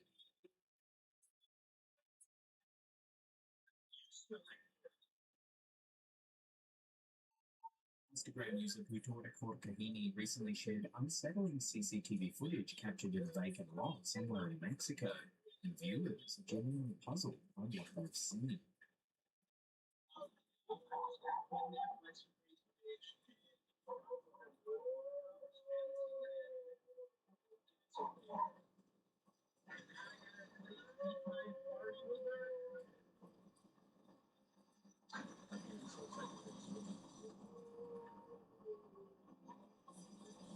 The eerie clip shows an unidentified ghostly figure drifting silently across the yard.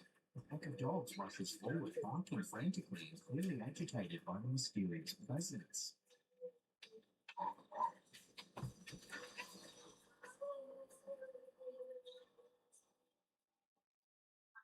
But what truly adds to the chilling atmosphere is a haunting wail echoing through the background.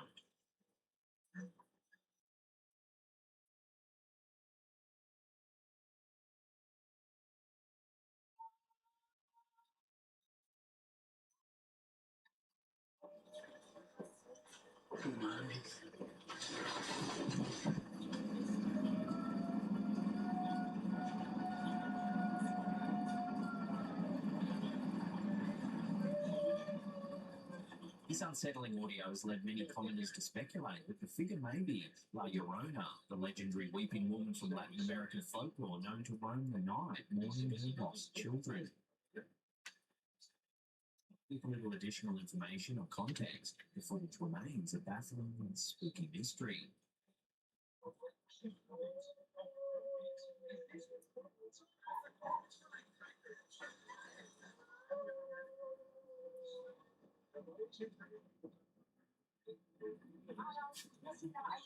An eerie paranormal clip from a Filipino news segment has resurfaced, leaving viewers baffled and genuinely spooked. Originally aired back in 2003 as part of a special November paranormal series, this footage was recently re-uploaded to Reddit by user Waza, who described it as the creepiest caught-on-camera moment we've ever seen.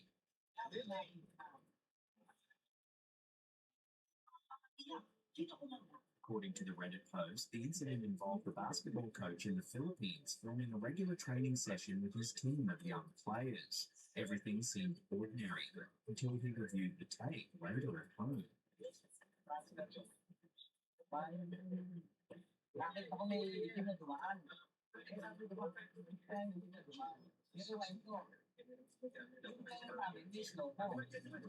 To his shock, the footage revealed a dark, shadowy child running across the street in the background, something neither he nor the kids had seen or noticed at the time.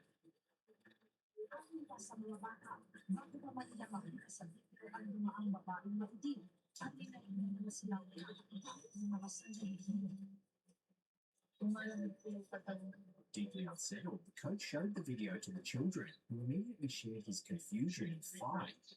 They recalled experiencing strange cold breezes that day, despite it being summer, and feeling as though something was off during practice. Intrigued and concerned, the coach brought the footage to a video editing expert. After careful analysis frame by frame, the expert confirmed that the clip hadn't been digitally altered. Given the technological limitations in 2003, the presence of the shadow figure baffled everyone involved. The original news segment was presented by Catherine De Castro, a renowned Filipino journalist and TV personality. The clip continues to generate chills and intense debate online, with many convinced that this could indeed be genuine paranormal activity caught on tape.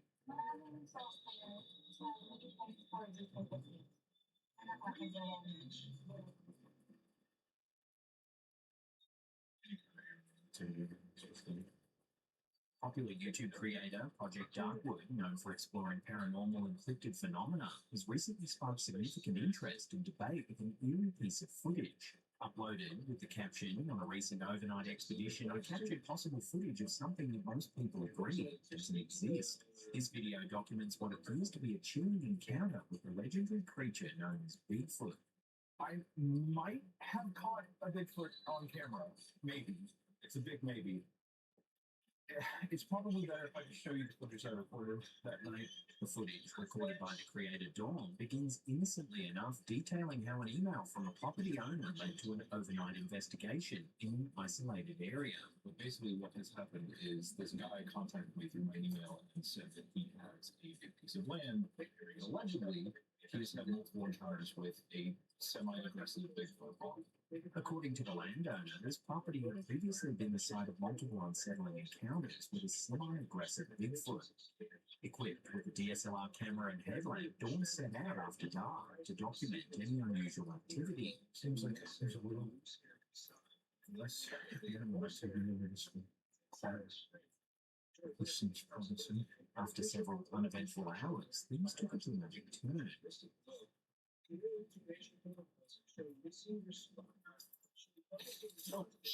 Okay. In the southwestern corner of the property, an enormous dark figure with glowing eyes suddenly emerged from the shadows, causing Dawn to panic and flee in terror.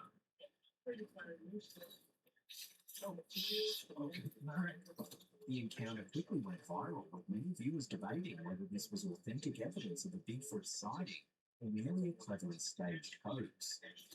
Responding to the viral intrigue, Dawn released a follow-up video titled "Charging Bigfoot Caught on Camera Footage Analysis," dissecting the incident in meticulous detail. Enhanced, stabilized, and brightened, the analysis highlights several fascinating points. This friend, you did a really good shot of his abs, and there is, just getting musculature, you can really make out some of the detail here. And then in the further frames, if you can make out pecs, bicep, there's this kind of shape here. There's like a sternum, this kind of pectoral muscle. They go on with more analysis. Another thing that I discovered in going over this footage was these limb proportions. You don't know a whole lot about them, but they have very different limb proportions than humans do. They're very lengthy. They have long arms, short legs. So I put together a little comparison here with a human being, and you can see, I mean, it's just completely different. Like, I don't think a person could fit in this. Despite Dawn's in-depth analysis, opinions remain divided. Skeptics argue this could be an elaborate hoax or a case of misidentification involving wildlife or even a person in disguise. However, Dawn firmly maintains the authenticity of their experience, emphasizing the sheer complexity of the figure's appearance and movements.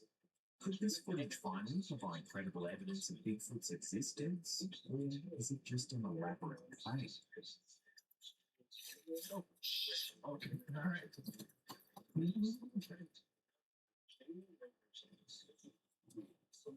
TikTok user Spow415 recently captured footage that had viewers initially baffled. While filming at a beach in Key Largo, Florida, there was noticed something strange in the darkness offshore.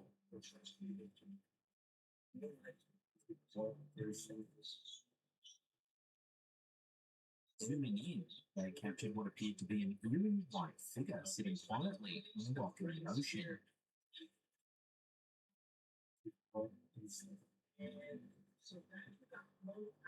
The video quickly spread across social media with intrigued viewers debating the nature of the figure. Many speculated that the video showed a real-life mermaid, causing excitement and even unease among believers in the supernatural. However, as the clip gained attention, local viewers clarified the mystery. Numerous commenters familiar with the area explained that there's a well-known mermaid statue installed off the coast of Key Largo. Designed to surprise and delight divers and beachgoers, this statue had inadvertently caused confusion and sparked theories about paranormal activity. So, rather than a genuine cryptid or paranormal entity, this viral video turned out to be an honest misunderstanding, proving once again how easily a simple object can take on eerie qualities when viewed in the dark.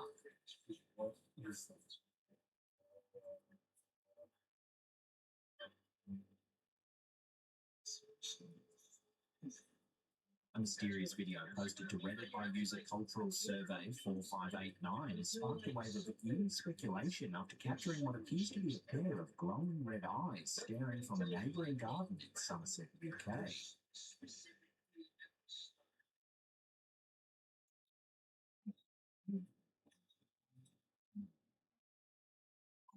Poster, the incident occurred late one night while they were relaxing in the living room. Out of the corner of their eye, they noticed something unsettling. Two bright red eyes staring directly at them from across a dirt path, deep within the darkness of a nearby garden. I got out my camera and filmed as I could see the bed tilt, they wrote.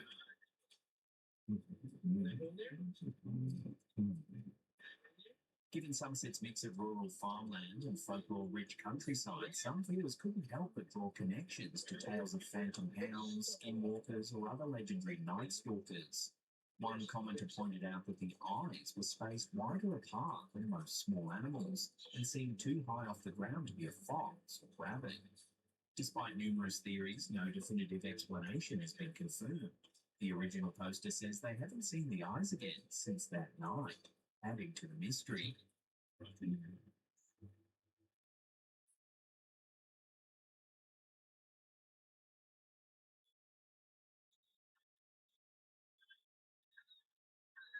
Earlier this year, Reddit user Apart Operation 329 shared a deeply unsettling image. Captured by a trail camera at precisely 9:04 p.m. back in July 2022, the footage shows an eerie humanoid figure standing silently in the darkness. The shape of the figure is unnervingly thin and emaciated, lacking clear detail, creating a disturbing, shadowy silhouette against the dark woodland surroundings. According to the Redditor, the mysterious image was originally shared in their group chat by a friend, and they decided to post it online, hoping someone might help identify what exactly was captured. Commenters quickly debated the figure's identity. Many speculated it might simply be a lost or homeless individual, possibly malnourished, holding onto a stick or branch. Others suggested the figure could be someone affected by drug use, pointing to its disturbingly thin and frail appearance. Yet the eerie rural setting, combined with the strange hour, has led others to delve into far more supernatural explanations. Online theories quickly emerged, suggesting the figure could be a cryptid, a zombie-like creature, or even a ghostly apparition haunting the dark woods. But even if the figure is simply human, it leaves a disturbing question unanswered. What was this mysterious person doing wandering through remote woods late at night?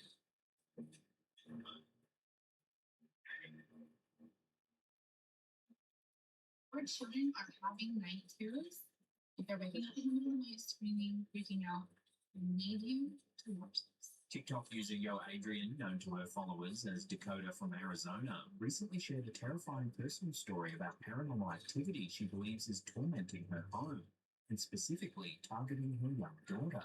Dakota's eerie experiences began innocently enough as her daughter started greeting invisible figures around their house, figures that appeared impossibly tall. Initially dismissing this as a common phase in childhood or simply an overactive imagination, Dakota soon couldn't ignore the increasingly disturbing activity. She was waking up screaming regularly. And she would wake up at 2 in the morning screaming bloody murder. Nothing could calm her down. Things quickly escalated when her daughter began experiencing extreme night terrors, waking up screaming, "Get away from me." Around the same time, children's toys in the home started activating entirely by themselves, playing music and making sounds at all hours of the night. Despite rational explanations from friends and family, one day, Dakota caught something shocking on her home security camera.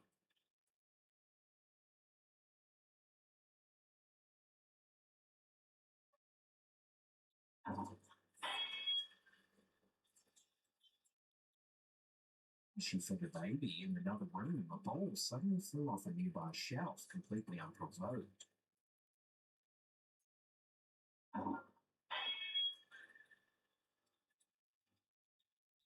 While reviewing the footage a year later with her sister, Dakota noticed something even more horrifying. Hidden just behind the baby crib, a strange face emerged from the couch. Then as the bowl falls back up here in the baby crib,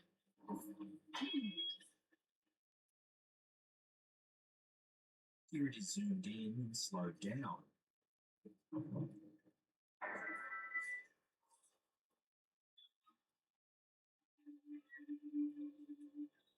Dakota firmly believes this figure, which she now calls a demon baby, is the entity that had been tormenting her child, causing severe night terrors and strange occurrences in the home. So after seeing that, I got spooked because something's in my house and it's trying to torment my kid.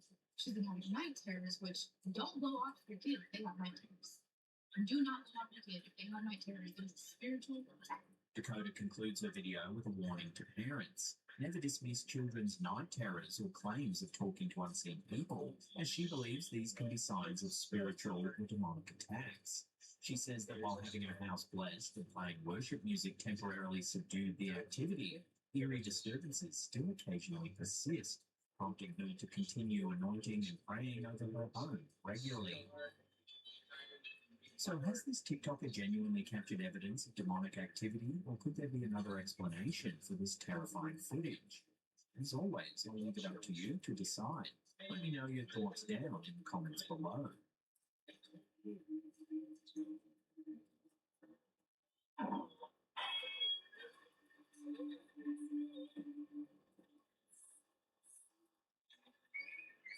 Several weeks ago, content creator Khalil Underwood, who goes by the username Real Khalilu, shared some astonishing footage that's reignited the popular phenomenon of flying humanoid sightings. Like it. Whoa.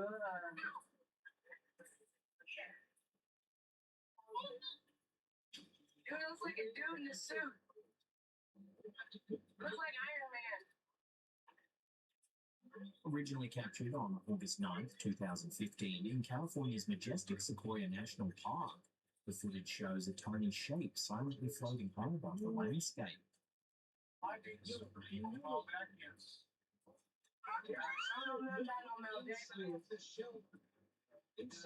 Witnesses on the scene quickly pointed a telescopic camera lens towards the mysterious figure, capturing a clear view that revealed an unmistakably humanoid silhouette gliding effortlessly through the sky. You're right. Okay. Now it's good. It's long. It's white. Look normal or just look weird? It look weird. It's weird. You're high. You're crystal. You're crystal. You're absolutely crystal. The footage continues with eyewitnesses clearly baffled by the sight. This is like an astronaut in a spacesuit. I swear to God, like a spacesuit, like the Michelin Man. What? I'm not freaking kidding. That's the way it looks to me. Flying humanoid sightings like this one are a popular subgenre within UFO and paranormal lore. Many viewers immediately speculated about what this figure could be, with theories ranging widely. Some commenters believed it to be extraterrestrial in nature, while others claimed it might be an angel or even a flying witch. It's a person? Yeah, arms are moving, dude. Like, that's weird, man. Skeptics were quick to offer more mundane explanations, suggesting it could simply be a stray balloon, drone, or even a paraglider viewed from a peculiar angle. No, it's not. What is that? Despite the range of theories, no definitive explanations emerged, leaving this flying humanoid footage as one of those enduring mysteries that continues to puzzle and intrigue. Dude, it looks like a dude in a suit. It looks like Iron Man.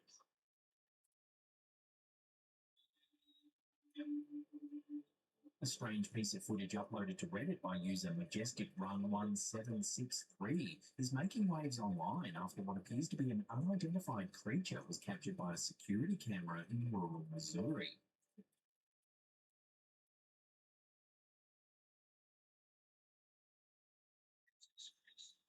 The brief clip, taken from the user's uncle's home surveillance system, shows a large lumbering animal walking across the yard. Its form so unusual that viewers have struggled to identify what it could be.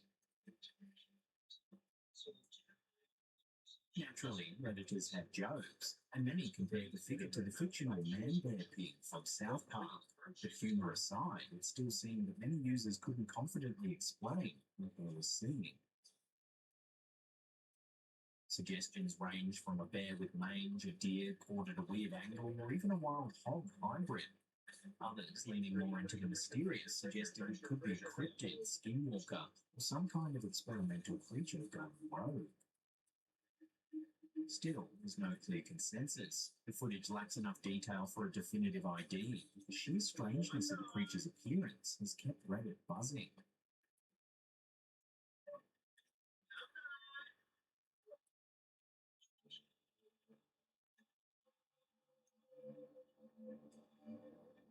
Reddit user RealDiscipline3142 recently uploaded some deeply unsettling home security footage.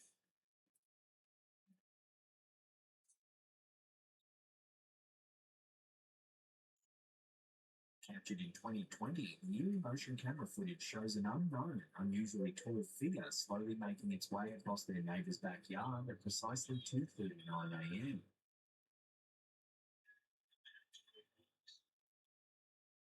The camera was positioned roughly 10 feet off the ground, and yet the figure seen on film appears to stand nearly as tall, suggesting the figure must be approximately 9 feet high.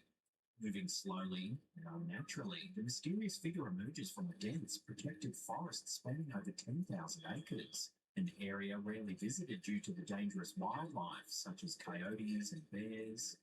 The uploader emphasises that the neighbourhood is small, private and tightly knit, with properties spaced several acres apart. Nobody recognises this strange figure, and the community insists that nobody would be wandering out of the forest at such an unusual hour.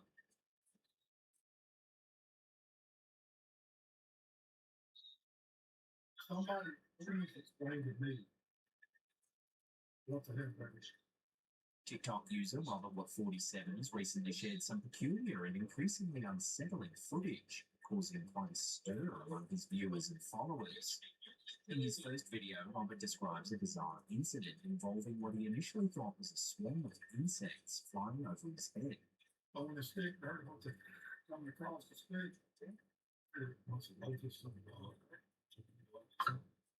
they flew over our head from 7, 8 feet. One of them hit the ball. However, upon closer inspection, Robert discovers a mysterious object that resembles a mechanical insect or drone. Somebody please explain to me what the heck that is. The footage clearly shows a small robotic-looking bug that makes strange noises. That and you know what I'm saying?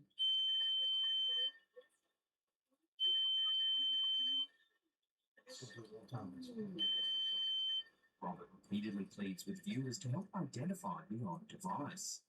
So somebody, for the love of God, please tell me what that is.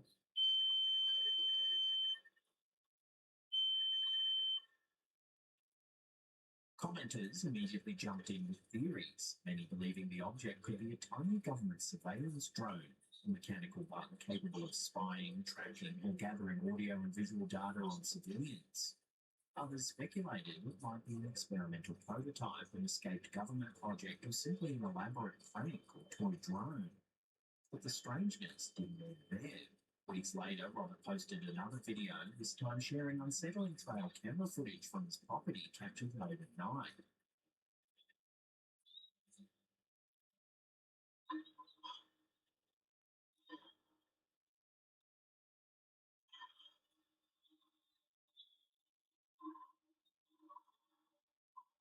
Speculation quickly arose that Robert might have captured evidence of a cryptid, an alien entity, or possibly someone trespassing on his property.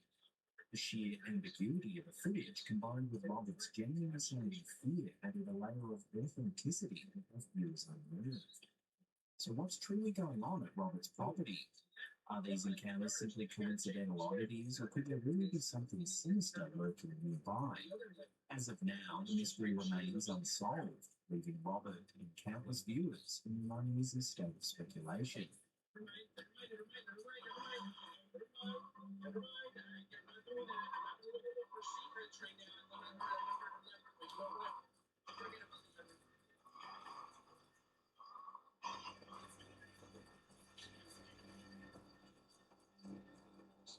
This next piece of strange home security footage comes with unknown origins. It captures something genuinely unsettling.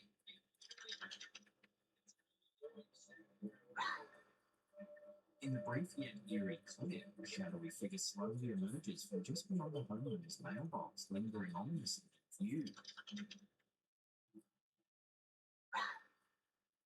Initially, many viewers dismissed it as merely a mischievous teenager playing a prank, or perhaps a burglar discreetly scoping out the property. However, a closer look reveals something deeply unsettling. At first, the figure appears as a vague, shadow-like form, but then, inexplicably, a face emerges clearly from within the darkness.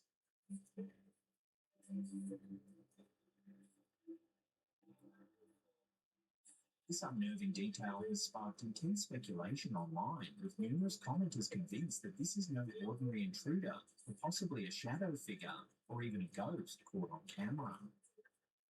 Due to the lack of information and the original uploader's identity being unknown, the footage remains shrouded in mystery.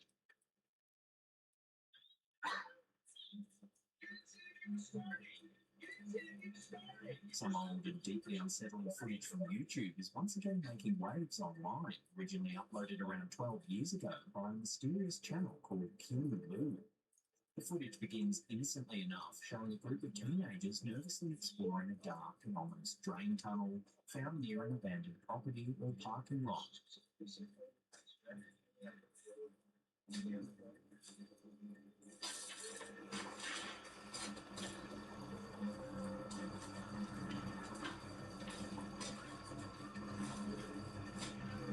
Armed only with their camera, they cautiously venture deeper into the tunnel.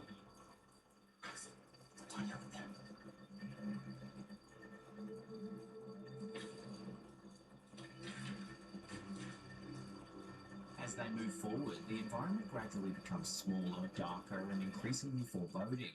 Then, things take a terrifying turn.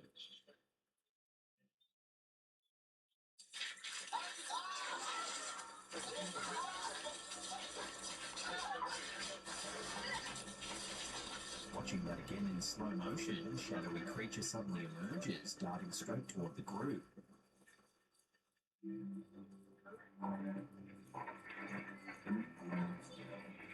The teens panic, screaming as they scramble to escape.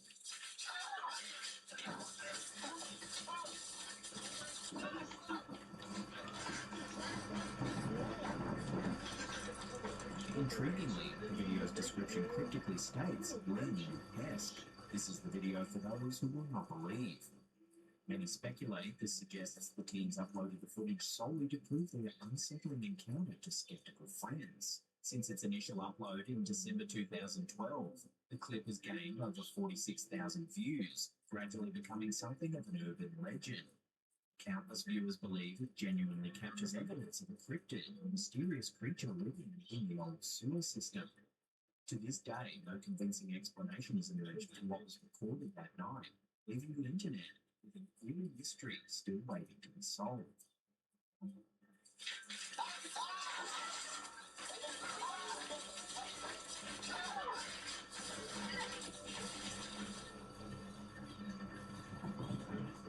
In May 2025, a series of videos surfaced online from multiple witnesses near the High River in Colorado, USA.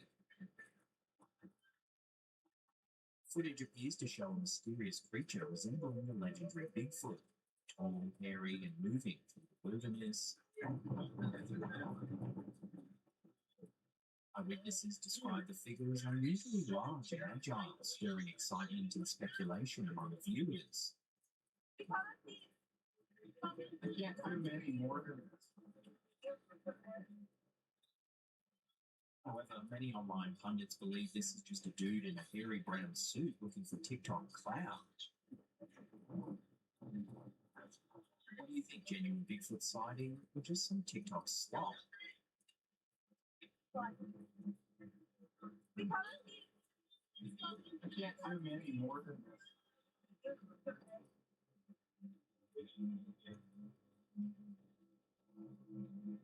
Several years ago, Reddit user Adjacent Gunman shared an eerie photo captured by a trail cam placed outside their remote cabin in the Appalachian Mountains of West Virginia. In the black and white capture, a tall, shadowy form stands ominously in the yard. Most disturbingly, two glowing eyes stare directly into the trail camera. According to the homeowner, the height of the figure was gauged based on the position of the eyes, level and cross being on the cabin. It sits roughly 8 feet from the ground. The Redditor explained thoroughly, addressing common questions. No one other than family visits the remote property, ruling out hunters or trespassers. Bears haven't been seen in the area for nearly 2 decades, eliminating the usual suspects. Furthermore, the homeowner insists the image wasn't manipulated. It's exactly how the trail camera recorded it. When enhanced or brightened, the figure only grows stranger. To this day, the OP remains baffled, with no definitive answers about the figure's identity. Is it a trick of the light, a rare animal sighting, or something more chilling? Perhaps a glimpse of an Appalachian cryptid lurking quietly in the darkness.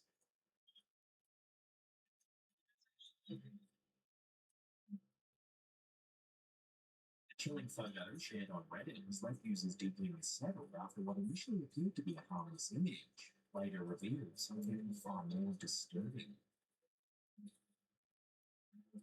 The image was uploaded by Reddit user FewShoe1861, who explained that they had been noticing something strange for years and had finally managed to capture it on camera. At first glance, the photo seems ordinary. Many commenters were quick to downplay any cause for concern. Several pointed out that the cat appeared completely relaxed, suggesting nothing unusual was happening. However, with the brightened photo, far more unsettling detail emerges. A dark, humanoid figure can be seen peering around a corner, partially concealed, as if watching the room from just out of sight. Several Redditors advised the poster to sage the house, a ritual believed by some to cleanse unwanted or negative presences. Others shared personal accounts of shadow figures and repeated sightings, saying the image triggered memories of similar experiences. The original poster later mentioned they had felt watched for years, making the discovery even more disturbing.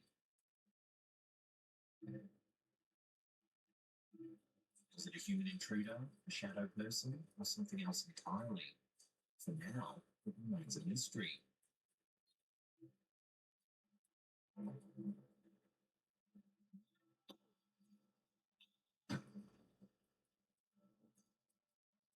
These next two scary videos posted to TikTok by Real D's Dark Adventures, a channel known for late-night paranormal explorations, have left viewers shaken after an encounter captured in an Ohio forest.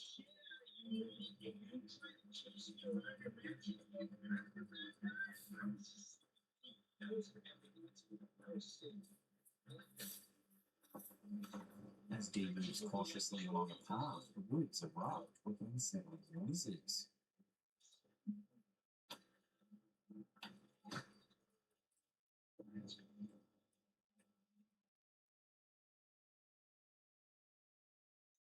Like a gunshot, followed immediately by the desperate cries of one or more people calling out for help.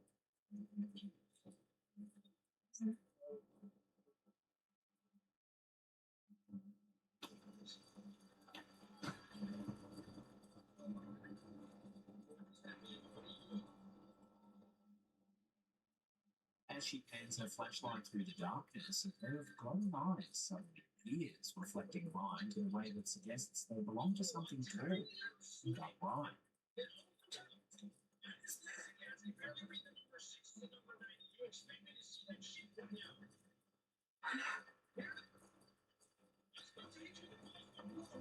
Dee freezes, unsure whether the creature is making these sounds or if there are actual people in distress. This confusion is at the core of what makes the clip so terrifying. In many Native American and Appalachian legends, certain supernatural creatures, often referred to as mimics, can imitate the voices of humans or animals to lure victims closer. A mimic, similar to skinwalker mythology, is said to reproduce sounds with eerie accuracy while remaining hidden, making it difficult for travelers to know whether they're responding to a real person or likely to a trap. One viewer even warned, if the screams sound far away, the danger is usually closer than you think.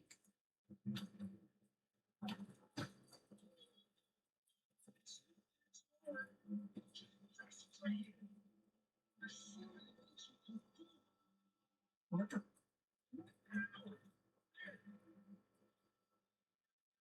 No, dude.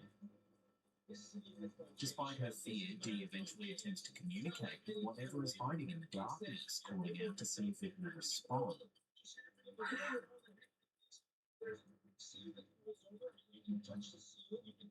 Hello, hi, my name's Dee. Several viewers criticised this moment as reckless, noting that if the cries were produced by a cryptid or mimic, acknowledging it could provoke a dangerous reaction. For several tense seconds, the glowing eyes remain fixed on her, and then, without warning, they vanish, slipping silently back into the forest. The cries for help continue echoing faintly through the trees, leaving Dee trembling and unsure whether she is hearing humans or something else entirely.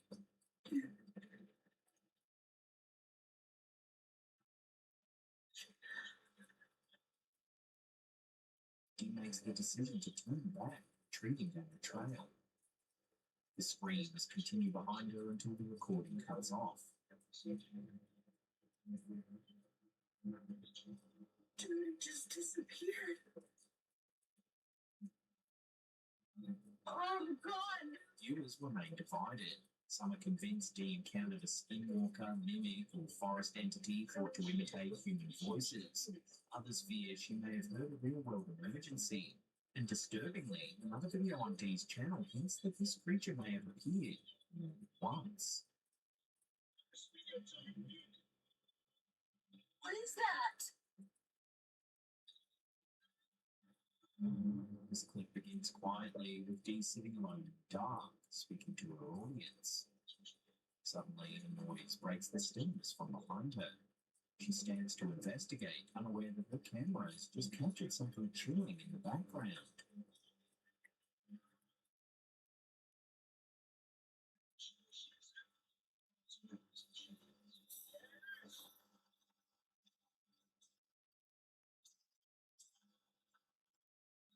When the footage is later zoomed in and brightened, gaunt humanoid figure can be seen lurking in the shadows behind her, long-limbed, pale, and crouched low, as if watching, waiting. Dee believes that it might be a rake, claims she had no idea it was there at the time, and believes the creature is sneaking up on her.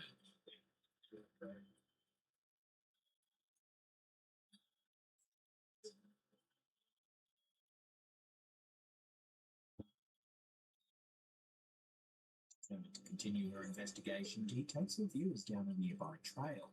It isn't long before she hears strange sounds echoing through the darkness. And once again, she doesn't realise she's not alone. Take a look at what she caught on camera. I hear noises too. I don't know if it's clicking. I can't hear it. It's like a.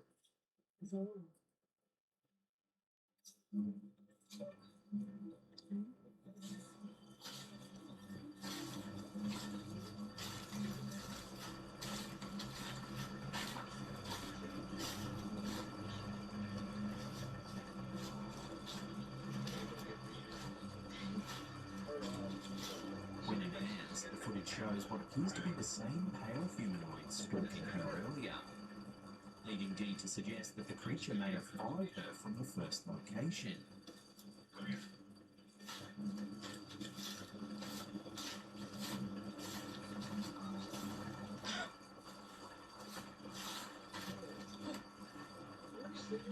Moments later, the camera captures the creature again.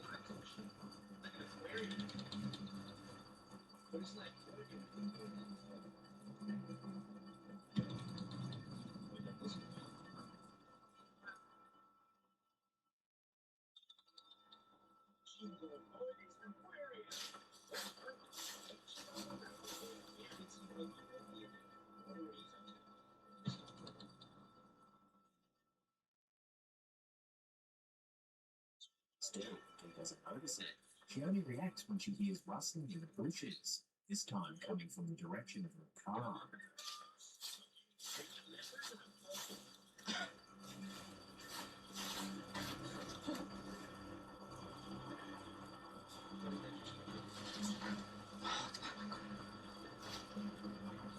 Oh my god, dude. Panicking, Dee makes her way back toward the vehicle, her flashlight scanning frantically as the sounds grow closer. Okay, I'm gonna get my car and I'm gonna go.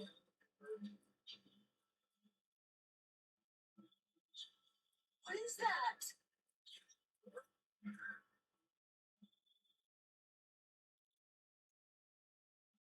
Luckily, it seems that she made it back safely.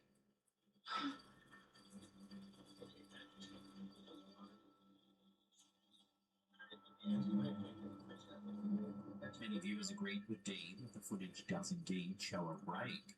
However, some viewers offered an even darker theory that Dee encountered a Wendigo, a creature from Algonquian folklore associated with starvation, transformation, and malevolent stalking behavior. These viewers pointed to the creature's tall, lean build and eerie movements as evidence.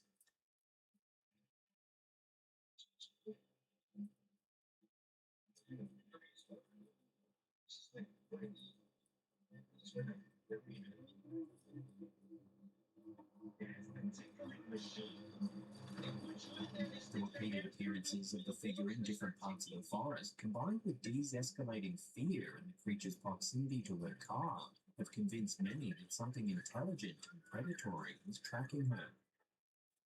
Whether it was a rake, a Wendigo, or something else entirely, the humanoid figure caught on her camera, twice, maybe more, has become one of the most disturbing pieces of footage she has collected yet.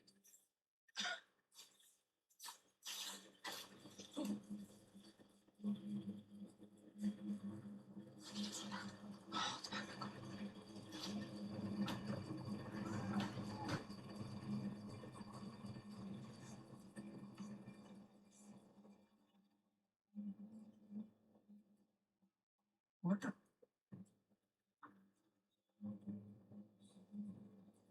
No, dude.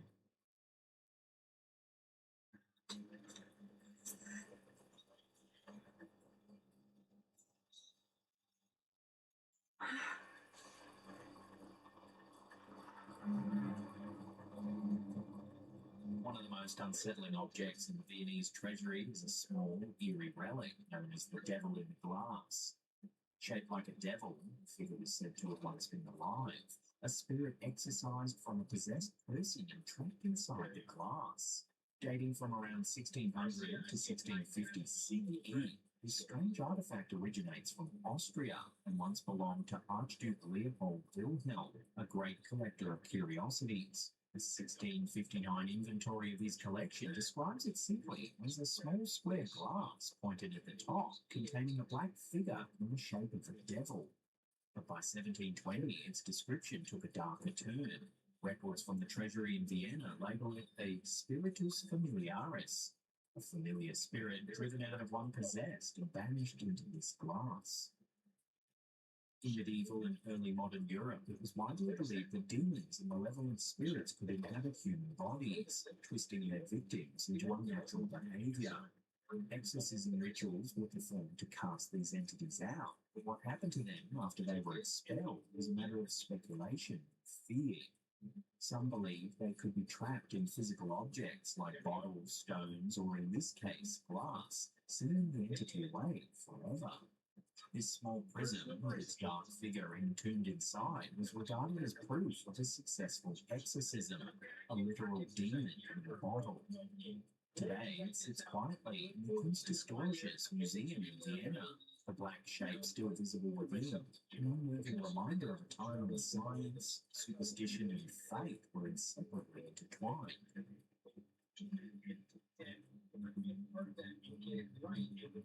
Sound like something and I went up there, shut the doors closed. Tell me why it's still open when I went up there. The scary video uploaded to TikTok by Sassy Cowgirl 2003 has gone viral after the poster documented a terrifying real-time encounter inside her home, one she believes is caused by a mimic, a supernatural entity said to imitate human voices and movements. There's pretty mimic here, though, because when my daughter's not here, I get her saying me, and she's like, I know it, saying more to me if I have seen it. The video opens with the mother in a state of panic. She explains that for weeks she's heard her daughter calling her name when her daughter was not even home. Now something seems to be mimicking her son, who is away at a party and is the only person who lives upstairs. Despite that, she keeps hearing his bedroom door closing, footsteps, and movement in the upstairs hallway.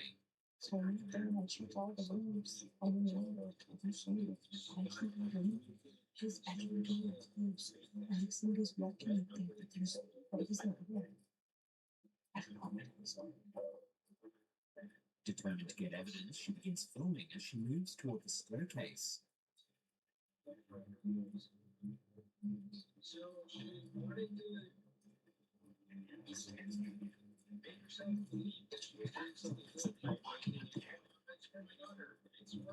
As she pauses at the bottom of the stairs, the floor above her creaks loudly. She gasps, visibly shaking, but continues filming.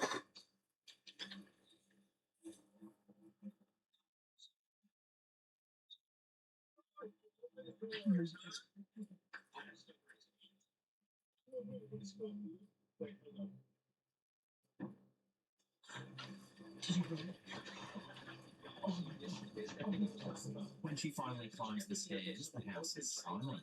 She shows the hallway is empty and the son's bedroom door is closed. His door is closed. Suddenly it opens, even though she had already checked and confirmed no one was there earlier. The moment she sees it, she bolts back down the stairs in pure terror. His door is closed.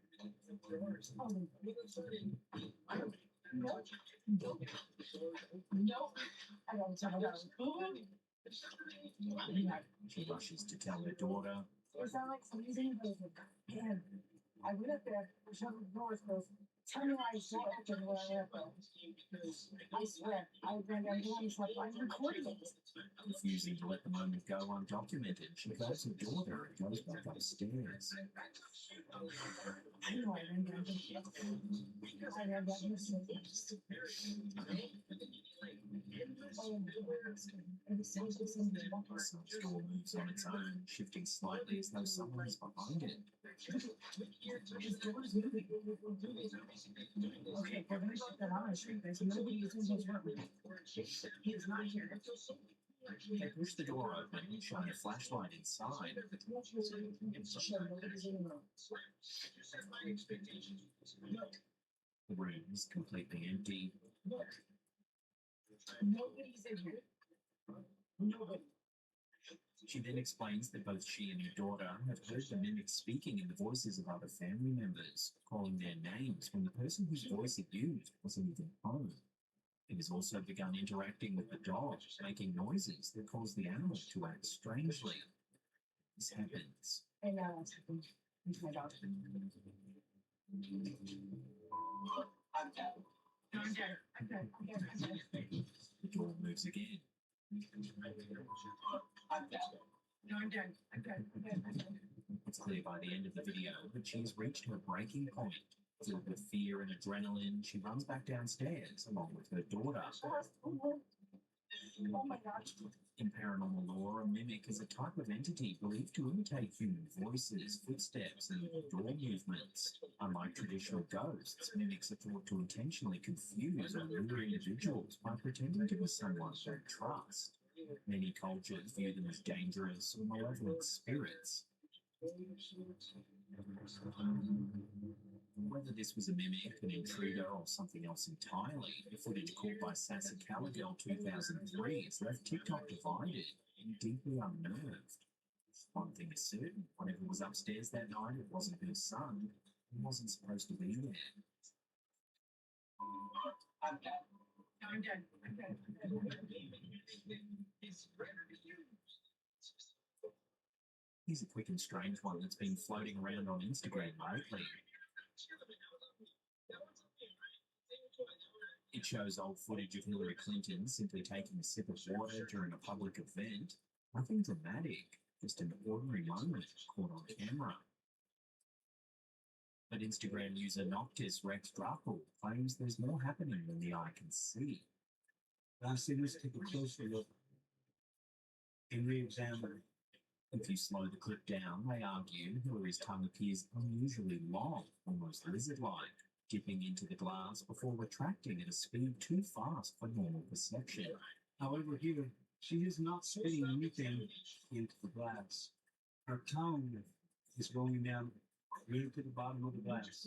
Of course, this ties directly into one of the internet's most persistent and bizarre conspiracy theories, the idea that world leaders, celebrities, and influential figures are secretly reptilian shapeshifters. Popularized by writer David Icke, the theory claims a hidden race of lizard-like beings disguised as humans manipulate governments and societies from the shadows. Supporters often cite evidence such as unusual eye movements, flickering pupils, strange tongue motions, sudden glitches in video footage. Clips like this Hillary moment become fuel for the fire, tiny anomalies magnified into claims of reptilian physiology slipping through the disguise.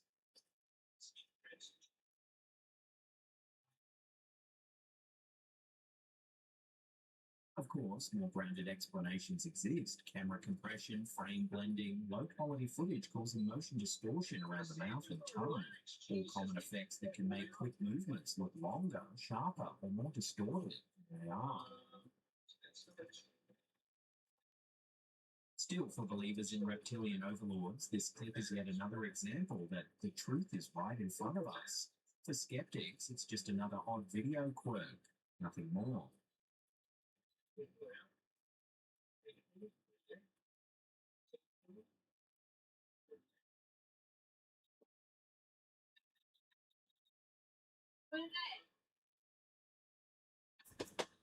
A series of scary videos have sparked alarm after a mother claimed a mimic was imitating her son inside her home.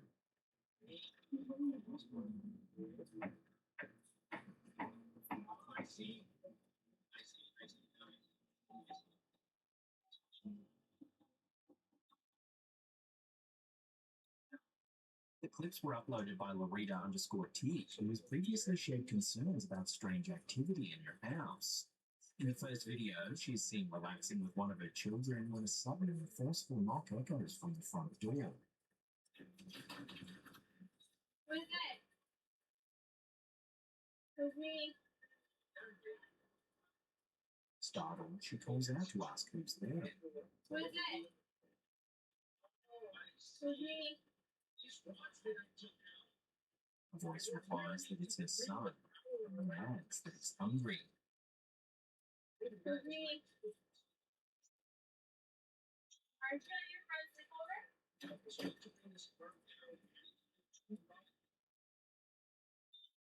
What immediately raises alarm is the timing. In the video description, the poster explains she had already dropped her son off at a friend's sleepover.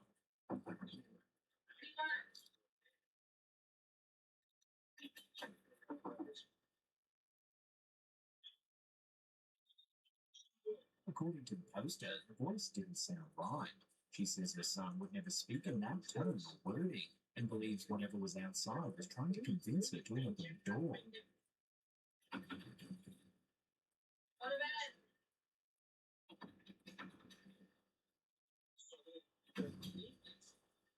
Viewers were quick to weigh in. Many agreed with the poster that this was indeed a mimic. However, others weren't convinced.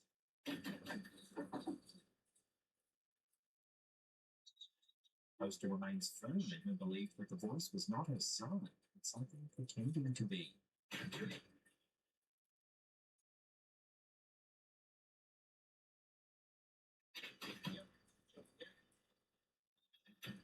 In a disturbing follow-up video, the reader has intensified fears after she claims the strange presence in her home has become more aggressive.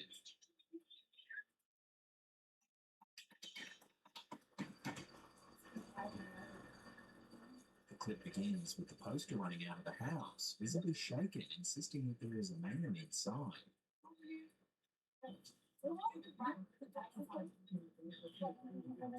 She urgently asks her children where their sister is, and one replies that she is inside, asleep. Despite their fear, the three cautiously return to the house to check on her.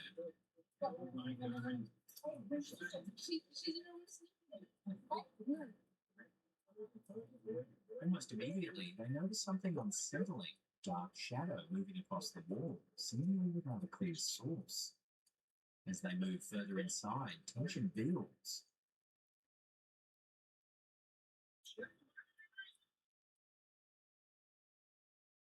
Suddenly, a door behind them slams shut with force.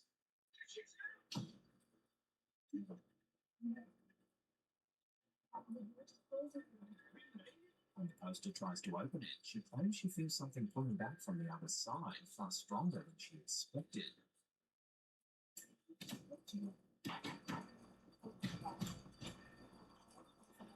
Before she can process what's happening, the front doorbell rings.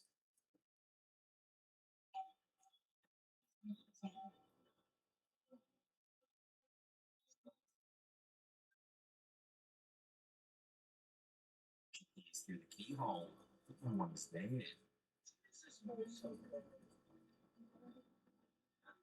The moment echoes the earlier incident where a voice allegedly tried to lure her into opening the bedroom door. She believes whatever is in the house is again attempting to get her to let it in. As she hesitates, another loud noise comes from the opposite end of the house.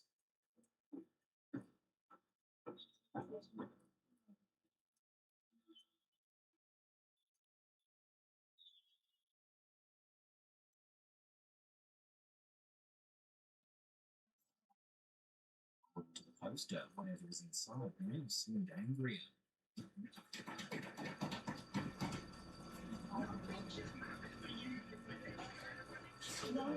Fear peaks when she suddenly sees something. Without hesitation, she and her children run, fleeing the house as the video abruptly cuts out. Many viewers believe the behaviour matches stories of mimics, entities said to imitate voices. Others warn that whatever the cause, you should never open a door when no one is there.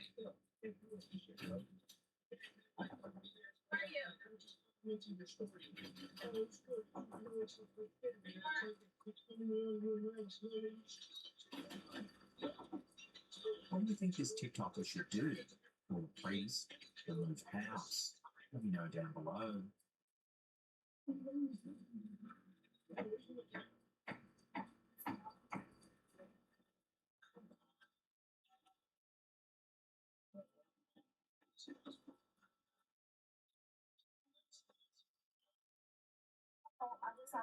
A chilling photo uploaded to TikTok by Maya_Aska has stirred intense discussion across Indonesia after the poster claimed to have accidentally captured a mysterious figure on camera. Seen here as though standing on the water, the figure was captured at Telaga Biru, a lake on the slopes of Gunung Gede, a mountain long associated with myths, spirits, and supernatural encounters. According to the TikToker, she joined a film crew on Gunung Gede, arriving early in the morning in Telaga Biru before filming began. Since the actors had not arrived and the actual lake scenes were scheduled for the second day, she took the opportunity to snap a few photos on her own. But when she tried to record a video of the scenery, her camera suddenly malfunctioned. The screen went blank and she was unable to press the record button at all, something she described very unusual. Hours later, when she finally reviewed the images she had taken, she was shocked by what she saw.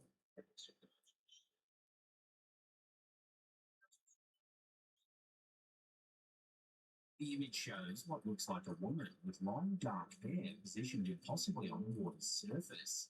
The TikToker insists she saw no one standing there while taking pictures. The figure's hair, she says, reminded her of something she witnessed in 2007 when she previously saw a mysterious woman at the same lake, whom locals often refer to as the Queen of Telaga Biru, a spirit said to guard the lake and occasionally appear to hikers under rare circumstances. In 2007, the figure she saw had hair so long it obscured her face and appeared without a hat or head covering. In the 2025 photo, the hair seems slightly shorter, but the resemblance shook her deeply. In Indonesian folklore, Telaga Biru is believed to be inhabited by a guardian spirit, sometimes called the Queen of the Lake, who appears as a woman dressed in white. Her presence is said to be both protective and territorial. Hikers often report feeling watched or experiencing strange sensations when near the water. The TikToker, puzzled and frightened, turned to her audience for clarity. She encouraged viewers who could see spirits to take a closer look and comment on whether the figure truly resembled the mystical queen. Viewers reacted strongly. Many claimed the figure looked undeniably supernatural, noting that the woman's reflection and position did not match any normal human presence. Others suggested camera glitching or an unnoticed passing eye, though critics argue no one should have been standing in the lake, especially before filming began. So was it just a regular person or something far more paranormal? A rare glimpse of the legendary guardian of Telaga Biru.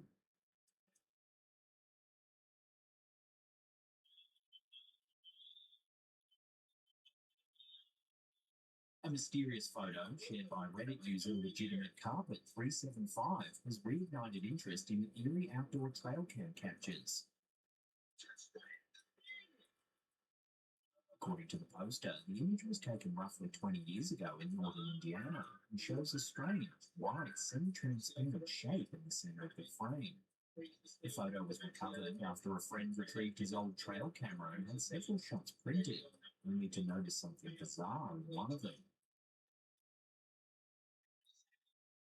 Some viewers have likened it to a classic paranormal manifestation, a wisp of energy caught mid-motion. Others noted its semi-transparent quality, suggesting it could be something moving rapidly under the camera's flash. One of the more grounded explanations came from a viewer who proposed it could be a bat captured mid-flight. If you look closely, you can see the wing membrane in its little hands, they wrote. As with many unexplained trail cam photos, definitive answers are hard to come by. But that hasn't stopped Reddit users and paranormal enthusiasts from offering their takes on what was captured that night in Indiana.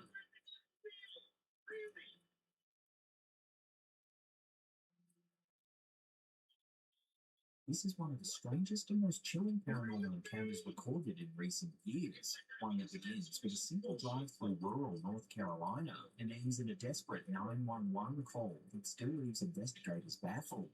The man at the center of it, known only as T, was driving north through Pender County late at night on July 31st, 2021.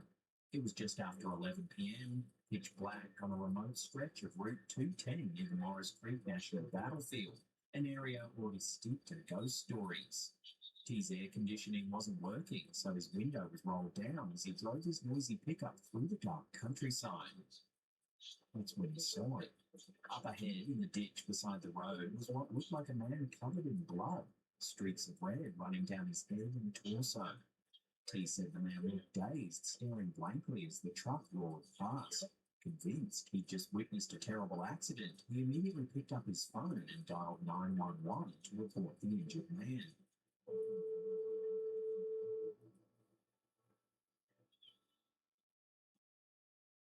Suicide 911 must be addressed as an emergency. I'm driving up 210. I just crossed the Black River and I thought I saw a guy hanging on the back of the road. During that call, something else happened, something far stranger. About 30 seconds into the call, T heard a massive thud on the back of his truck. The whole vehicle jolted. Startled, he looked in his mirror and caught a flash of something pale. Then, turning on his bed light, he saw a white, skeletal face pressed up against his rear window. Whatever it wasn't human.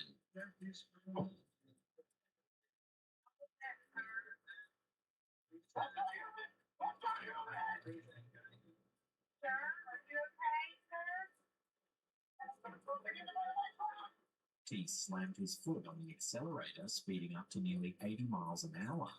Then, just as quickly, he stomped the brakes, sending the creature flying off the roof and tumbling onto the road behind him. Glancing in the mirror, he saw it stand up, thin, 7 feet tall, its skin ghostly white, its limbs impossibly long, before it bolted into the trees. T didn't stop driving until he reached the Quickmark gas station 7 miles up the road. Trembling, he waited there for nearly 15 minutes until police arrived. When officers from the Pender County Sheriff's Department and North Carolina Highway Patrol inspected his truck, they found deep scratch marks on the cab roof, matching where something might have clung to the vehicle. Deputies searched the area with drones and flashlights, but found no trace of the bleeding man or the creature. According to the cab notes and the deputy reports, this thing jumped into the back of his pickup truck and began to actually beat on the top of the cab of his truck. You could actually hear something beating on the top of the truck. The caller stated that it was beating and scratching on the top of the cab of his truck.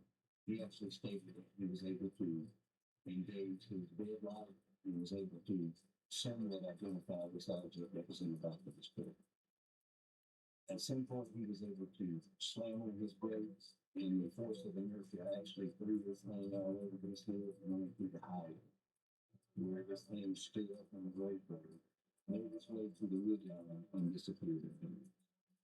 Law enforcement ultimately classified it as a traffic incident, but the responding sheriff confirmed the report and later said, "This is one of those things we may never have an answer to." I don't know for sure what he saw or what he experienced that night, but it was obvious that he was distraught and non-memory call.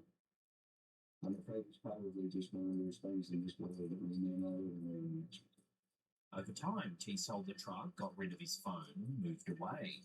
For years, he tried to forget until 2025, when the YouTube channel Carolina Case Files convinced him to tell his story publicly, releasing both the official police report and the haunting 911 recording. I still remember both of the truck, the fear, and I remember pretty much everything just in that one moment. T's description of the creature, hairless, pale, with stretched limbs and hollow eyes, matches what folklore calls the pale crawler or rake, a humanoid cryptid often reported across North America. Skeptics argue the story could be exaggerated or misinterpreted, that if the call, the scratches, and the police reports are all genuine, something unexplainable happened on that dark North Carolina road. So what really jumped onto that truck that night, the trick of the mind, or something else hiding in the black woods of Pender County? A chilling video uploaded by TikTok user elkakui.tv is making the rounds online, and it may show something deeply unsettling. This is why brand is expensive nowadays. The clip, allegedly filmed in a town known for narwhal sightings, appears to capture a moment of shape-shifting caught on surveillance camera.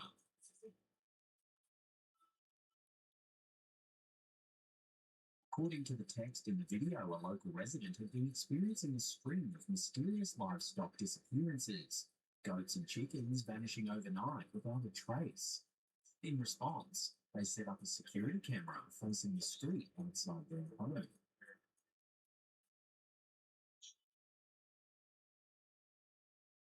You see a small, shadowy creature moving from left to right across the screen. Its shape is loaded brown, possibly canine or feline in appearance, and it moves with natural, animal-like motion. But just as it passes beneath a streetlight, something truly bizarre happens. The animal appears to rise upright and transform into the shape of a person.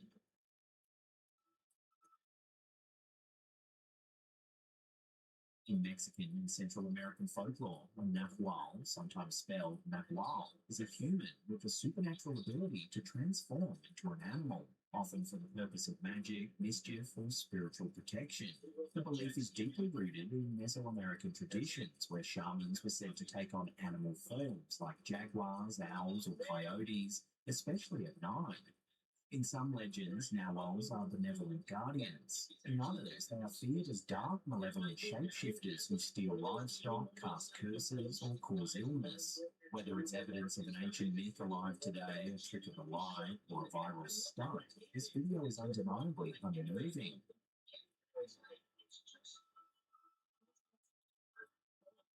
What do you think has been caught on camera? Let me know in the comments section below.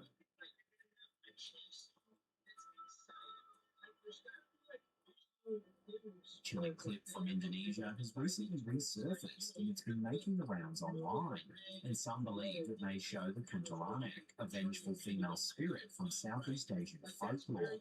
The footage, originally posted to the YouTube channel Viewing HD, shows a young boy casually playing with his parents' phone, filming himself by accident. See if you can spot anything eerie.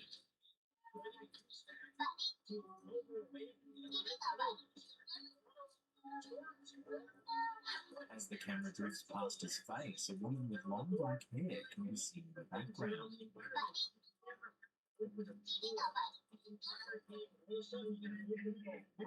The boy can be heard calling out in Bark Rini, which roughly translates to Miss Rini. According to the boy's family, no one in their home or community has that name, but the child insists he sees this woman often. Viewers familiar with Indonesian folklore immediately pointed out the resemblance to the kuntilanak, also known as the pontianak, a ghost said to be the restless spirit of a woman who died during childbirth. She is often described as wearing white, with long disheveled hair and a faint sorrowful cry that grows louder the closer she gets. According to reports, in the days after the video was filmed, the boy's family began hearing a woman crying late at night coming from inside the house. The activity grew so disturbing that they eventually sold the home and moved away. So did this child really capture one of Indonesia's most feared spirits on camera? Or is there a more rational explanation hiding in plain sight?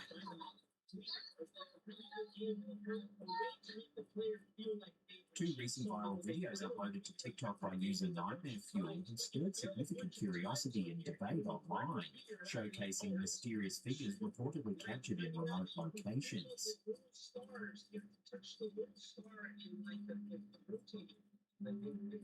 The first video, posted in August 2023, depicts 4 or possibly 5 enormous beings moving across the Siberian borderlands.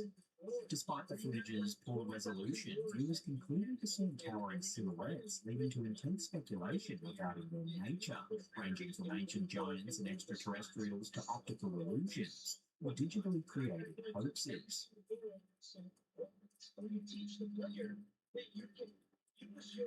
In another equally intriguing clip, a large shadowy figure is seen standing atop a mountain in Aguascalientes, Mexico. This video has sparked a compelling debate, particularly when one viewer suggested the figure might be a Nephilim, a giant described in biblical texts as the offspring of fallen angels and humans. This suggestion reignited discussions on ancient legends and biblical mysteries, with opinions divided between believers in supernatural entities and skeptics attributing the sighting to visual illusions. So, what do you think these videos show? Are they really giant-sized beings, or are we witnessing a trick of perspective? Let me know your take in the comments section down below. This unsettling piece of footage was uploaded to TikTok by user Boaz83.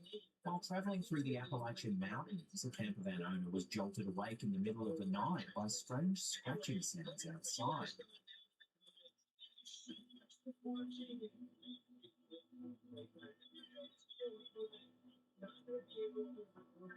For a brief moment, its glowing eyes pierced through the darkness.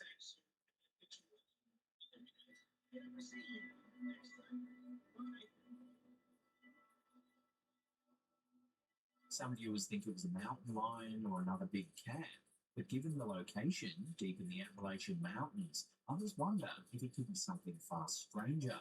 The Appalachians are rich with supernatural lore. Tales of the Mothman, a winged, red-eyed creature said to be an omen of disaster, have circulated since the 1960s. Legends also speak of the Wampus Cat, a mysterious feline beast tied to Cherokee folklore. There are stories of sheep squatch, devil dogs, and strange lights known as brown mountain lights flickering across the ridges, and some locals whisper of skinwalkers or witches in the woods, shapeshifters drawn from native traditions and frontier superstition. So is this a prowling predator, or could the Appalachians have revealed one of their cryptid secrets?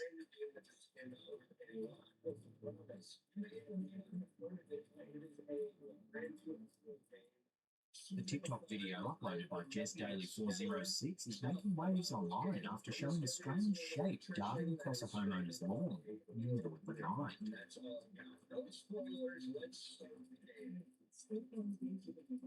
According to the uploader, the clip was captured at 3 a.m. on their Ring camera.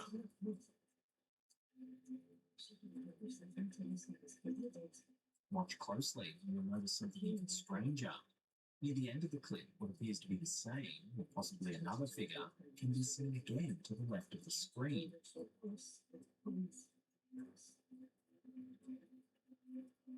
The bizarre footage quickly drew hundreds of comments, with theories ranging from humorous to hair-raising.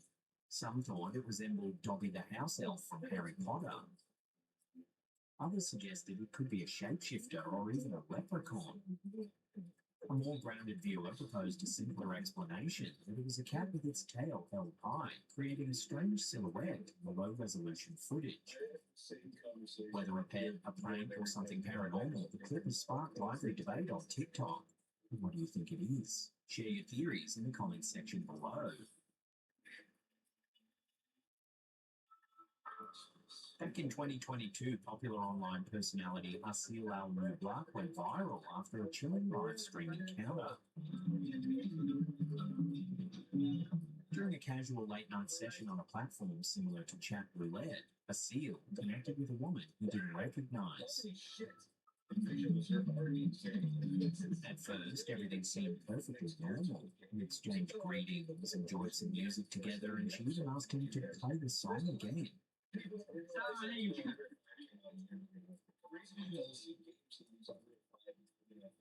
Seal began talking to him more directly. He noticed something was off.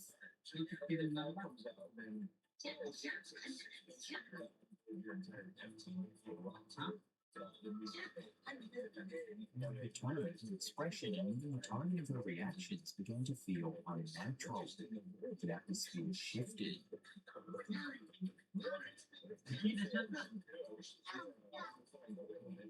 Sensing something wasn't right, he decided to test what he was feeling. Asil played a recording of verses from the Quran.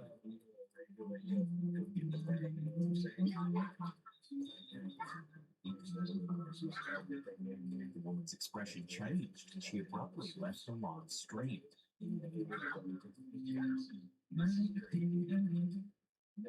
Viewers flooded the comments, convinced they'd just seen Asil come face to face with something supernatural, a jinn. According to Islamic belief, jinn are spiritual beings created from smokeless fire. Like humans, they can be good or evil, but evil jinn are said to fear the Quran, especially verses that glorify Allah's power and majesty. When confronted with Quranic recitation, evil jinn often flee instantly, unable to withstand the divine words.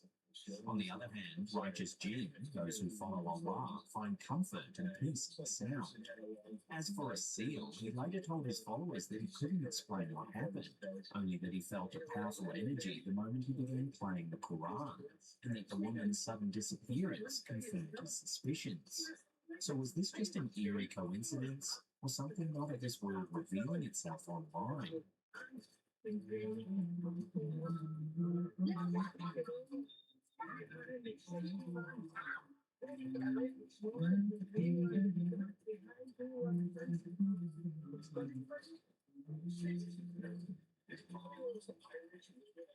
On June 5th, Jessica Ortiz from Southern California spotted something strange in her Ring doorbell footage. Something so unusual, she thought she was losing her mind. I'm really going crazy. Like, I'm losing my mind. And I took the phone from my son, so I was like, can you check this photos? And I see it was like, no. In the Ring video, a small figure, possibly around 3 feet tall, appears to briefly walk across the camera's field of view. At first glance, it's easy to miss, but when paused, the figure stands out. A hunched posture, elongated head, and a strange, almost inhuman gait.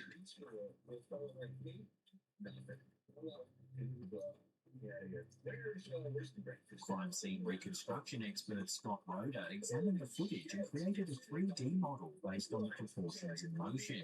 His analysis estimates the figure is about 3 feet tall, has 2 arms and 2 legs, and appears to be walking at a normal pace. Most likely, we're not alone here on planet Earth. I think we share this space with beings and creatures that we are not readily able to recognize. Dr. Sean Payne, digital imaging expert from UCF, provided a more grounded explanation. According to him, low-light conditions and video compression artifacts can significantly distort how things appear on digital cameras, especially Ring and other home security devices.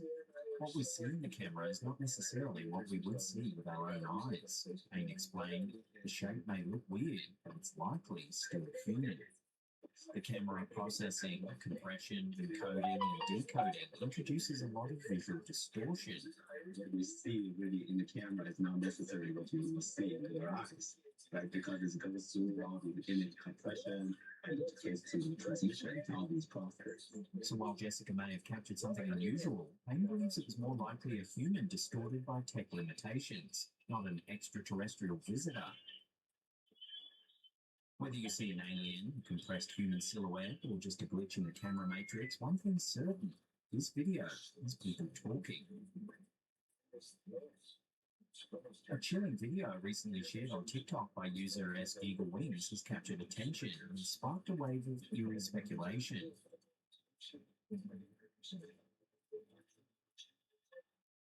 The footage, allegedly extracted from CCTV security cameras in Thailand, appears to depict a mysterious floating head drifting silently through the darkness.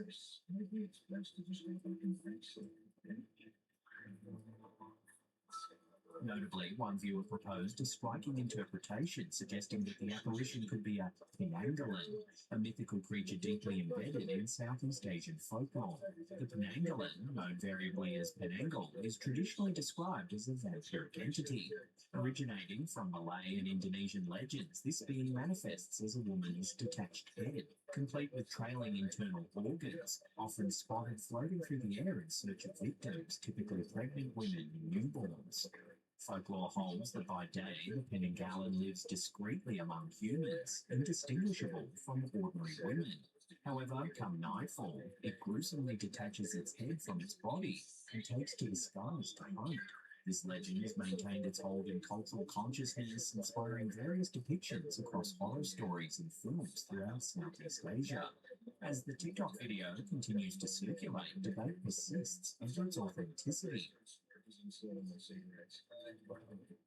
TikTok user FreshGuy1, posting from Calgary, Alberta, Canada, shared a chilling clip after being woken in the middle of the night by what sounded like screaming outside.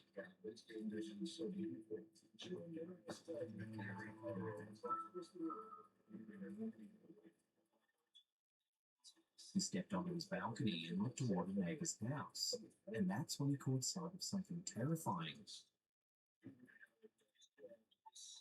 Inside the house, you can see a long-limbed figure menacing over a person.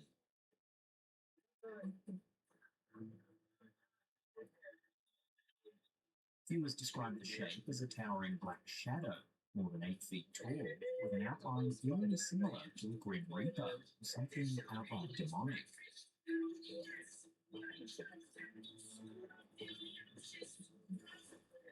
So far, the uploader hasn't shared any follow-up footage, though he promised to post more if the entity appears again.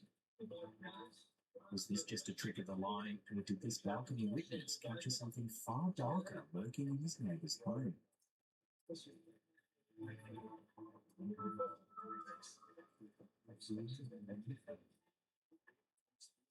At a local Little League game in Ciudad Juarez, a parent filmed their kid playing baseball. And a little later, when they checked the footage, did they spot something odd?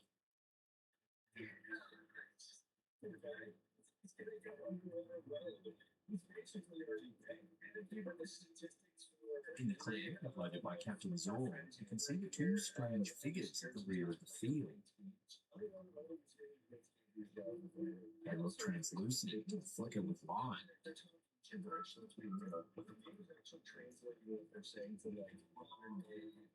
According to the uploader, the figures didn't appear to the naked eye.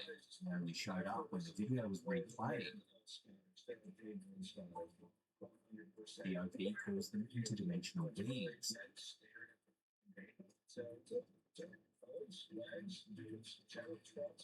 It's a spooky shot, brief, uncanny, and exactly the kind of thing that goes viral. But there are other possibilities to weigh. Video compression artifacts, lens reflections, double exposed frames, motion blur, catching spectators mid-move, or even deliberate editing. What do you see? A camera quirk, a prank, or something that doesn't belong in our dimension?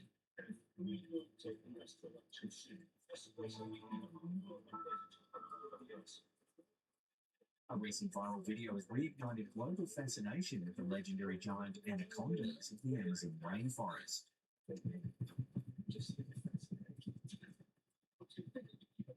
The footage, reportedly captured via helicopter, depicts a massive snake effortlessly navigating the remote Amazonian stream, quickly capturing the attention of millions on social media.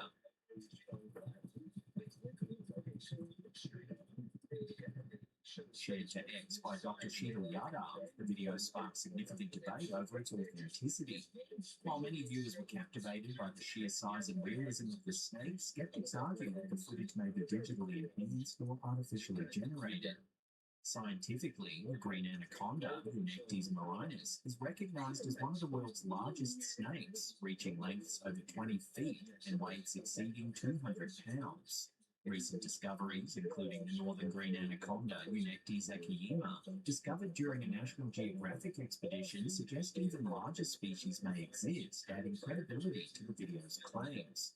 Despite uncertainties surrounding this video's legitimacy, it underscores ongoing challenges in discerning real phenomena from digital fabrications, especially with advancing AI technologies. The Amazon's biodiversity continues to captivate public imagination, highlighting the necessity of careful scrutiny in the age of viral content. A strange and unsettling video uploaded to the YouTube channel Into the Wild has viewers buzzing after a rural property's security camera recorded something rather odd.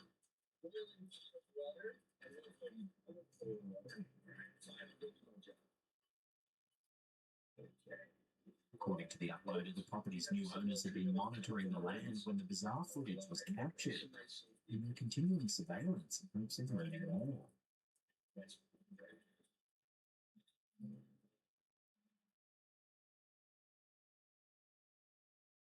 The figure moves subtly, almost blending into the shadows, but clearly not part of the tree itself. Then the unexpected happens.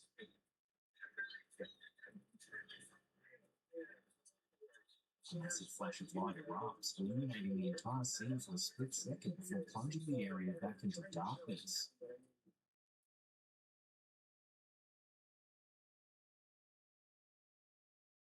A short time later, a man with a flashlight arrives on camera, cautiously making his way toward the trees. He pans the flashlight around, but nothing seems out of the ordinary, as if whatever caused the flash has already vanished.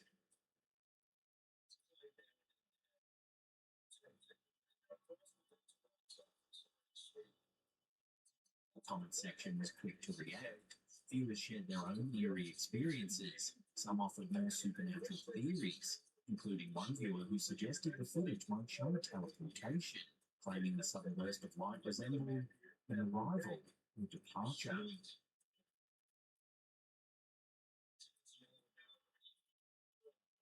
At the end of the video, a skunk wanders through the frame. Even this small animal seems hesitant. It slows down, sniffs the air, and carefully avoids the area where the flash originated.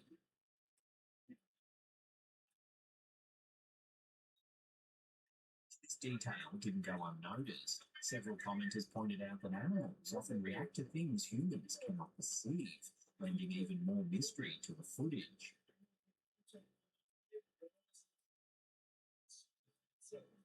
For now, it's likely that the landowners will continue to monitor the area.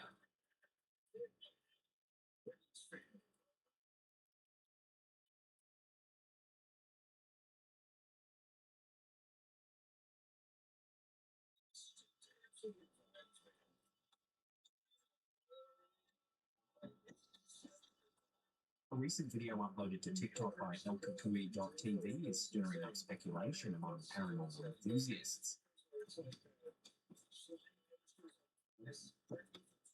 The short clip, captured at an unknown beach at night, shows what appears to be a ghostly pale figure lurking near the shoreline, leaving viewers both fascinated and unsettled.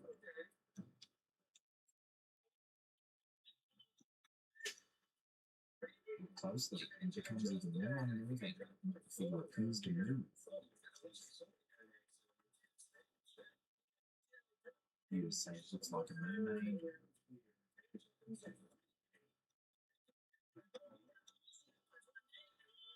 Whether it's a hoax, a human caught in an odd pose, or something far stranger, the video certainly makes you wonder.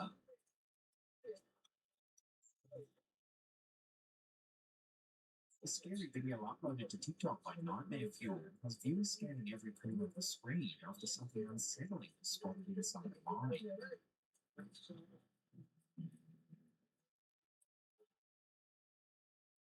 In the shadows appears a small dark figure with an eerily humanoid shape. It seems to be crouched, watching, with the body outline far too defined to be mistaken for rock.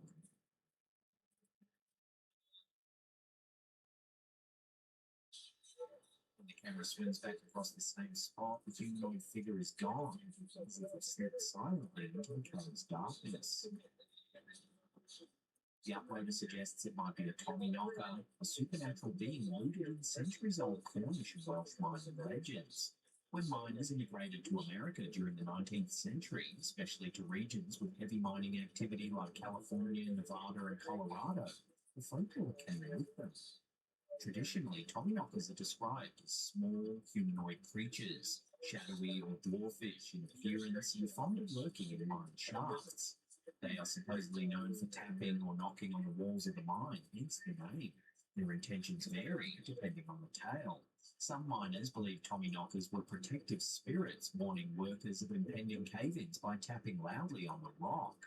Others feared them as mischievous or outright malicious beings that caused collapses, stole tools, or lured miners deeper into dangerous tunnels. Even today, many abandoned mines are rumored to be haunted by these spectral figures.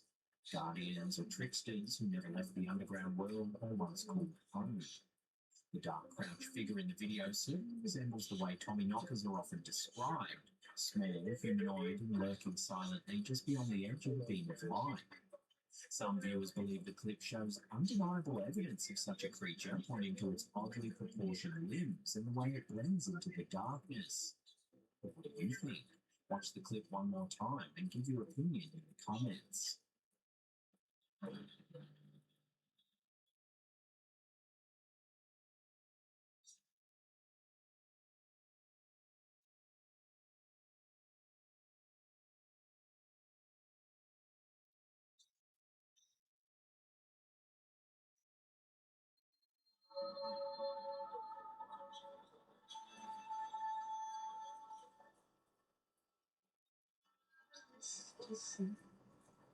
A woman in France reported something eerie in the skies on September 13th, 2023, and the internet can't decide what she captured.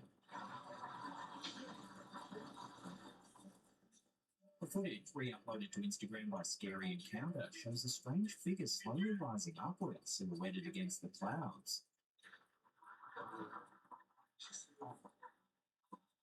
Some viewers are convinced it looks like a witch flying on a broomstick straight out of folklore. Others argue it must be a UFO, its strange form distorted by distance and light.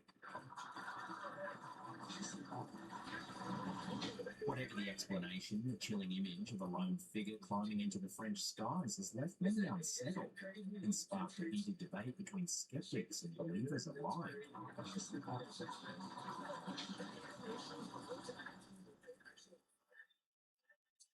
That's the end of the episode. Thank you so much for watching. If you want to see some more scary cryptids and creepy creatures caught on camera, check out those two links right there.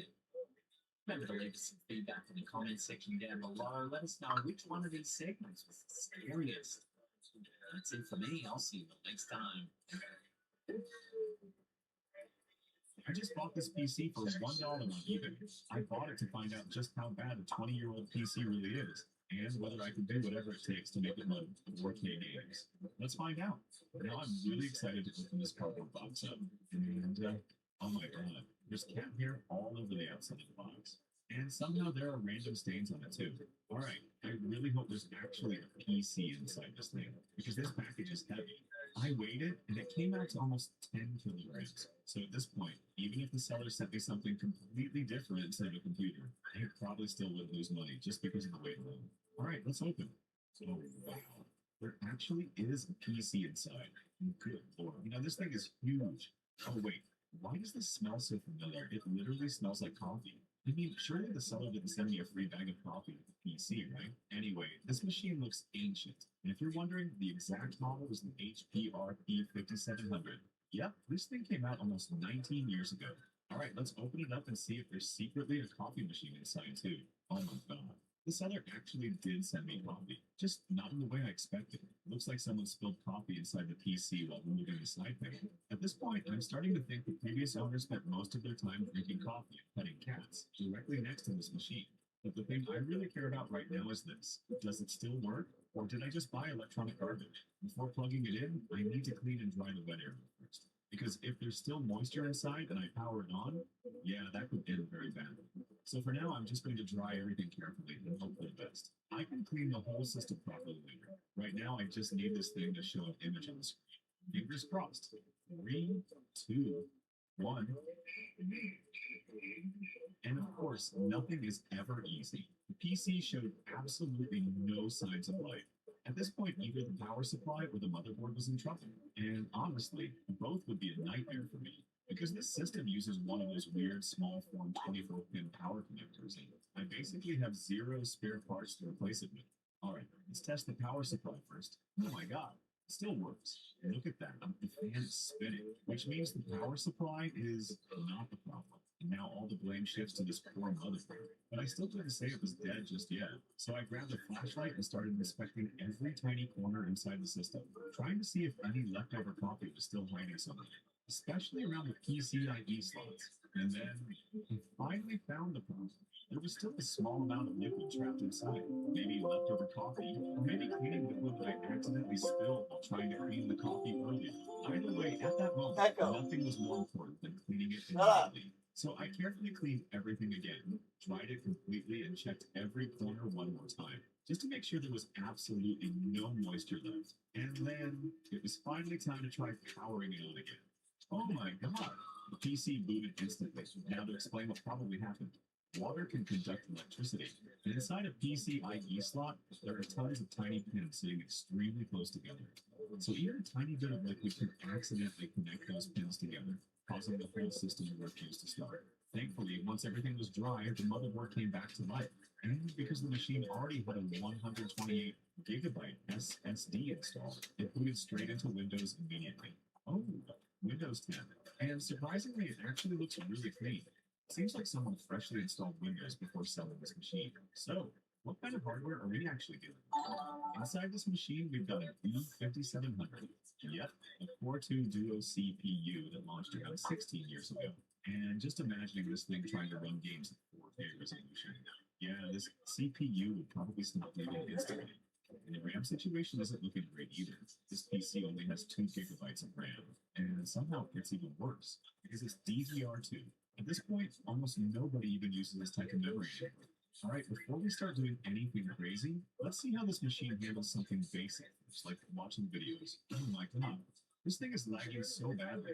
Keep in mind that this is only 480p video playback, yet the stuttering is happening constantly. The CPU is getting completely exhausted, sitting above 90% usage almost the entire time. And the RAM? Basically full already. So if this PC is struggling this hard just to play low-resolution video, then I'm genuinely worried about my original goal of trying 4K gaming for this thing. But surprisingly, there's actually one thing I really like about this machine. The built-in speaker sounds way better than I expected. It doesn't feel like one of those cheap office speakers that only exist to make notification sounds. It actually has decent bass, which somehow makes this old PC feel a little more premium than it deserves. But still, if basic tasks are already this difficult, then what happens when we try gaming? How bad is this about to get? Oh my god! This thing is taking forever to load the map. I literally had to wait almost 2 minutes just for the world to finish loading. And once I finally got in, 1 FPS at 1080p. Yeah, my patience was disappearing very quickly trying to game on this machine. So I lowered the render distance from 12 chunks all the way down to the minimum. And thankfully the FPS did improve a little. But not by much. It was only around 10 FPS, which still felt absolutely terrible.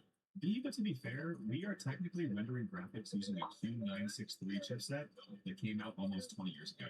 So at this point, it's honestly not surprising that the performance is this bad. So yeah, it's pretty clear that this $1 PC is not capable of 4K gaming in its current state. But this isn't the end of the road just yet, because there's still one thing that might save it: upgrades. I mean, let's be realistic here. You can't expect an 80-year-old grandpa to suddenly start sprinting. Before upgrading anything, though, I need to clean this machine first, because it arrived in absolutely disgusting condition. Now, let me show you why this PC actually has some upgrade potential. First of all, it has a PCIe by 16 slot, which means I can install a proper graphics card. And surprisingly, it also comes with 4 RAM slots. So depending on what the CPU supports, I can upgrade this thing up to either 8 gigabytes or maybe even 16 gigabytes in memory. As for the power supply, 240 watts is just enough for a GPU that doesn't require external power. So for the graphics card, I decided to go with a low-profile GT X1050 Ti 4 gigabytes. This choice lets me avoid cutting the case or replacing the power supply entirely. Now for the RAM, the system already came with 1 2 gigabyte stick installed. And since I didn't want to waste it, I added 3 more 2 gigabyte sticks, which brings the total up to 8 gigabytes. That also happens to be the maximum amount of RAM this machine officially supports. And finally, the CPU. This system uses socket 775, so I upgraded it to a Core 2 Quad Q 9550. Now technically the clock speed is a little lower than before, but having 4 cores and 4 threads should help a lot in modern games. Alright, let's see what this machine becomes after the upgrades. But it looks like I ran into a pretty serious problem after upgrading the machine.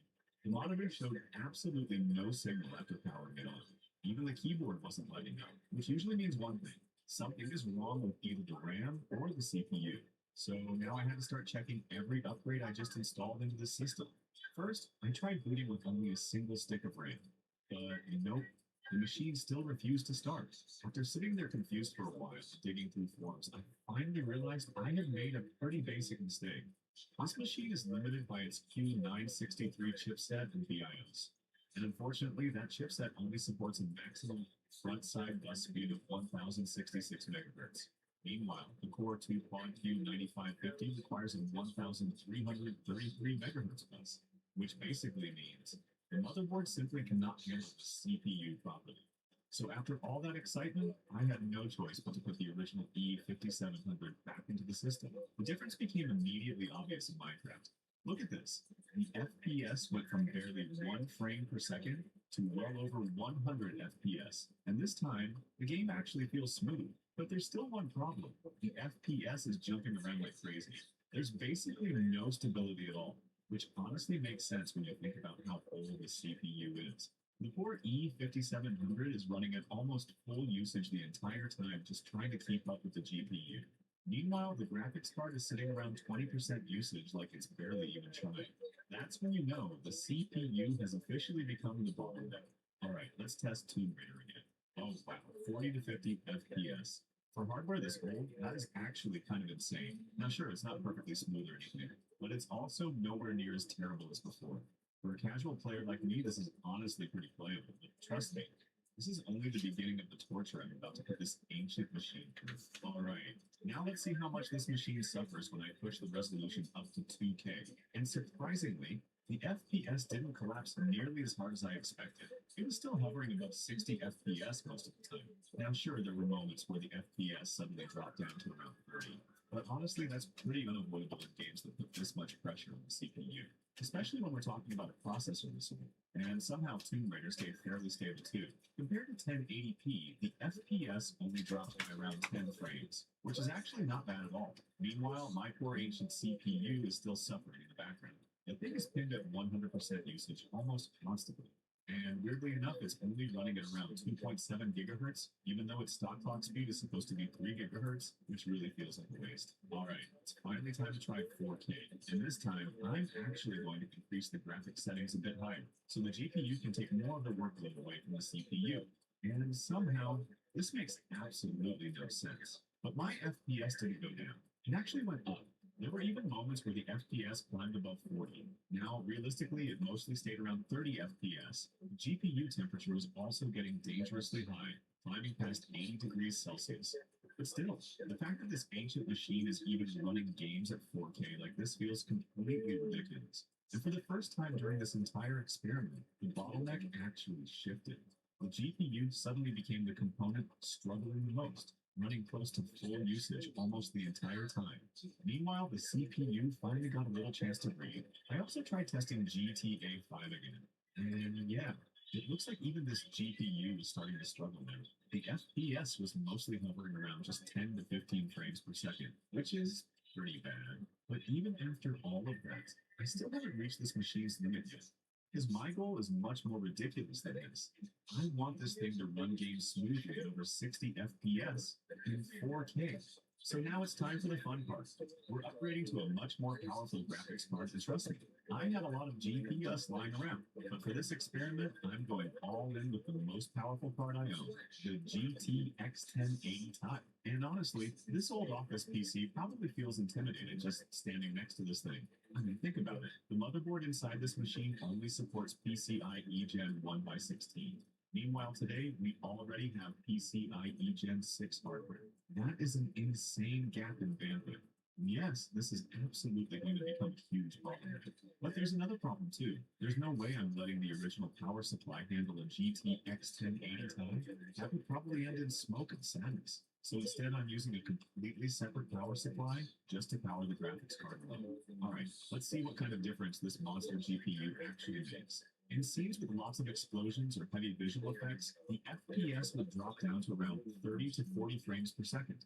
But in more stable areas, the performance could climb back up to well over 60 FPS. And surprisingly, the GPU was only using around 40% of its full power, which is actually pretty acceptable if you ignore how completely ridiculous and unbalanced this entire system is. Now switching back to GTA 5, there really wasn't much improvement at all. The FPS simply refused to go above 20 frames per second, and honestly, the experience felt pretty awful. What's even crazier is that it actually performed worse than the GTX 1050 Ti in some situations. At this point, I think the CPU simply couldn't keep up with a monster GPU like this anymore, and that right there perfectly shows the performance difference. Sure, the FPS wasn't exactly amazing, but somehow this ancient machine was still capable of launching games at 4K. Still, I highly recommend that you do not copy what I just did, because this entire setup is honestly kind of stupid. Anyway, see you guys in the next one. How you doing? I'm Callan, and this is Slum. Man, boy, we've got an action-packed episode full of serious video clips going around. So hit that subscribe button and get ready for more spooky content. It's like this.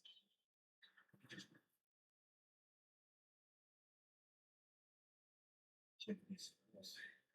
In late April 2025, a bizarre clip of Pope Francis left viewers questioning reality. You see that? See? That's AI. It's the greatest thing from news statements. In the video, shared by TikTok user Tony G's2, the Pope appears to have 3 hands for a brief moment. To me, these are AI. 100% that's AI. And that's AI. And if this was used in the mainstream, which it was, then what you got to ask is why? Is it because they needed him to pop on a certain date, like Easter Sunday, for instance?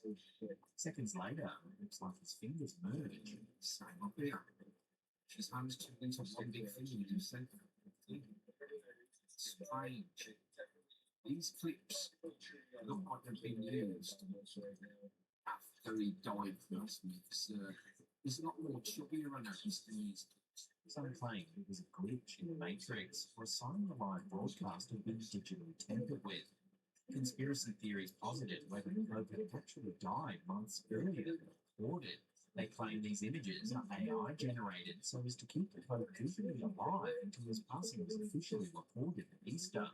So what do you think? Drop a robot emoji in the comments. Think it's AI or a broken heart, and just think it's sad and it's gone.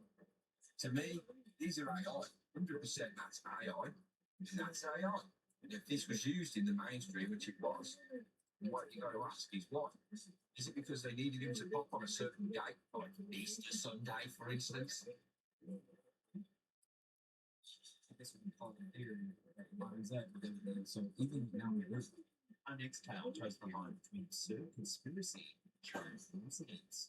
Content creator Maverick Bailey, known as Maverick Approach, has been raising his eyebrows with goosebumps online with his theory connecting mountain dew flavors to disasters. It seems to be like every time they make a big push with certain flavors, or Mary points out bizarre coincidences like the Maui Burst flavor, a pineapple flavored dew, released prior to the devastating 2023 Maui wildfires. Maui Burst. It's a flavor. Months later, this happens. Conspiracy theorists latch onto the DEW acronym, Directed Energy Weapon, to suggest the fires were no accident. Social media erupted with questions like coincidence, mocking, or predictive programming. Theory connections don't go there. Code Red launched May 2001, shortly before the 9/11 attacks. The tragedy commonly referred to as the Code Red scenario. Pitch Black, re-released in October 2024, allegedly foreshadowing the massive CrowdStrike cyber blackout that crippled millions of Windows devices worldwide in July 2024.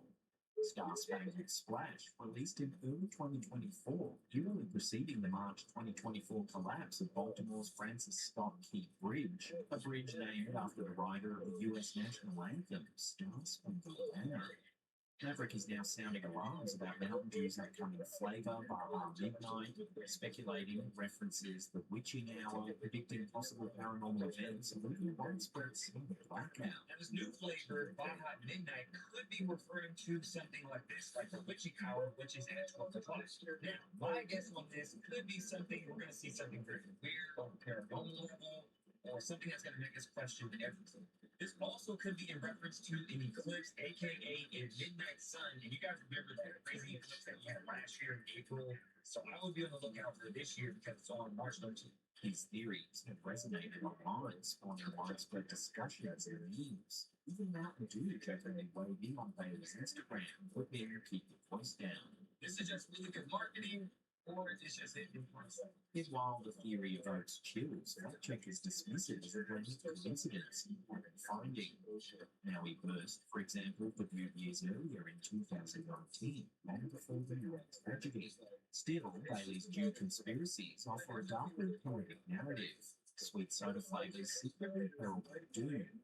It resonates with our innate desire to find patterns amid chaos, and a reminder of how easily correlation can feel like conspiracy. So every time something happens, these flavors get pushed out, and sometimes they're new flavors, or they re-release them. Even the most mundane places can spawn mystery. A Redditor named Because Toast posted a peculiar photo taken in a pub. A Wetherspoons in the UK fondly called spoons.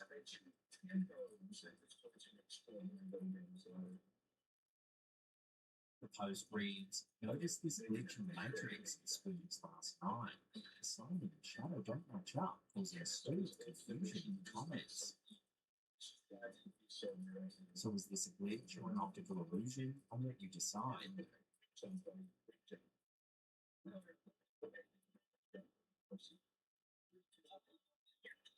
TikTok user Mr. Enfermero, a night shift nurse known for documenting his quiet late-night hospital rounds, has recently captured something unsettling lurking in the shadows.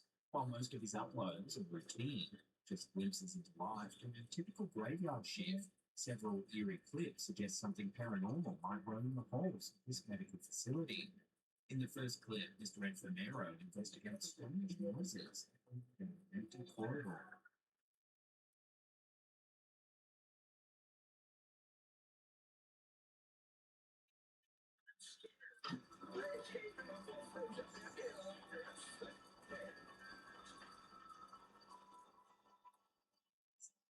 Displays the creepiness. Filming again after hearing odd sounds and catches this.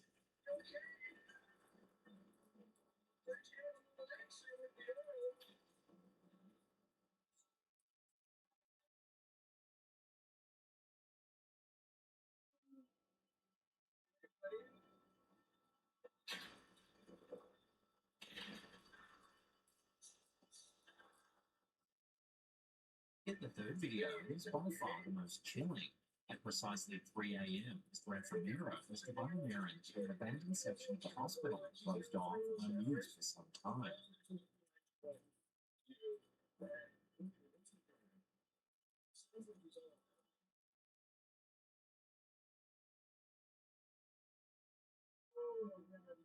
He unknowingly captures a dark silhouette standing motionless in the shadows of the wall, really watching him.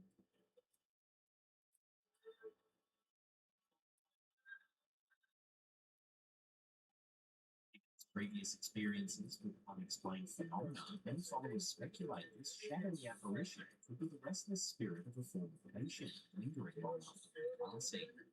With a skeptical believer, one thing is clear: Mr. Enfermero's videos have transformed the mundane into the macabre, and perhaps confirmed the hospital's rumored haunted reputation.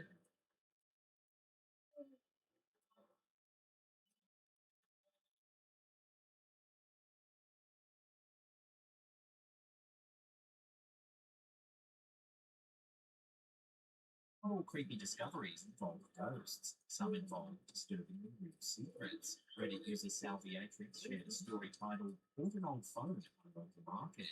It still had the messages and lights on it."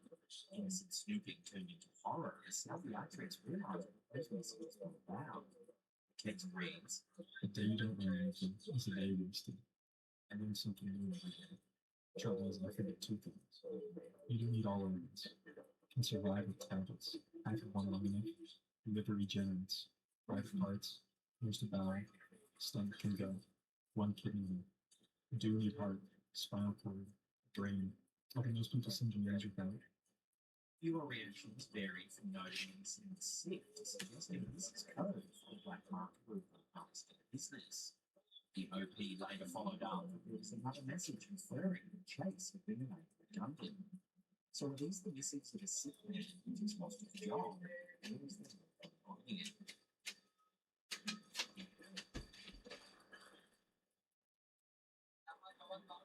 Bizarre video has recently gone viral, spreading across social media and fueling heated debates online.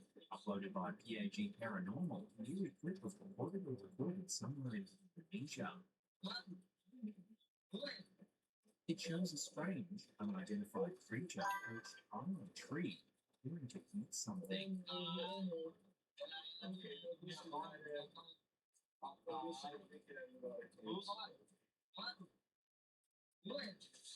Cryptid enthusiasts were quick to suggest the creature could be a previously undocumented species, pointing to its distinct anatomy as proof that we might be dealing with an unknown cryptid. Skeptics, however, remain unconvinced, arguing it's merely a well-crafted hoax, perhaps someone wearing a convincing costume or CGI trickery designed to attract views. Whatever the case, the creature in this Indonesian video remains unidentified, leaving viewers intrigued and unsettled as the internet debates what exactly was caught lurking among the treetops.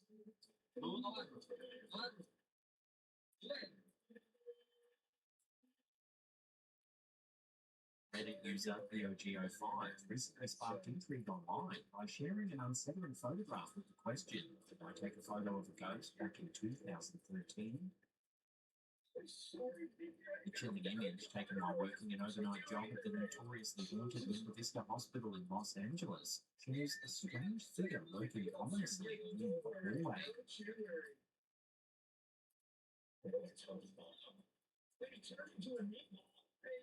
Linda Vista Hospital, originally built in 1905 to serve employees of the Santa Fe Railroad, has a storied and tragic history. After decades of decline, the hospital closed its doors in 1991 amid rumours of poor patient care, violence and staff shortages. Subsequently, the hospital became a popular filming location, its eerie atmosphere captured on screen in various movies and TV shows, from the Addams Family Values to episodes of paranormal investigation series. But beyond its use as a cinematic backdrop, Linda Vista gained notoriety for real-life paranormal phenomena. Actors, crew members, and visitors have repeatedly reported hearing unexplained whispers, cries, and footsteps, and experiencing strange physical sensations like being touched, pushed, or unseen hands. Among the frequently cited spirits are a small child seen wandering near the former surgical suite, an orderly reportedly still doing his rounds, and a young woman pacing the third-floor hallways. Geo5's photo adds another spine-chilling layer to the legend. The bizarre apparition in the picture appears almost human-shaped, standing motionless in a dim corridor. Yet the uploader maintains the area was empty at the time and recalls sprinting through the halls to avoid lingering in an eerie and environment.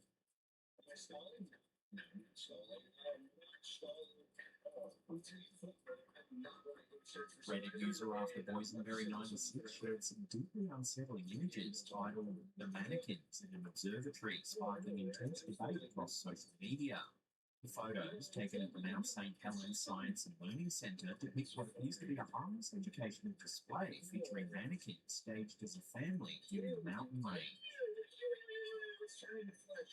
One figure, an elderly woman, is disturbingly realistic, prompting chilling questions. Unlike the plainly artificial parents and children, the elderly mannequin exhibits unnervingly lifelike features. Skin textures, wrinkles, and jewellery are so precisely detailed they appear genuinely human. More disturbing is a close-up revealing cracks in the plaster on the mannequin's hand, underneath which appears to be real human skin. The original poster speculated on several possible explanations. Plastination, the preservation method famously used in body exhibits, resulting in lifelike cadavers. Cement spray casting, a method used to preserve clothing shapes and possibly conceal human fluids beneath. Genuine human remains, possibly donated bodies used as mannequins, and a disturbing twist. The post quickly drew attention, accumulating comments filled with fascination and horror. One Redditor, Dearest Thought, recalled the bizarre case of Helen McCurdy, an American outlaw killed in 1911, whose mummified remains were displayed as a carnival attraction for decades, eventually mistaken for a prop until rediscovered as a real human corpse in 1976. The unsettling comparison underscored the plausibility that human bodies could inadvertently or intentionally end up as public displays. Despite the user initially being skeptical of their own claim, the uncanny realism, combined with historical precedent and visual clues in the images, sparked genuine unease. The idea that such a macabre exhibit might quietly exist in a family-oriented observatory is chilling, fueling speculation whether these mannequins might indeed be actual human remains preserved and displayed publicly.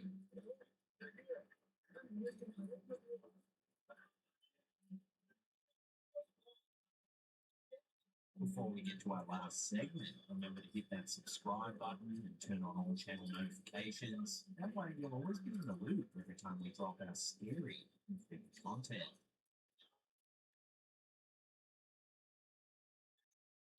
Columbus, Ohio, during 1984, the Resch household erupted with inexplicable phenomena. Telephones flew, furniture violently skidded, lamps crashed, and plates shattered. Terrified family witnessed their home become a battleground, with 14-year-old Tina Resch at the storm's center, soon dubbed the Columbus Poltergeist Kid by national headlines.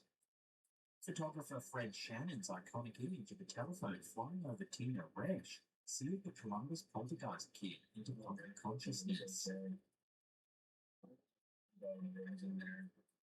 Published worldwide, it turned a private nightmare into a public spectacle, attracting swarms of media.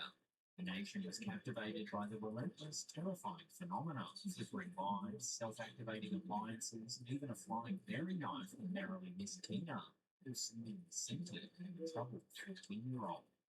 The narrative of supernatural siege fractured sharply when a WTVN TV camera, inadvertently recording during a press conference, caught something strange. Tina can be seen yanking the lamp down.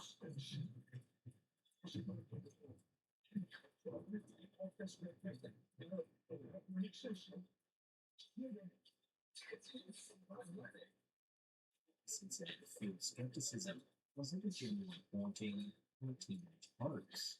Prominent skeptics like James Randi highlighted the footage, largely dismissing Tina's claim that she acted to make the press leave. For many, the Poltergeist Kid became a fraud. However, parapsychologist William Roll remained unconvinced it was all a hoax.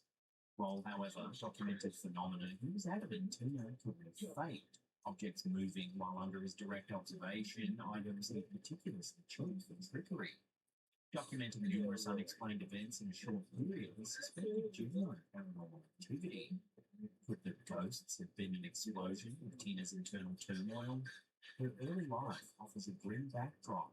Born Christina Boyer in 1969, she was abandoned at 10 months due to her biological mother's addiction and instability. Adopted by the Reschs, she entered a home known for foster care, but also for strict discipline, corporal punishment.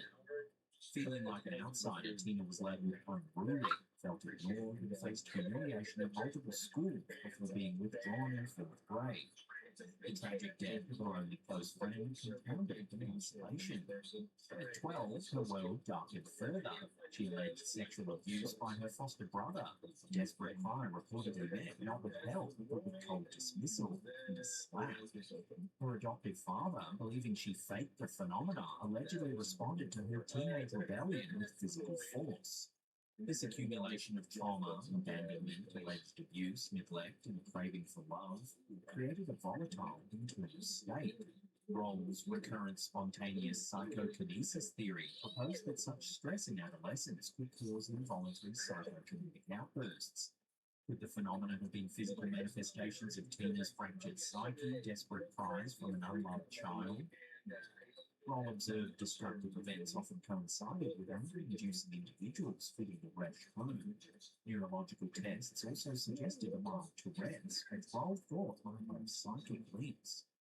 The poltergeist activity subsided, especially with supportive attention from investigators. However, Christina Boyer's, formerly Tina, life remained turbulent. Fleeing home at 16, she married to escape, but allegedly faced an abusive relationship, followed by depression and eating disorder. Years later, a more devastating horror overshadowed her chaotic youth. In 1992, Christina's 3-year-old daughter Amber died under the care of Christina's boyfriend, living parent, from beatings. Despite an alibi, Christina was charged with murder. Perrin later admitted to abusing Amber. Facing the death penalty, Christina accepted an perfect plea, maintaining innocence but acknowledging the state's evidence, and received a life sentence. Perrin got a lesser sentence for failing to seek medical aid for Amber and was later released. Christina Boyer remains incarcerated, her life a testament to Willie Trauma's impact. A paranormal conduit, a soul whose agony reshaped reality, or a cunning manipulator behind it all? The flying telephone is iconic, but the deeper mystery may be the unseen wounds of a shattered childhood, and how such suffering echoes through a life with devastating results.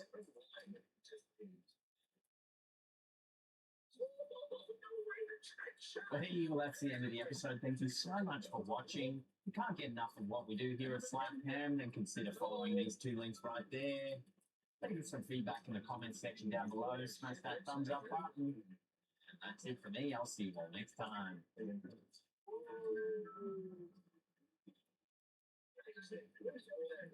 How you doing? I'm Cowan, and this is Slapcam. You're about to see some of the scariest content going around the internet, so hit that subscribe button and get ready for more freaky videos. Just like this.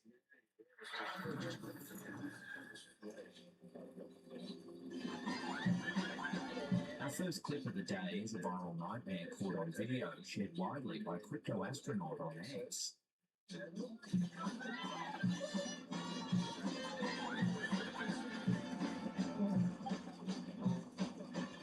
At first, this looks like a simple accident, but if you take a closer look, something chilling becomes apparent. After the man falls into the grave, you can see what looks like a hand grab him on the shoulder, pulling him downwards.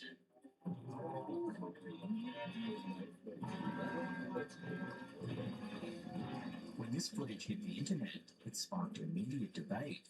Paranormal enthusiasts had a field day speculating that a vengeful spirit or zombie grabbed a man to drag him to an untimely doom.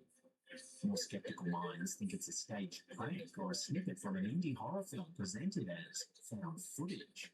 Indeed, the scenario is almost too perfectly scary, and no follow-up information, like news reports of an injured man at a cemetery, has surfaced to confirm its authenticity. So as always, I'll throw this one over to you, the viewers, for final judgment. Is that really a hand, or are viewers simply exaggerating?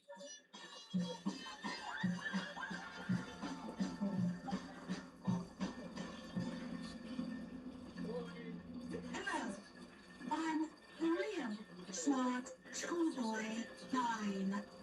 One of the more unnerving modern mysteries doesn't involve ghosts or aliens, but the dark side of technology and deception. The Daily Mail recently spotlighted the case of Smart Schoolboy 9, the online handle of a suspected predator in the UK who concocted an elaborate AI-fueled disguise. I'm a schoolboy, child of school age, despite what you might have heard. Particularly in scam documentaries about me and other children. This middle-aged man allegedly used deepfake technology to masquerade as a school-aged child on the internet. Schoolboy 9. I'm a proper schoolboy, a child. I'm at my school, bouncing up and down. Proper fun. Through manipulated videos and photos, altering his face to look like a young boy and even using voice-changing software, he presented himself as a kid named Smart Schoolboy 9. With this persona, he interacted with real minors in chat forums and social media, effectively catfishing children while hiding behind a mask of digital innocence. Some news outlets claim the ruse was so convincing that for a long time, no one realized the boy was actually an adult man. But looking at these images and clips, we find that hard to believe. The boy is clearly a dude. Okay.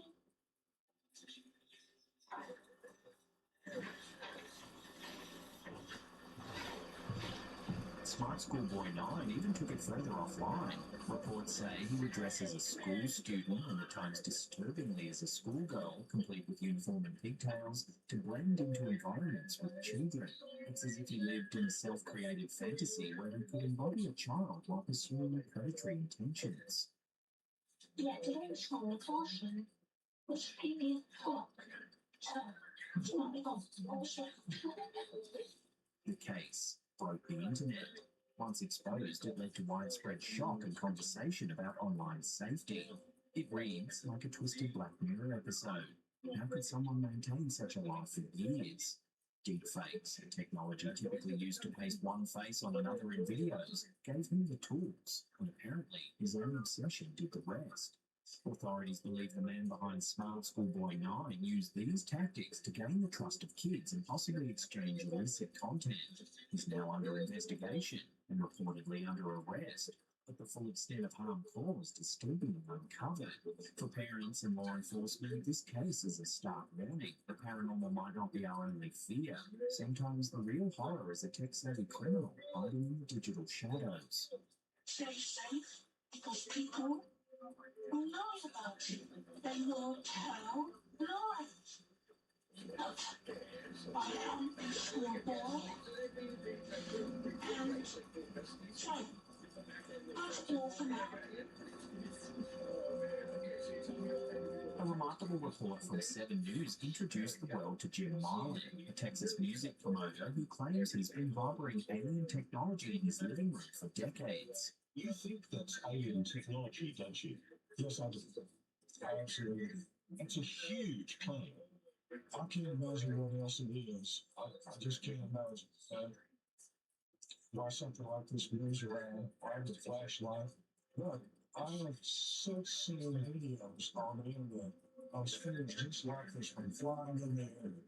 Doing all kinds of things. And apparently they're all over the world. Marlin's story centers on a 50-pound metallic sphere about the size of a bowling ball. To the casual observer, it's just a smooth silver ball, the kind you might use as a quirky piece of decor. But Marlin insists this heavy sphere is anything but ordinary. According to him, the object was gifted under bizarre circumstances back in the 1970s. A friend retrieved a batch of such spheres from his property after a UFO dropped them in his yard one night in the New Mexico desert. Way out there was a pile of these spheres laying in his yard.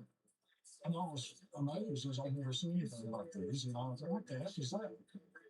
And he said, I tell you that you wouldn't believe it. A UFO came over my house and dropped these out in my yard. He said, they've been sitting there ever since. And I was amazed at him. And he said, do you want one in your yard? So I took it. Marlin, intrigued, took one sphere and kept it. For over 40 years, it's been part of his family's furniture, sometimes literally used as a footrest, quietly mystifying anyone who comes across it. He says the sphere occasionally demonstrates odd behavior, subtle vibrations and movements that he can't explain, almost as if it has a mind of its own. It's also strongly magnetic. Over the years, even a few celebrities, Dennis Hopper and Jane Fonda, to name 2, reportedly handled the ball, all unaware they might be touching something extraterrestrial. Very famous actors from a multitude of different Hollywood movies, performers, singers, songwriters, they all touched the sphere. What makes this more than just a tall tale is that Marlin allowed scientists to examine the sphere. In the 7 News Spotlight feature, reporter Ross Coulthard documents how a Stanford professor, Dr. Gary Nolan, took interest in the object. This is a 50-pound sphere that is unbelievably heavy. It's not doing anything at the moment. But Jim tells us that he's seen it move across the room. It's good if you could get some rust or anything on the surface. They've taken corrosion samples for analysis to determine the sphere's metallic composition and possibly its origin. Is it a man-made alloy or something unknown to our metallurgy? The testing is ongoing. There's precedent for strange spheres like this. The famous Betts Mystery Sphere found in Florida in 1974 had similar legends until skeptics decided it was likely just an industrial steel ball. Marlin's sphere might prove the same, or it might surprise everyone. For now, he remains convinced it's alien tech hiding in plain sight. With scientists involved, this mystery could soon have answers. But until those lab results come in, no one knows for sure. Interesting footnote, the lab tests were ordered more than 2 years ago, and there's been no updates on this story. Does this suggest it was all a hoax, or is there more testing needed? Let me know your thoughts in the comments below. If this is really alien technology, if the ability of alien gravity, our civilization needs this. And I think it should fall into the right hands. In a chilling clip uploaded to TikTok by paranormal investigator Eric Connor, who goes by the username epic.paranormal, security footage from a reportedly haunted museum captures something eerie.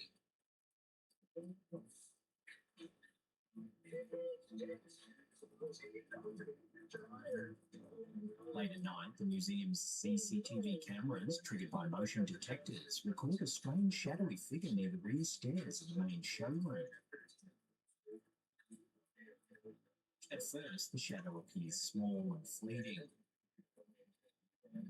Moments later, the motion sensors trigger again, but this time the shadow is unmistakably different. It looms significantly larger, stretching taller and more distinct, as if it had transformed or grown.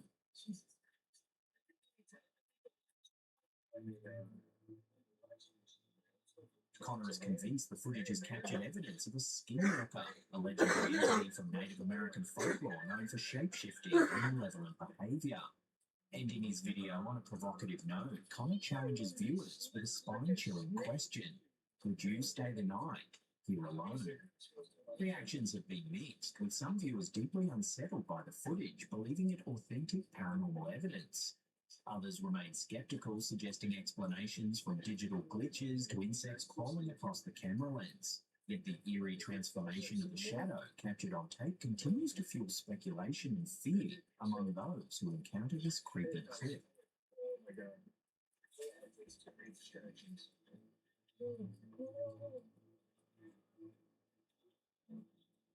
Here's a quick and gross one uploaded by creepy.org. It's a sort of sequel clip to a weird one we showed a few weeks back.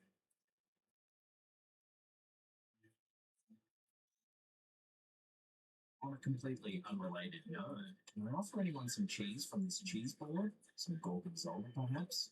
Go on, it's extra pungent.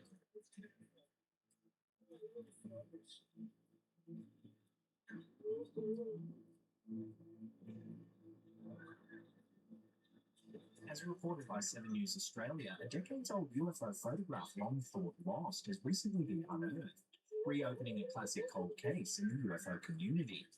The image, often referred to as the Calvine photograph, was taken in Scotland in 1990, and some call it the clearest UFO photo ever captured.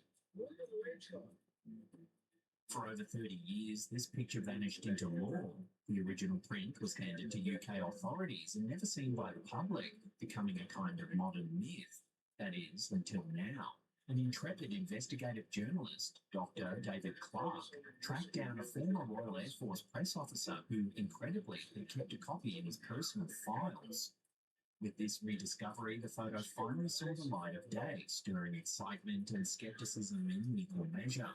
The photo itself is striking. It shows a large, diamond-shaped metallic object hovering in the sky in broad daylight.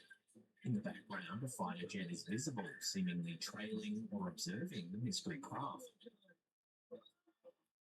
The two hikers who snapped the shot claimed the object silently zoomed straight upwards seconds later, disappearing from sight. Now that we can actually see the evidence, questions abound. Some experts speculate it might have been a secret military aircraft. Rumours mention a project codenamed Aurora, possibly being tested in that era. To others, the Calvine image remains unexplained and potentially the real deal, a UFO in a literal sense. Crucially, the clarity of the photo, far from the usual blurry lines, forces even skeptics to pause. Is it a hoax, a classified human-built craft, or something not of this earth? Decades later, the mystery only deepens, proving that even an vintage UFO encounter can astonish the world when new evidence comes to light.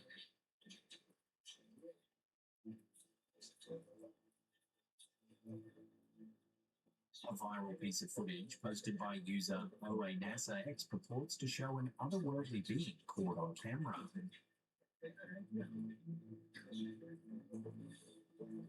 The original uploader runs the footage through several filters to test its authenticity.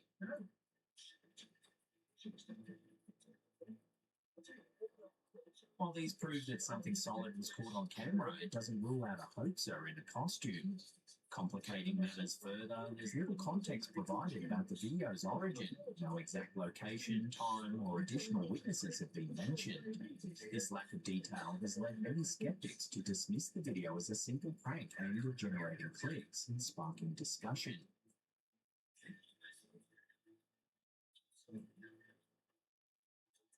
YouTuber Dee's Dark Adventures recently shared an unsettling piece of footage sent in by one of her viewers. According to Dee, an older man originally recorded 2 mysterious creatures on his neighbour's rural property 3 years ago. Now his grandson has captured another glimpse, this time of a lone shadowy figure lurking in the distant brush.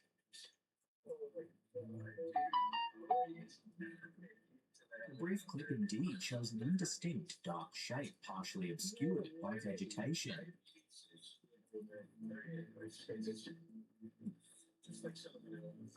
While the grainy footage makes it difficult to clearly identify the figure, commenters have come up with some eerie and humorous interpretations. Some paranormal enthusiasts suggest it could be a cryptid, perhaps something unknown prowling the fields. However, a number of skeptics have pointed out a simpler, if still bizarre, explanation. Could this shadowy figure merely be a trespasser, or could the caught dropping something brown in the middle of a field? Whether paranormal creature or peculiar prowler, the clip has viewers divided. Sound off in the comments. Are you Team Cryptid or Team Brown Town?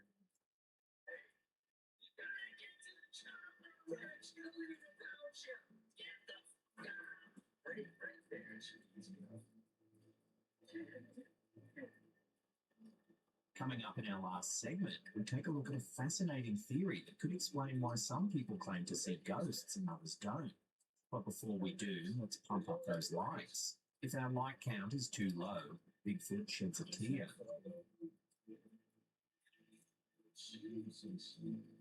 Psychologists Dr. Brian Lath and Dr. Jim Horan have proposed an intriguing theory they call haunted people syndrome.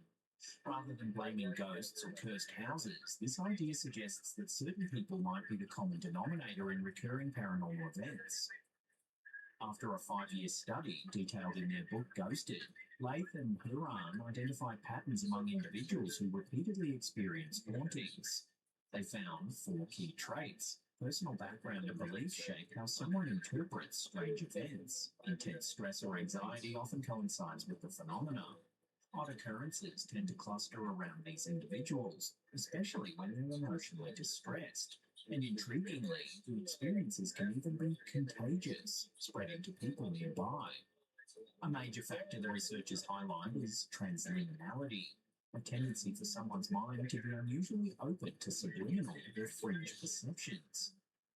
In simple terms, a person with high transliminality has a thin barrier between their conscious and unconscious mind, potentially making them more sensitive to odd sights, sounds, or feelings. This could explain why some folks seem to attract ghostly encounters wherever they go. Lath and Horan emphasize that these experiences, while frightening, are genuine to the experiencers. Their haunted people syndrome model urges psychologists and investigators to take recurrent paranormal claims seriously. The eerie bottom line is that for certain people, bizarre encounters aren't just one-offs, they're a life pattern, possibly rooted in that person's psychology and physiology. It's a thought-provoking twist on hauntings. Maybe people can be haunted, not just places, which offers a new lens to explain why the same unlucky individuals keep encountering the unexplained.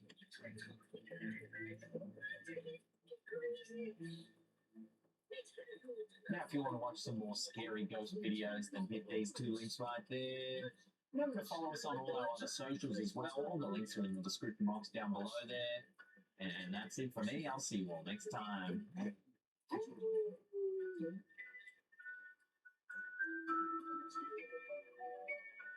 I bought this old office PC for just $16, and somehow I'm going to turn it into an 888 gaming machine. This thing is running on LGA 775 hardware from 2004. A weak power supply, outdated parts, and way too many limitations. But instead of throwing it away, I'm upgrading it piece by piece to see how far this ancient platform can still go in 2026. So today, we're taking a $16 Office PC and pushing it until it can play modern AAA. Just look at this Dell Optiplex 780 SFF. It feels straight out of the early 2000s tech, back when Office PCs were made for nothing more than running Excel all day. And now, most of these machines are just sitting around waiting to be thrown away. It's here in 2026. Can this old Office PC actually become a real gamer? Well, as long as the seller didn't send me a dead machine, maybe we still have a chance. On the outside, this thing is pretty dirty. There's dust everywhere. For some reason, there's leftover glue all over the case too. All right, let's open it up and see what we're working with. Inside, we've got a 200-watt proprietary power supply. But luckily, Dell didn't use some weird proprietary power connectors this time, so upgrading it later might actually be possible. As for the RAM, there's only a single stick installed, and it doesn't even have a label on it. No branding, no specs, nothing. So right now, I genuinely have no idea how much RAM this machine even has. My guess, probably 2 gigabytes, maybe 4 gigabytes if I'm lucky. Anyway, the first upgrade is this $20 SSD. I already installed Windows and a few AAA on it beforehand. Now I'm just hoping this ancient machine still works. And, oh my god. It booted straight into Windows immediately. That's actually impressive. Now inside this thing, we've got a Pentium E5500. And yeah, this CPU is very basic. Just 2 cores, 2 threads, and a clock speed of 2.8 gigahertz. Back in the day, this was enough for office work and maybe watching YouTube. But in 2026, this thing is basically fighting for survival. To give you an idea of how weak it is, the CPU only scores around 453 points in multi-core and 239 points in single-core benchmarks. Compared to modern high-end CPUs today, it's roughly 20 times slower. I'm genuinely nervous about throwing this thing into modern games. So before we torture it with AAA titles, I decided to start with something a little lighter. Minecraft. I mean, come on. If this PC can't even run Minecraft, we are in serious trouble. And, yeah, immediately ran into a driver problem. Since this machine doesn't have a dedicated GPU and the CPU doesn't even have integrated graphics, the display output is basically being handled by the motherboard chipset itself, which is not exactly ideal for gaming. Alright, let me try reinstalling the drivers and see if I can somehow get this thing working. Although realistically, I wasn't expecting much. This hardware is ancient, but then, oh my god, it actually launched the game. No, it wasn't some magical performance comeback or anything. So the fact that it even opened Minecraft felt like a miracle already. And then I started playing. Yeah, it was terrible. The highest FPS I recorded was around 3 frames per second. 3. At that point, I was done suffering. So I immediately dropped the render distance to the absolute minimum and lowered the resolution to 720p. And surprisingly, the FPS did improve, but not by much. The highest I saw was around 30 FPS, which sounds decent until you realize the frame drops were absolutely brutal. Now it's time for the first AAA Tomb Raider, and at this point, I already knew I had to lower the resolution to the absolute minimum before even launching the game. Otherwise, there was a good chance this PC would simply give up. But somehow, the game actually started, which already felt surprising enough. The bad news, the performance was absolutely terrible. The FPS stayed in single digits almost the entire time. And look, I'm trying to be nice to this old machine here, but this was bad, like genuinely painful to play. And on top of that, the 4 gigabytes of RAM quickly became another massive bottleneck. So I decided to upgrade it with another 4 gigabyte stick. Now I know some people are probably wondering, why not just upgrade straight to 16 gigabytes? Well, because this ancient CPU officially only supports up to 8 gigabytes of RAM. But then another problem showed up. The moment I installed the second RAM stick, the PC powered on, but there was no display signal. At first, I thought the RAM slot was broken, so I moved the stick to another slot. Still nothing. After digging around for a while, I finally realized the real problem. The 2 RAM sticks were completely different types. One stick had memory chips on both sides, while the other only had chips on one side. And apparently this old Q45 chipset is so outdated that it can't properly read newer RAM modules. To work correctly, the RAM has to be the older 2 RX8 type, with a total of 16 memory chips, 8 on each side. So after all that confusion, I tried using 2 2-gigabyte sticks with chips on both sides instead. And finally, it worked perfectly. Now it was time to test the performance again and see if the RAM upgrade actually made any difference. And, well, the FPS did improve a little, but only by a few frames. It was still hovering around 10 FPS most of the time, which honestly was pretty disappointing after all that effort. At this point, it felt like the hardware was begging me to stop. Now, some of you might be wondering, why not just try a different game? Well, I did. I tried Cyberpunk 2077, and yeah, absolutely nothing happened. This ancient G45 graphics platform simply cannot handle modern AAA anymore. In fact, it even struggled with older AAA titles like The Witcher 3. That's when I finally accepted reality. If I actually wanted this machine to become playable, I needed at least a dedicated graphics card and a much more powerful CPU. And yeah, A dual-core CPU is just way too weak by today's standards, especially when my goal is to run games that are definitely not lightweight. Now, the interesting thing about Socket 775 is that it was released all the way back in 2004, and it supported a huge variety of CPUs. So, of course, I had to go for one of the best chips ever made for this platform. Back in 2007, Intel introduced the Core 2 Quad series, their first mainstream CPUs with 4 cores. And the funny part is, the design was actually pretty simple. Intel basically looked at what they did with the old Pentium D, which was pretty much just 2 Pentium 4 CPUs glued together, someone said. Alright, let's do that again. Except this time, they combined 2 Core 2 Duo chips together and created a quad-core CPU. And then in early 2009, Core 2 Quad Q9000 series was born. A few years later, in 2011, Socket 775 was officially discontinued, which basically turned the Core 2 Quad lineup into the final bosses of this platform. Now, technically, the strongest CPU for Socket 775 is the Extreme-Q X9770. But those things are insanely rare and ridiculously hard to find today. So this Q9550 right here is pretty much considered one of the best CPUs you can realistically get for this socket. Although to be fair, most of the improvement mainly comes from having more cores and threads. If you really want the best gaming performance on Socket 775, something like the Q9650 would actually be a slightly better choice. Next, we have another problem. The power supply inside this thing is not very powerful. It only delivers around 200 watts on the 12-volt rail, and it doesn't even have a 6-pin connector for a graphics card, which is a pretty serious limitation. Because if you throw in a high-power GPU, you're basically turning this PC into a ticking time bomb. And space inside the case isn't helping either. This system was originally designed for low-profile cards only. I do own a few GPUs like that, but performance-wise, they're really not that impressive. So instead, I started noticing something interesting. Right inside the case, there's actually a small empty space. That gave me an idea. What if I use that extra space to fit a full-size single-fan GPU inside this tiny machine? Something like this GTX 1050 Ti, and surprisingly, it fit almost perfectly. To connect the GPU to the motherboard, I used a reverse PCIe riser cable. Then I cut out a small opening in the display ports. But after finishing everything, I noticed another problem. The GPU's I/O bracket was slightly too tall and kept getting in the way. So at that point, I just cut half of it off, and thankfully it still looked completely fine afterward. Then I secured everything to the case with screws, and just like that, I successfully installed a full-size GPU inside this tiny compact system. And I gotta say, I'm actually really impressed with how clean it turned out. Everything fits so tightly and efficiently, it almost looks like the GPU was made specifically for this case. I can even close the side panel completely without anything bulging out. Now it was time to relaunch some of the games I tested earlier. But the moment I got into the game, I immediately noticed a huge problem. The GPU temperature shot straight up to 80 degrees Celsius almost instantly. And keep in mind, this isn't some power-hungry high-end graphics card. This is a low-power GPU. So seeing temperatures that high was seriously concerning. After looking at it for a while, I realized what was happening. The side panel was sitting way too close to the GPU fan, which meant the fan could barely pull in any fresh air from outside. The whole card was basically suffocating inside the case. And on top of that, all the hot air from both the CPU and GPU had nowhere to escape fast enough. It was just getting trapped and circulating inside the system. That's why the temperatures were climbing so high. So at that point, I decided to do something a little questionable.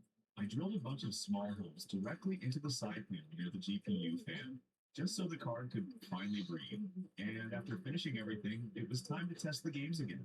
And wow, the difference was way bigger than I expected. The GPU temperature dropped all the way down to around 50 to 60 degrees Celsius, which is actually extremely good for a setup like this. And when it comes to FPS compared to the beginning, this was a massive improvement. At first, the game was barely running at around 10 FPS, but now it was hitting as high as 70 FPS. That means we gained roughly 60 extra frames compared to where we started. And what makes this even crazier is that I'm now running the game at full HD resolution with normal settings. Not ultra low, not potato mode. Actual playable settings. At this point, the experience felt completely different.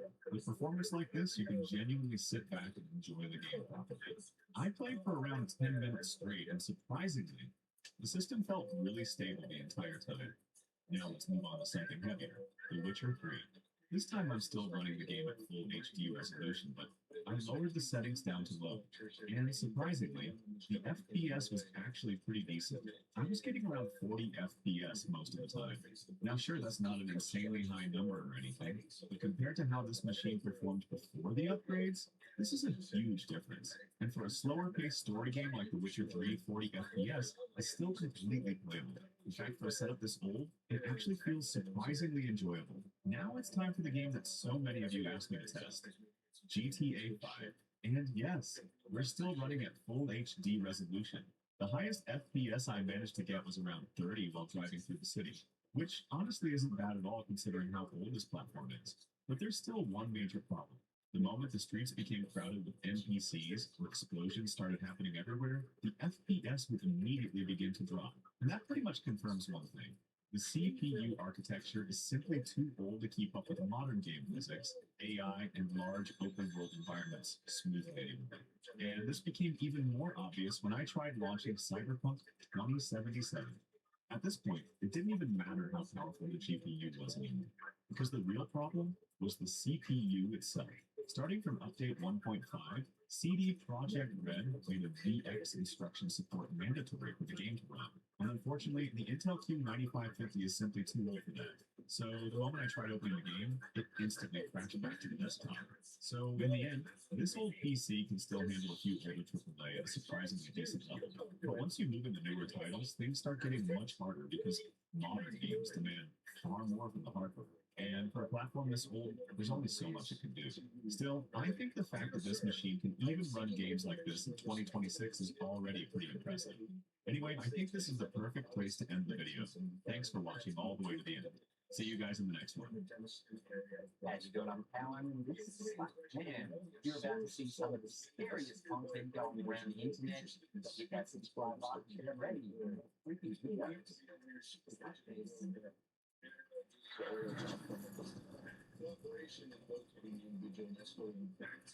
In chilling footage uploaded to TikTok by user Ghosts of Britain, paranormal investigator Sarah interacts with Elizabeth, a doll reputedly among the world's most haunted.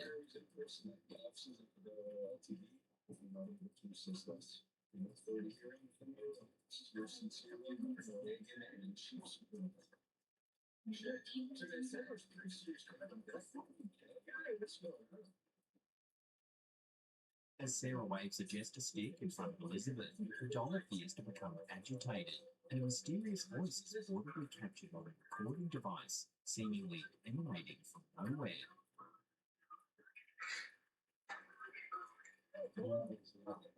Housed at the Haunted Objects Museum in Rotherham, South Yorkshire, Elizabeth is allegedly possessed by the spirit of a jilted bride.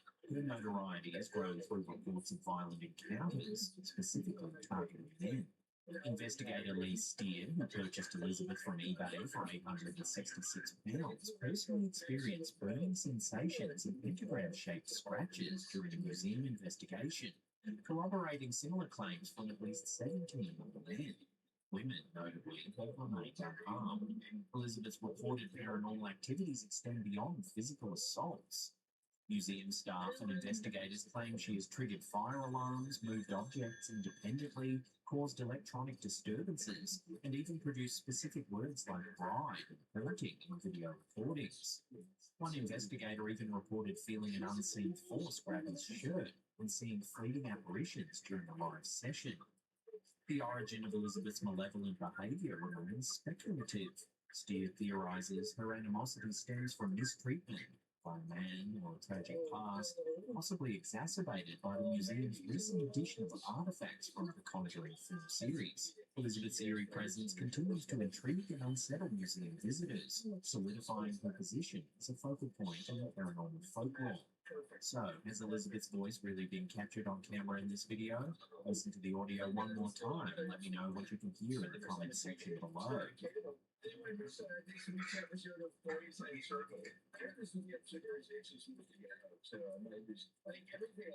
In January 2025, a Carrollton, Texas homeowner experienced a disturbing encounter when a stranger wearing a red horn mask appeared at her front door, holding a cardboard sign referencing Revelation 21-15.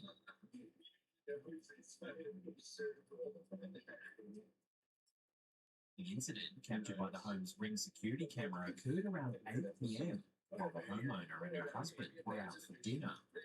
Upon receiving a notification from the security system, the homeowner viewed the footage and was alarmed by the masked individual's presence.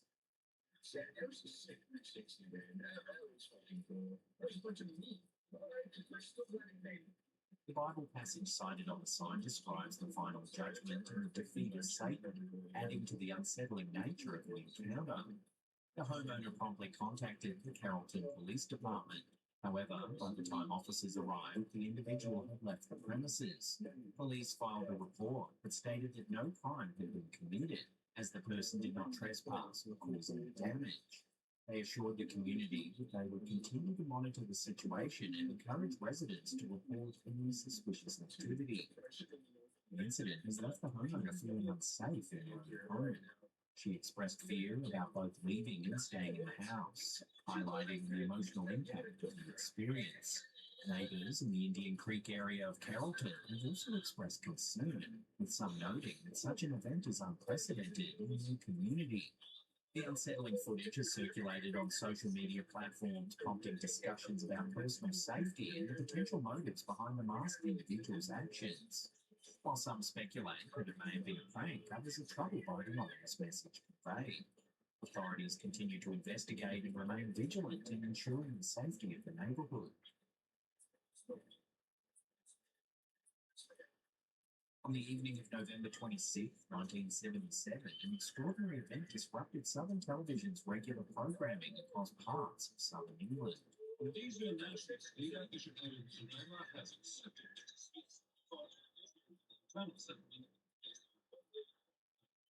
During the evening news at around 5:10 p.m., the audio signal was unexpectedly hijacked for approximately 6 minutes.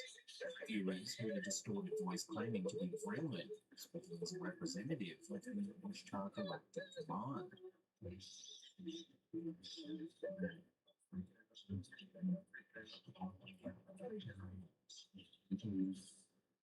The message delivered by Vreeland urged humanity to abandon its weapons and embrace a path of peace and higher consciousness, warning of the potential dangers of continued aggression and destructive behavior.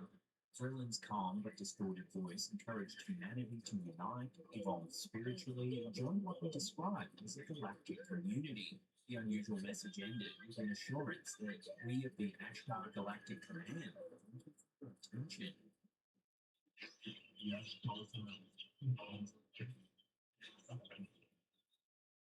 Immediate investigations identified the source of the interruption as a signal hijacked at the Pennington transmitter, which rebroadcast signals from the primary Row-Ridge transmitter. Experts concluded that someone had broadcast a stronger signal onto the transmitter's frequency, temporarily overriding the legitimate broadcast. Despite thorough inquiries, the perpetrator of this elaborate hoax was never identified, and no one has come forward to claim responsibility in the decades since. The event quickly captured public imagination, becoming a topic of fascination and debate within UFO enthusiast circles, conspiracy theorists, and paranormal researchers. While technical explanations point clearly to human intervention, many continue to ponder the incident's deeper implications or potential extraterrestrial origins. The Vreeland message remains an enduring mystery in broadcasting history, often referenced as an iconic example of signal intrusion and the cultural fascination with the possibility of extraterrestrial communication.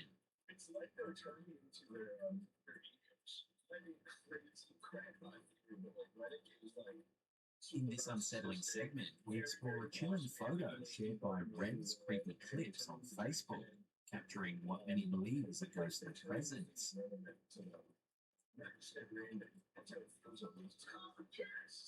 The photo's owner recounts a strange experience that occurred while visiting a friend's trailer in Pennsylvania during the local Slovenian festival.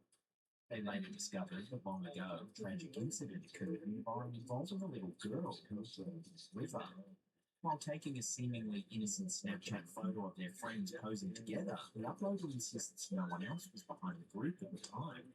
Yet mysteriously, a blurred and indistinct figure of what appears to be a little girl emerged in the background of the photo. Following the encounter, the group experienced increasingly strange phenomena. The most prominent was flickering street lights, which would occur every time they passed by, creating a chilling sensation. Astonishingly, this strange activity seemed to follow them home to Ohio, continuing for several days. The uploader later awoke one morning with a strange mark on the back of their neck, an unexplained, unsettling imprint that was definitely not a bug bite. After several weeks, the mark faded and the streetlights ceased flickering. The uploader shared their story, stating, "I'm not sure if she was trying to communicate or if she felt some connection to us. What stands out is that her face in the photo is indistinct. I feel a chilling sensation whenever I see it."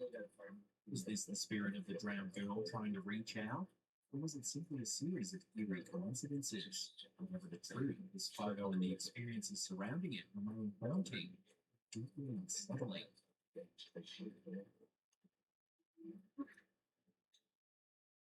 Residents of the Isle of Lewis in Scotland's Outer Hebrides have been experiencing mysterious and persistent low-frequency noise known locally as the Hebridean hum.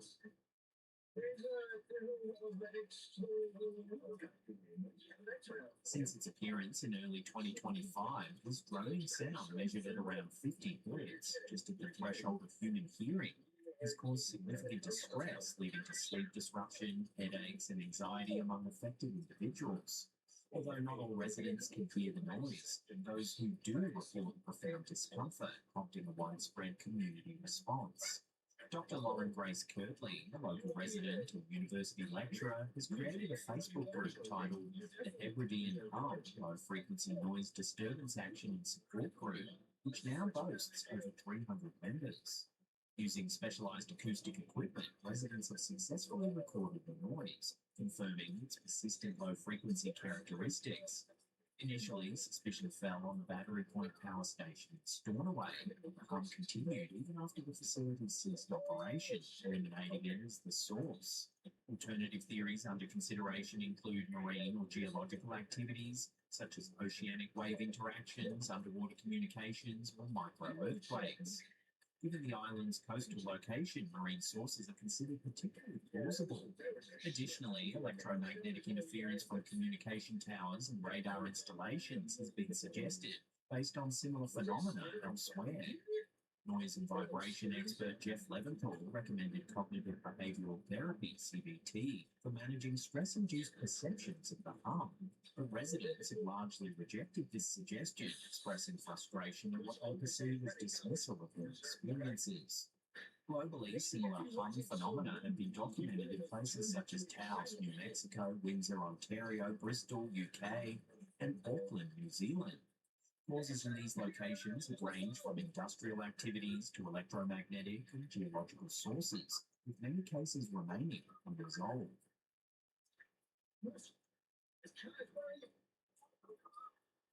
Authorities, including the Western Isles Council, continue to investigate the Hebridean hum. Community members actively collaborate, determined to identify the cause and restore tranquility to their island. Researchers emphasize the complexity of such phenomena, suggesting a multifaceted combination of natural, anthropogenic, physiological, and psychological factors likely contributes to these unexplained noises. Ongoing interdisciplinary research aims to provide further insights into this independent global issue.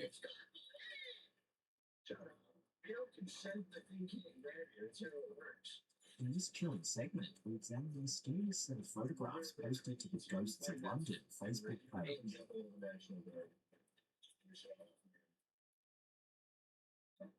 Captured at Antoine's restaurant, one of the oldest establishments in New Orleans, these images contain something truly unnerving. The historic building housing Antoine's wasn't always a fine dining establishment. It previously served as a jail, adding an eerie backdrop to the story. During a tour of the restaurant's famed wine cellar, the photographer took a photo of someone bidding on wine in an online auction. At the time, only 3 people were physically present. The auction participant, the tour guide, who was not in the frame, and the photographer. However, upon reviewing the photos the following day, the photographer discovered something unsettling. A mysterious figure standing silently in the background. This ghostly presence was not visible or noticed by anyone during the time the photo was taken. Could this shadowy figure be a lingering spirit connected to the building's storied past as a form of jail, or perhaps an entity attached to Antoine's long and fascinating history? Chilling image raises questions about who or what might still haunt the hidden corners of this historic New Orleans restaurant.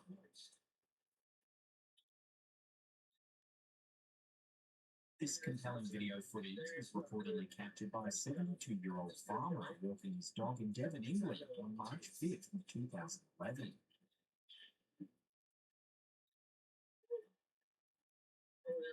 According to the farmer, he noticed an unidentified flying object silently moving behind the trees nearby. Grabbing his camera, he managed to film the UFO as it drifted steadily behind several trees before suddenly accelerating skyward at speed. Notably, this footage was uploaded to YouTube in 2011, a period when video editing technology was significantly less accessible, making elaborate hoaxes harder to pull off convincingly. Interestingly, the video's description hints at a deeper story. The uploader, identified as Patricia, mentioned that everyone involved in witnessing the event had agreed to interviews, with the promise of future uploads revealing more details. However, no further videos or interviews ever appeared on the channel, deepening the mystery surrounding this event. Viewer reactions to this footage have varied. One commenter shared, "Seems pretty real to me. I've also been a witness of that kind of event. The silence and the speed is the normal thing." Footage. This sentiment is echoed by others who find the video's authenticity compelling. Could this remarkable footage from Devon genuinely capture a UFO in action, or is it more likely an elaborate hoax? While definitive answers remain elusive, the video's detail and context continue to intrigue viewers and enthusiasts alike.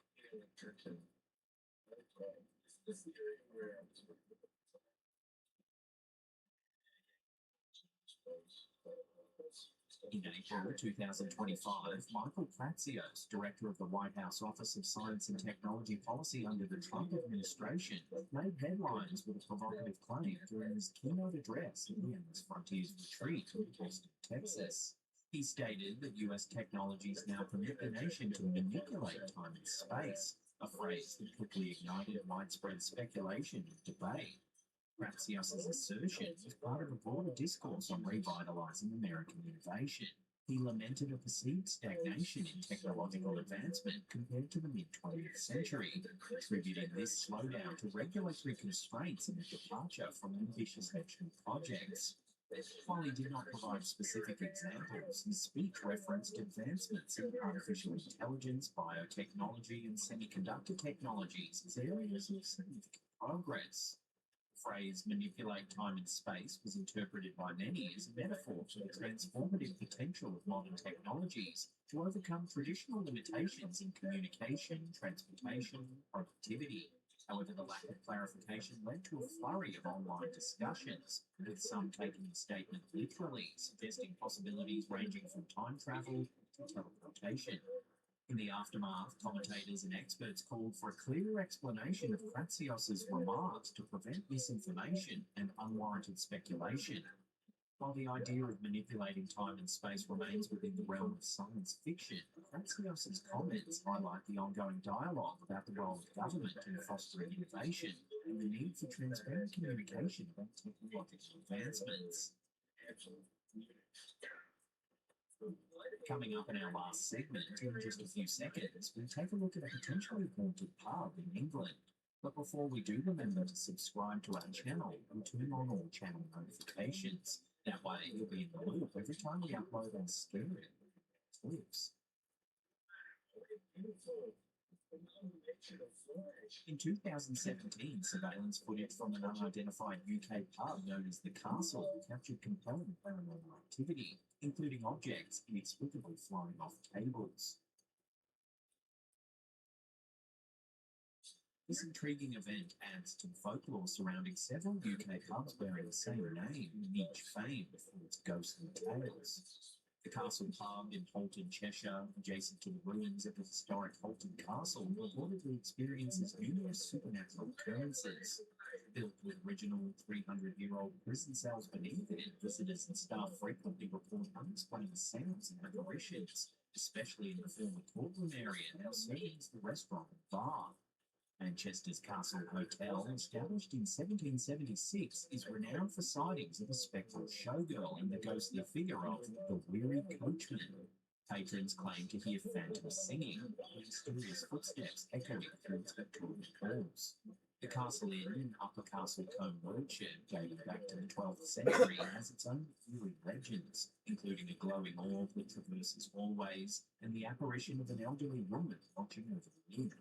Lastly, the Castle Inn in Castleton, Derbyshire is reputedly haunted by the spirit of a jilted bride, and another woman rumoured to be buried beneath the building's foundations, contributing to reports of eerie experiences for guests. These various castle pubs across the UK continue to enrich local folklore, captivating both skeptics and believers with their enduring ghost stories. If you know which castle pub this mysterious footage was captured in, please let us know in the comments section below.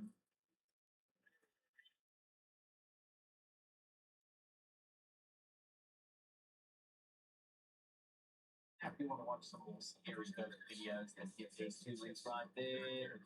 Remember to follow us on all our other socials as well. The links will be in the description box down below there. And that's it for me. I'll see you all next time. How you doing? I'm Callan, and this is Slapped Ham. These are the freakiest trending videos that are hitting the internet right this week. So hit subscribe if you're ready for more creepy content. Just like this. It's terrifying.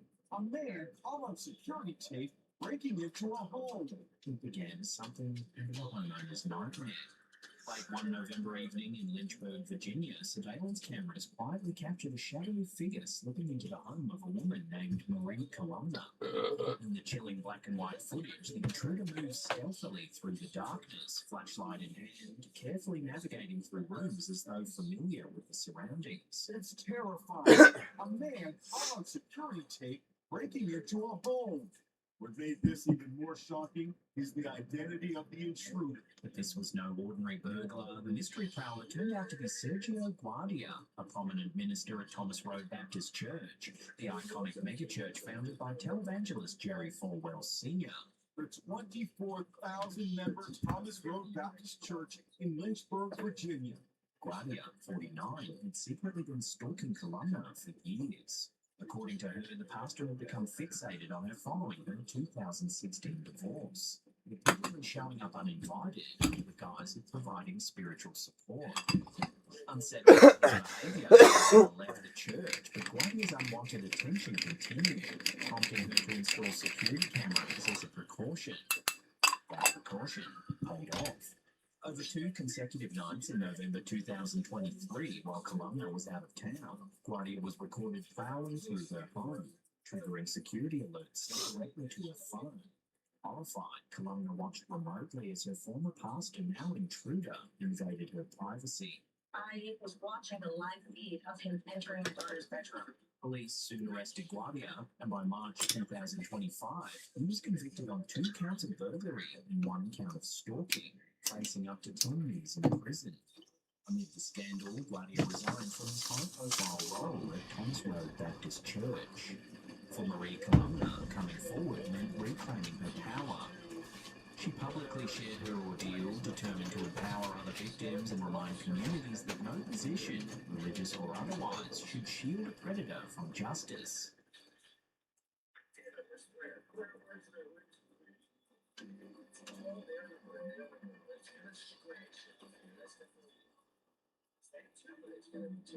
It's a stomach-turning scene that spread like wildfire across Instagram.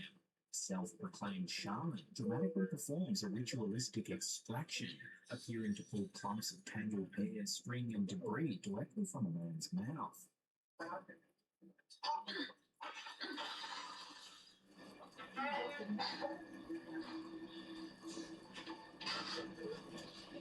The video, shared by Butorta Kahini and quickly labelled as extreme black magic, shows the patient gagging as the shaman repeatedly reaches deep into his mouth, removing objects that supposedly symbolise a powerful curse.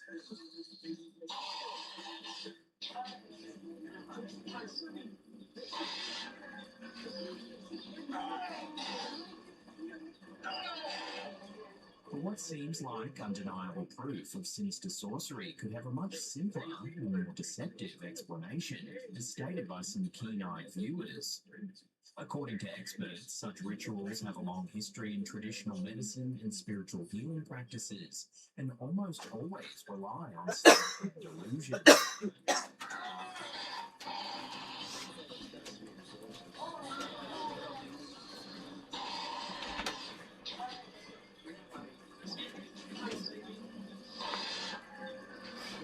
Historically, shamans and medicine men would feign removing physical objects such as stones, thorns, or bundles of hair from an afflicted person's body, claiming to free them from curses or illness. However, these objects were secretly palmed and concealed beforehand, making it appear as though they emerged from the patient. This unsettling Instagram clip closely mirrors these classic tricks. Modern skeptics emphasize that so-called psychic surgery or curse removal ceremonies are thoroughly debunked as fraudulent stage magic. A hair and mouth stunt, though shocking, could be another example of this deception, a simple yet effective illusion designed to amaze and perhaps frighten onlookers.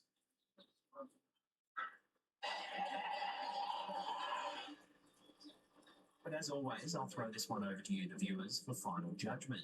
Is this a case of sleight of hand magic, or could it actually be the real deal? Let me know in the comments.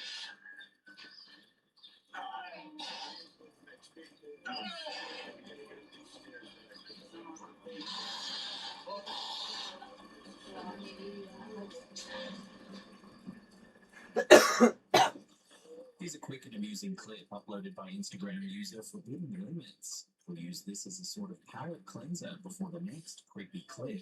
Enjoy.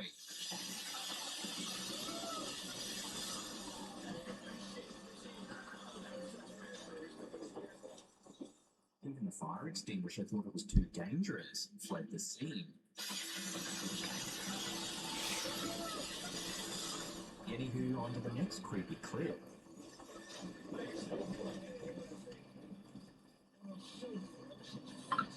Instagram user Supermelos 2015 was casually sitting in his car when he noticed something strange happening in the parking lot right in front of him. Oh no, it's going my way. It's so A lone shopping cart begins rolling around, seemingly moving entirely by itself. Be gone, evil spirit. I think he's actually taunting. He's looking for trouble. Somehow it even turns and starts rolling right towards the camera. Oh, is he really coming this way? Is this happening? Are you kidding me? Are you kidding me? Are you kidding me? Is this really? Are you kidding me? Unbelievable. The eerie footage quickly caught attention for its uncanny resemblance to another viral clip from a Texas supermarket, which we featured 10 years ago. I'm coming for you. And you said, I'm coming. It has to go to you.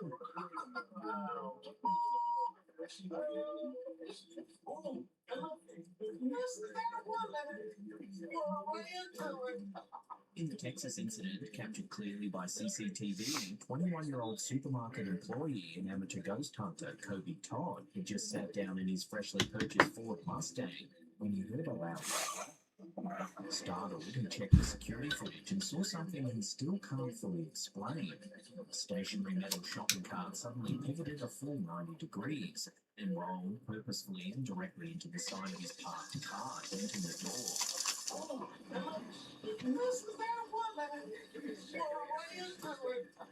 Todd, stunned by the incident, immediately considered supernatural explanations. He revealed to Fox News that just the day before, he'd visited a reportedly haunted house. Speculated that this playful ghost had followed him home and was now responsible for the shopping cart's bizarre behaviour. So what is going on here? Why are shopping carts suddenly propelling themselves around parking lots across the United States? Either way, next time you think your shopping cart has a mind of its own, perhaps you'll think twice before leaving it unattended. Are you kidding me? Is this really? Are you kidding me? Unbelievable. During a routine CNBC business segment back in 2013, veteran host Joe Kernan suddenly startled viewers and baffled his own co-hosts by emitting a bizarre prolonged hissing sound. The moment, captured live on air, quickly went viral, sparking widespread online speculation and conspiracy theories. We have capitalism and we embrace it. We have capitalism and we embrace it. We have capitalism and we embrace it. In the clip, Kernan was in the middle of a heated discussion with financial analyst Dennis Gartman when he unexpectedly made a snake-like hiss. His co-hosts froze, visibly confused, as Kernan swiftly laughed it off, regaining composure. But conspiracy-minded viewers weren't so quick to forget. We have capitalism. We have capitalism. Believers in the notorious reptilian shapeshifter conspiracy, popularized by author David Icke, pounced on Kernan's slip up. According to this fringe theory, shapeshifting reptilian aliens have infiltrated human society, secretly posing as powerful politicians, celebrities, and media figures. Followers claim that Kernan's hiss was an accidental reveal, an alien glitch exposing his true reptilian form. We have capitalism. We have capitalism. The theory itself is widely considered nothing more than a pop culture fantasy. More grounded explanations quickly emerged, suggesting Kernan might have been playfully mimicking a movie character, making a humorous sound effect, or simply venting frustration in a quirky way. For the record, Joe Kernan remains, as far as we know, fully human, but his infamous hiss has forever secured him a place in reptilian conspiracy lore. We have capitalism. We have capitalism.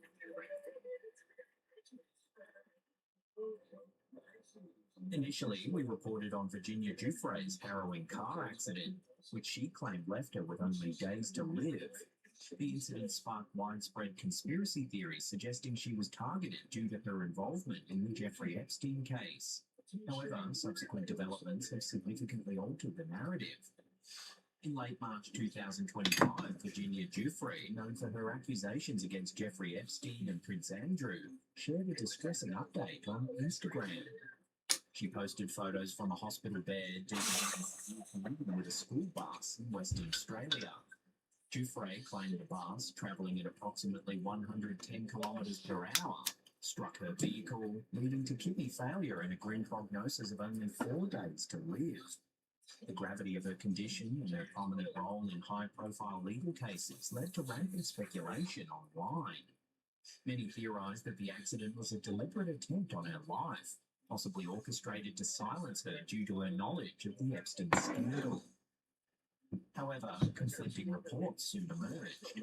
Western Australia police described the incident as a minor crash with injuries at the scene. The bus driver involved, Ross Munns, stated that he was overtaking a slow-moving car when it unexpectedly turned, resulting in a minor collision that clipped the car's tail light. Munns emphasised that the car's driver assured him she was uninjured and made no mention of the passenger. Giuffre's family later clarified that while she initially appeared to have only minor injuries, her condition deteriorated in the days following the accident, leading to her hospitalisation and diagnosis of kidney failure. They expressed gratitude for the public's support and explained that her alarming Instagram post was intended for a private audience. Amid these health concerns, Giuffre publicly accused her estranged husband, Robert Giuffre, of long-standing domestic abuse. She alleged that a recent assault in January resulted in significant injuries, including a cracked sternum and a perforated eye.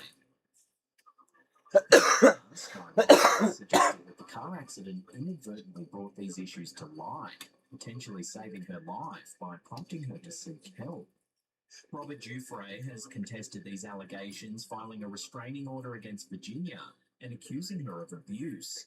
Legal proceedings are ongoing, with Virginia facing charges of breaching the restraining order. As of early April 2025, Virginia Giuffre has been discharged from the hospital and is focusing on her recovery. The initial fears of a targeted attack have been overshadowed by the unfolding domestic issues and legal battles. This complex situation continues to evolve, drawing attention from both the public and media.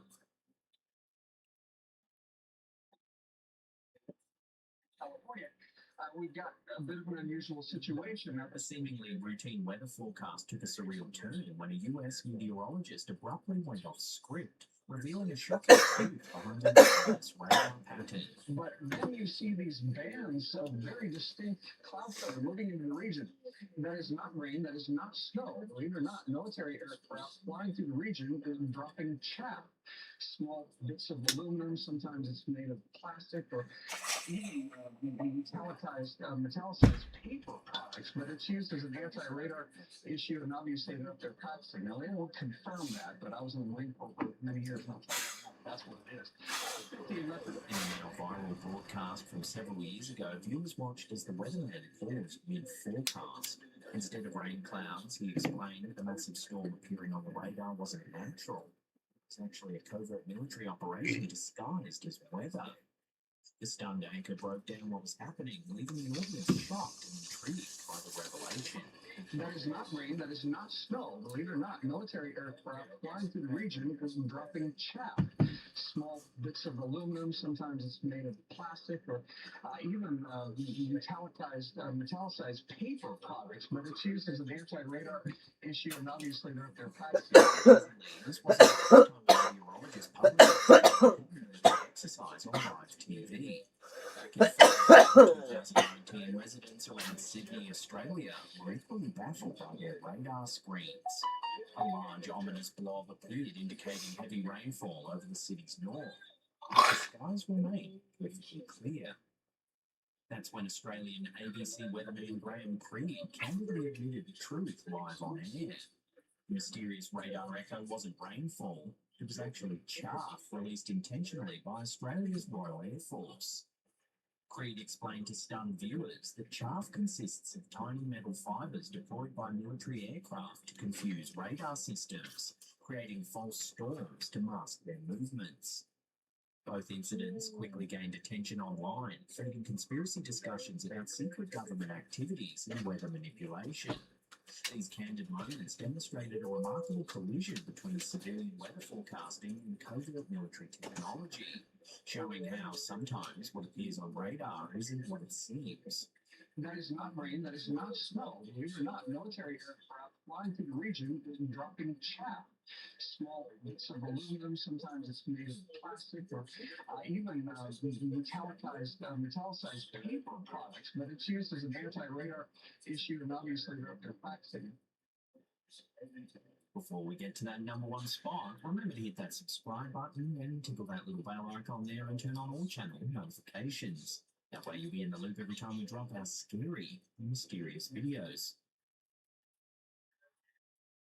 Those of you who've never heard about Operation Paperclip, you think it's all conspiracy theory. A viral stage presentation currently making waves online claims to expose a dark historical conspiracy connecting Nazi scientists, CIA mind control, and alleged high-tech manipulation, dubbed screen radiation. But how much is truth and how much is paranoia? So, Johnny Professor Delgado, when we saw that we could control the behavior with the wired device, he said, what if we do it wirelessly? And it turned out you can do it wirelessly with RFID chips and semiconductors. Then the CIA took it to the next level.